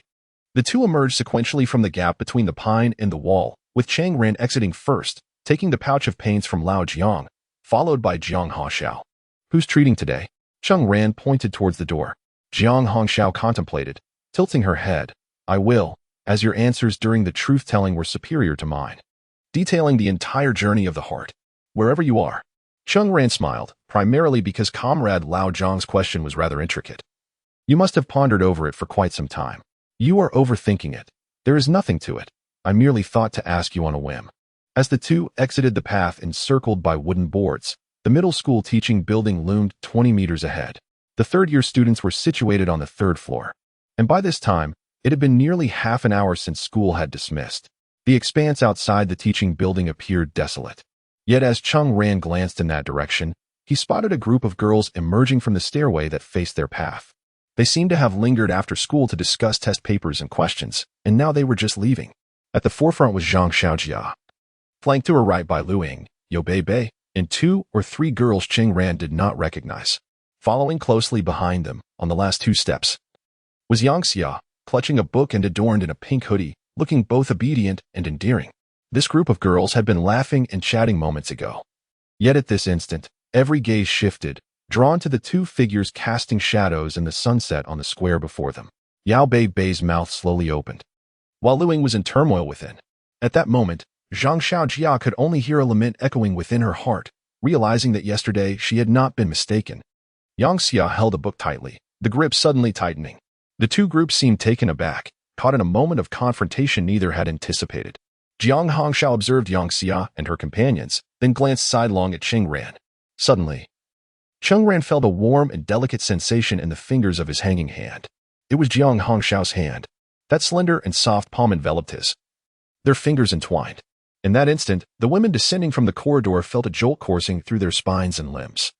An electrifying sensation that erupted at the crown of their heads, blooming like an explosion, radiating outward in ripples with the magnificent sunset. Red tender hands, yellow sweet wine. The city adorned in spring hues, the willows by the palace walls. Chapter 41. How wonderful today. As Zhang Xiaojia recounted witnessing Cheng Ran collaborating with a girl on a bulletin board, he was met with a flurry of derision from Lu Ying and Yao Bei Bei during the literary performance. When Cheng Ran was struck on the head by Yang Xia's hairpin, it marked a significant decline in his reputation. The girls aligned themselves with Yang Xia, fostering a collective disdain for Cheng Ran's interruptions. Although somewhat inapt, it resembled a beloved stuffed bear that had become tattered and worn, rendering it disposable. Only for someone to pass by and, unperturbed by its condition, pick it up. This unexpected act stirred curiosity among the girls. Who is this person? Naturally, such sentiments could not be overtly expressed. Yet, every individual aware of the situation seemed to linger a bit longer after school, either discussing homework or engaging in assignments within the classroom. Curiously, this also attracted a few new members to their ranks. As the group collectively sensed that the time was ripe, they descended from the teaching building and unexpectedly encountered the couple emerging from behind the construction boards. Suddenly, the mist that had enveloped everything transformed into a brilliant sky, pierced by the glaring sun. Buzzing, this was the sound of blood coursing through their minds. Buzzing thud. This was the palpable sensation that coursed through their heads when they witnessed the 2 hands intertwined. Jiang Haoxiao, renowned within the government courtyard, was the one whose presence drew the attention of the courtyard's youth. Why was she beside Cheng Ran? Why were they working together on a bulletin board? Had they been together all this time? Why had no one informed her of this development until now? Yao Bei's mouth fell agape. Was this the same Cheng Ran who had always revolved around Yang Xia, who had pursued her to no avail, earning scorn? Cheng Ran, what are you doing? What does this mean? After failing to win Yang Xia's affections, have you turned your attention to Jiang Hongxiao? Release her. Just because she holds your hand doesn't mean you must be led. This is a level up in your gaming. Suddenly, Yao Bei felt a pang of sympathy for Yang Xia. She turned to glance at Yang Xia, who appeared somewhat pale, still clutching her book, yet fixated on the two figures in the clearing. Was that Cheng Ran? The very same who, despite possessing a treasure trove of splendid poetry, claimed it as the work of a distant relative? The one who had, in a reckless fit during the literary performance, read a love poem without a coherent thought? The one who had once gone to great lengths to procure a tape of a song he knew she liked, even at the cost of his own preferences? Was that the Cheng Ran who had persistently lingered by her side, irritating yet impossible to dismiss? Cheng Ran, this feeling resembles placing a long-neglected, dust-laden music box in a corner, only to have it suddenly seized before one could wipe it clean. As I gaze upon the now resplendent and crystalline music box, I sense a profound emptiness within my heart. At the end of the trembling crowd's vision, two figures, hand in hand, gradually fade into the path beyond the school gates. Upon exiting, my steps quicken, and at the turn of a narrow alley, Jiang Hongxiao withdraws her hand. In a moment of wistful longing, Cheng Ran smiles, thinking, this time, you owe me. Cheng Ran gazes down at his palm, still entwined with warm, fluttering sentiments, utterly bewildered. How to articulate this? Throughout life, one cannot escape a few moments of utter disarray, just as you once remarked. Jiang Hongxiao's lips curl upward. Perhaps you overthink things. A dog may not be as wretched as one imagines. After all, that is how others live, blissfully. Yet just now, I made you gallop away like a steed, leaving all behind. But what is this situation? My heart is in disarray, and you seem to be merely addressing the surface. Do you realize whom you have entangled yourself with? Old Jiang, I am a reincarnate. Jiang Hongxiao lightly pats his shoulder. Even the wisest among us can be muddled at times. Your previous attempts at courting were nothing short of tragically inept. Allow me to impart a new strategy, the art of feigned pursuit. Do you comprehend? Jiang Hongxiao blinks her crimson eyes. Such words will surely rekindle her interest in you. I might as well address you as master. You squander your talents on the art of pursuit. What was your life motto again? To explore uncharted territories, to undertake untried endeavors, to engage in delightful pursuits. Jiang Hongxiao chuckles. This could indeed be considered an amusing venture. You seem to have revised your life's mantra on a whim. Cheng Ran glares at her. He contemplates for a moment and then solemnly states, I believe you may have misconstrued my intentions. It appears you haven't absorbed my earlier explanations. I mentioned that those were the follies of youthful exuberance, long since past, and I have no intention of revisiting them. Enough with the stubbornness, Jiang Hongxiao interjects, raising her palm to quell his protests. I have encountered many such naive youths like you. This, I still cannot bring myself to believe. Why is this girl so obstinate? Cheng Ran ponders briefly before articulating, unharvested plums wither, fragrance scattered across the ground. The bamboo horse, unseen, ages, separated by vast distances. Jiang Hongxiao gazes at him, momentarily stunned. After a pause, she nods. It seems you have truly let go. Were you shall present? She would undoubtedly interject with righteous indignation. You are not permitted to play the soulmate. I regard you as a brother, yet you dare to grasp my hand. Interfering so recklessly in another's life, can you bear the consequences? Cheng Ran, while speaking, brings his hand to his nose. Hey, what are you sniffing at? Jiang Hongxiao feigns a strike, exclaiming, you are such a creep. Even if you wish to play hard to get, at the very least, you must have suffered a great embarrassment at the artistic performance. As your good friend and brother, I consider this my way of helping you regain your dignity. Jiang Hongxiao added, and what about your so-called innocence and purity? Are you not concerned about those girls gossiping? Cheng Ran inquired. What have I done to tarnish anyone's reputation? Jiang Hongxiao shot her a glance. Perhaps you're overthinking it. As she spoke, she hummed a melody, a light tune accompanied by a rising scale. You seem to be in a splendid mood. Upon arriving home, Sulan, unusually, returned early from work and prepared a meal. Cheng Ran was the first to reach the phone, dialing a number. It rang for merely a second before being answered.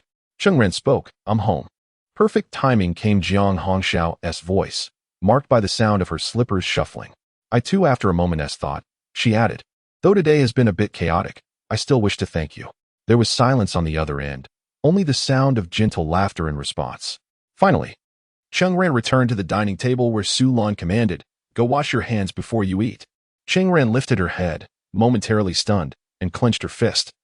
Having washed her hands before coming home yet, disregarding it, she proceeded to serve herself. Su Lan looked on with a hint of confusion, wondering where she could have washed up before returning home as night deepened. Jiang Hongxiao rose from her desk, cup in hand, and stepped out onto the balcony of the Red Door building. The warm glow of the city lights in the neighboring courtyard enveloped her.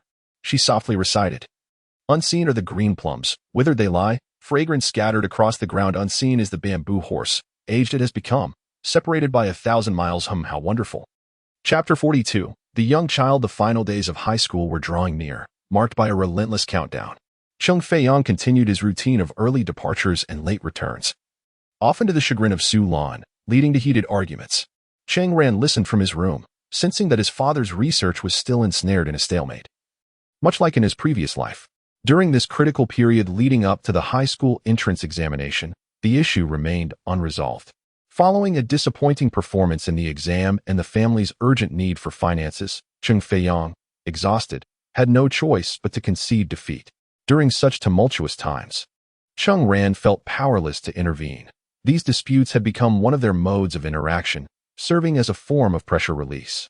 As the review schedule approached its conclusion, Cheng Ran had assimilated the knowledge from middle school, leaving him with little more than to patiently await the arrival of the examination.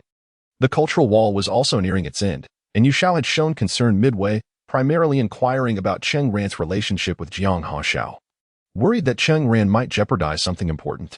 On that Wednesday evening, an incident involving Zhang Xiaojia, Lu Ying, and Yao Beibei stirred a ripple among their group. The notion that Jiang Hongxiao and Cheng Ran might be dating was a startling conclusion, one that left everyone astonished. However, with the entrance examination looming, most were focused on their final preparations. Even though a few students from other classes had witnessed the two holding hands, the overall impact was minimal. Many merely expressed surprise or found it peculiar, without delving deeper. At that moment, everyone was in a state of disarray, preoccupied with the impending transition to higher education.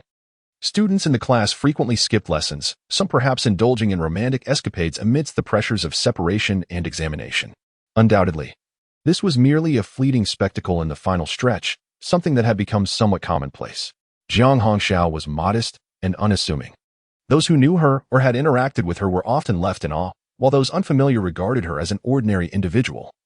Perhaps recalling a vague impression from their middle school days, Yang Xia found herself inadvertently glancing at the figure of the young man in the classroom, experiencing a peculiar flutter in her heart, akin to the fleeting emptiness of a missed heartbeat. She could not fathom why Cheng Ran, who had professed his feelings for her during the cultural performance, had quickly taken Jiang Hongxiao's hand. She recalled reading in a psychological treatise that when an individual experiences excessive stimulation, akin to a drowning person, any semblance of comfort may become a lifeline they desperately cling to. On that day, she had indeed confronted him before the entire school, striking and kicking him, even uttering a hurtful remark. Reflecting back, Cheng Ran's urgent attempts to salvage the situation seemed filled with helplessness. Anyone would have found themselves in a similar predicament. In such moments, one can lose their center, becoming exceedingly erratic, engaging in actions they would never normally contemplate. Thus, had she inadvertently pushed Cheng Ran towards such an extreme reaction? Cheng Ran can be elucidated upon, but how might one interpret Jiang Hongxiao? Jiang Hongxiao, an exemplary student of remarkable caliber, has consistently ranked among the top 10 in her class, occasionally slipping below that threshold, yet often finding herself nestled between the 7th and 8th positions. However, there seems to be a hint of evasion in Lu Ying's words. Based on her interactions with Jiang Hongxiao, it appears that this may not reflect her true academic prowess. This leads to a singular inference. She may be deliberately positioning her grades to remain inconspicuous, neither too high nor too low, thereby maintaining an awareness of her own capabilities while aligning with her understated demeanor. Such a realization can be rather unsettling. Those high achievers, who routinely attain soaring scores, often find themselves in a solitary realm, lacking close companionship. Could it be that Jiang Hongxiao, in an effort to balance her social needs and avoid standing out, is suppressing her true potential? Regardless, it is certain that she will secure admission to the province's key institution, the prestigious #1 high school. In stark contrast, Cheng Ran, with a score slightly above 400, finds the 600 mark, common among the high school cohort, utterly unattainable. One should not underestimate the mere 100-point gap between 500 and 600. In reality, every 20 points typically signifies a distinct tier. The disparities in scores reflect varying depths of comprehension in core subjects and the degree of familiarity with a broad spectrum of question types, each tier capable of filtering out a considerable number of candidates. In the mountainous city, there exists only one provincial key high school, a gateway that countless aspirants yearn to enter. A single additional point can mean the difference between acceptance and rejection, potentially sealing one's fate as the doors close. Jiang Hongxiao and Cheng Ran inhabit entirely different realms. How could they possibly be intertwined? After extensive discussions among Yang Xia, Lu Ying, Yo Beibei, and Zhang Xiaojia, a consensus emerged. She must be assisting Cheng Ran, perhaps intentionally provoking us in the process, possibly at Cheng Ran's behest. Jiang Hongxiao is merely playing the role of a helper, Yao Beibei asserted confidently. Followed by a mocking laugh, Cheng Ran is truly scheming. Although the reasons behind Jiang Hongxiao's close association with Cheng Ran remain a mystery, Lu Ying, reflecting on her past interactions with Jiang Hongxiao, concluded that it is unlikely Cheng Ran could genuinely captivate her interest. Jiang Hongxiao is not in a phase of life where romance occupies her thoughts. She possesses a profound clarity regarding her aspirations and future endeavors. In truth, her maturity surpasses that of her peers. While we may indulge in romantic pursuits, she would never jeopardize her future. Thus, this scenario appears to be more of a prank than anything else. Yet, Lu Ying harbors her own uncertainties in their understanding. Jiang Hongxiao does not seem the type to extend help merely due to friendship or engage in mischief. Zhang Xiaojia suggested. Perhaps it is the bond formed through their collaborative efforts on the bulletin board. Indeed, Yao Beibei replied. I even inquired with Yu Xiao, who initially concealed the truth, but later revealed it. Jiang Hongxiao has never participated in creating a cultural wall. She is genuinely interested in joining in. With this understanding, the entire situation begins to make sense. Yang Xia gently released her grip, a faint smile gracing her lips. Ultimately, this was all rather tedious. While she remained unaware of how Cheng Ran had developed such a close bond with Jiang Hongxiao, be it out of pity or the kindness of her heart, it was inconceivable that Jiang Hongxiao harbored romantic feelings for Cheng Ran. Nevertheless, if this was indeed Cheng Ran's intention, so be it. After all, who wouldn't wish to impress the one they cherish as graduation approaches? Especially after having so decisively rejected him. It was something she could come to terms with. Yet, all of this seemed to hold little significance now. The high school entrance examination was looming ahead. She, Jiang Hongxiao, and a select few others would ascend to the only provincial key high school in Shanghai. Meanwhile, Cheng Ran's parents were reportedly preparing for his admission to the 2nd and 4th high schools. In the face of such predetermined paths of fate, one often finds themselves powerless. Recently, whispers of rumors had begun to circulate. For instance, after a brief silence, Jiang Bo and his companions had started to make threats, vowing to trouble Cheng Ran after graduation. After all, the humiliation they had suffered was a bitter pill that could not simply be swallowed. And for those who had endured it, bringing Cheng Ran to justice would be seen as a public service. During this time, Cheng Ran had encountered CFA by several times. Whether during the same physical education class or in the intervals between lessons, CFA by, along with a group of unruly boys, often congregated in the hallways or around the corners of the auditorium where ivy clung to the walls, sometimes seen bullying a couple of students, tearing their uniforms as they roared with laughter. Whenever CFA Bai's gaze met Cheng Ran's, he would slowly exhale smoke rings, his narrow, melancholic eyes, often described as alluring by many girls, piercing through the haze to fixate on Cheng Ran. Yu Xiao, feeling the weight of his presence, would bow and greet him, while Cheng Ran had yet to exchange further words with CFA Bai. On occasion, as they passed by, a couple of the delinquent boys by CFA Bai's side would snicker and inquire, is this the infamous Cheng Ran? Not impressive at all. And what about Ada? A bit shady, I suppose. If it were Jiang Bo, he would likely be at a loss.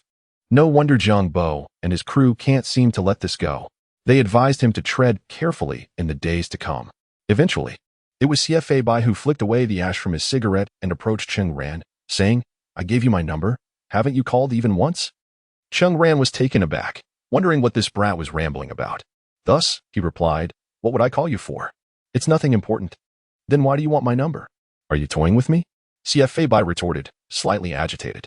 As I mentioned, if there is nothing important, I won't call. We'll talk when there's something to discuss. CFA Bai felt a lump in his throat, realizing that continuing to dance around the subject with Cheng Ran would only lead to frustration. He decided to get straight to the point. Cough, cough. Have you heard anything about Jiang Bo and his crew recently? Observing the air of bravado surrounding CFA Bai, Cheng Ran found it somewhat amusing yet incongruous. However, knowing that this youth held his pride in the highest regard, he simply nodded. CFA Bai, with one hand tucked into his jeans pocket, thumb exposed, gestured with his right index finger. Should I step in to help you resolve this? That kid Jiang Bo shouted at me, and I found it quite intolerable.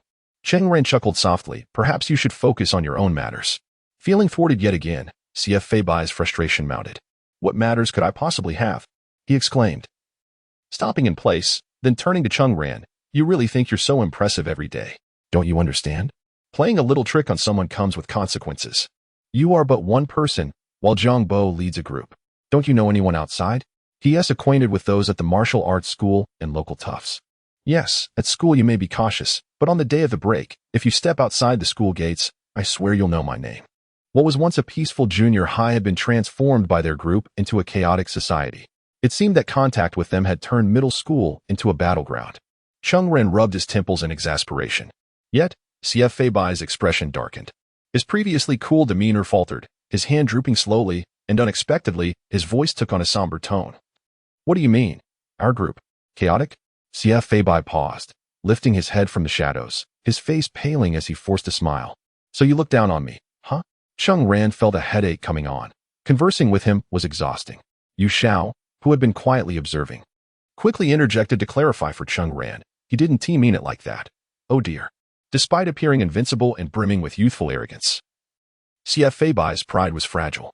Cheng Ran seemed to realize that his previous demeanor might have pricked at CFA Bai's sensitivity.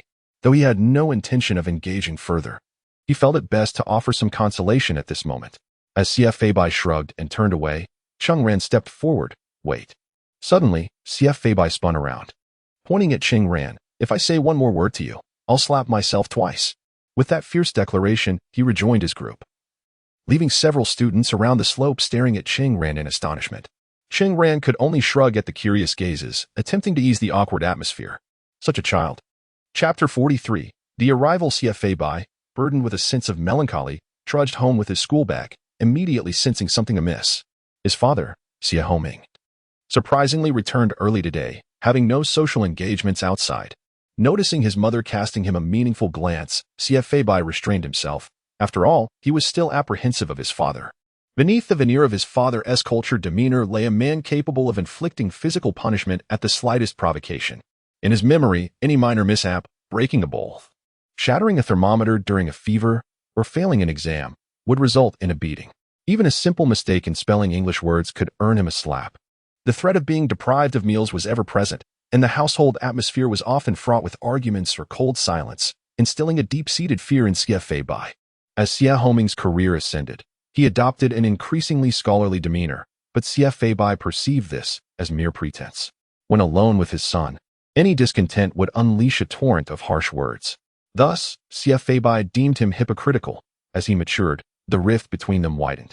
Their interactions at home often devolved into heated arguments, frequently concluding with Xie Homing delivering a violent reprimand. Now, CFA Bai had learned to be wise, choosing not to engage in conflict. He silently placed his school bag down, finding his father seated on the sofa, a newspaper obscuring his face, casting a dark glance in his direction. What time is it? You're only just returning. Out playing again. Fighting. Associating with a bunch of delinquents? Let me tell you, anyone who dares to associate with you is courting disaster. That Zhao fellow from last time, I had the police apprehend him. Involved with the underworld, what a disgrace. CFA Bai felt as if he had touched a raw nerve. On what grounds do you do this? On what grounds? That individual extorts protection fees in the construction materials business. Zhao Liping. His notoriety is not insignificant. Am I unaware? Do you think he befriends you out of respect? Do you know what he has involved in privately? If he were to threaten me with something you've done, would I be safe from his intimidation? For a moment, CFA Bai was taken aback, falling silent. He was not oblivious to the perils of society. Having grown up in this household, he had long understood these harsh realities. His father's words undoubtedly stemmed from some knowledge of Zhao Liping's misdeeds. What has Zhao Liping done? Drug use, illegal gambling, allegations of assault? Possession of firearms. Xie Homing slammed the newspaper onto the table. Tell me, which of these charges would lead to your ruin if you ever got involved? I haven't done anything yet, and you act as if you're certain I will. Are you hoping I would eventually do something wrong just to satisfy you? I'm merely laying the facts bare. Your high school entrance exams are approaching, and you're out gallivanting without a sense of urgency? CFA retorted. I want to break free from your control. So what if I'm out and about? You think I'm free to attend just any mediocre school? I will surely get into the best high school in the city. The principal is your old friend. With your influence, who wouldn't he give you some respect? This is all the ambition you possess. This is all the ambition you possess. Xia Homing was nearly beside himself with frustration. Do you not wish to prove me wrong? Should you not make an effort to elevate your grades? Do you not realize that the last time I witnessed a student of your age, he was self-learning online and adeptly repaired our stalled vehicle, with seasoned mechanics deferring to him like apprentices? The critical aspect was his meticulous attention to detail and his ability to deduce the truth from the faintest clues. If it were you, you would scarcely know where to begin. You truly ought to reflect on the disparity between yourself and others. Stop basking in self-satisfaction. Their intelligence is applied to constructive ends. While I see no signs of your brilliance, what on earth is wrong with that person, helping Xia Homing fix cars as if he has nothing better to do? Would it kill you to leave him stranded for half a month? If you were so fond of repairing vehicles, why not open your own garage? Xia Feibai felt a tempest of indignation within him. He finally understood why Xia Homing had been so intolerant of him lately. It was a matter of comparison. I am not destined to be a mechanic. That is not a task for a repairman, and perhaps it is better that I lack the inclination, Xia Feibai retorted. If I am so useless, why did you even have me? What possessed me to be born as your child? Xia Homing, furious, stepped forward, fists clenched, and attempted to press down on Xia Feibai. However, this time Xia Feibai pushed his hand away, inadvertently sending him stumbling back 2 or 3 steps. Do you know why I loathe returning to this home? Because it feels nothing like one. Xia Feibai extended a finger, gesturing emphatically. What constitutes a home? Warmth constitutes a home. Support constitutes a home. I have endured a lifetime of misfortune for the sake of this father-son relationship. Xia Homing, you are hypocritical and self-righteous. For the sake of your pride and status, you demand that I meet your standards. Yet I cannot meet them. I cannot transform into a child worthy of praise. Nor can I become the subject of admiration among your comrades, subordinates, and colleagues, enhancing your esteem. My abilities are limited, and I cannot achieve that. Tears streamed down Xia Feibai's face. What has this home brought me? What has your status brought me? Yes, we are no longer impoverished, yet my brothers have schemed against me throughout my life. I have no friends, and I dare not make friends, for they may betray me behind my back to threaten you. I exist daily amidst your suspicion and delusions. I wish I were not your son. Xia Homing, in this lifetime, I am your son. I accept that. Let us remain as father and son in this life, but in the next, let us not acknowledge each other. Xia Feibai's mother, unable to restrain herself any longer, finally intervened. Xia Homing clutched his chest, feeling as if a heart ailment were about to strike. His eyes wide with disbelief. Indeed, I do not care about the next life. Whether we are father and son in the next life is irrelevant.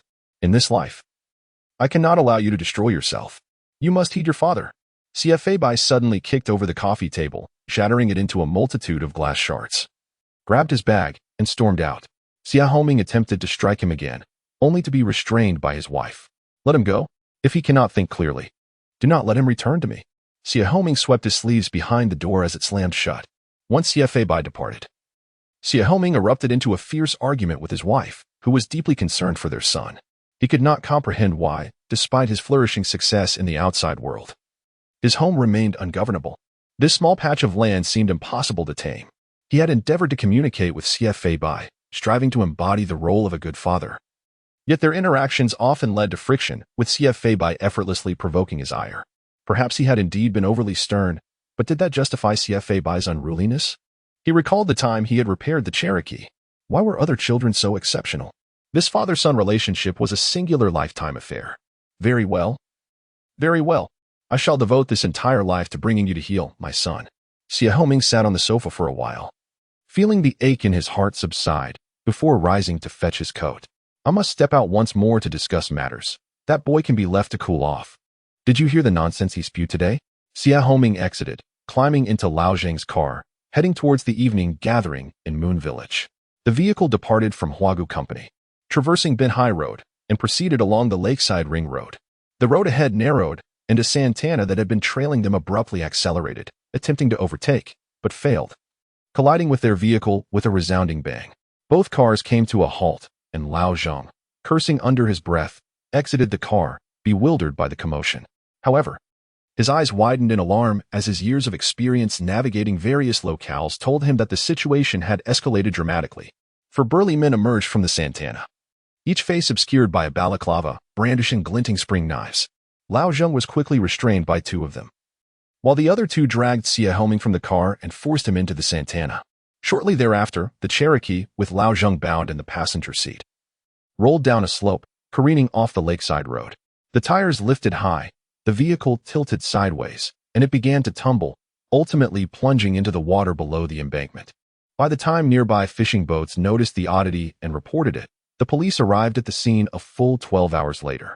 Under the radiant comet that illuminated Shanghai City in '97, not all memories shimmered with warmth. Some bore the chilling mark of the descending demon. Chapter 44. The sky falls in the summer of 1997. The memories of all seem to encapsulate a day marked by the scorching heat of summer, yet accompanied by the gentle, cooling breezes of the night. Shanghai City, nestled in the southwestern plateau of the continent, was recorded in county annals as thriving since the Qin dynasty and flourishing further during the Han dynasty. Ancient travelers spoke of it as concealed amidst the vast expanse of the 10,000 great mountains, interspersed with numerous lakes, both large and small. Hence it was aptly named the land of mountains and seas. Shanghai City enjoys a tropical highland monsoon climate, complemented by the presence of around 10 lakes that serve as the lungs for climate regulation. With warm winters, cool summers, abundant rainfall, and ample sunlight, the name of the city could not be more fitting. Consequently, it was selected as one of the first national tourist cities. That year, the city found itself in a state of burgeoning new endeavors, while remnants of antiquity lingered heavily during this period of uncertainty. With its designation as a tourist city, the establishment of the international five-star Fuxing Hotel heralded an array of new opportunities. The overarching strategy of Shanghai City was to harness the momentum of its tourism, vigorously developing its resources to create a green cultural corridor. Though it did not rival the bustling traffic of later years, the city still radiated a spring-like brightness. The streets carried the scent of dust, while the arcades thrummed with the dominance of King of Fighters. The walls of barbershops were adorned with posters of stars from Hong Kong and Taiwan. In an era where a house in Shanghai City could be purchased for merely 20 to 30,000 yuan, the conversations among people were primarily centered around their everyday lives, rather than the cars and homes that would define later generations. Amidst the seemingly serene and perpetually spring-like city, the notorious kidnapping and murder case, known as the 6-2 case, unexpectedly unfolded. Following an argument with Xie Homing, Xie Feibai spent the night at a friend's place watching basketball. Upon waking up, sprawled across the sofa with a table littered with empty beer bottles, he suffered a splitting headache. Noticing several friends snoring beside him, he shoved one aside with a foot, retrieved his bag, and stumbled out of his friend's apartment. After consuming a bowl of rice noodles at a local eatery, he meandered back home. Aware that Xie Homing would be leaving for the county that day, Xie Feibai returned home at this moment, foregoing school. He intended to shower and then ask his mother for some money to spend at the arcade. Upon inserting his key and opening the door, a chilling draft greeted him. His home was spacious, situated on the second floor of the Huadong Company's residential building, surrounded by dense vegetation that compromised natural light. Typically, he had to switch on the lights upon entering, but this time, Xie Feibai's home could be described as resplendent, adorned with calligraphy and paintings, furnished with contemporary pieces from Hong Kong and Taiwan, as well as vintage European telephones. After changing into slippers and traversing the long hallway to the living room, Xie Feibai reclined on the expansive leather sofa, feeling somewhat fatigued. His mother was not at home, yet she possessed a mobile phone, allowing him to call for money if needed. When he picked up the receiver, the sound echoed in the hallway, followed by the hurried footsteps of someone approaching. Xie Feibai hung up the phone just as the door swung open with a crash against the wall, revealing his mother. However, the ensuing scene would remain etched in his memory for a lifetime. Mother Zhang Wei held a bag, its zipper left undone, revealing a passbook within. She entered in a daze, calling out, "Fei Fei, Fei Fei, your father seems to have been kidnapped. This is truly, what a joke." The house was brightly lit, and Xie Feibai leaned against the sofa, observing the bustling activity in the living room. The police had already taken their positions, with a female officer beside his mother, holding her hand. Tears streamed down Zhang Wei's face as she sobbed intermittently, recounting the troubling suspicions that plagued her mind. Xie Homing had not returned since leaving for the evening, his phone calls going unanswered, and eventually it was turned off. This unusual behavior raised alarm bells for Zhang Wei, for Xie Homing had promised to return. As her anxiety grew, it was largely fueled by fears of infidelity during Xie Homing's social engagements. Over the years, his status had risen significantly, attracting many powerful individuals seeking his assistance, both state-owned and private enterprises. When monetary gifts failed, some resorted to leveraging seduction. Although Xie Homing had always rebuffed such advances, Zhang Wei could not help but worry. After a restless night, Zhang Wei received a call from Xie Homing the following morning. His voice was low, weary, and hoarse as he requested her to gather 1 million to transfer to a designated account before abruptly hanging up. During subsequent calls, Zhang Wei discerned that Xie Homing was inquiring about her progress, but his vitality was noticeably diminished. She cautiously mentioned that the fat man had returned some money, an informal reference to the police chief, Lu Yu. Xie Homing's affirmative response confirmed her suspicions. She promptly transferred 500,000 to the account, using the pretext of raising funds to stabilize the situation. Shortly thereafter, Zhang Wei received a call from Xie Homing's secretary, who corroborated the disturbing reality. Xie Homing had not attended the dinner the previous night, and old Zheng's phone was unreachable. Furthermore, his chauffeur had not returned in the morning. Adding to the peculiarity, the secretary had received a call from Xie Homing, instructing him to allocate 5 million from the company's funds to an unfamiliar account. This was a breach of protocol, and before the secretary could inquire further, Xie Homing hung up. At that moment, Zhang Wei's phone rang with the alarming news that Xie Homing had never arrived at the banquet. The secretary's attempts to reach old Zheng yielded the same result. His phone was off. The accumulating evidence indicated that Xie Homing was in a perilous situation, possibly life-threatening. Thus, Zhang Wei finally decided to report to the police.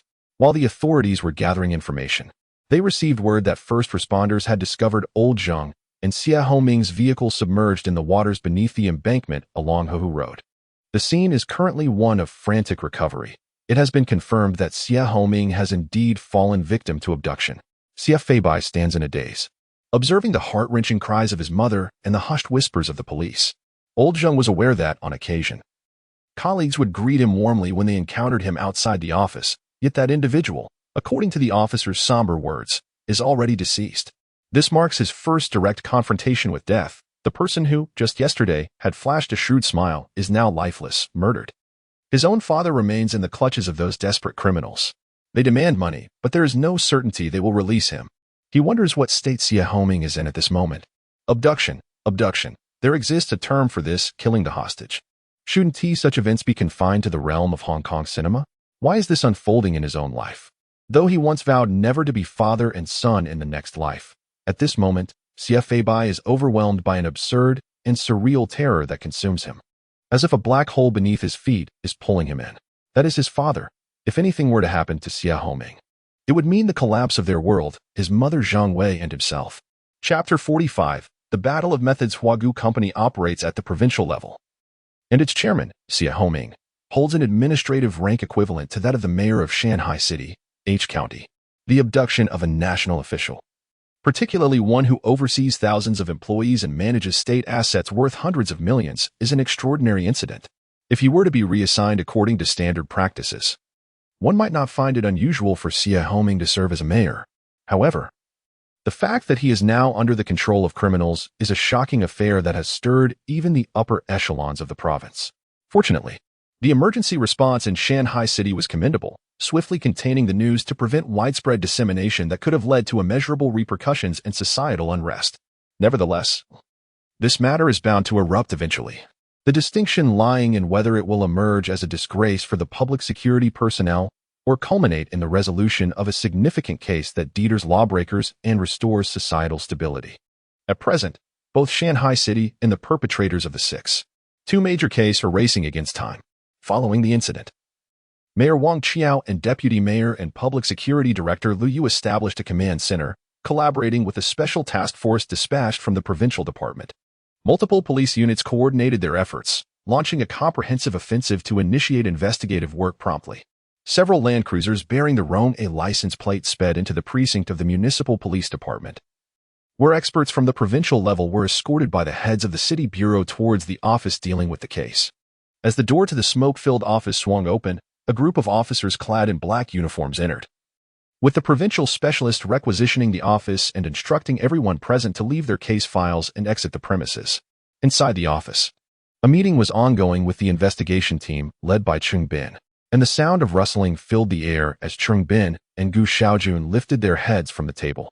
They noticed the expressions of their fellow investigators reflecting a sense of helplessness. Gu Xiaojun, with a playful demeanor, approached a woman entering the room and remarked, "Miss, what is the situation?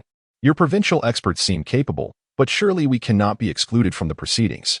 The resolute female officer appeared taken aback by his casual banter, her face flushing with a mix of embarrassment and indignation.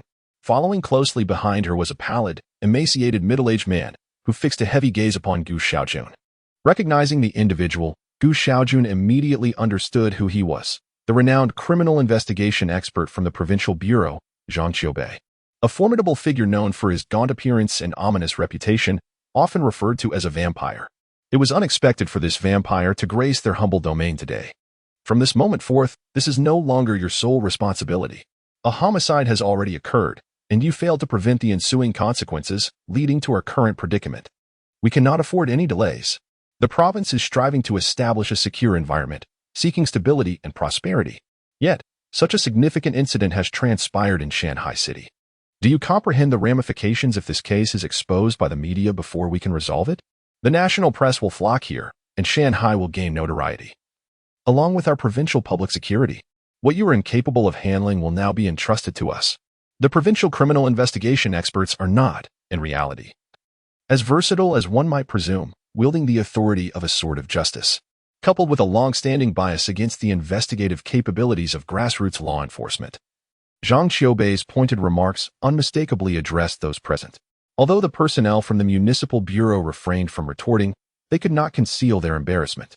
The public humiliation was not the most excruciating aspect. Rather, it evoked the profound shame harbored deep within the hearts of those in uniform, the undeniable truth that criminals continue to brazenly evade justice. Indeed, we have failed to prevent crime.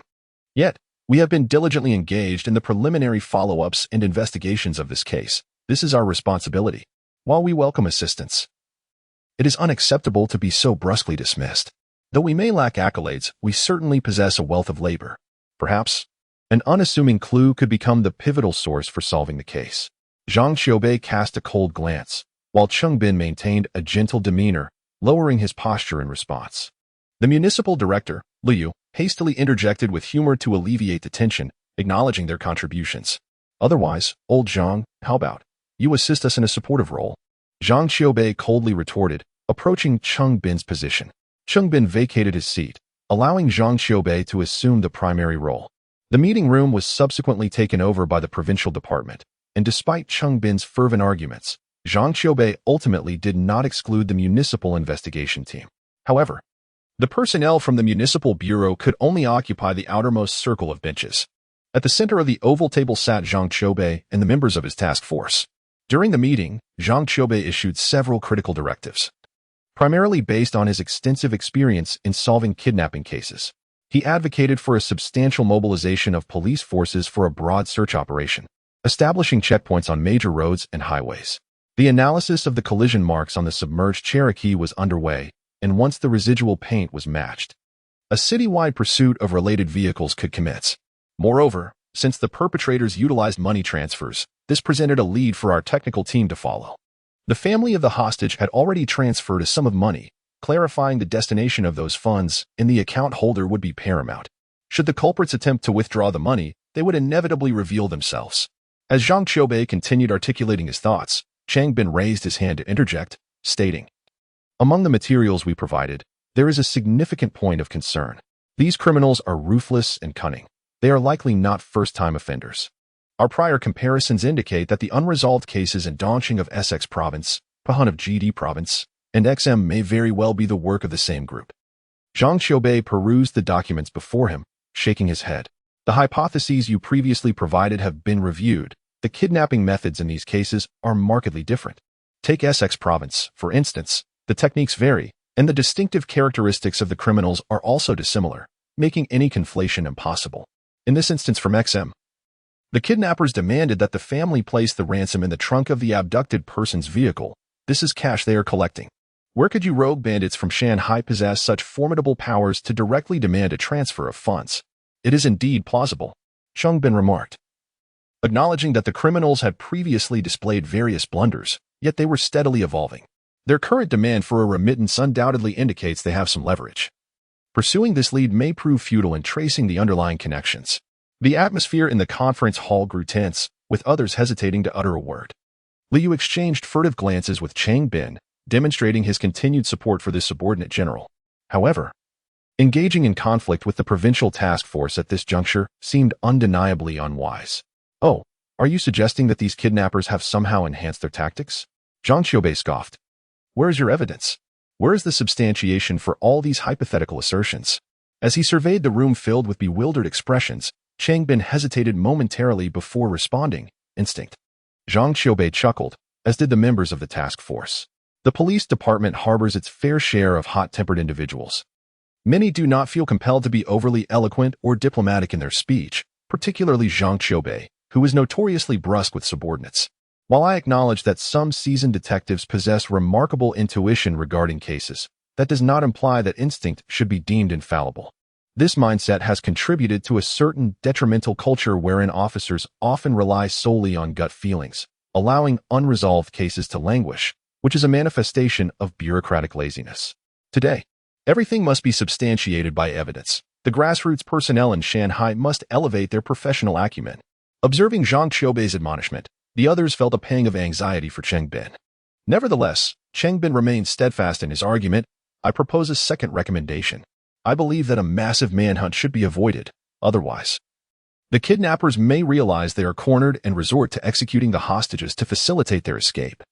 Our greatest advantage lies in the criminals' belief that the victims' families are still gathering funds. They require communication with the hostages' families, which increases the likelihood of the victim's survival.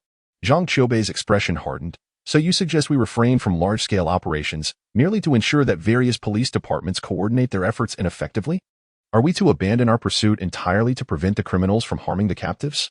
Zhang Qiubei scanned the room, asserting that not only should we launch an extensive manhunt, but we must also mobilize armed police units.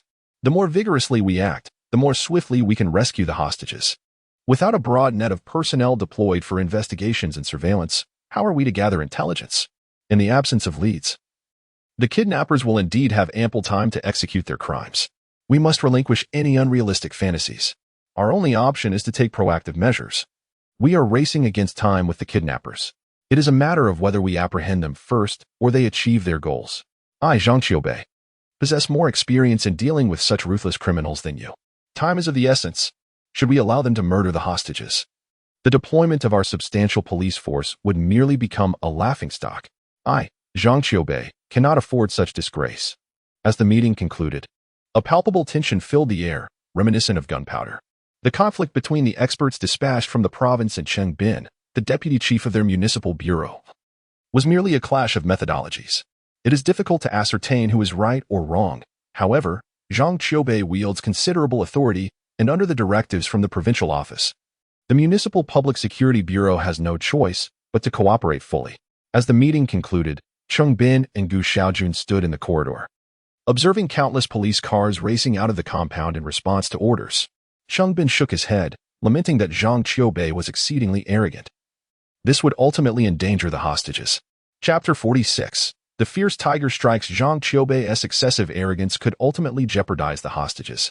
Gu Xiaojun gazed at Cheng Bin and remarked, I steadfastly trust your judgment in the previous incidents. The kidnapped individuals, despite their families paying the ransom, have not been spared. The crime scenes were meticulously obliterated.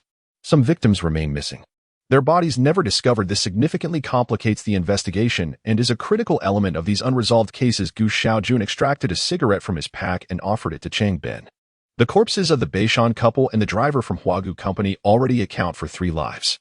Anyone who has seen them has been silenced without exception. And they have provided us with a plethora of false information to lead us in circles. This group exhibits an exceedingly audacious demeanor, employing exceptionally brutal tactics. Damn it. I refuse to believe we cannot apprehend them, Gu Xiaojun continued. If we analyze based on your hypothesis, these individuals have consistently destroyed evidence after their previous kidnappings, vanishing without a trace. I suspect they may have fled abroad. If they are simultaneously engaged in human trafficking, It is entirely possible they are lying low until the storm passes. Your analysis is remarkably astute. Cheng Bin nodded in agreement. I too harbor suspicions in that direction. The crime scenes they have chosen are conveniently located near the border, while Shanghai City may appear distant from the frontier. Heading west leads to the vast mountains, historically notorious as a den of bandits before liberation. The path through Shu is fraught with peril, exceedingly arduous to navigate. For these exceptionally cautious criminals, infiltrating those mountains could allow them to reach Yunnan and subsequently smuggle themselves into Myanmar, Vietnam, or Laos. Capturing them would become increasingly daunting furthermore. Cheng Bin continued, I suspect they have upgraded their methods by employing wire transfers for the ransom. They may very well have a stronghold or contacts abroad.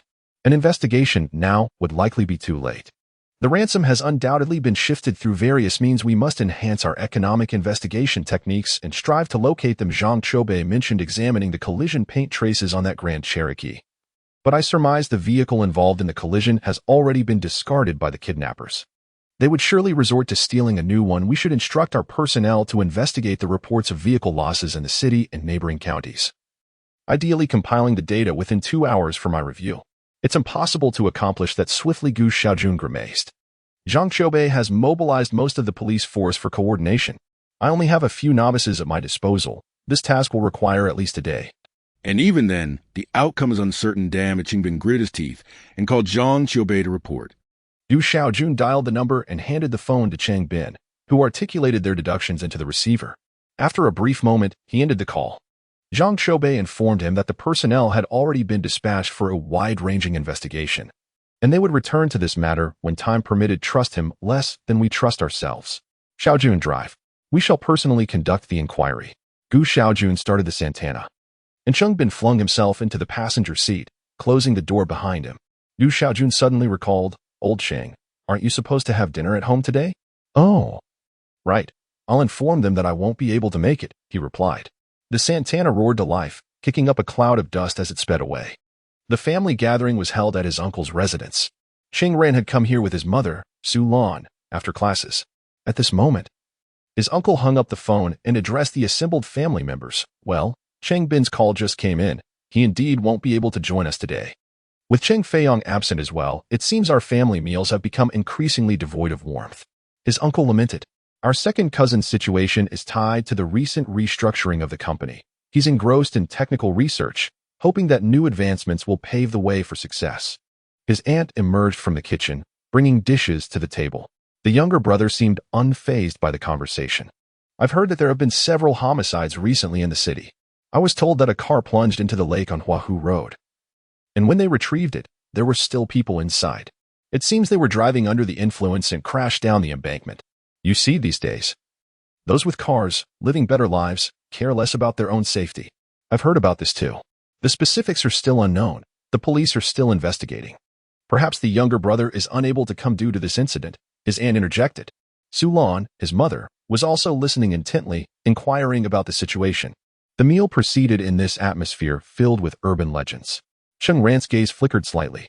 Today, Xie Feibai did not attend class. And the family-oriented cousin also missed the family feast.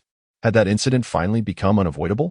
Upon returning home after dinner, Cheng Feiyong had yet to arrive.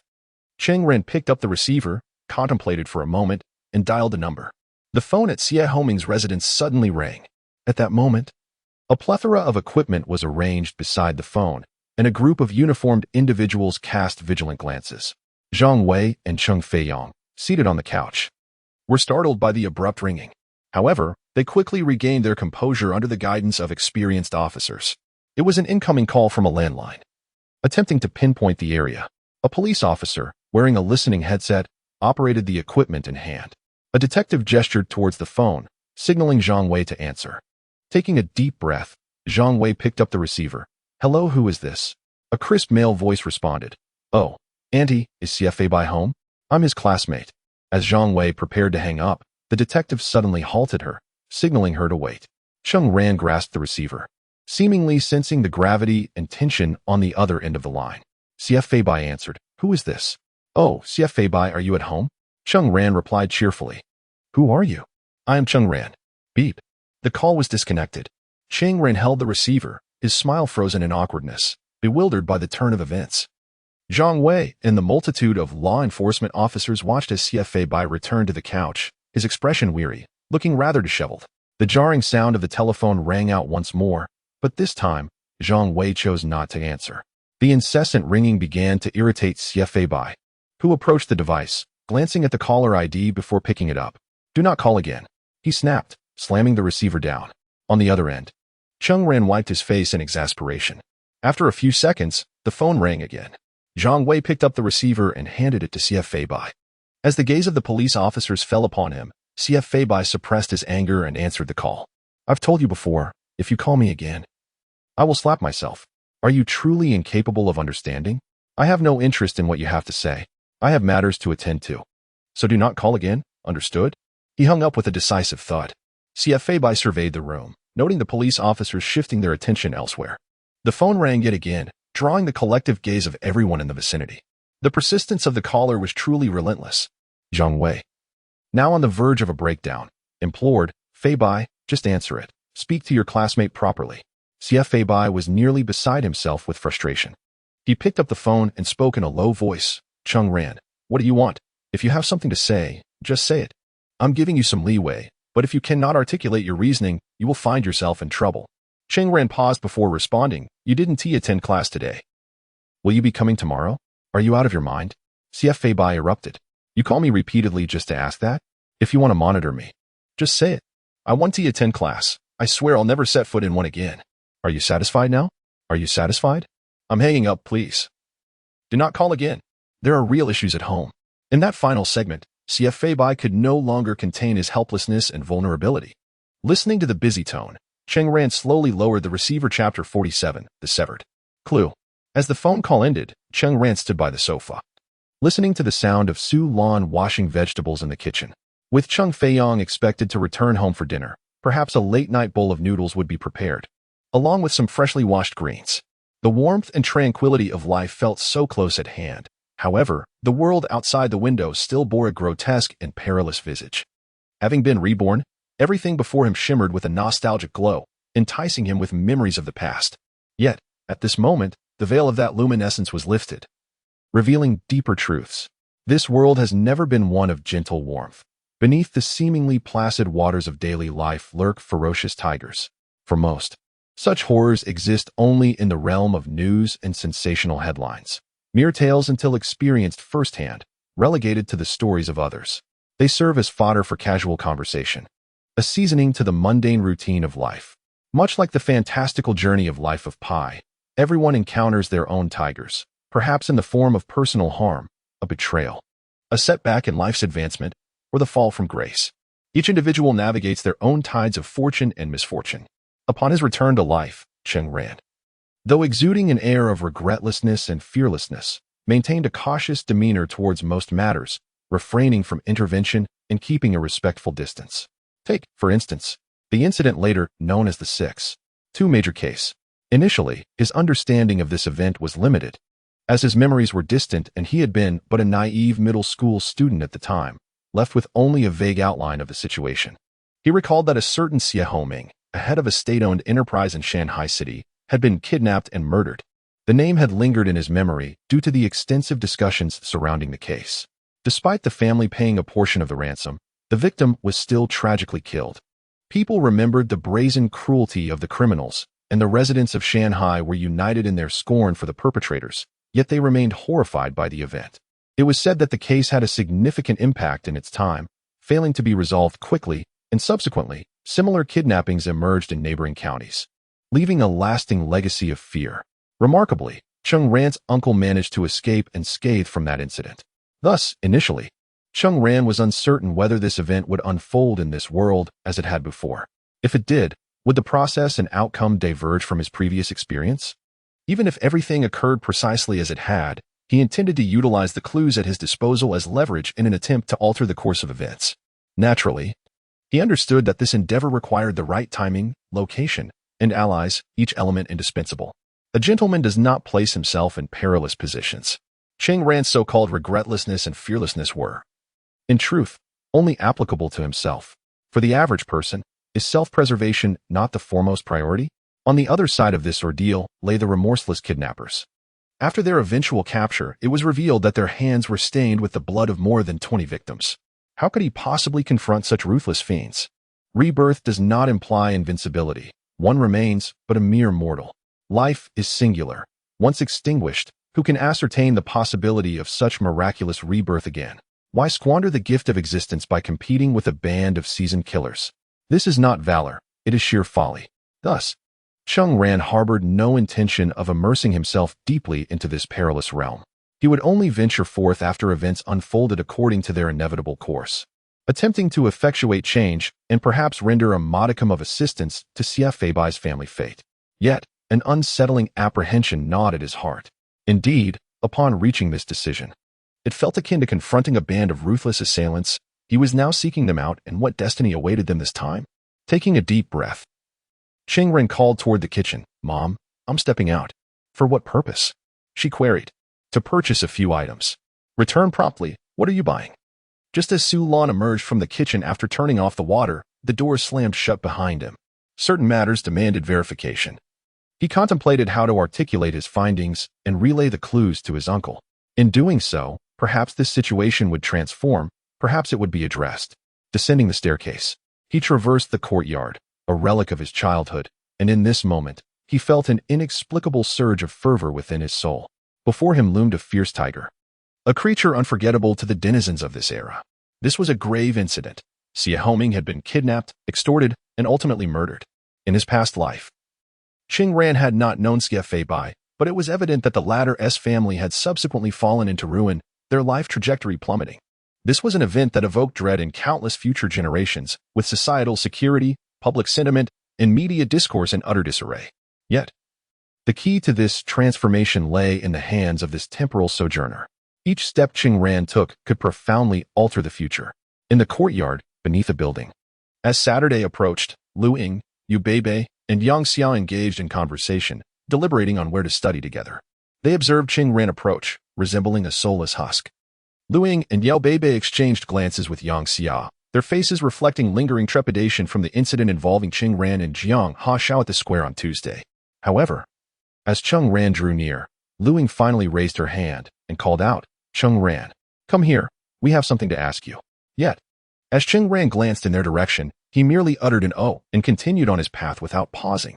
The trio watched, bewildered, as he exited the gate.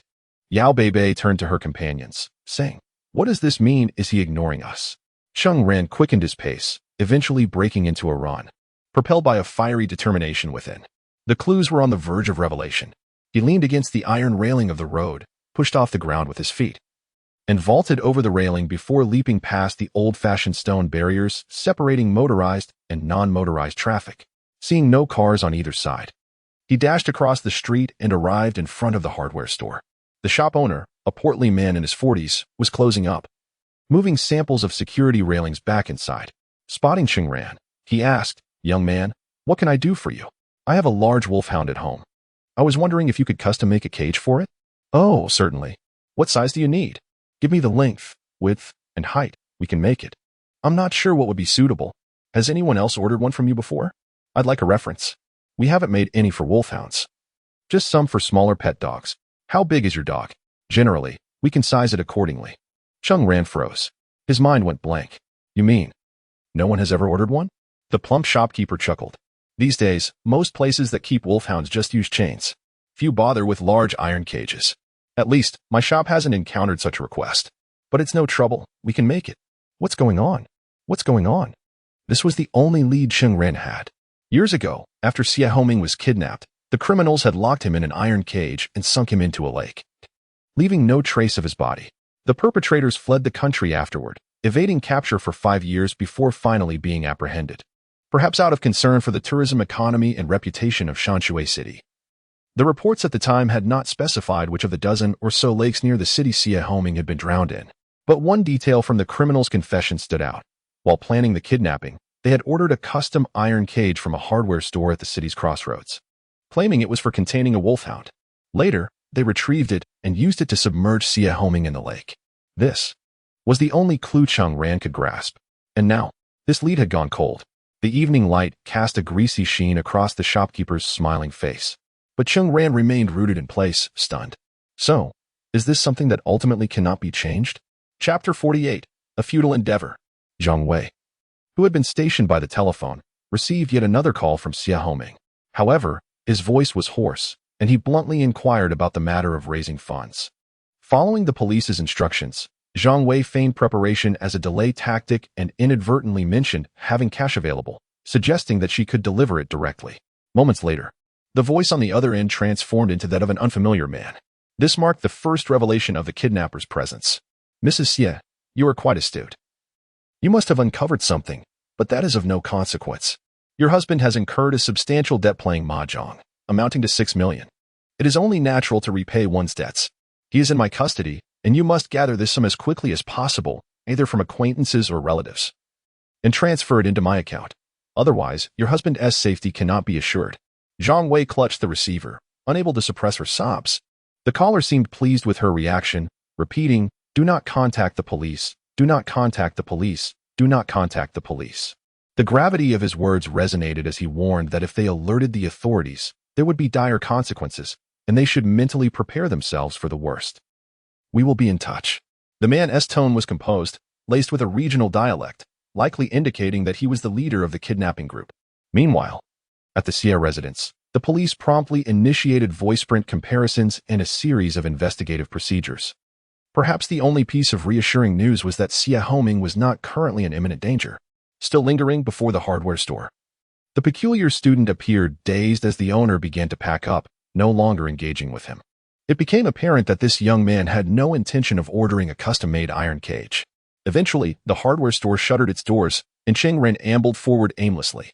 As the evening lights flickered to life, the antiquated street lamps cast a mottled glow on the grimy sidewalk trees. The severed leads extinguished the glimmer of hope he had for resolving the case, rendering it once again distant. At this moment, he was acutely aware of the method of Xia Homing's demise, even foreseeing that the murderer would not be apprehended until 6 years later in Thailand, with this group likely to employ the same heinous tactics again. Yet, the most critical weapon in his possession had slipped through his fingers. This sensation was profoundly unsettling. Had he initially lacked any clues and remained a mere spectator, perhaps his current feelings would not be as tumultuous. However, having once been on the cusp of a breakthrough only to falter, he felt a desolate emptiness akin to witnessing a once lush prairie erode into a barren desert. Cheng Ran slowed his pace, and then halted. His gaze quivered as it landed upon a shop nestled behind a dense banyan tree, its roll-up door lowered. Yet the sign boldly proclaimed, "Old Zhao's security grills and windows."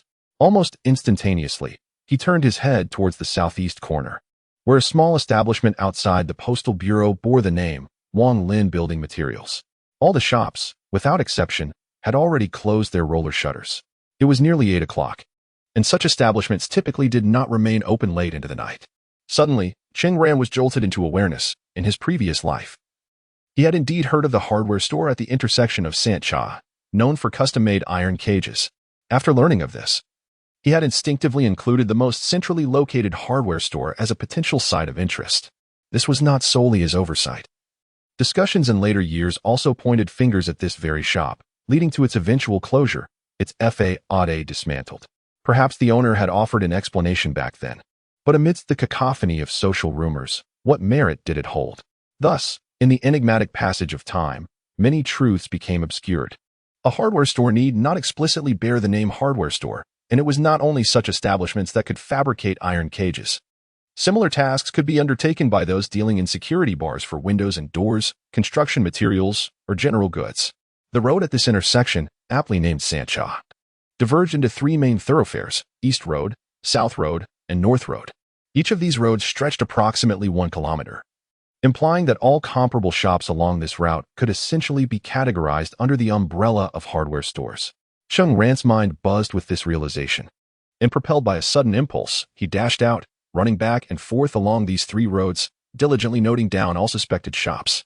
Astonishingly, he discovered a total of 7 establishments with similar functions along these roads, although it was late and nearly all shops had closed. This revelation felt akin to a glimmer of hope amidst shadows. Upon returning home, Cheng Ran felt as if every neuron in his brain was pulsating with energy.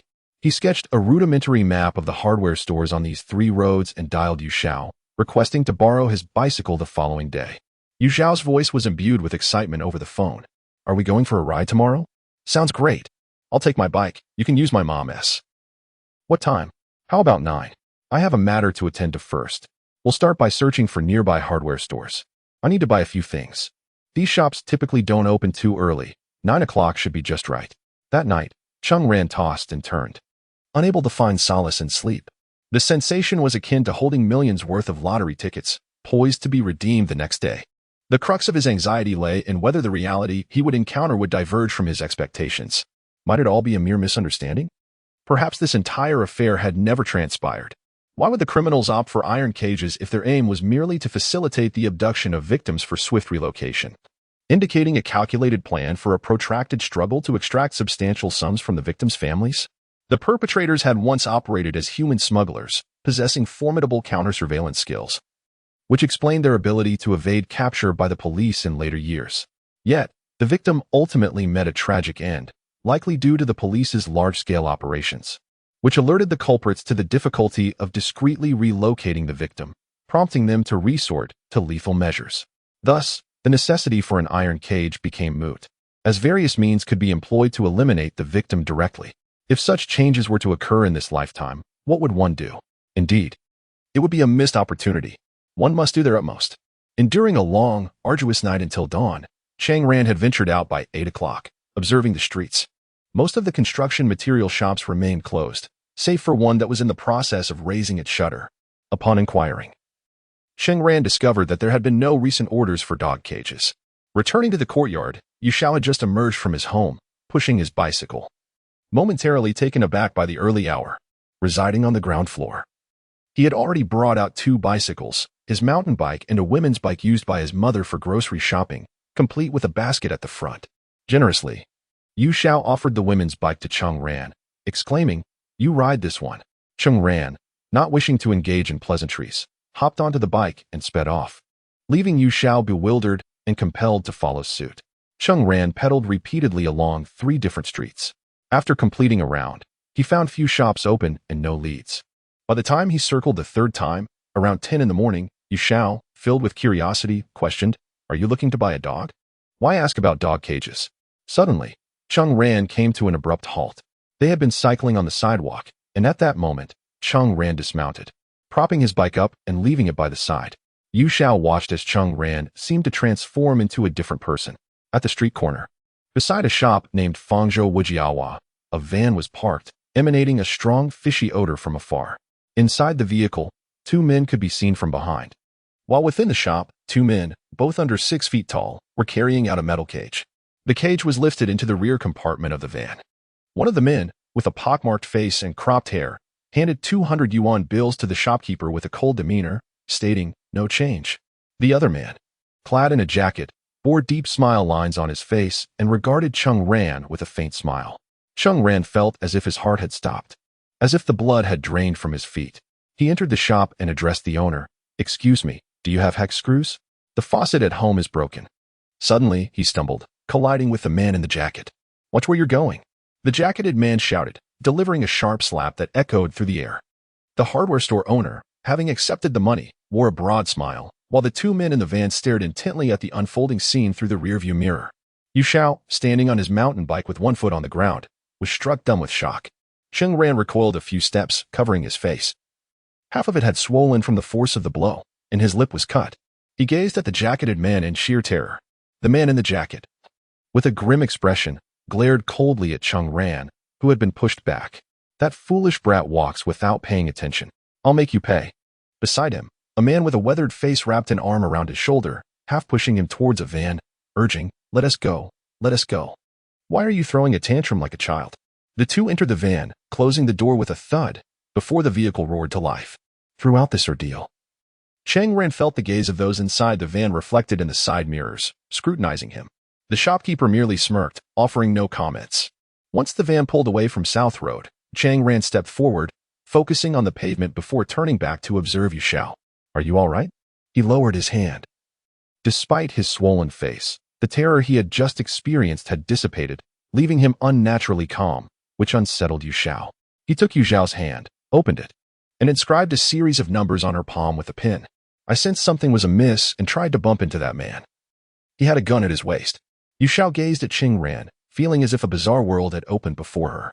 How could he remain so composed? You must call my uncle immediately. The license plate of that vehicle is Rong G32155, and it headed south, likely towards Sancha Lake, Luhu. Or the Highland Lake Reservoir. Yes. Which road? Which road? Towards Daxing Road. Call him right now and have him focus the search in that direction. Cheng Ran mounted his bike. What are you doing? The plate number could very well be a fake, and they might switch it along the way. Besides, Daxing Road leads to several lakes, presenting multiple forks. I need to see where they're headed. Cheng Ran, are you out of your mind? Yu Xiao's face flushed crimson. Cheng Ran pointed to the painful swelling on his face. I was hit. For nothing. Chapter 49. How ugly. Cheng Bin and Gu Xiaojun drove forward. Their beepers incessantly beeping, displaying codes such as 777, 431, and 895. These were internal codes, understood among their ranks, signifying various situations, meetings, urgent notifications from superiors, sudden incidents, and security events. When the beeper could not convey the full message, codes were employed as shorthand. Upon receiving these codes, they were to return the call to the designated landline. In an era before mobile phones were commonplace, public telephones often had long queues, leading to humorous mishaps. For instance, there was a time when the city bureau sent a code while Cheng Bin was visiting a village. The only phone nearby was in the office of the neighboring village chief, who was in a meeting. By the time he borrowed the phone and called back, the meeting had concluded. With the advent of mobile phones, communication improved, yet budget constraints meant that only senior officials, like vice directors, had them. Cheng Bin was currently on a call, inquiring about the status of various deployments. Their vehicle halted at a checkpoint on the national highway, where armed police officers in green uniforms, wearing combat boots and carrying assault rifles, were conducting operations. One officer approached, saluted, and recognized their vehicle. Director Cheng, Yu Xiaojun, and Cheng Bin stepped out of the car, eager to ascertain the situation. We just received a communication from the command center, instructing us to intercept and inspect a sedan.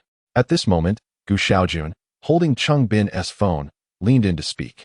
The forensic department detected traces confirming the paint belongs to a Santana. Cheng Bin ascended an incline, scanning the scene. He observed the national highway, which was congested with vehicles due to the ongoing inspections, trucks, SUVs, and sedans interspersed, forming a long line, the cacophony of horns incessant.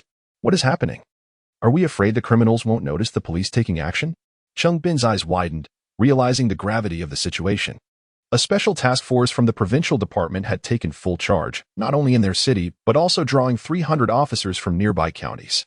The military district in Songzhou had dispatched 500 troops, conducting a massive, thorough search. We can only cooperate fully from our end. Yu Xiaojun remarked as his phone rang again. He stepped aside to answer, his expression turning serious. Wait a moment, he said. What is it? Cheng Bin furrowed his brow, sensing something amiss through Gu Xiaojun's demeanor. It's my nephew Cheng Ran's classmate. They say Cheng Ran has gotten into trouble. Cheng Bin took the phone, and the voice of Yu Xiao, trembling and filled with urgency, came through. Uncle Cheng, Cheng Ran hit someone, and that person had a gun. They drove away, and their license plate is Rongji. Slow down. What happened? How do you know they had a gun? Was it not a replica or an air gun? A real firearm at their waist? The handgun may well be a replica. It shot Cheng Ran. Wait, you mentioned they moved the iron cage. A group of 4 driving a van? Cheng Bin's grip on the microphone suddenly tightened. Where did they go? Towards Daxing Road. Understood. What about Cheng Ran? Did you let him answer the phone? After a brief pause, Cheng Bin's voice rose sharply, akin to a bellows. He was in pursuit? That reckless fool.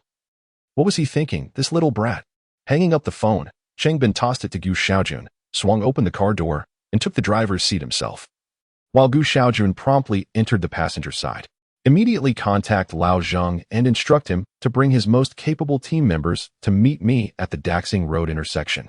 Regardless of the orders he currently holds or the checkpoints he has established, he must bring his men to me without delay, as discreetly as possible. During this era, the roads were uneven and riddled with potholes, many lacking the asphalt found in later years. The main thoroughfares were asphalt as well, with some stretches still uncured. Once out of the urban area, the road conditions worsened significantly. Cheng Ran was navigating such terrain, his face bruised as he pedaled vigorously on a women's bicycle. The occasional pothole caused him to bounce, making his swollen face quiver, drawing the attention of passers-by. The scene was almost too picturesque. When the van arrived, It bore an iron cage in the back and had leaf spring suspension. On such roads, even a slight increase in speed would result in considerable jolting. To avoid drawing too much attention, the van maintained a steady yet unhurried pace, varying in speed, further complicated by traffic lights, allowing Cheng Ran to keep his distance while staying close enough to follow, as the vehicles maintained a significant distance from each other. This provided Cheng Ran with an added layer of protection. The closer he got, the more likely he would be detected. Once they left the urban area and headed towards the suburbs, Cheng Ran had memorized the tire tracks imprinted on the pavement outside the hardware store, enabling him to deduce the adversary's route through the remnants left on the poorly maintained roads. He simply needed to follow behind. Having been reborn, he had dedicated the past month to running, seizing every opportunity for physical exercise, which had endowed him with the stamina required for this critical moment. Racing against the wind, he entered the Hu Lake Road, passing by the Economic and Trade Vocational School, the Water School, and the Railways Cadet School. The further he progressed along Hu Lake Road, the more fishing villages and farmhouses he encountered. Ahead lies the renowned tourist attraction of Lishan in Shanghai City. Lishan serves as a primary site for worship in Shanghai City, featuring grand Buddhist architectural complexes, including the magnificent Thousand Buddha Hall, the Sea Viewing Pavilion, the Kuaishing Pavilion, and the Mahavira Hall, among others. It also preserves a World Cultural Heritage Site, the Dali stone carvings, known as one of the 8 great caves in the world, often referred to as the Northern Dunhuang and Southern Dali. Throughout history, national leaders have visited this site, making it a notable emblem of Shanghai City. When Cheng Ran arrived at this location, he was utterly exhausted, his face contorted with fatigue, and his entire body drenched in sweat. Having skipped lunch and lost considerable fluids, he felt that his physical endurance was nearing its limits. At the next intersection, he resolved to find a spring left by the rocks to quench his thirst and recuperate. The steep incline rendered him unable to ride any longer. Even pushing his bicycle seemed to be faster than cycling. He recalled that beyond the lengthy ascent lay a side path leading to Lishan, while the main road was a continuous series of S-shaped descents. Clear as day once he conquered the hill. As Cheng Ran pushed his bicycle to the summit of the slope, his heart skipped a beat. At the S-shaped bend ahead, several private vehicles were parked, and among them, a van was sandwiched between a few cars, where 2 individuals were tampering with the license plates. No more than 30 meters away. Fortunately, they were facing away from him as they switched the plates. Anyone glancing down this road would easily spot him. Cheng Ran instinctively crouched low, maneuvering himself and his bicycle into the dense grass on the slope. He leaned his bike against the edge of the grassy knoll and cautiously crept along the rocky wall of the mountain. From this vantage point, he spotted 2 other individuals 10 meters away, urinating against a tree, one of whom was a man clad in a jacket and armed at the waist. Cheng Ran found himself at the foot of the narrow path leading to the main mountain road, which was bordered by a red brick wall that conveniently provided him with cover. Even though he was now just 10 meters from the others, he felt secure from detection. Should they approach him, he could swiftly retreat up the path, where just 5 meters ahead lay a bend in the mountain road. Despite the presence of parked cars outside, there were no other individuals around, creating an ideal environment for the group to change their license plates, shielded by other vehicles. While Cheng Ran surveyed the terrain, footsteps echoed from the cobblestone bend of the mountain road, and a figure he found both bewildering and familiar emerged from the foot of the mountain. Just as it rounded the corner, dressed in a pink Adidas hoodie and sweatpants, sporting gray running shoes, and carrying a sketch pad, Jiang Hongxiao appeared as if descending from the heavens. As the leaves of autumn fell, the afternoon light cast dappled shadows, and beams of sunlight penetrated through the foliage, gilding the particles in the air. Under different circumstances, encountering Jiang Hongxiao at this picturesque spot in Lishan, where she had come to paint, would have etched a vivid scene in Cheng Ran's memory. However, at this moment, a rush of blood surged to his head, sending a tingling sensation through his scalp. Outside lurked desperate criminals. It was akin to the instinctive desire to protect something beautiful that suddenly drew perilously close to danger. Jiang Hongxiao, equally taken aback by this unexpected meeting, gazed at him with wide eyes, continuing down the path, while one hand emerged from the pocket of her hoodie, her lips parting slightly.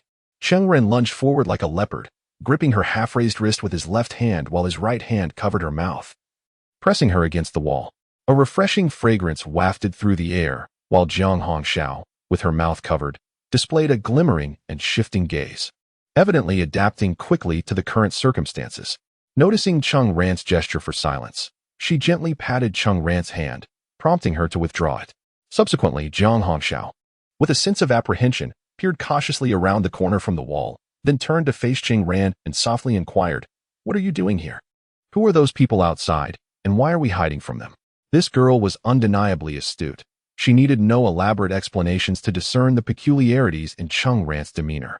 As she scrutinized Cheng Ran, drenched in sweat, with a swollen face and visibly exhausted, she could no longer contain herself and remarked, "You look rather unappealing right now." Cheng Ran responded with a silent astonishment. Shouldn't the focus be on what transpired? Why the concern over her appearance? Does it hurt? Perhaps I could help cool you down? She thought. How could she start with such a blunt observation? What does that even mean? Are you a Virgo? Have you forgotten how to comfort someone? After I bravely contend with criminals to protect the safety of our citizens and uphold social order, is this the reward I receive? Was there no sense of shame? Chapter 50. Are you investigating me? Jiang Hongxiao, with her easel slung over her shoulder and a sporty bag at her side, appeared to have just completed a sketching session. Shanghai City may lack in many aspects, yet it is graced with breathtakingly beautiful scenery. The temples on Mount Li exude an ancient charm, with their precious halls and time-honored shrines overlooking the expansive lakes, capturing the wonders of creation. It is indeed a splendid location for artistic inspiration, and amidst the verdant and historical ambience, she herself became a part of the picturesque landscape. However, her timing was unfortunate. Instead of offering any comfort, she bluntly remarked, "You look quite unattractive right now." Was it truly necessary to deliver such a cutting remark? Was there no empathy left? Might she as well have added that he resembled a dog? Cheng Ran murmured, "What are you doing here? I occasionally hike to sketch on weekends. Otherwise, how would I have so much paint to lend you for your cultural wall project?" Jiang Hongxiao's passion for painting was not surprising, yet the path she had chosen down the mountain happened to be the very spot where the kidnappers had parked. How thrilling and terrifying that must have been. In his past life, Cheng Ran was aware that the kidnappers involved in the case in Shanghai City had not left such a trace, which eased his mind somewhat. Nonetheless, the realization that Jiang Hongxiao had narrowly avoided a confrontation with criminals sent a shiver down his spine. In truth, many individuals throughout their lives will encounter moments where they stand on the precipice of death or misfortune, often unawares. A sense of fortunate misfortune surged within Cheng Ran's chest. Yet, he suddenly recalled that he needed to silence his phone or set it to vibrate. Jiang Hongxiao carried a mobile device, and at that moment, he could only think of the cliché scenarios and films where a phone rings at the most inopportune time. If the criminals outside heard the ringing, it would truly complicate matters. Without hesitation, Jiang Hongxiao swiftly retrieved her phone and silenced it. Cheng Ran finally exhaled in relief, then noticed there was half a bottle of water in her bag. He gestured towards it. "Water. My throat feels parched." She handed him the bottle, and he unscrewed the cap, drinking deeply and quenching his thirst. Jiang Hongxiao opened her mouth as if to say something, but then closed it again. The refreshing mineral water flowed into Cheng Ran's nearly dehydrated body, revitalizing him entirely. After finishing the bottle, he realized it was the same one Jiang Hongxiao had previously sipped from. Had he just indirectly shared a kiss with her through the water? He noticed her cheeks had flushed slightly, likely because she had hesitated earlier to address this very matter. He apologized. "I'm sorry, I didn't notice." Jiang Hongxiao shook her head, choosing not to dwell on it further, and instead fixed her gaze on him. "Quickly, tell me what's going on." Cheng Ran came to his senses, recognizing that outside there was a group of criminals. "You need to lend me your phone." What did the criminals do? Even Jiang Hongxiao, who was typically composed, was taken aback at this moment. She looked at Cheng Ran, pointed at his face, and asked, "Did they hurt you?" "It's nothing serious. I just need to confirm a few things." Observing Jiang Hongxiao's earnest demeanor, Cheng Ran realized that without revealing certain details, persuading her would be futile. "I previously confirmed that they were armed, posing a significant danger. Furthermore, they had purchased a large iron cage, presumably capable of containing a large dog. But it could also be intended for humans." Jiang Hongxiao blinked. Just moments ago, a kidnapping incident had occurred in Shanghai City. The fact that she could accurately reference the kidnapping case, which should currently be under strict confidentiality, indicated she possessed insider information. "How do you know?" "My family resides near the government compound. Have you forgotten? There are incessant meetings taking place, elevating the kidnapping case to the highest priority. Collaborating with the provincial task force to resolve it," Jiang Hongxiao replied. Cheng Ran furrowed his brow, questioning if there are such criminals at large. "Why are you still venturing outside? With a murder case in play, wouldn't you refrain from attending classes, confining yourself indoors? Moreover, I have my phone. I can contact my family at any time. Those individuals outside are certainly not virtuous, And the issue is that you nearly brushed past them. This is exceedingly perilous. Cheng Ran gestured towards the outside. Jiang Hongxiao nodded. Indeed. But this isn't. She smiled. Is it because of you? Cheng Ran momentarily found himself taken aback, yet fortunately, he was not swayed by her enchanting smile. He frowned. You just remarked that I was unattractive. Unattractiveness does not equate to unreliability. In fact, at times, it may symbolize loyalty and dependability. For instance, Quasimodo. Your reasoning is impressively coherent.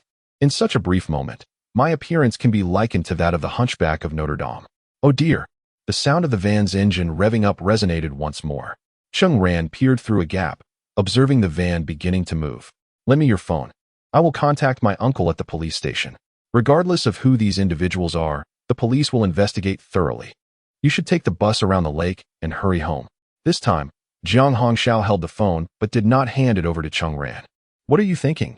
We should call the police directly, and you should return with me. The problem is, I need to ascertain which route they are taking. There are numerous forks in the road. If they venture into the mountains, and if they are indeed the kidnappers, they may still have hostages. Do you think that when the police conduct a large-scale search, they would hesitate to take drastic measures? I only need to follow them to see where they go. I certainly do not intend to engage in direct confrontation. Do you think I'm foolish? I can report the situation at any moment with my phone. Cheng Ran and Jiang Hongxiao emerged from behind the concealed wall, positioned at a height, witnessing the van descending the winding mountain road. Cheng Ran hurriedly ran to retrieve his bicycle, then approached Jiang Hongxiao, extending his hand. Give it to me. Jiang Hongxiao removed the drawing board from her back, leaning against the adjacent rock formation, stating, You may borrow the phone, but only on the condition that I accompany you. You mentioned that you would merely confirm their direction. We shall not confront them, so there should be no danger. Additionally, my presence may expedite police action. Without waiting for Cheng Ran to refuse, she had already taken her seat on the rear of the bicycle. Cheng Ran steadied himself, maintaining balance. Jiang Hongxiao's hand had already grasped his shirt. Cheng Ran struggled, wondering how they could possibly keep up. The speed was too slow. They couldn't catch the car. Then how did you manage to follow earlier? It's not merely about speed. Following the tire prints is sufficient. It's quite safe. You know, Jiang Hongxiao calmly asserted, urging him to hasten. Tire marks can indeed be ambiguous. With numerous vehicles passing, they may become indistinguishable, so it's best to confirm their location as early as possible. Cheng Ran thought to himself, given Jiang Hongxiao's nature, it would be impossible to leave her behind. If he wished to utilize her phone, he must take her along.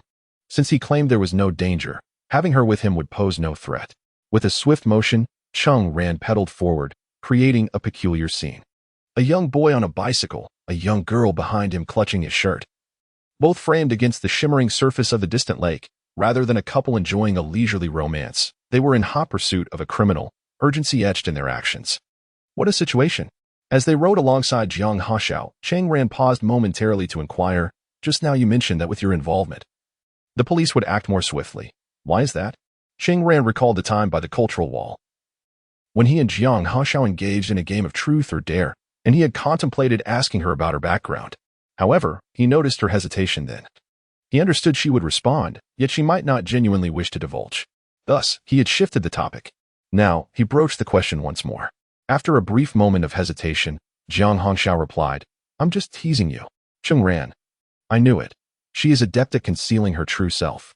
She likely harbored numerous concerns, such as whether revealing her identity would alter how others interacted with her, create distance, or perhaps bring unnecessary troubles to her life. Then, Jiang Hongxiao's voice emerged. My father is the mayor of Shanghai City. Cheng Ran was taken aback, saying, You're deceiving me again. I had my suspicions. Isn't the mayor named Li Jinping? A soft voice from behind responded, I take my mother's surname. That was unexpected. Then, Jiang Hongxiao's voice playfully chimed in. So you were also speculating about my background. Chapter 51. Pursued. It turns out you have been speculating about my investigation as well. The girl's voice emerged from behind, revealing a tone cloaked in a facade of mischief, concealing deeper emotions, caution, concern, and probing curiosity before falling into silence. The only sound that filled the air was the creaking of Cheng Ran's bicycle. Jiang Hongxiao maintained a low profile, likely yearning for a life that could remain untainted by external influences, desiring a social existence unmarred by the burdens of familial expectations. Thus, in many instances, she wished that others would not judge her based on her family's circumstances. Even while collaborating with Cheng Ran on the cultural wall, Confronted by Cheng Ran and Yu Zhao's subtle insinuations, she never revealed the slightest detail about her own situation and adeptly redirected the conversation each time. After a brief pause, her voice broke the silence again. In truth, I am rather pitiable. Following my father around, our household has consumed box after box of instant noodles. Ultimately, I learned to cook, only to prepare meals for him, and if I fail to meet his standards, he often finds fault with me, making me feel like his personal housekeeper. Jiang Hongxiao lamented from the back seat, seemingly adopting a more submissive stance, indicating that despite her father's status as mayor, her life was no different from that of an ordinary family. Was this effort to reveal her feelings a means to prevent the silence that followed Cheng Ran's earlier reticence from continuing, perhaps even leading to estrangement? What about your mother? My mother is constantly on business trips. In comparison, being with my father feels more reliable. People think I am living a life of luxury by being with him. But in reality, I am merely the sole laborer in the household. For reasons unknown, Jiang Hongxiao appeared anxious about losing something, striving to explain herself, which Cheng Ran found amusing. It seems your family consists of significant figures. Please do not say that, Jiang Hongxiao replied in a subdued tone. You've made me regret sharing this with you. Some matters, such as familial influences, can lead one to mature prematurely, which perhaps explains Jiang Hongxiao's own maturity. That's all right. If you struggle to find someone to confide in, I genuinely enjoy listening, Cheng Ran remarked. Jiang Hongxiao detected a lightness in Cheng Ran's tone, contrasting sharply with his earlier demeanor. Initially, she had feared that revealing her background would create a barrier between them. But that apprehension dissipated as he seemed entirely unfazed by her revelations, lifting her spirits significantly. All right then. Perhaps you could share some tales of your aristocratic family feuds and gossip. Jiang Hongxiao. Suddenly, Cheng Ran grinned broadly. His waist was pinched firmly by 3 long fingers, twisted sharply. Speaking of which, how delicious is the food you prepare? The van traversed the winding S-shaped mountain road, reaching the bottom and entering a bifurcated riverbank path. This road led past 2 lakes. One a trifurcation lake and the other High Langton, the area becoming increasingly confined. He guided Jiang Hongxiao downhill, skillfully gripping the handlebars and braking, finding it far easier than ascending or riding on flat terrain. Are you implying you wish to sample my cooking? You have quite the imagination. It would be wise to abandon that notion early on. One should refrain from making bold assertions. Who knows, perhaps one day you will willingly change your mind. Alas, Cheng Ran's waist endured another torment. If you squeeze any harder, it will swell. Moreover, what do you mean by twisting after squeezing? Are you adjusting the television? He was on the verge of madness. I apologize. I learned this from my aunt, who handles her children in such a manner. Next time, I shall attempt other methods. Jiang Hongxiao chuckled slyly. And next time? How many more times will that be? Although this tracking method is relatively safe, the criminals they are pursuing are utterly ruthless. As the clues become clearer, an invisible pressure and panic begin to rise within both of them. Thus, their banter serves primarily to alleviate the increasingly oppressive atmosphere surrounding them. Creak. Cheng Ran halted at the intersection where the van had turned. He took the phone from Jiang Hongxiao and dialed Cheng Bin. The line was busy, evidently. At such a moment, his mobile phone had transformed into a hub of dense information exchange. At this juncture, the extensive search operations by law enforcement were further limited by equipment constraints. The 350 MHz police communication system is typically employed only in major cities, and has yet to extend coverage to smaller cities like Shanghai City, which necessitates the temporary establishment of relay networks to cover the areas of operation. Some control points were littered with devices resembling bricks. Beepers, radios, landlines, and mobile phones were all intricately combined, forming the main communication stream for the police's dispatch. It was precisely due to the limitations of technology at the time that many cases from those years allowed criminals to exploit loopholes and evade justice, or exacerbated casualties when confronting particularly vicious offenders. The call finally connected. Cousin, it's Cheng Ran. He quickly pulled the phone away to avoid the torrent of scolding from his uncle. After a moment, he placed the receiver back to his ear. All right. You can scold, hit, or report me to my father. It's all your call. But now, listen to me. I am at the intersection of Tufang Road and Fangjia Village on Huanhu Road, where I have discovered the tire tracks of the criminal's vehicle, which have turned into this road. In the Santana, Cheng Bin put the phone on speaker, while Gu Xiaojun spread out the map, using the light from the passenger side of the Santana to trace over it. Cheng Bin turned to look at the map, pointed emphatically at several locations, and continued speaking into the microphone. Do not move from where you are. Also, where did you get the phone? Whose is it? It's my classmates. Are there others with you? Just me and my classmate. All right, stay put. I will come find you. Make sure to keep yourselves hidden. Cheng Ran. You have done enough. Take care of yourself. Your uncle is on his way. He hung up the phone and looked at Jiang Hongxiao. In truth, it was still insufficient. The path ahead was shrouded in a thin layer of grass, making it nearly impossible to trace the vehicle's tire marks. Beyond that road lay numerous forks, and the terrain of Highlangton was intricate, featuring over a dozen depressions. Viewed from the map, it resembled a menacing dragon, poised to strike. The circumference around Sancha Lake was vast. Even if one's uncle were to join the search for the perpetrator, it would be akin to seeking a needle in a haystack. Most critically, they were unaware that the criminal had employed the iron cage acquired today to murder Xia Homing, perhaps having detected that his family had alerted the authorities. This implied that even if the police conducted a large-scale search in that direction later or eventually apprehended the assailant, Xia Homing would likely have already fallen victim to foul play. The only viable course of action now was to keep a vigilant eye on the whereabouts of the suspect's vehicle. Cheng Ran's gaze fixed upon the southeastern hill, approximately 300 meters high, with a gentle slope adorned by pine trees. Although tracing the tire marks was no longer feasible, the majority of the terrain consisted of winding mountain roads, descending toward the hilltop, which would allow them to monitor the vehicle's route. Without further ado, he pushed his bicycle into the nearby thicket and instructed Jiang Hongxiao, "Let us ascend the mountain." Observing the seemingly gentle slope, he soon realized that the climb was quite taxing.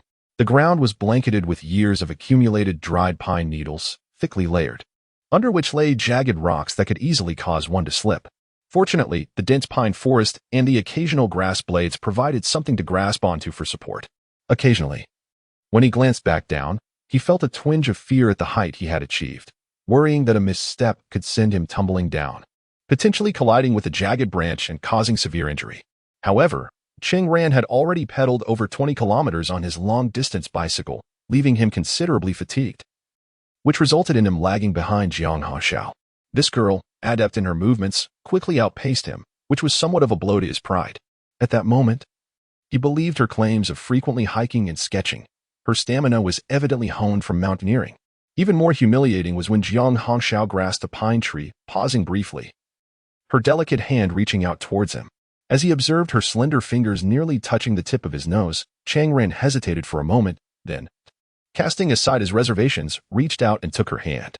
For reasons unknown, he suddenly felt a surge of latent energy within him, as if he could even support Jiang Hongxiao in their ascent. They climbed, helping and supporting one another.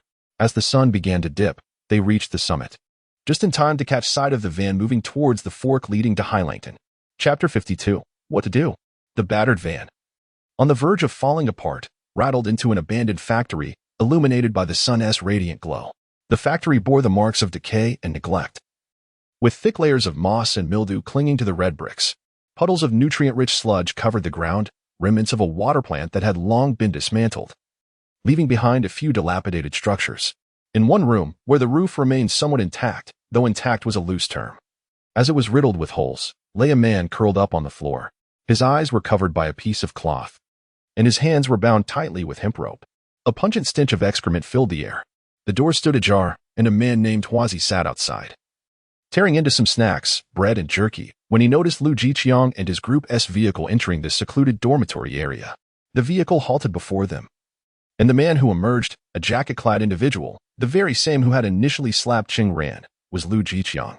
He approached Xia Homing, who strained to eavesdrop, hoping to discern the fate that awaited him. Lu Jiqiang picked up a piece of roofing tile that had fallen to the ground and hurled it at Xia Homing's head. The red shards exploded upon impact. Lu Jiqiang followed up with a series of kicks to Xia Homing's ribs and abdomen, eliciting weak, pitiful groans from the bound man. During the 2 days of his abduction, he had only been given a few sips of water, followed by brutal beatings. Now, he was on the brink of unconsciousness from the torment. Everywhere are police. Have you reported it? Did your wife call the cops? You truly seem to want to die. Lu Jiqiang shouted, drawing a handgun and cocking it, pressing the barrel against Xia Homing's temple. Call your wife on her cell. Tell her to avoid the police. If you want to live, have your relatives steer clear of the authorities and transfer money into another account. Add it to what you've gathered before, a total of 1 million, and I will let you go. Xia Homing trembled on the ground, utterly broken by pain and fear. After issuing his threats, several men pulled a cage from the van. The clattering sound made Xie Homing shrink back. Blinded, he could not see his surroundings. But a foreboding sense of dread enveloped him. Lu Jiqiang, nicknamed Old Nyo, was unlikely to fire the gun. The vicinity of the Highlangton still housed local farmers, and gunfire might provoke unwanted attention. The police were already conducting extensive patrols on the national highway in Shanghai City, sealing off the main routes out of town. Though they had not searched the local mountains, caution was vital. While adept at hiding in the forests, should the police mobilize significant resources for a manhunt, it could become exceedingly troublesome. Xie Homing was tossed into the cage, his hands bound in a new manner, secured tightly to the iron bars. Cheng Bin, Gu Xiaojun, along with Zhang Wei men from the West River Road police station and a group of officers, ventured cautiously through the mountain forest. The daylight had faded, prompting the illumination of flashlights that cast beams upon a map marked with several locations. Gu Xiaojun furrowed his brow, lamenting that Cheng Ran should not have pursued further. Upon arriving at the designated site, they had only discovered Cheng Ran's bicycle concealed among the trees. Moments later, Cheng Ran contacted them from the mountaintop, reporting that he had observed the suspect's vehicle heading towards Heilongtan. Weighing the circumstances, Cheng Bin recognized that the terrain of Heilongtan was convoluted. Even with knowledge of the direction, their small contingent would struggle to locate the criminals. Alerting the command center would only provoke a sweeping search that could alarm the suspects, who possessed considerable experience in evasion and counter-surveillance. There was a risk that they might escape again, endangering the hostages. The only viable strategy was to pinpoint the suspects precisely, allowing for a surprise assault that could potentially apprehend them all. Cheng Bin was not an inflexible individual. Years prior, he had single-handedly infiltrated a drug manufacturing facility hidden within a criminal's village, demonstrating his decisiveness in crisis situations. At that moment, the sole source of information was his nephew, Cheng Ran, so he ultimately permitted Cheng Ran to continue his pursuit, provided he ensured his safety. The last communication they had with Cheng Ran was 2 hours prior, when the clock had struck 5:40. Now, it was nearing 8 o'clock, and the sun had set behind the mountains a mere 15 minutes ago. The sky was shrouded in a somber hue, and the dense foliage grew particularly dark, imbuing the atmosphere with an eerie gloom. Mobile signals had faltered within the depths of the forest, leaving an oppressive sense of urgency enveloping the group, punctuated only by the occasional cryptic exchanges over the radio. Cheng Bin looked up, having passed his phone to an officer stationed on a higher peak. There was no recourse. That young man inexplicably stumbled upon the trail of these criminals. Moreover, did he believe that urging Cheng Ran to withdraw would yield compliance? That young rascal was notoriously disobedient among my 4 nephews. Since it was futile to seek his obedience, they would have to leverage his initiative for the time being. Their only course was to advance towards the location he had previously reported, remaining vigilant for signs of the village and its humble dwellings. If he made further discoveries, he might find a vantage point with signal to contact them again. Young Zhang would be poised to relay any incoming communication through the radio, and they could proceed immediately. As the rustling of leaves surrounded them, Jiang Hongxiao and Cheng Ran traversed the forest, now completely enveloped in darkness. They retraced their steps, surrounded only by the woods and the distant low-lying terrain, occasionally catching sight of flickering lights. Cheng Ran felt a twinge of regret for his miscalculation. Not just in this era, but even in the future, mobile signals remained woefully inadequate in remote mountainous regions. Presently, Jiang Hongxiao's phone was reduced to a mere source of illumination, its dim glow still proving somewhat useful. 2 individuals traversed through the dense jungle, unaware of the ruthless assailants lurking ahead. Fear lingered, intensifying with the encroaching solitude of their surroundings. Thankfully, they had each other. The oppressive silence weighed heavily on their hearts, prompting Jiang Hongxiao to unconsciously draw closer to Cheng Ran as they descended a slope onto a path below. Cheng Ran glanced at the tire tracks imprinted in the muddy road, then directed his gaze towards a specific point, realizing a vehicle had passed through this area. They followed the trail of the van further into the depths of the wilderness, where the grassy pathway gradually transformed into a muddy track, making it easier to discern the vehicle's imprints. Although the van itself had vanished, the tire tracks continued to guide their way. Now, Cheng Ran and Jiang Hongxiao found themselves at the top of a winding descent, which led down to what appeared to be an abandoned reservoir facility, faintly visible in the dimming light. Instinctively, they sensed that the group of criminals must be situated below. Let us avoid the main path and scale the mountain instead. Keep an eye on the signal. Cheng Ran mused that the greatest advantage of Jiang Hongxiao's Nokia phone was its impressive standby time. Remarkably, the battery had only diminished by 1 bar thus far, likely lasting 2 to 3 days without issue. Yet, there was one drawback. There was no signal. Once they reached the mountainside adjacent to the reservoir, they could glimpse the facility's surroundings. Suddenly, Cheng Ran felt Jiang Hongxiao squeeze his hand discreetly, prompting him to halt. Following her pointed finger, he spotted a figure atop the control tower of the derelict facility, momentarily swaying as it scanned the area. Cheng Ran breathed a sigh of relief. His cautious nature had spared them from discovery had they continued down the path earlier. Fortunately, the thick foliage and dim light concealed them from view. Both were now caked in dirt, yet their eyes met, revealing a shared flame of determination. This inner fire fueled their relentless pursuit. Perhaps born from a deep-seated disdain for the heinous criminals, or perhaps a burgeoning sense of righteousness, or even the exhilarating thrill of being embroiled in a significant case. As they moved along the ridge, the situation ahead became increasingly pronounced. The van was parked beside a dock, where a bridge precariously extended into the center of the water. The scene before them was harrowing. The rear doors of the van were ajar, revealing a cage containing individuals brought to the dock. One man stood beside the van, smoking a cigarette, the glowing ember pulsating rhythmically. At the end of the fractured bridge, 3 men, including a man in a jacket, congregated near the cage. Engaged in hushed conversation. Including the lookout atop the control tower, 5 criminals were present, and Cheng Ran surmised, based on intel from his previous life, that the iron cage containing the hostage, Xie Homing, has arrived at the water's edge. He is bound within the cage, submerged in depths of over 10 meters. Should he be pushed in, there would be no hope for his survival. Even if immediate efforts were made to retrieve him, it would be too late. The voice of Jiang Hongxiao quietly reached my ears. Cheng Ran, what shall we do? Chapter 53. After a brief exchange with Jiang Hongxiao, unforeseen events unfolded. The hostage's hands were bound to an iron cage, a strip of cloth stuffed in his mouth, and his blindfold was removed. Upon realizing his predicament, Xie Ho exhibited signs of extreme agitation, unable to vocalize due to the gag, producing only muffled sounds of distress, accompanied by frantic struggles that caused the cage to scrape against the ground incessantly. 2 individuals gripped the cage, while the gang leader, clad in a jacket, kicked it with a curse. The 3 men began to lift the cage, the situation reaching a critical juncture. Cheng Ran urgently urged Jiang Hongxiao, remove your clothing. In the dark of the night, with the wind howling through the mountains, a group of ruthless criminals was orchestrating a scene of abduction and murder in the abandoned factory area. Yet at that moment, Cheng Ran directed such a command to the girl beside him. Instead of a slap across the face, Jiang Hongxiao, taken aback for a moment, grasped the zipper of her sweatshirt and swiftly pulled it down. Cheng Ran, preoccupied with the urgency of the situation, neglected to appreciate the silhouette of Jiang Hongxiao's slender form revealed beneath her thin t-shirt.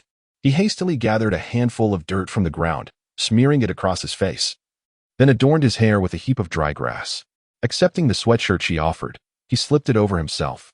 Enveloped by a fragrant essence that was both enchanting and earthy, melded with the rustle of the wind through the trees. The garment, slightly snug, caused his shoulders to hunch and his arms to protrude from the sleeves, transforming him into a comical sight in the pink attire. If Jiang Hongxiao had previously deemed him merely unappealing, he had now embodied that description to the very core. Yet, as she gazed upon him, Jiang Hongxiao's eyes gradually sparkled with a hint of brightness. Clad in pink, Cheng Ran grasped a pine tree and turned his head, presenting his profile to Jiang Hongxiao. Adhering to their prior plan, he inhaled deeply, then faced forward, sensing that this might be the most reckless act of his life. Was this what they referred to as the greater the power, the greater the responsibility? He pondered, reflecting that he had merely been reborn, not descended from Krypton, nor bitten by a spider to become a capricious hero. Nevertheless, he found himself compelled to undertake such actions, crunching underfoot the dry branches as he ventured beyond the forest. Jiang Hongxiao's mind was a tumultuous whirlwind, yet deep within, there emerged a semblance of stability inspired by his presence. Amidst the shadowy, damp, and moldy atmosphere of the forest, where darkness loomed, a ray of light emerged, as radiant and brilliant as his silhouette. Old Xie Homing, do not blame me. I have made every effort to notify your wife, but clearly, the funds are still insufficient. We are short by several 100,000. We have done our utmost. I have given you time to gather the money and warned against alerting the authorities. Indeed, you ultimately reported to the police. All right, I can tolerate this. I even allowed your wife and family time to gather funds. Over there, Lu Zhiguo was speaking, asserting my good nature. I have been quite accommodating, haven't I? However, in the end, your wife still could not amass the necessary amount. Furthermore, the new account I provided was frozen shortly thereafter. There remains a portion of money yet to be withdrawn. Do the authorities believe they can trace me through that account? It is futile. We are professionals. Before you, there were several predecessors, so even if you, old Xie, were to step down, you would not be alone. The account I provided ultimately leads to an elderly gentleman in his 80s, mostly interred in the ground. Lu Jigua chuckled, knowing that even if the police were to investigate, they would merely be led in circles. Some individuals, while committing crimes, are not entirely desperate. Rather, they relish the experience, deriving a sense of accomplishment, much like Lu Jigua. We must eliminate you. It is unavoidable. Your wife reported to the authorities. And the police are everywhere. This iron cage was originally meant for you, intended for a brief coexistence with us, but there are too many officers. We can no longer attend to you. We can only cease our efforts. Today, we will consign you to this lake. Do not fear. The last individual we dealt with was incinerated in a furnace, and it took days for the remnants to be cleansed. Your water burial will be complete, intact. After exhausting his final strength in a desperate struggle, Xie Homing's eyes became vacant, filled with a profound sense of despair. Can you guess what will happen after we submerge you? We will traverse the mountains, journeying to Laos, to Southeast Asia, where my old cow holds territory. From there, we will venture to Europe, to East Asia. We can go anywhere. After a while, we shall return. At which time it will be your successor's turn. You see, you will not be forgotten. With a mournful sound, Lu Jigua directed two individuals dragging the iron cage to the edge when suddenly, a cacophony shattered the tranquility of the distant forest. The person smoking beside the van flinched, leaning heavily against the vehicle, and with a clang, the iron cage hit the ground, causing the two assailants to halt their actions. Lu Jigua aimed his gun towards the distance. There appeared a figure, unmistakably male, yet clad in disheveled pink attire. The hairs on the necks of all the criminals stood on end. Someone. Should we kill him? Wait. Lu Jigua advanced a few steps, his eyes narrowing like a hawk. He was experienced. Under ordinary circumstances, he would have already acted, but the disheveled figure emerging from the woods, dressed in women's clothing, momentarily stayed his hand. It was also because that figure appeared to be a wandering spirit, aimlessly meandering, as if merely passing through, when a sudden shout pierced the eerie silence of the forest. Selling sweet potatoes, selling sweet potatoes. Is there anyone here to purchase my sweet potatoes? 2.5 yuan per pound, 5 yuan for half a pound. Deep within the forest, after a moment of stillness, a girl parted her lips slightly, unable to suppress a whisper. Goodness. The group of assailants exchanged glances, and the hope that had once illuminated Xie Homing's gaze dissipated. Lu Jigua noticed the individuals by the van exhaling with relief, while the two companions alongside him regarded him with questioning eyes. So it was merely a madman, perhaps a local villager, left unattended? Lu Jigua spoke in a low tone. Let him pass. Thus, the 5 ruthless criminals, positioned before the broken bridge and beside the van, watched in astonishment as the figure called out and traversed the factory grounds, disappearing at the entrance. The tension that had gripped the hearts of these 5 merciless wrongdoers dissipated moments ago. They felt as if they had witnessed the birth and ascension of Buddhas. They who had taken countless lives were surprisingly subdued by a madman, which struck them as oddly comical. Nevertheless, the task at hand remained. Lu Jigua waved his hand once more. Get to work. As the 3 men approached the iron cage, a familiar voice echoed from the distance. Dazhuang. Dazhuang. My dear Dazhuang. Where are you? The 5 men instinctively turned their heads. That figure had returned. Damn it. A wave of frustration surged through them, as if they were on the verge of spewing blood. Chapter 54. Beyond the hills the sky had completely darkened, and the stars had filled the heavens. In the corner of the celestial tapestry, a comet resembling a tear in the fabric of night hung suspended, traversing the world at an astonishing speed. Yet, within this vast expanse of earth, in a minuscule corner of it, malevolent deeds were unfolding. Big sweet potatoes for sale. Such cries made the flesh of Lu Jigua and his 4 accomplices twitch with agitation. By the side of the van, a thug named Ma Bin pulled out a crowbar from the back seat, clearly unable to endure the sound any longer. Lu Jigua, nicknamed Old Bull, was a notorious smuggler operating in Southeast Asia. Those unfamiliar with him naturally assumed he was merely engaged in the illicit trade of human trafficking. However, even well-known figures in the underworld kept their distance, for rumors and unverified accounts suggested that Lu Jigua was far from ordinary. In truth, he was a quintessential demon, with a string of kidnappings to his name. Each operation targeted prominent local figures, and due to the covert and sophisticated methods employed, he maintained close ties with foreign entities involved in money laundering. Consequently, The families of victims were coerced into transferring ransoms through financial channels. While the fates of the hostages remained shrouded in mystery, leaving no trace behind and presenting insurmountable challenges for law enforcement, their operations were always executed with precision, leaving no evidence. Liu Zhigua even conducted specialized training for his kidnapping crew, ensuring that each member was adept in both the art of killing and the intricate aftermath of their deeds, all at a professional level. At that moment, facing the individual who had returned, Liu Zhigua once again waved his hand, signaling him to leave. He wished to avoid unnecessary complications, pondering whether this person was genuinely mad or merely feigning insanity. Nonetheless, the pink attire dispelled his doubts. In fact, the reason he had refrained from firing earlier was precisely this.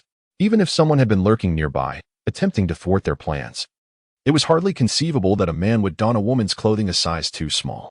Such an act could not have been prepared on a whim, leading him to conclude that this individual was indeed a lunatic. Liu Zhigua was meticulous in his operations, having evaded law enforcement multiple times. His military background had equipped him with skills in reconnaissance and counter-reconnaissance, combined with a formidable capacity for logical reasoning. In other words, his confidence was profound, and it was this very confidence that led him to dismiss the disheveled appearance of Cheng Ran and his attire as mere coincidence. Cheng Ran, on the other hand, could not fathom why his adversaries remained silent. Although this could be considered fortunate, it seemed they truly regarded him as a wandering madman. He felt in his pocket. Having changed into these jeans that morning, he discovered a crumpled stack of paper he had forgotten to take out, which had been washed and dried along with his trousers.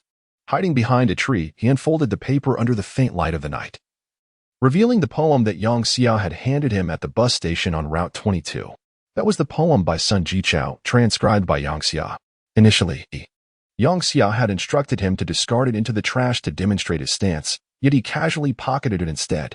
Just then, he decided to unleash his boldness. After a rustle, the bandits once again beheld his return. This time, he recited, with a cadence reminiscent of sorrowful gazes, in his somewhat clumsy Mandarin, "I adore autumn. On those misty, tranquil days, I often wander into the woods. The verdant grass has all withered.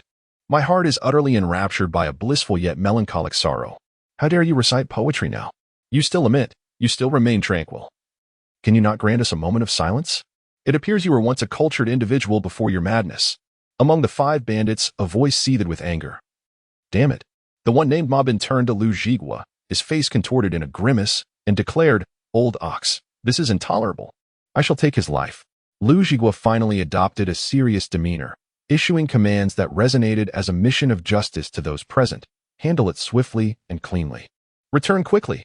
Ma Bin, wielding an iron rod, darted towards the madman like a leopard. However, as he approached within mere dozens of meters, the madman suddenly erupted with a shrill scream, "Murder! Murder! Help me!" and then fled up the mountain as if his life depended on it. The 5 bandits were momentarily stunned. In the stillness of the forest, this outcry startled numerous birds into flight, leaving them uncertain if anyone nearby had overheard. Liu Zhigua, filled with rage, demanded Ma Bin to resolve the situation swiftly. What was happening here? Ma Bin, suppressing a surge of frustration, pursued the madman up the mountain, witnessing the lunatic incessantly shouting murder. As he fled, his anger intensified. Even envisioning the moment he would use the iron rod to smash this fellow's face as a means of venting his fury. Yet, as he climbed, the madman turned a corner and vanished from sight. Ma Bin paused momentarily on a protruding ledge to catch his breath, when suddenly he spotted a pink figure darting past on a nearby trail. A sense of unease arose. How could the madman have changed direction so swiftly? But the overwhelming tide of anger dulled his concern, and he charged towards the figure. However, upon reaching the path, he stepped onto what appeared to be a thick carpet of dried pine needles, only to hear a sharp crack as branches snapped beneath him. The dried needles crumbled away, and the small branches supporting them broke, revealing a concealed chasm below. This was a trap. His expression shifted dramatically. He barely had time to shout before he plummeted into the ravine. The drop was likely 6 or 7 meters, and the chasm was filled with sharp rocks and broken tree stumps, likely resulting in a broken leg. Ma Bin's anguished cries echoed through the night sky. "Damn it! Something has gone awry. Follow him." Liu Zhigua reloaded his gun, and the bandits on the tower descended. The 4 of them, now unconcerned with the hostages on the broken bridge, made their way towards the mountain.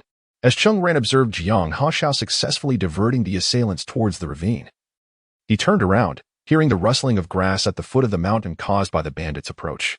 Gripping a tree with all his might, he shook it vigorously. Lu Jigua swiftly arrived at the scene of the incident, noticing Ma Bin trapped in the crevice, his thigh pierced by a sharp tree stump, blood gushing out. This was an arterial injury, and under such circumstances, with no access to a hospital, Ma Bin was destined to remain there. It's a trap, Brother Lu We've been ambushed. Lu Jigua retreated from the ravine, catching sight of the rustling leaves on the distant hillside. With reddened eyes, he raised his weapon and fired a shot, the sound echoing through the forest.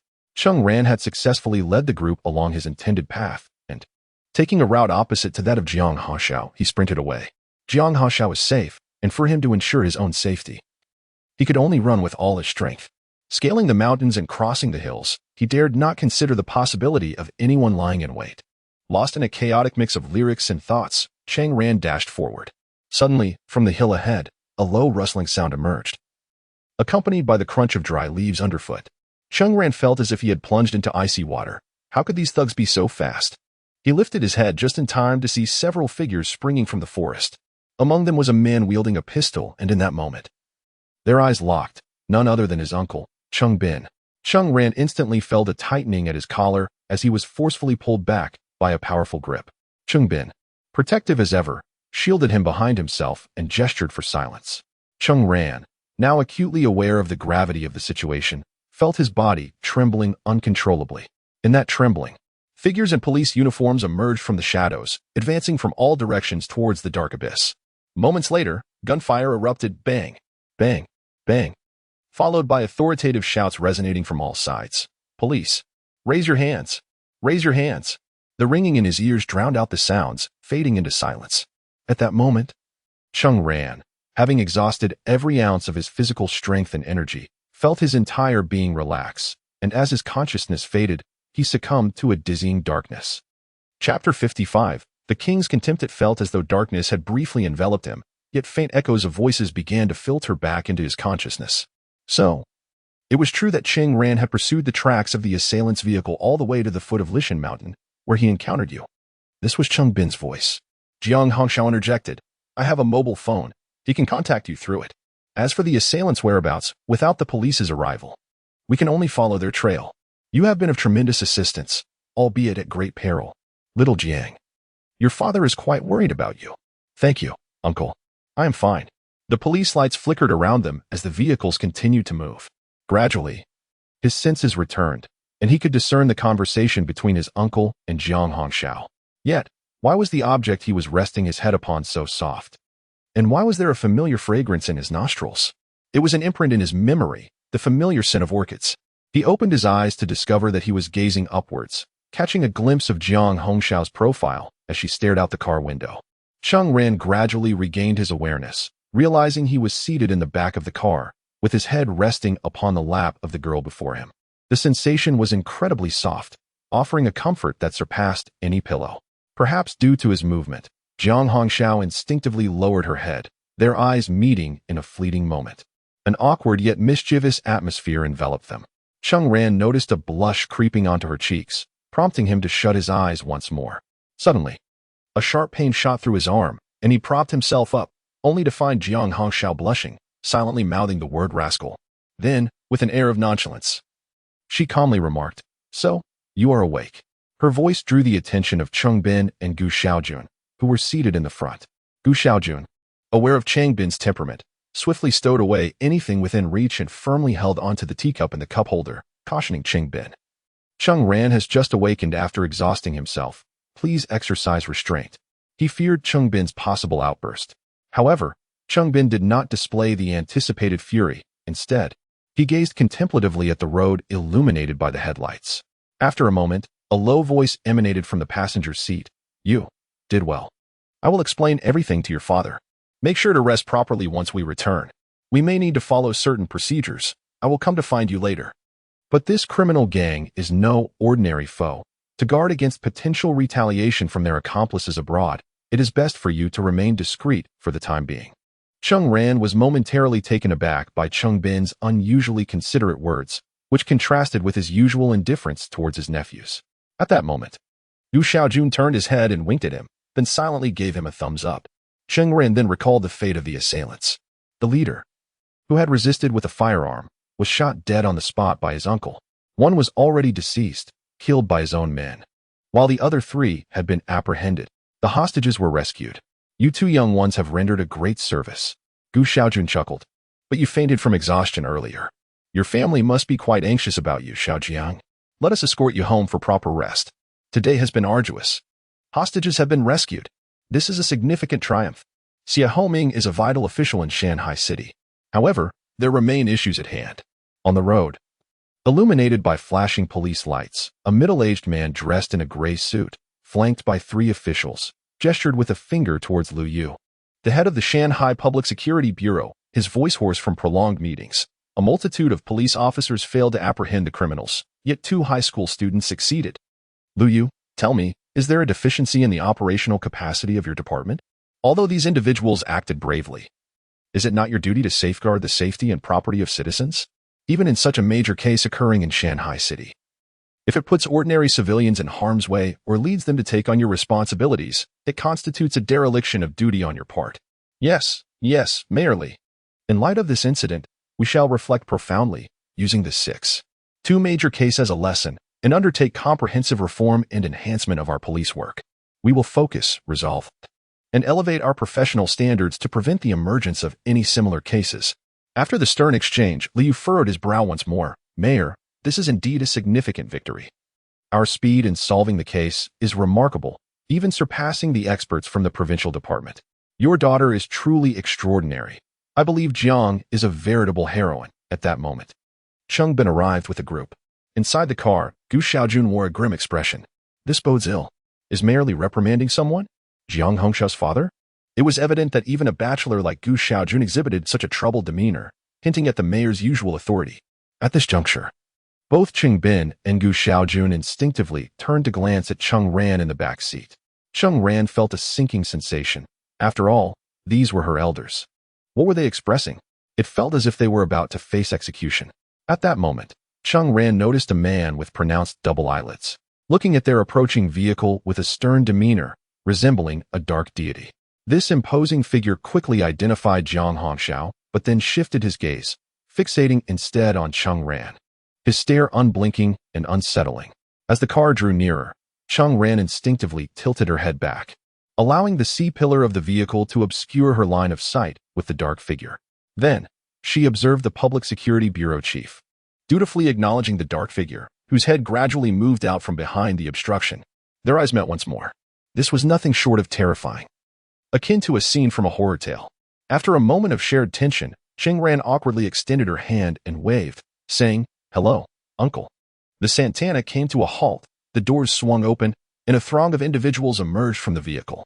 Jiang Hongxiao approached with a gentle demeanor and said, "Dad." Li Jingping responded with a grunt, inquiring, "Are you all right?" Jiang Hongxiao shook her head, assuring him that all was well. Li Jingping nodded to Cheng Bin, expressing gratitude. "You've worked hard. You've accomplished a great deal." Cheng Bin humbly replied, "It is my duty."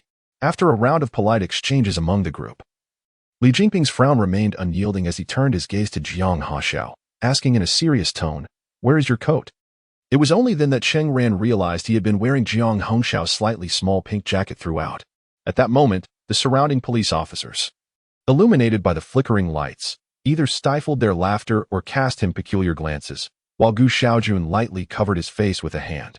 Cheng Ran hastily removed the jacket, feeling profoundly embarrassed as he handed it back to Jiang Hongxiao amidst the onlookers. Jiang Hongxiao accepted it, folding the coat neatly in her hands, and with a soft gaze, she expressed her gratitude. "Thank you." Li Jingping then asserted, "We should return home." Jiang Hongxiao nodded and, before stepping into the government car that her secretary had opened, turned back to Cheng Ran and waved goodbye. Even as Jiang Hongxiao settled into the vehicle, Li Jingping's gaze remained fixed on Cheng Ran, resembling a king eyeing the perpetrator who had recklessly placed his daughter in peril. It was a look imbued with a sense of superiority and disdain. Eventually, Li Jingping departed with Jiang Hongxiao, while Cheng Bin drove Cheng Ran home. During the journey, Cheng Ran leaned against the back seat's headrest. The roads of Heilongtan were awash with the flow of vehicles illuminated by police lights. The notorious criminal Lu Jigua, who had evaded capture for 6 years and was responsible for numerous heinous acts, had finally been shot dead. In the lobby of the Public Security Bureau, Xie Homing, who had suffered in Shenhu, was rescued, and, after receiving guidance from a psychological expert, was reunited with his family, leading to an emotional embrace filled with tears. In that moment, Cheng Ran's feelings in the backseat of the Santana surpassed any joy that winning a multi-million lottery could bring. It was a sentiment beyond wealth or the accolades of fame and status. Yes, this world has changed. Chapter 56. The treatment of a hero. Cheng Ran followed Cheng Bin into the apartment building. As he fumbled for his keys to unlock the door, he was greeted by the bright lights of the living room. Cheng Feiyang and Su Lan were seated on the sofa, their expressions instantly igniting a sense of foreboding within Cheng Ran. During their journey, Cheng Bin had reassured them over the phone, claiming that Cheng Ran was with him, thereby alleviating their concerns by stating he had invited him for dinner and was simply returning him home now. However, upon opening the door, Cheng Feiyang's gaze fell upon Cheng Ran, taking in his disheveled appearance, covered in grass and dirt, with one side of his face clearly swollen from a fight. Cheng Feiyang's lips tightened into a threatening grimace. And you dare to come back? A whole day without a word. And now you think you can just waltz in after causing a ruckus outside? Su Lan's temper flared instantly. She seized a drying rack and pointed it at Cheng Ran. Come here. What trouble have you gotten into that required your uncle's intervention? Cheng Ran. You are becoming more thoughtless as you grow older. How did you end up like this? Cheng Ran quickly grasped that they had completely misinterpreted the situation. It was no surprise, considering Cheng Bin's temperament. Everyone in the family knew he had little fondness for children, particularly for the four brothers of the Cheng family, whom he regarded as little more than rascals. Each year during the New Year festivities, when he distributed red envelopes, his expression was consistently sour. Moreover, the four boys had been noisy companions since childhood, often exhausting Cheng Bin. He had never been known to keep any of them for dinner. This unusual behavior, combined with Cheng Bin's status, the distant sound of police sirens during his call, and the clumsy lies meant to cover up the truth, led Cheng Feiyang to sense that something was amiss. Initially, Su Lan was in a state of confusion, but as she saw Cheng Bin and Cheng Ran enter together, the latter's disheveled state rendered further explanation unnecessary, confirming all their suspicions. Cheng Feiyang felt a heavy weight settle in his heart. He was uncertain about the severity of Cheng Ran's actions. The greatest fear of a parent, he mused, is that their child will grow up and cause trouble outside. Whether they harm someone or harm themselves, it disrupts the peace of the household. A gloomy realization washed over him. Perhaps his recent preoccupation with work had detracted from family matters, and during a rebellious phase, a child could easily find themselves in trouble. Su Lan, possessing a gentle exterior yet a fiery spirit, could no longer contain her anger and charged at Cheng Ran with the drying rack. Cheng Ran, caught off guard, made a futile attempt to defend himself, raising his hand in a placating gesture. Mom, it's not what you think. What do you mean by not what you think? The drying rack was through the air, landing blows on Cheng Ran's hands. Defeated, he quickly retreated, while Cheng Bin stood in shock, stepping forward to intervene as Su Lan swung the drying rack, attempting to strike Cheng Ran from behind. You still hide behind your uncle, do you? Come here. How long can you evade? Can your uncle protect you for a lifetime? The scene was utterly chaotic. The neighboring apartment buildings were all disturbed by this sudden uproar. In every household where lights were aglow, Yushao trembled slightly. Has Cheng Ran returned? Then he noticed his parents' gazes fixed upon him. Have you done something again? Is it you? Amidst the relentless interrogation and reproach, Yushao innocently shook his head. Today, following Cheng Ran's instructions, he had called Cheng Bin, who had cautioned him not to disclose anything to anyone. Yushao was thoroughly intimidated. There were armed individuals involved, and Cheng Ran had pursued them, alarming even his uncle at the police station. This was a potentially overwhelming incident for him. Thus, upon returning home, Yushao was burdened with worries, too afraid to divulge the matter to his parents. For even the slightest association with criminals could lead him to suffer the same fate as Cheng Ran in the adjacent building. Meanwhile, in Lu Ying's home, Zhang Lin, who was peeling fruit for Lu Ying, furrowed her brows. What trouble has Cheng Ran gotten into this time? Then Zhang Lin noticed Lu Ying, absent-mindedly nibbling on an apple while watching television, seemed to be intently listening to the commotion coming from the opposite building. At Zhao Pingchuan's home, Zhao Ziwei gleefully remarked, Dad, I heard that Cheng Ran has been out all day, not sure where he went. And when he returned, he got beaten up. Judging by his mother's voice, it sounds quite severe. Zhao Pingchuan scoffed at his son and wife, thinking to himself what kind of son Cheng Feiyang could raise.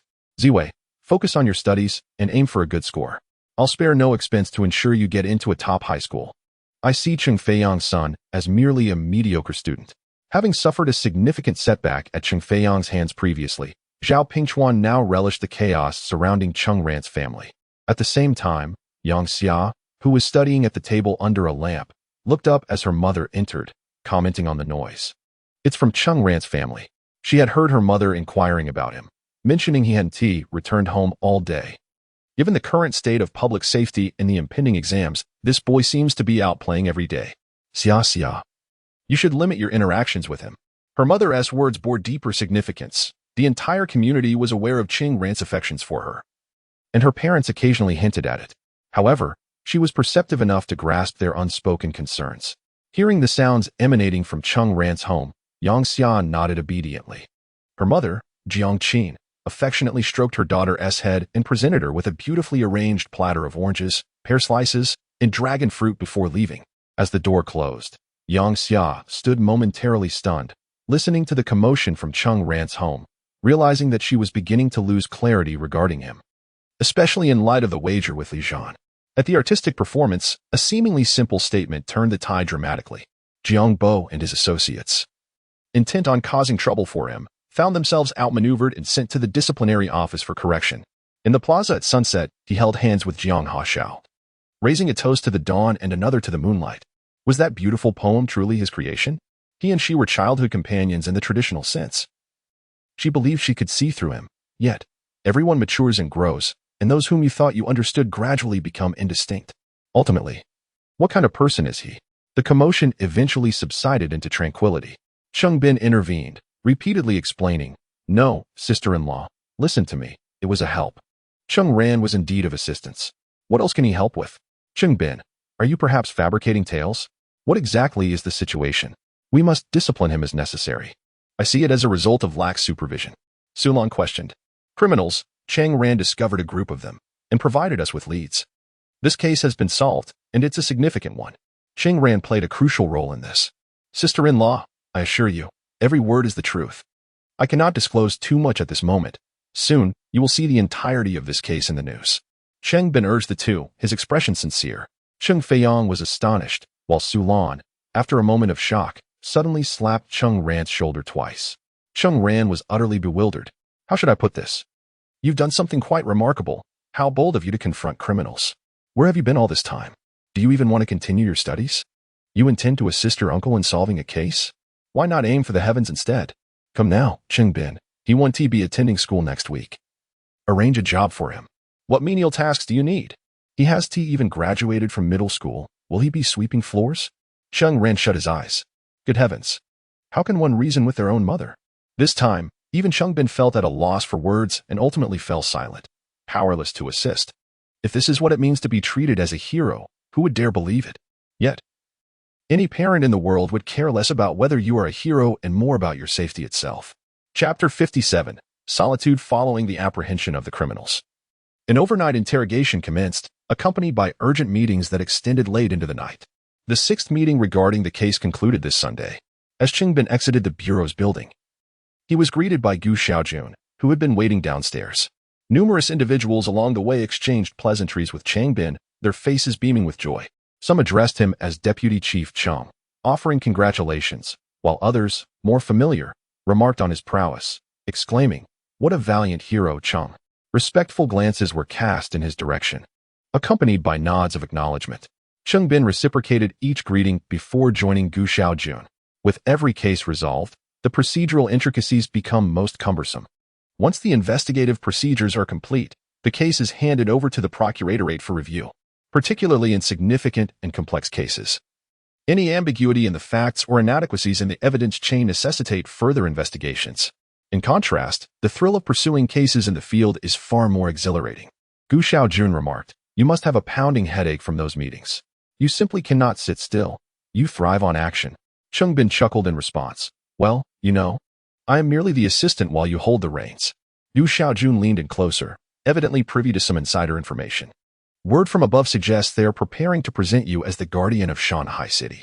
The publicity department, along with newspapers and television stations, are discussing plans. I will merely be facilitating the process." The swift resolution of the major case involving the notorious kidnapper Lu Zhigua, nicknamed Old Bull, has sent shockwaves throughout the province. This prompt resolution serves not only as a deterrent to crime, but also as a testament to the public security achievements in Shanghai City. Just days ago, media coverage was restricted, but now they are cooperating with the public security announcement, preparing for the initial wave of reports. The follow-up investigations for this case are still ongoing, especially concerning Liu Jiguo's other complex cases. During yesterday's intensive interrogation, it was initially believed that valuable insights could be extracted. However, one of his subordinates, a man named Wang Chen, disclosed that this was his first time collaborating with old bull Liu Jiguo. He mentioned that prior to their criminal activities, he had followed Liu Jiguo's instructions to exit the port city and undergo training in a remote village in Thailand. Liu Jiguo wields considerable influence there, potentially cultivating a criminal organization. Each operation seems to select a portion of individuals, and many others who have participated in Liu's previous crimes have perished, leaving a scarcity of evidence. Cheng Bin clenched his teeth. Although Liu Jiguo was killed, his cunning nature allowed him to frequently change his accomplices. The fate of those replaced individuals remains unknown, obscuring any leads on the earlier series of crimes, which have now become impossible to investigate further. The quest for justice for the victims remains unfulfilled, and their families may never receive the closure they seek. Expert Zhang Qiubei from the Provincial Department continues to oppose our attempts to consolidate several unsolved cases, leaving us in a state of uncertainty. Cheng Bin remarked that, subsequently, during a municipal meeting, it was decided to adopt a strategy of concealment regarding Cheng Ran and the daughter of Mayor Li. Liu Jiguo is entangled with a formidable force, and he may merely represent the tip of the iceberg. I, Cheng Bin, would welcome those criminals seeking vengeance upon me. Yet should Cheng Ran and the young lady from the Li family be exposed, the safety of the two students would be jeopardized. Therefore, to safeguard them, the role they played in this incident will be concealed from the media and will not be publicly reported. Gu Xiaojun frowned, acknowledging that although it would not be reported externally, numerous individuals within the Bureau were already aware of the matter. Throughout the entire process, there were many informed parties, making concealment quite challenging. Some veteran officers understand the gravity of the situation and will refrain from speaking indiscriminately. As for the rumors circulating in the community, without formal announcements or media coverage, who would believe them? Cheng Bin remained indifferent to the gossip. Yu Xiaojun contemplated and nodded in agreement, admitting that if he had not witnessed it, he too would find it hard to believe that a high school student could discover a pursuer and engage with two malevolent criminals. Such mental fortitude is indeed remarkable. Speaking of mental resilience, Gu Xiaojun continued, Cheng Ran and a friend were riding their bicycles to a hardware store when they accidentally collided with someone, confirming the presence of a firearm, which led to the discovery of the wrongdoing. How could he be so certain that it was a real gun and not a toy sold in shops? Cheng Bin explained that, first and foremost, observation is key. A group of individuals bearing firearms, even if they are replicas, likely harbors ill intentions and poses a potential threat to others, as the weight and texture of a real gun differ from that of a replica. The sound produced upon impact can be distinctly identified, and the reaction of the other party was considerable. Given these factors, one could ascertain that they had significant criminal intent. However, such judgments are within the purview of individuals like us. As for Cheng Ran, Gu Xiaojun took out a cigarette box, tapped one out, lit it, and placed it between his lips. You typically regard the four brothers as bothersome children, yet in the end, you have underestimated this nephew. In the face of peril, he remained unflinching, demonstrating composure in deducing clues and tracking through tire prints. Upon discovering the criminal's lair, as the hostages were on the verge of being discarded into the lake, he cleverly feigned madness to divert their attention and ingeniously utilized the environment to create a trap. Indeed, it was a trap. Although Cheng Ran verbally suggested that the criminals fell into the crevice by accident, these individuals were adept at evading capture in the wilderness. It was implausible that they would fall by mischance. The reality was that they had concealed the crevice with branches and thick layers of dry pine needles beforehand. Cheng Ran borrowed clothing from the Li family girl and had her lie in ambush across from the fractured crevice. After luring the criminals up the mountain, he swiftly hid behind a concealed depression, while the Li family girl emerged from the opposite side, her pants matching in hue. The criminals, caught off guard, fell into the trap. After falling into the trap, Liu Jiguo caught up and killed him. The gunfire was precisely what drew our attention. During the interrogation of the criminals, without exception, they revealed that the individual feigned madness, first hawking sweet potatoes, then pretending to look for someone. Eventually, he even recited poetry. This was what made the notorious leader Liu Jiguo unable to bear it any longer. ordering the one who had fallen into the crevice to eliminate him. Gu Xiaojun couldn't help but chuckle, reciting poetry in front of a gang of ruthless bandits. What audacity, what remarkable composure it must take to accomplish such a feat. Old Cheng, our nephew, is truly extraordinary. Who knows? He may very well become the most remarkable figure in the Cheng family in the future. Cheng Bin also lit a cigarette. Leaning against the door of the Santana alongside Gu Xiaojun, taking a deep drag and exhaling the smoke. Soon, the report from the city's television station would awaken the slumbering city before them. Yet at that moment, Cheng Bin was suddenly engulfed by a sense of solitude. He recalled the chaotic scene at Cheng Ran's home when he returned her, filled with worry and commotion, contrasting it with the quietness he often encountered upon returning home, where only he and his spouse remained. It seemed that having someone to care for him, to worry about him, and then to watch him grow into a person that he could be proud of, even as he became increasingly unmanageable, was not an entirely unacceptable notion. Chapter 58, The Trajectory of a Star, Part 1. At that moment, Cheng Bin returned home after calming Su Lan and engaged in a private conversation with Cheng Feiyang. Although the specifics of their discussion remain unknown, it is uncertain whether Cheng Bin divulged the entirety of the situation to his father. Following their talk, Cheng Feiyang accompanied Cheng Bin back, while Su Lan continued to reprimand Cheng Ran for her lack of understanding, possibly concerning the dangers she had faced. Cheng Feiyang interrupted Su Lan, instructing her to prepare a bowl of egg noodles for Cheng Ran. Once Su Lan entered the kitchen, Cheng Feiyang remained silent for a while before addressing Cheng Ran, stating, "Now that you are grown, I trust you to exercise discretion in your actions. I understand, my child, that you have always been kind-hearted, possessing a sense of justice. However, justice must be pursued within the bounds of what is feasible. As you mature and enter society, your choices will be yours alone. Your father will not interfere. You handled this situation well, but you must also understand that we are waiting for your safe return. We hope to hear no ill tidings about you, should anything happen." Cheng Feiyang hesitated, ultimately stating, "Let us consider it a thing of the past. After you finish your noodles, take a bath. For the moment, let us set aside the matter concerning your uncle and refocus your thoughts. In less than 2 weeks, the high school entrance examination will be upon us. You promised to gain admission to the 4th high school." That night, at Jiang Hongshao's home, both father and daughter were engaged in their separate phone calls. Jiang Hongshao's phone rang incessantly. Aside from her mother, it was her aunts calling in succession. She could only repeat that she was fine, assuring them of her well-being. Meanwhile, Li Jingping had a quarrel with his wife, ultimately having to change the subject. "All right. I have another call to take. I must hang up now."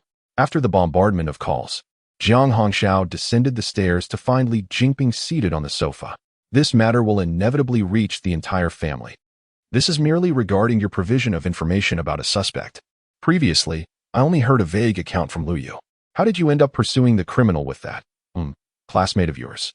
As Jiang Hongxiao recounted the details and process in full, Li Jingping remained silent for a moment before responding. "So, it seems you have played a significant role in this major case. What is your opinion of that classmate? Even before entering high school, he possesses such insight?" Having bathed and changed into her pajamas, Jiang Hongxiao cradled a cup of hot tea in her hands and replied, "He is quite thoughtful. With a calmness and maturity that far exceeds his peers, he is fascinating, and I often discover new ideas through him, prompting deeper reflection. Isn't that what friendship is about, mutually fostering each other's growth? Are you jesting with me?" Li Jingping shot her a disapproving glance, scrutinizing the smiling Jiang Hongxiao. He continued, "It is rare to find a peer who receives such praise from you. This student is indeed extraordinary. Before meeting you, he had the audacity to confront criminals, divert their attention, and save hostages. Very clever. However, putting you in danger is something no father can tolerate." Jiang Hongxiao raised her elegant brows, reminiscent of distant mountains. "It is my own choice to accompany him. Strictly speaking, it is not entirely his concern, so do not misplace your anger." Li Jingping glared, stating that there was no alternative. Since he initiated this matter and involved you, any issues that arise must surely be directed at him. Regardless, my impression of him is quite unfavorable. Everything else aside, putting you in peril is the most egregious fault. That I am perfectly fine, Jiang Hongxiao smiled, adding, "Moreover, I have solved a major case. Aren't you proud of me? I have countless reasons to be proud of you. But this particular instance is not one of them. Your bravery aside, have you considered how many rebukes I will face from our family because of this? This Cheng Ran, if that is indeed his name, I am very angry with him." Jiang Hongxiao replied gently, "Without him, the case could not have been solved. The significant incident at Shanghai could have become a blemish on your record. So, I should be grateful to him then? Very well, I am not grateful at all. After a brief pause, Li Jinping continued. Regardless, you must be prepared for the consequences of this affair. Yes, I am aware in the night, the girl softly responded. A new week has dawned, marking the final week of middle school. Barely having finished breakfast and shouldering her backpack, someone knocked on the door. Cheng Ran opened it to find Yu Xiao waiting outside. Hello, and Sue. We are leaving now. Upon exiting the apartment building, Yu Xiao turned to Cheng Ran and exclaimed. What happened? I came looking for you yesterday, but you were not home. The night before, your mom's voice was so loud. I could hear it from the second unit. Did something happen to you? Nothing. Cheng Ran shook his head. I just didn't have any news for a day and returned late. You really managed to catch up with those people? So what about them? They were criminals. But they have already been apprehended, yes. Yu Xiao punched the air with vigor. I knew it. I knew it. His excitement was palpable as he bounced up, looking at Cheng Ran with immense respect. He then threw an arm around Cheng Ran's shoulder. You are incredible. How were you so calm at that moment? Now you are truly formidable. So you worked with your uncle to catch them. What were they up to? Tell me, was it a public safety case? Will it be reported in the newspapers? If you make it to the papers, that would be phenomenal. So thrilling. Hee. I'll tell you about it another day. Hey. You can't be like that. Once the thrill kicks in, it's hard to stop. That's not fair. As the two continued down the path, they spotted the 22 bus, carrying Yang Xia, Lu Ying, Yu Beibei, and others, just departing. Yu Xiao dashed forward, but was a moment too late. Lu Ying, whose father had not driven her today, joined her companions from the courtyard to take the bus. As they approached, their bus moved forward, and the two groups crossed paths. Lu Ying's expression was intricate as she turned her gaze towards Yao Beibei. Are you implying that the poem Cheng Ran recited at my home was composed by his uncle? It is worth noting that since that day, Lu Ying had begun to view Cheng Ran in a new light, even to the extent of holding him in high regard. When she observed Jiang Haxiao and Cheng Ran together, it was widely acknowledged that their hand-holding was Jiang Hongxiao's way of helping Cheng Ran reclaim his dignity. Yet, the undeniable truth remained that Jiang Haxiao was indeed drawing closer to Cheng Ran. Otherwise, why would a girl go to such lengths to assist someone with whom she shared merely a casual acquaintance? What then was the catalyst that brought Jiang Haxiao and Cheng Ran together? After reflecting deeply, Lu Ying surmised it was likely the poem Yu Xiao had recited at that time. Unlike others who had only a limited understanding of Jiang Hongxiao, Lu Ying was aware that this particular poem was bound to captivate her, and perhaps constituted the entirety of her burgeoning affection for Cheng Ran. After all, even Lu Ying herself found her feelings for Cheng Ran intensifying. However, it was ultimately through Yao Beibei that she uncovered such a revelation. Indeed, Yao Beibei nodded emphatically. Later, Yang Xiao inquired, and Cheng Ran himself admitted it was his uncle who wrote it. Yao Beibei, please refrain from spreading this around, Yang Xiao interjected, frowning. It was evident from the outset that he had penned it himself. How curious that he later acknowledged it. Oh dear, could it be that Jiang Hongxiao was indeed entranced by Cheng Ran, which is why she befriended him? A sense of discomfort washed over Lu Ying, as if she were being kept in the dark, giving rise to a twinge of vengeful sentiment. I must alert Jiang Haxiao.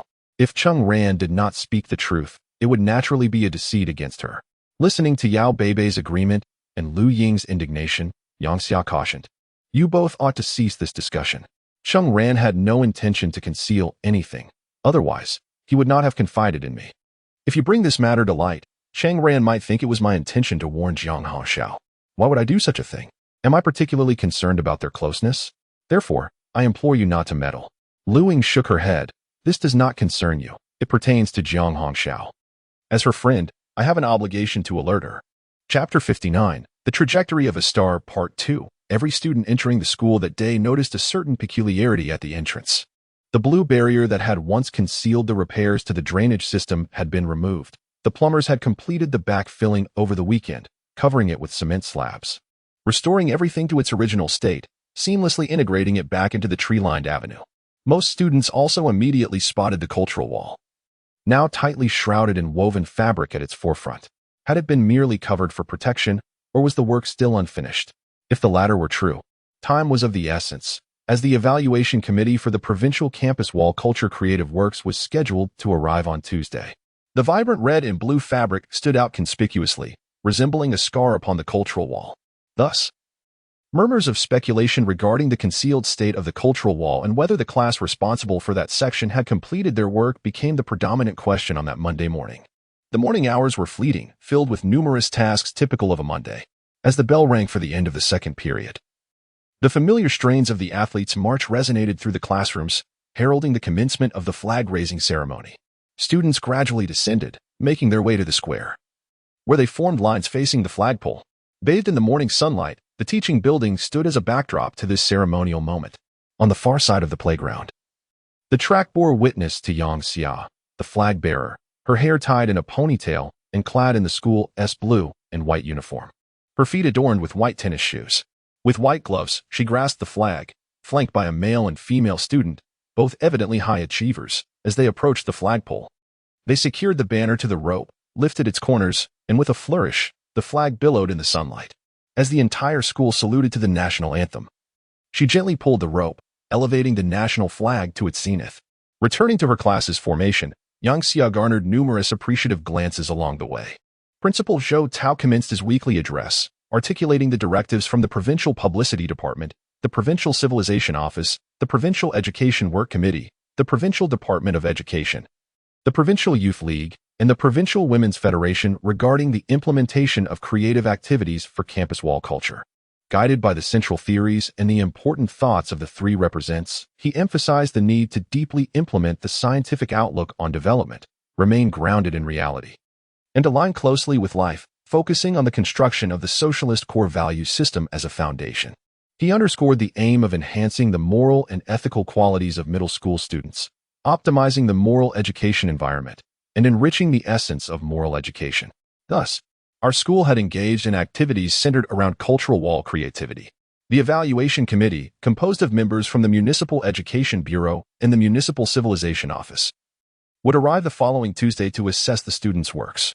The selected outstanding pieces would be photographed and submitted to the Provincial Civilization Office, with plans to feature them in dedicated columns across several major local newspapers. Over the past month, students had exerted great effort. The principal expressed confidence that their hard work, sweat, and ingenious creativity would yield the most splendid rewards, becoming a cherished part of our school's developmental journey. As the flag-raising ceremony drew to a close, the school's principal and key leaders prepared to inspect the cultural wall artworks, capturing moments with photographs. It is our hope that the cultural wall exhibits from our school will earn recognition and accolades within the province. As the speech approached its conclusion, a rustling sound began to emerge from the ranks of students below. A few homeroom teachers huddled together and addressed Li Zhan, saying, "Li Zhan, that piece of fabric is positioned on your class's wall. What is the holdup? Why haven't you removed it yet? The leaders are about to pass by. Which student from your class is responsible for this? We finished ours last week." Upon hearing these reminders from other classes, Li Zhan suddenly realized that he had not taken the board display selection seriously. He had delegated the task to the class monitor, Lu Ming, and had not inspected the area due to construction work and obstructing boards. Now, with the construction completed, he was taken aback to find that the area had been covered with a piece of fabric. Initially, he had not cared about whether they would qualify for the selection.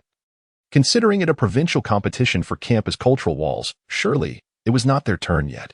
Thus, Li Zhan had taken a relaxed approach, assigning the task to Lu Ming with the expectation that it would be done adequately. However, the current situation was utterly unacceptable. Li Zhan's temper flared. "Lu Ming, what on earth is going on? Who was supposed to handle the display? What is the status now?" It was Yu Xiao and Cheng Ran. Lu Ming, clearly flustered, stomped his foot in frustration. Noticing the intensity in Li Zhan's glare, he quickly responded, "I will find them immediately." As the flag-raising ceremony concluded, the leaders descended from the podium and made their way toward the cultural wall, prompting a throng of students to move in that direction as well. Lu Ming rushed over with urgency, shouting, "Cheng Ran, Yu Xiao, you haven't finished the cultural wall yet." Even though the ceremony had ended, the class lines had not fully dispersed, and Lu Ming's commotion drew everyone's attention. Zhang Xiaojia remarked to Yang Xia, "That fabric is still up. What are Cheng Ran and the others doing?" At that moment, even within the class, there was a sense that Cheng Ran had indeed gone too far. If you had initially agreed to take on the task, you should at least put forth an effort, regardless of any dissatisfaction with the homeroom teacher. The cultural wall display was meant to represent the class's honor. It was not too much to expect a standard effort. Copying a few formats would suffice. What was the point of covering it with fabric? Were they attempting to disguise the fact that nothing had been done, as if it were under repair? Could they truly fool anyone? Just as the discontented gazes of classmates began to converge upon them, Cheng Ran responded, "It's all done." Lu Ming felt a flicker of hope, but then realized something was amiss. Why is it still covered with fabric? It's painted with colors. We're just protecting it, Cheng Ran replied. Then why haven't you removed the fabric? The principal is coming. As the students entered the school gates, the cultural wall of class 3 to 4 stood prominently at the forefront. From the playground, the school's administration, led by Zhou Tao along with 3 vice principals including Zhang Ming and 3 grade deans, began to approach in reverse order, eager to admire the students' cultural wall creations and capture photographs. A throng of students surged toward the cultural wall like a tidal wave, their heads forming a dense crowd, engaged in lively discussions about which class or author had produced the finest work. Each display was a testament to creativity. Some students adorned their sections with materials reminiscent of cheerleading pom-poms, enhancing the prominence of their themes. Others employed colorful paper to assemble various cartoon motifs, while some utilized paper cutting techniques to evoke a distinct Chinese aesthetic. There were also those who applied paint, depicting a dynamic seascape with crashing waves, a white sailing ship, and soaring doves, which brought their artworks to life. The themes were as diverse as the techniques. Some featured poetic verses paired with the purity of traditional paper cutting, reflecting the profound essence of poetry. Zhou Tao's eyes lit up as he approached one particular piece, exclaiming, "Excellent! This is remarkable." Among the surrounding students, a voice emerged, identifying the author in the lower right corner as Sun Dongming from class 3 to 2. "Sun Dongming, you are commended." Another student chimed in. Sun Dongming, a tall and slender boy with a shy demeanor, was remembered for his guitar performance at the literary gala. Some girls began to observe him discreetly. Venturing further into the exhibition, a cultural wall featuring a vibrant depiction of Doraemon with the theme Joyful Summer Vacation garnered the most attention, eliciting laughter and curious inquiries about its creator. Zhou Tao paused before a chalkboard illustrating core values, positioning himself for the camera. From the crowd, laughter erupted as someone remarked, "Qian Yuman from class 2 to 7. This kid certainly knows how to flatter." Having traversed 2/3 of the display, Lu Ming, accompanied by Cheng Ran and Yu Xiao, made their way to the front, where most of the students from class 3 to 4 had gathered. It was instinctive for each class to gravitate toward their respective boards, and the cultural wall, stretching over 100 meters, became a vibrant spectacle, due to the peculiar placement of Cheng Ran's fabric. With its top corners secured to nails high above, Lu Ming hurried to fetch a chair from the security room. The scene grew somewhat urgent and comical as the school leaders approached while they scrambled to remove the fabric, standing on tiptoe. Zhou Tao and the group of administrators cast several glances their way. Students from a distance of 7 or 8 meters gathered around, intrigued by the uniqueness of their section, prompting more onlookers to stroll over to discover what lay behind the fabric. Yang Xiao, along with her close friends, and Yao Beibei and Lu Ying from the courtyard, ambled along the path, taking in the scene. At that moment, they spotted Cheng Ran standing on the chair, attempting to untangle the lines in the upper right corner of the fabric.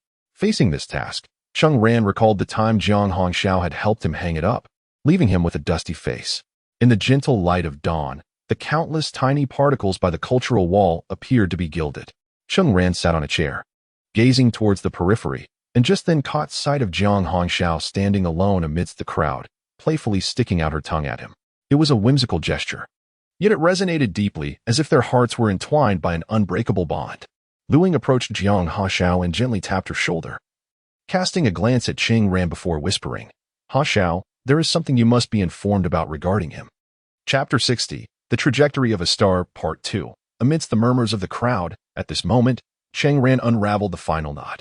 With a flourish, the woven fabric fell away, revealing a scene that gradually emerged from top to bottom, akin to a radiant moon rising over a long-obscured ocean, shining forth unexpectedly. Initially, there was an uproar, erupting from the outermost throngs of people, cascading backward and spreading outward. The principal, Zhou Tao, and the leadership team were stirred by this sudden surge of excitement, prompting them to step forward. By moving closer, they could discern the tapestry that unveiled the wall's backdrop. After a brief pause, Zhou Tao disregarded the distance of more than 20 meters behind him and led the crowd toward the forefront. As they approached, the imagery became increasingly vivid. What a spectacle it was!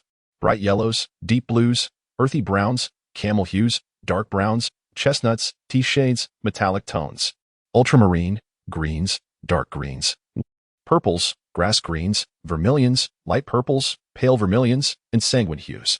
blacks, golden yellows, milky whites, red grays, and deep blues. Each color seemed to come alive, dancing, intertwining, and competing in beauty, narrating their proud tales of composition and history. This blackboard spanned longer than most classroom cultural walls, typically around 4.5 meters. However, due to the peculiarities of the construction site, this one extended over 7 meters. On this expansive canvas was the orbital diagram of Halley's Comet, depicted in an elliptical shape, with a brilliant red sun and a greenish-blue Earth as reference points. The lower trajectory illustrated events from B.C., starting from the perihelion of 500 B.C., with white lines marking significant occurrences on the corresponding segments. 500 B.C. The Greco-Persian Wars, 475 B.C. The onset of the Warring States period in China, 221 B.C. The establishment of the Qin dynasty. 25 A.D. The beginning of the Eastern Han, 184 A.D. Zhang Zhao's uprising known as the Yellow Turban Rebellion, for 76 A.D. The fall of the Western Roman Empire. If it were merely an educational illustration, it would suffice. Yet, at the furthest end of this orbital diagram was an exquisite drawing, rendered in gradated tones, depicting a human figure, an ancient European emperor adorned with a crown, wielding the Christian holy sword, the gladius of Longinus, in his right hand, while holding a cross in his left. The image was strikingly lifelike. The intricate patterns of the crown upon his head, the streaks of black and white in his beard, the golden robe adorned with jewels and resplendent gold, seem almost tangible enough to pluck from the fabric. Beneath him, a series of vivid and enchanting battles are depicted using the technique of chiaroscuro, showcasing the obscure skies, the radiant light, the warriors brandishing swords, the advancing armies, and the map of the European continent. Above all this, the gaze of the portrait, piercing and commanding, seems to survey the multitudes below, captivating the attention of all who behold it. Adjacent to this imagery are flowing inscriptions, the perihelion of Halley's Comet during its last cycle, A.D. 800. Charlemagne, the Roman emperor, is crowned. At the outset of his reign, the Arab infidels launched a massive invasion to the west, reaching the central regions of France at their zenith, with the survival of Christian nations hanging by a thread. Charlemagne, in a desperate bid, expelled the Arabs from Europe. During his 45 years of rule, he undertook 54 campaigns, unifying Europe, with his empire encompassing most of present-day France, Germany, Switzerland, Austria, the Low Countries, and parts of Italy, as well as numerous border regions. Never since the decline of the Roman Empire has such vast territory been under the control of a single nation in Europe. Towards this trajectory, which continuously approaches the perihelion of Earth, images are meticulously paired with annotations. Moving forward just 20 centimeters along this orbital line reveals the landscapes of China, where cavalry on horseback charge into cities amidst roaring flames and unyielding weaponry. Every detail is rendered with remarkable lifelikeness. In A.D.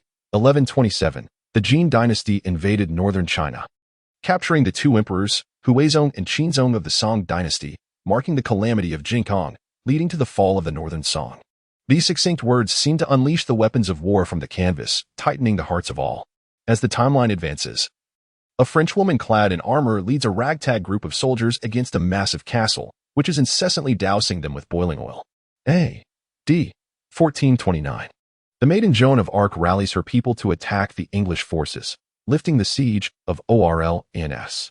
On this side of the playground, countless spectators gather, marveling, their whispers buzzing through the shaded path. A fleet sets sail, having endured countless sacrifices and suffering, finally appearing unsteadily on the horizon, greeted by jubilant crowds on the shore. In A.D. 1522, the remnants of Magellan's fleet returned to Spain, achieving the monumental feat of circumnavigating the globe. The comet draws ever closer to the solar system, having traversed half the distance. A general, donned in a cocked hat and deep blue uniform, draped in a crimson cloak, raises his horse's front hoof, commanding artillery to bombard the earth. A.D. 1796. Napoleon is appointed as the commander of the French campaign in Italy, defeating the anti-French coalition forces. A.D. 1806 to 1807. Napoleon abolishes the Holy Roman Empire and is crowned king of Italy. Scenes unfold, history unfolds. In A.D. 1863, President Lincoln of the United States issues the Emancipation Proclamation. In A.D. 1876, Bell invents the telephone. Vignettes of history continue to unfold. In 1944, the Normandy landings transpire. In 1951, the hydrogen bomb was successfully tested. Scene after scene. 1974, 1982, 1990. The Hale-Bopp comet has now reached the skies above Earth. In the year 1997, it seemed as though time itself had frozen. All eyes were fixated on the spectacle before them, astonished by the meticulous detail rendered with a skill that transcended their wildest imaginations. This was an artistic mastery that surpassed the bounds of time, magnificently unveiling the boundless panorama of the Hale-Bopp comet. Above them, in the summer night sky, hung the stars resembling suspended shuttlecocks, those celestial bodies they gazed upon daily, perhaps even growing weary of their presence. This non-virgin comet has traversed the cosmos in a similar trajectory for over 4 millennia, soaring through a starry expanse that feels timeless to humanity. Its journey continues, as does the progress of human society. Yet in comparison to the brave voyagers of the celestial realm, the entirety of humanity and the world appears insignificantly small. The inscription by Cheng Ran indicated that the comet's next return would be around the year 4380 to humanity. This number represents a chasm wherein all grandeur and magnificence may fade into dust. For the comet, its encounters with humankind may merely encompass a fleeting moment in its youthful existence. Yet, this could signify the ephemeral nature of humanity, akin to a match that ignites and extinguishes, leaving only a faint trace in the vast universe. This is the profound sense of vastness, solitude, and melancholy that enveloped everyone as they beheld this scene. Lu Ying was left speechless, her words for Jiang Hangshao dissolving into the ether. Yang Xia's eyes trembled intensely, overwhelmed with an urge to weep, purely from the deep impact this image had on her heart. Even Jiang Hangshao, who had been prepared for this moment, found herself captivated, staring intently at the man in the corner who had initiated it all. In the expansive playground, the entire school bore witness. Under the clear summer sky, that comet would ultimately carry with it innumerable sorrows, unforgettable pains, and lingering regrets into the distant realms. Yet, no matter how far into the future, people would remember this moment on the cultural wall of the junior high department of Yizhong. It would remain in their hearts as the most magnificent image of the Hale-Bopp comet. Chapter 1. The gradual ascent and fall. Words failed to capture the spectacle unfolding on the playground, a scene witnessed by the entire student body. Years hence, some may reminisce or stumble upon headlines akin to vibrant cultural wall murals amid the information deluge of the digital age, recalling that fateful day in 97, as if it had torn through the fabric of reality, revealing a white or black hole that showcased matters beyond time itself. Each individual present can vividly recall the radical reformist, Principal Zhou Tao of the junior high division, whose expression seemed on the verge of surrendering. Had it merely been a chalkboard, the impact might not have been so profound. However, this was a cultural wall, standing at an impressive height of 2 meters. If expansion were needed, the entire structure could extend the effective painting area to a height of 2.5 meters. Typically, students utilize only the central section, approximately 1.2 meters wide, for their cultural displays, yet Cheng Ran transformed this space into a dazzling visual feast. Upon beholding the expansive canvas, all students involved in the cultural wall report felt both petrified and chaotic. The prominent display, positioned at the school entrance, rendered their modest contributions, spanning nearly 100 meters behind, trivial in comparison. Viewed independently, they might seem inconsequential, but juxtaposed against the spectacular mural, they appeared utterly eclipsed, much like a small hill overshadowed by a vast snow-capped mountain. Some cultural walls featured meticulously crafted articles penned by award-winning calligraphy students, who harbored hopes of recognition. Yet, in the wake of this comet-like revelation, such aspirations became irrelevant. Who still cared whether the calligraphy was elegant or the paper-cutting designs inventive? All ingenuity was reduced to mere fragments. There were murmurs of indignation, questions about the viability of future reports. Why had they been so provoked? What audacity to unleash such a metaphorical atomic bomb upon their modest efforts. Witnessing the upheaval at the Cultural Wall Plaza, Cheng Ran furrowed her brow, questioning whether she had perhaps gone too far.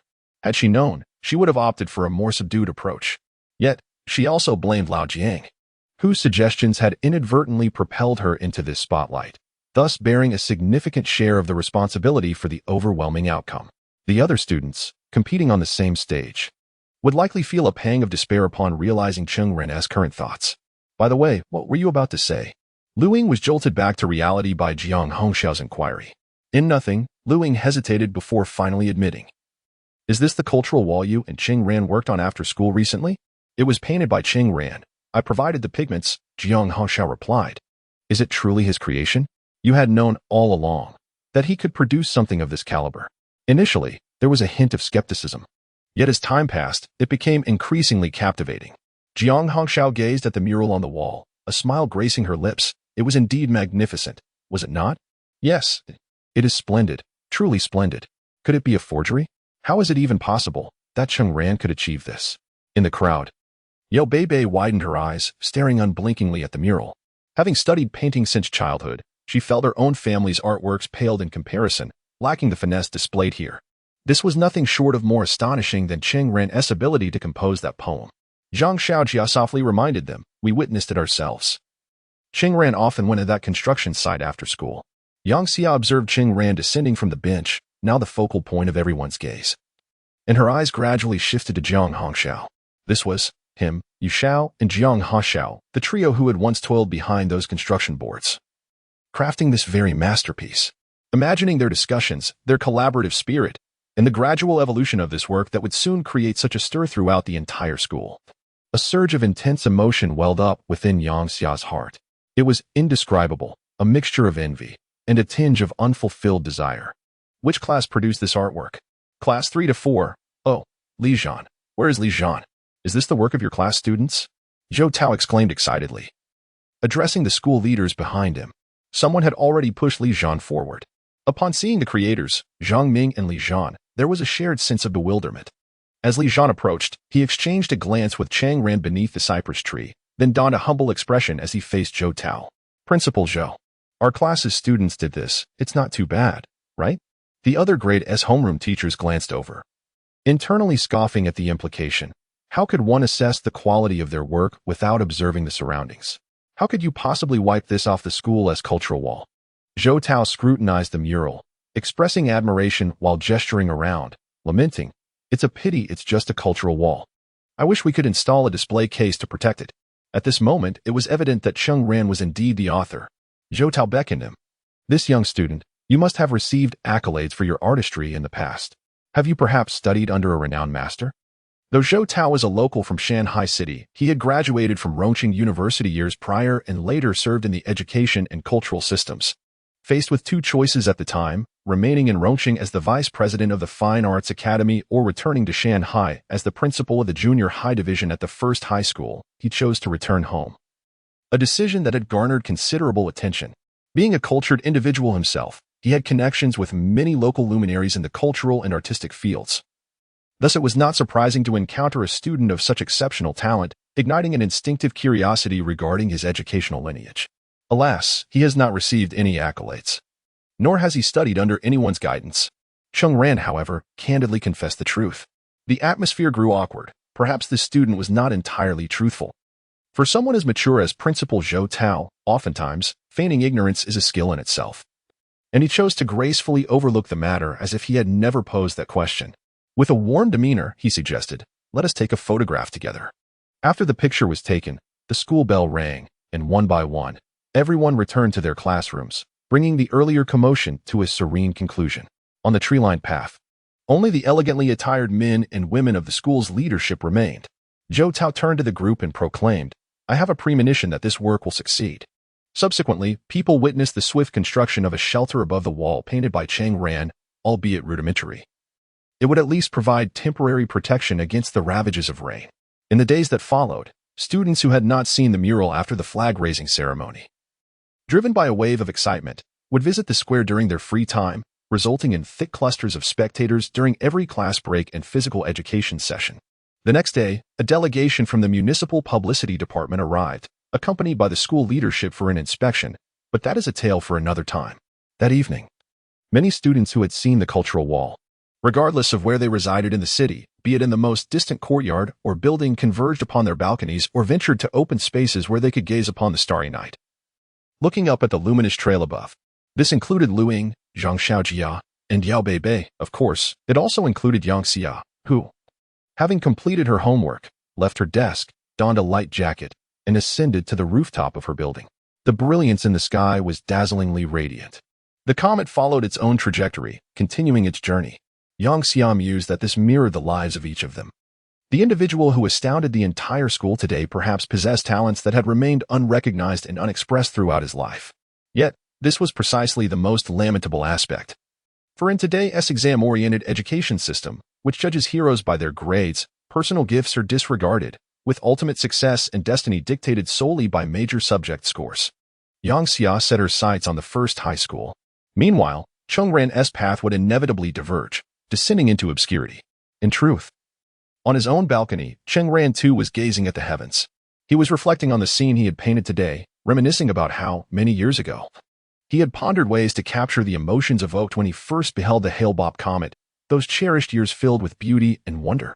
The reality is that such moments cannot be preserved.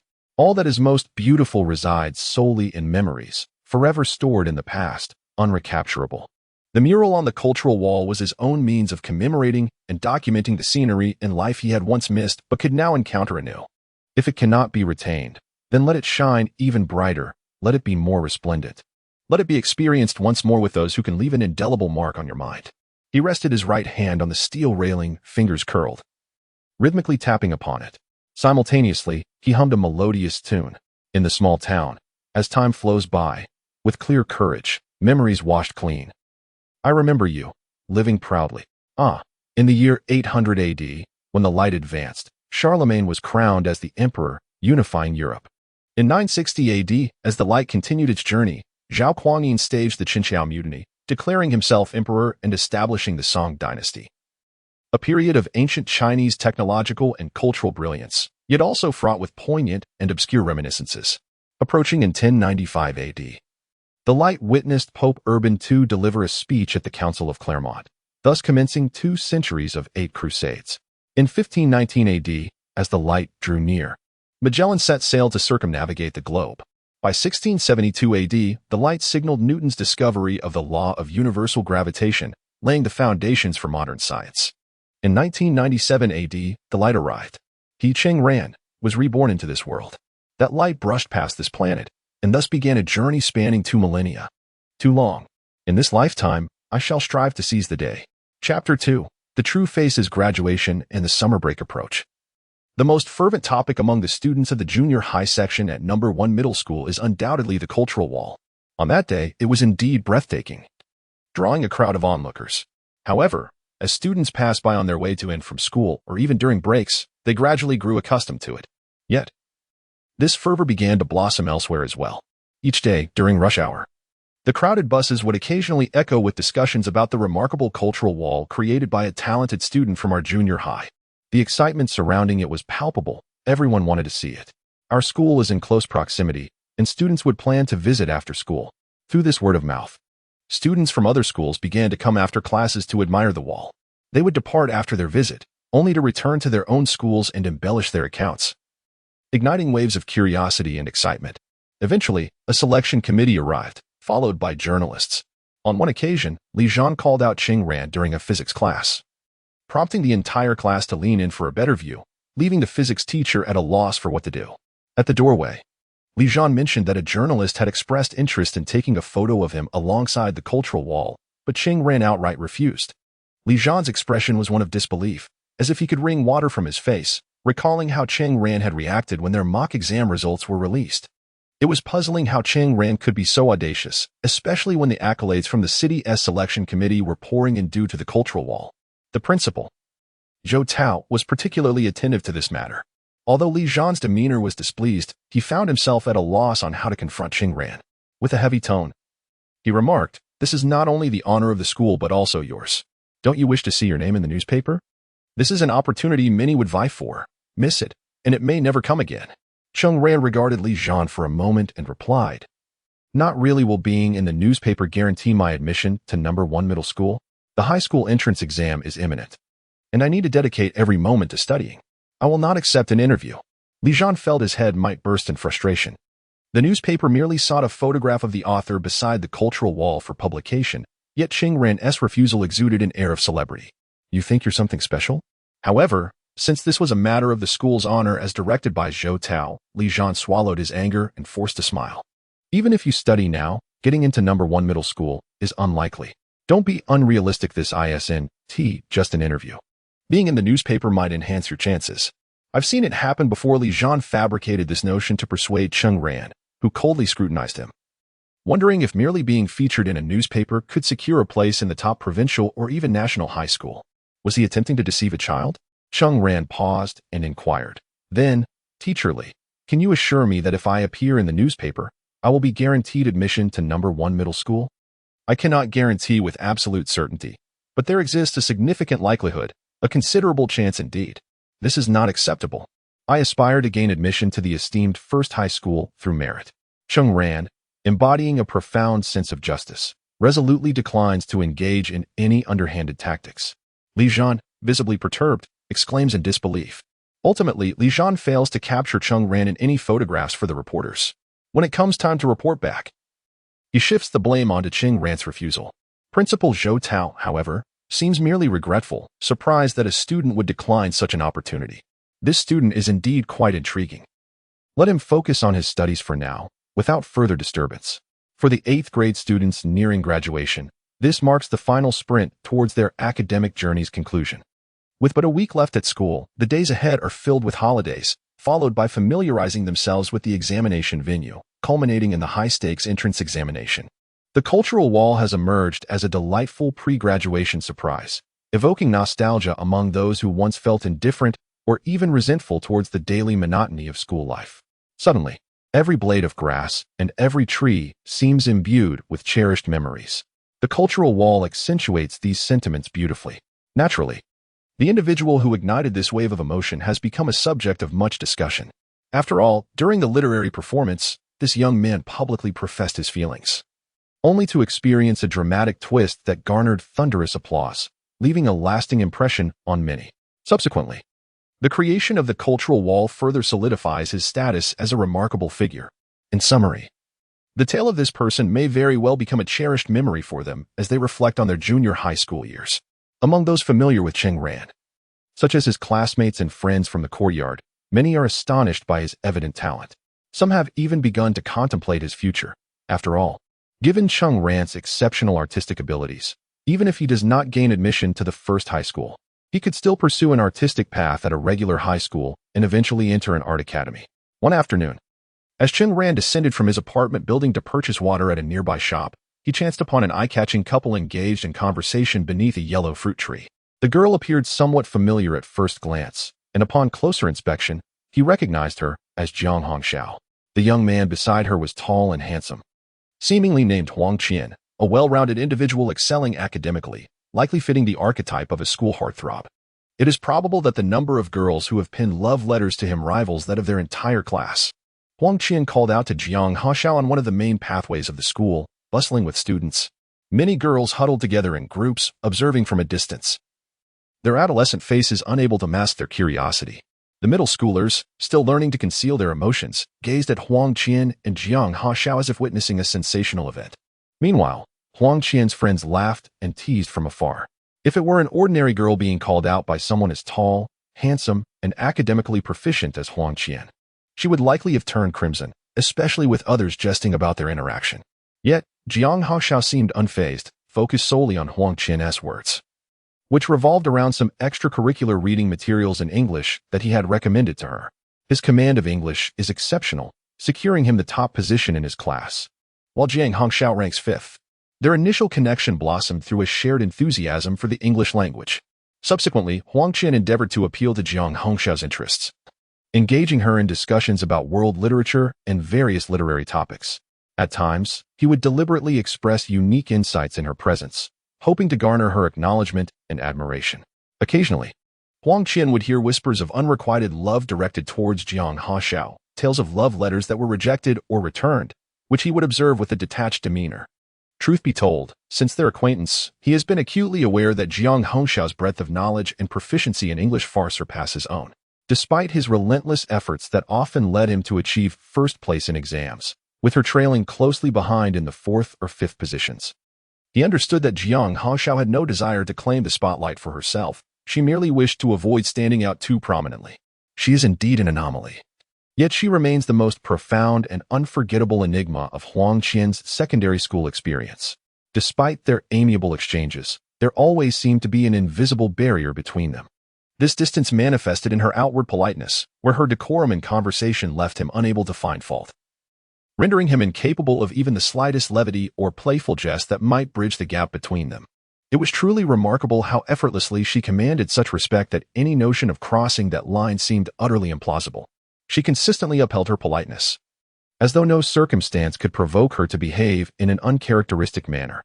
On that day, regarding the book you recommended, I searched high and low but found it nowhere.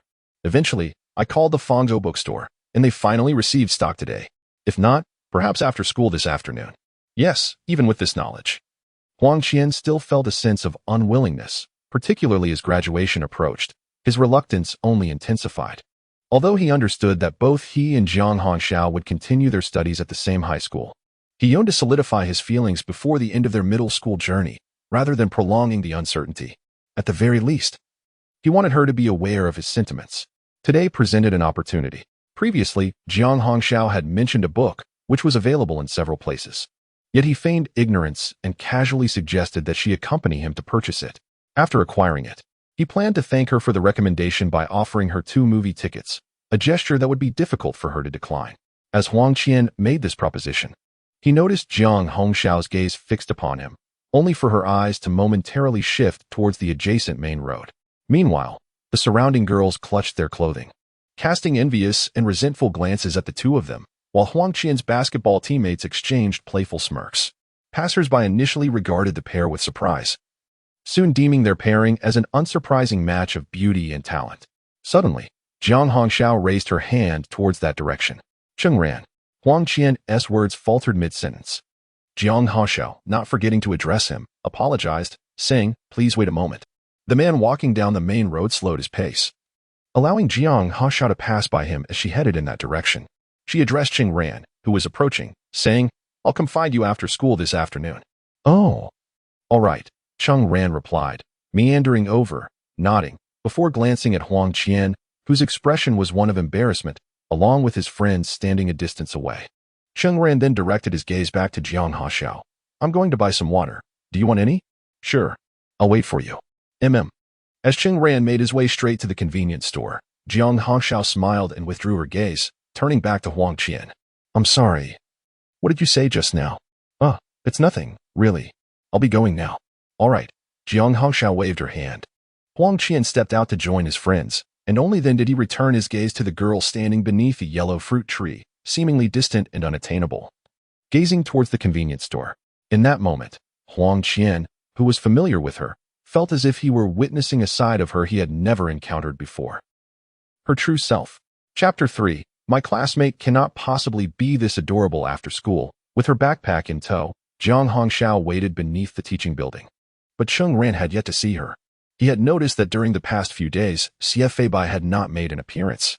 Given the significant events that had transpired at home, coupled with the need to cooperate with the police in subsequent investigations, it was understandable that he lacked the inclination to attend classes. Perhaps, in the end, he would simply participate in the high school entrance examination or even leave the city altogether. In any case, his family and his life had undergone a profound transformation. As the saying goes, saving a life is worth more than building a 7-tier pagoda. Thus, one could argue that his own actions had contributed to a noble cause. Yet, reflecting on the entire ordeal, a lingering sense of trepidation and an unwillingness to revisit those memories remained. Was rebirth meant to entail such burdens? Not necessarily. He had no desire to be a hero. However, there are moments when one finds themselves at the crossroads of events, where the drive from within compels one to act, often against their own will. In this lifetime, it is indeed challenging to avoid regret. While striving to do one's best, one can only hope to recall, at some point in the future, that they had the opportunity to alter a predetermined outcome and not lament for having done nothing. This, in itself, is a commendable endeavor. It allowed both himself and that girl to experience a certain nobility and grandeur exclusive to acts of heroism, a shared journey between the two, unique and incomparable to any other. As Cheng Ran stood lost in thought, a group of girls approached. He recognized 2 of them from Class 6 and Class 5, one named Zhang Yan and the other Du Yuding. At that moment, Du Yuding was pushed forward amidst the playful shoving, her face flushed as she presented a pink envelope. "Cheng Ran, our Du Yuding has something for you. Please accept it. Don't forget to reply." Once Cheng Ran accepted the envelope, he noticed that Du Yuding's face was vividly crimson. clutching her warm cheeks. She seemed to have received a whispered comment from another girl, prompting her to punch her lightly in playful frustration. With the letter already given, she hurriedly urged the three girls to leave. Their laughter echoed behind them, and one girl turned back to remind him, "Remember to reply tomorrow." It was needless to say what the letter contained. To be frank, Cheng Ran had received love letters before. Yet Diyuting was notably a prominent figure in Class 5, a delicate and graceful girl who had frequently graced various dance performances held by the school over the past 3 years. She was, perhaps, seen as a goddess in the eyes of many. Holding the pink stationery, Cheng Ran turned around just in time to encounter the descending figure of Jiang Haoxiao. He instinctively withdrew his hand, though it was too late. She had likely witnessed the entire exchange. She paused momentarily, then continued her descent, apologizing. "Sorry, someone held me up for a bit, but I tried to hurry.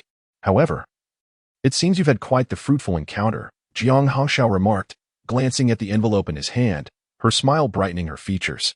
"Oh well, it's rather inexplicable," Cheng Ran replied, waving the letter in his hand.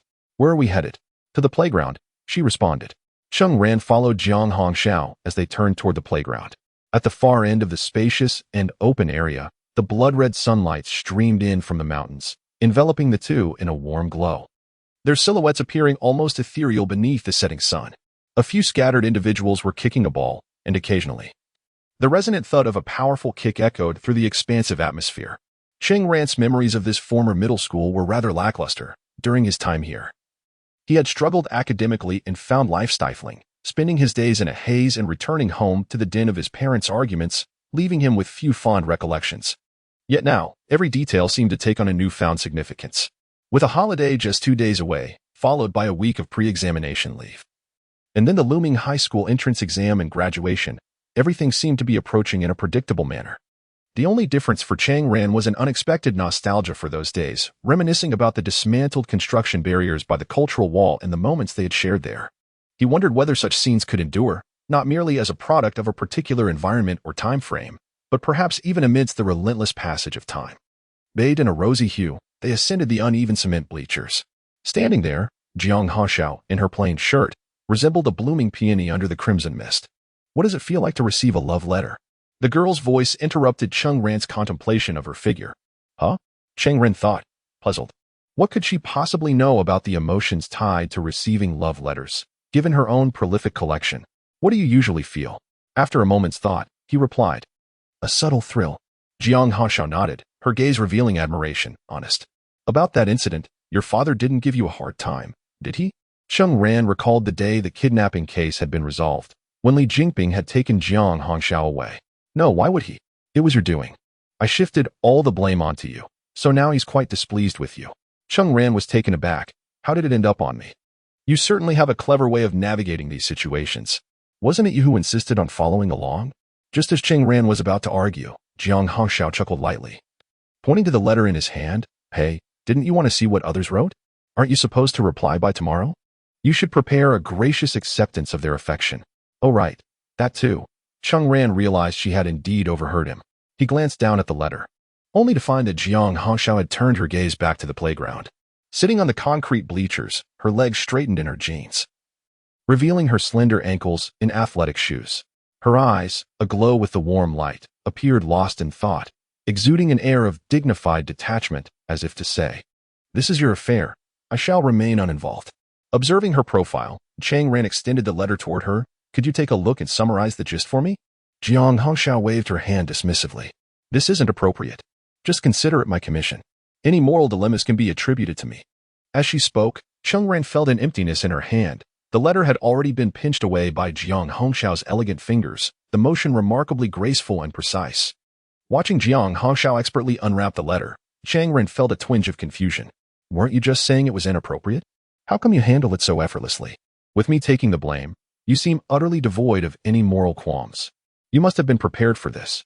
"Well, essentially, this girl named Diyuting was quite taken by the bulletin board you created with my assistance, and she sensed the shattered spirit you displayed during the arts performance. Consequently, she wishes to befriend you, seeking a deeper connection. Yet, this is merely a fleeting infatuation on her part, clouded by the superficiality of the moment. She will likely soon realize the shallowness of her thoughts when writing this letter. Give it to me. Give it to me." Cheng Ran spread her hands in exasperation. Does writing a love letter also necessitate such profound self-criticism? Is that even a requirement? Did you just throw that in arbitrarily? Jiang Hongxiao chuckled as she returned the letter. Now it's your turn to be troubled. Honestly, I think this Du Yuding is quite pleasant-looking, demure, and gentle. Why not indulge in a little youthful romance and unlock that achievement? A notebook suddenly thudded down onto the table. Cheng Ran and Jiang Hongxiao exchanged wide-eyed glances. Jiang Hongxiao blushed, her long eyelashes fluttering as she averted her gaze. The exams are imminent. Focus on your studies and refrain from daydreaming. I was merely jesting. I know you were joking. Then why do you? I just wanted to hit you. Cheng Ran exclaimed, what is this? As she pointed to the notebook Jiang Hongxiao had retrieved from her backpack. I've seen the grade roster for our year, your performance across subjects. Jiang Hongxiao paused, her tone a blend of compassion and seriousness. It's rather disheartening, to put it bluntly, quite poor. To be frank, with these grades, even gaining admission to the prestigious #1 high school is questionable, let alone the second best in the city. What kind of expression is that? Cheng Ran remarked, observing her serious demeanor. The mix of pity and regret, along with a hint of sorrow in her eyes, left Cheng Ran perplexed. Do you doubt my intelligence? Yet, one cannot entirely blame Jiang Hongxiao. Cheng Ran's various displays, especially those exhibited on the cultural wall, far exceeded Jiang Hongxiao's astonishment. However, upon examining her academic performance, those stark figures likely presented a stark contrast. I'm curious, during our time at Lu Ying's house, we played that English word chain game, and you performed exceptionally well. How is it that your report card shows such poor results in English? Is she attempting to justify herself? Cheng Ran smiled at her. I explained before. At that time, I had only looked up words starting with in the dictionary, so I could only play with those. Jiang Hongxiao furrowed her brows, studying him intently. Are you being truthful? For reasons unbeknownst to her, Cheng Ran found herself intrigued by the forthcoming reaction. Nodding, she confessed, indeed, my academic performance is rather dismal. I must have disappointed you. Jiang Hongxiao reached out to gently ruffle her hair, expressing her sympathy. How unfortunate. I would never judge you. If intellect is lacking, then let diligence compensate. Cheng Ran retorted, what is with that pitying gaze? What are you doing? Jiang Hongxiao then handed over her notebook and opened her bag, gradually extracting a stack of notebooks. As Cheng Ran leafed through them, she was met with meticulously crafted, elegant handwriting, each stroke reflecting the essence of its creator. What is this? She inquired. My notes, English, mathematics, Chinese, physics, chemistry. I've distilled the key points in a straightforward manner. It's not complicated. Review them at your leisure, and if anything eludes your understanding, feel free to call me or come find me. I would be glad to elucidate. I believe these outlines are sufficiently clear. They should prove beneficial. Cheng Ran perused the extensive collection of notes, which amounted to several thousand words. Was this a clandestine guide she had prepared for herself? Turning to Jiang Hongxiao, she asked, these notes must be the highlights you marked at the time. What will you do now that you've given them to me? Furthermore, with such a vast quantity and limited time, how could it possibly assist me? I'm unperturbed. Naturally, it will aid you more. There are things the teachers may not have conveyed in an easily comprehensible manner. Recently, I attempted to articulate them in my own way within these notes, perhaps making them more digestible for you. You've fallen behind in many areas, but the silver lining is that catching up can be swift. Some concepts are systematic, allowing for broader understanding. Jiang Hongxiao tucked a loose strand of hair behind her ear, her beauty illuminated by the crimson glow of the setting sun, yet her gaze held a profound concern for him. I've heard many lament that time has run out. But that notion is erroneous. There is still time, as long as you do not surrender. Cheng Ran, you are not one to give up, are you? She spoke softly. You wouldn't resign yourself to possessing intelligence, yet failing to secure admission to a more prestigious institution. Though an ordinary school does not dictate the trajectory of your life or future achievements, I believe that Mo Cho, the notion of having no kindred spirits on the journey, is a fallacy. Who in this world does not recognize your worth? However, sometimes, thriving in a competitive environment is far better than drifting in a toxic one. If possible, let us strive for the freedom of choice. Observing Jiang Hongxiao against the backdrop of the sunset, Cheng Ran felt an unexpected pang of emotion.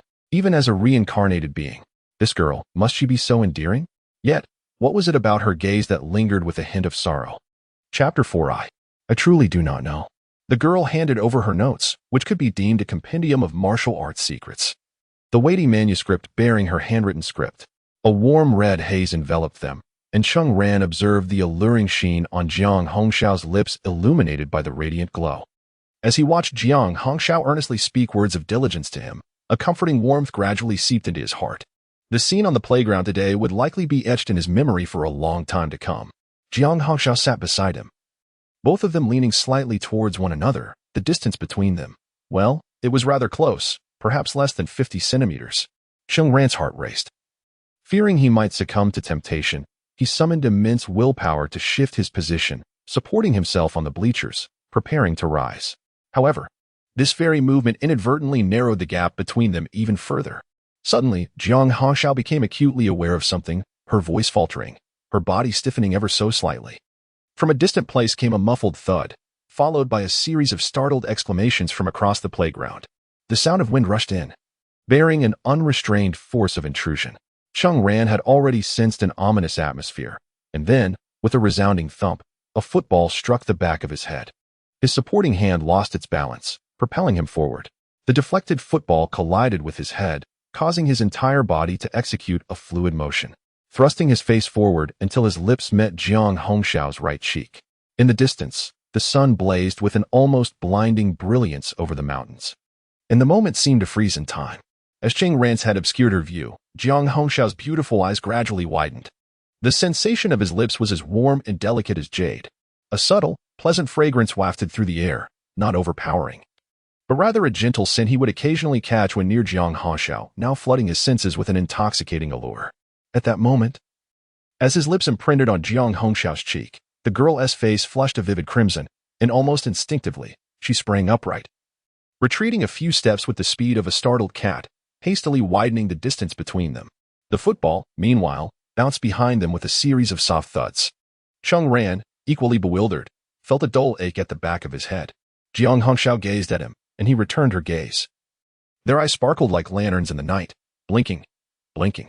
There was an unspoken tension, a silent agreement that if one moved, the other would unleash their full force. Jiang Hongxiao's eyes brimmed with a mix of shock and embarrassment, her face alternating between shades of red and white. Then, in an unusual display, she took a few steps back as if wishing to flee the scene, declaring, "I'll be going now." She turned and descended the bleachers, her voice tinged with a frosty annoyance that hung in the air. Watching her retreating figure, Cheng Ran raised his hand slightly. Yet he was overwhelmed by an inexplicable sense of helplessness. He was aware that Jiang Hongxiao was the one who had thrown the ball. Yet the pivotal matter was that she had noticed his prior movement, which seemed to have led to a misunderstanding. Did it make her angry? Jiang Hongxiao had already reached the entrance of the playground when she suddenly halted and turned back to gaze at Cheng Ran, who was still seated in the stands, expressionless. "If there were any uncertainties, feel free to call me." This time, as she turned and walked across the playground, she truly departed. Cheng Ran rubbed the back of his head, staring at the ball on the ground, pondering how unfortunate it was. He had lost both the lady and the battle. As Jiang Hongxiao walked a few dozen meters away to the school gate, she abruptly paused and glanced back. In the distance, the playground revealed Cheng Ran descending from the stands, handing the ball to an approaching player, who accepted it with an apologetic nod, while the man waved his hand dismissively. His silhouette appeared somewhat forlorn. Subsequently, Cheng Ran searched for her gaze, looking in her direction. Jiang Hongxiao quickly turned away, her cheeks flushed, perhaps from the dazzling sunset. As she exited the school gate, with a pile of Jiang Hongxiao's notes in his backpack, Cheng Ran returned home. Cheng Feiyong had not yet arrived, and Su Lan had already warmed up the meal. After dining, Cheng Ran retreated to his room, spread out the notes, and contemplated the necessity of explaining the situation to Jiang Hongxiao. Thus, he ventured to the living room and picked up the phone to call her. The phone on Jiang Hongxiao's desk rang cheerfully. She glanced at the incoming call while studying at her desk, hesitating before ultimately deciding not to answer. After 3 rings, she reached for her phone, pressed the answer button, and said, "Hello, Cheng Ran. Back home?" she inquired. "I returned quite a while ago, even before you left," he replied. Though his tone seemed devoid of any oddity, it was excessively calm. Cheng Ran continued, "Regarding this afternoon's incident, it was indeed a misunderstanding, and I apologize. Oh, that matter, it's no problem. Don't worry about it." Jiang Hongxiao's voice came through again. "How is your head? Are you all right after being hit by the football?" "I'm fine. I just memorized 20 vocabulary words and found that I could recall them all. Make sure to review those notes. I've highlighted the key points for you. Just follow them for revision, and you'll manage, right?" My phone is always available for your inquiries. No charge, all right. Thank you. Don't mention it. After hanging up, Cheng Ran pondered for a moment. There seems to be a subtle sense of distance, as if this girl is encased in a shell. When one attempts to delve deeper, she retreats, enveloping herself once again within her protective barrier. The following 2 days mark the final moments at school, continuing in a routine manner. The school primarily focuses on matters concerning the upcoming high school entrance examination, with various subject teachers outlining potential exam topics and guiding everyone on the direction of their pre-exam reviews. Some instructors even hint at potential questions, prompting the soft rustle of paper and pens as students diligently jot down notes. During the wait with Du Yuding and her group of friends, Cheng Ran returned the letter to her. It was during the break of the second period, outside classroom 4, when Cheng Ran handed the letter back to Du Yuding. The anticipation and joy on her face evaporated entirely. Witnessing her near tears, being pulled away by her companions, Cheng Ran could only silently express his apologies. This incident, however, left the students of Class 4 in a state of shock. Zhang Xiaojia nudged Yang Xia's elbow, her expression one of disbelief. Did you hear? Cheng Ran rejected Du Yuding's love letter from Class 6. She was devastated. How could such a beauty have an interest in him? And yet he turned her down? Has he lost his mind? Exclaimed Yao Beibei, unable to mask her incredulity. Occasionally, as they exited classes or traversed the corridors and playground, Yang Xia's gaze would linger on Cheng Ran's silhouette, pondering what thoughts occupied his mind. During the grand morning exercises and after school, she would encounter Zhang Haxiao, who was often surrounded by a group of girls including Luing. When she crossed paths with Cheng Ran and Yu Xiao, she would greet them briefly before bidding farewell. After today, we will be on pre-exam break, and then the entrance exam will follow. I'm so nervous, Yu Xiao remarked, a hint of disappointment in her tone. Suddenly, she recalled something, furrowing her brow and casting a suspicious glance at Cheng Ran. You haven't upset old Jiang recently, have you? I can't shake the feeling that she is avoiding us. Sunlight filtered through the foliage, casting a warm glow upon Cheng Ran's face, reminiscent of the radiant red light of the playground, bathing him in gentle warmth. He raised his right hand, brushing his finger across his lips in contemplation. I truly don't know, he replied.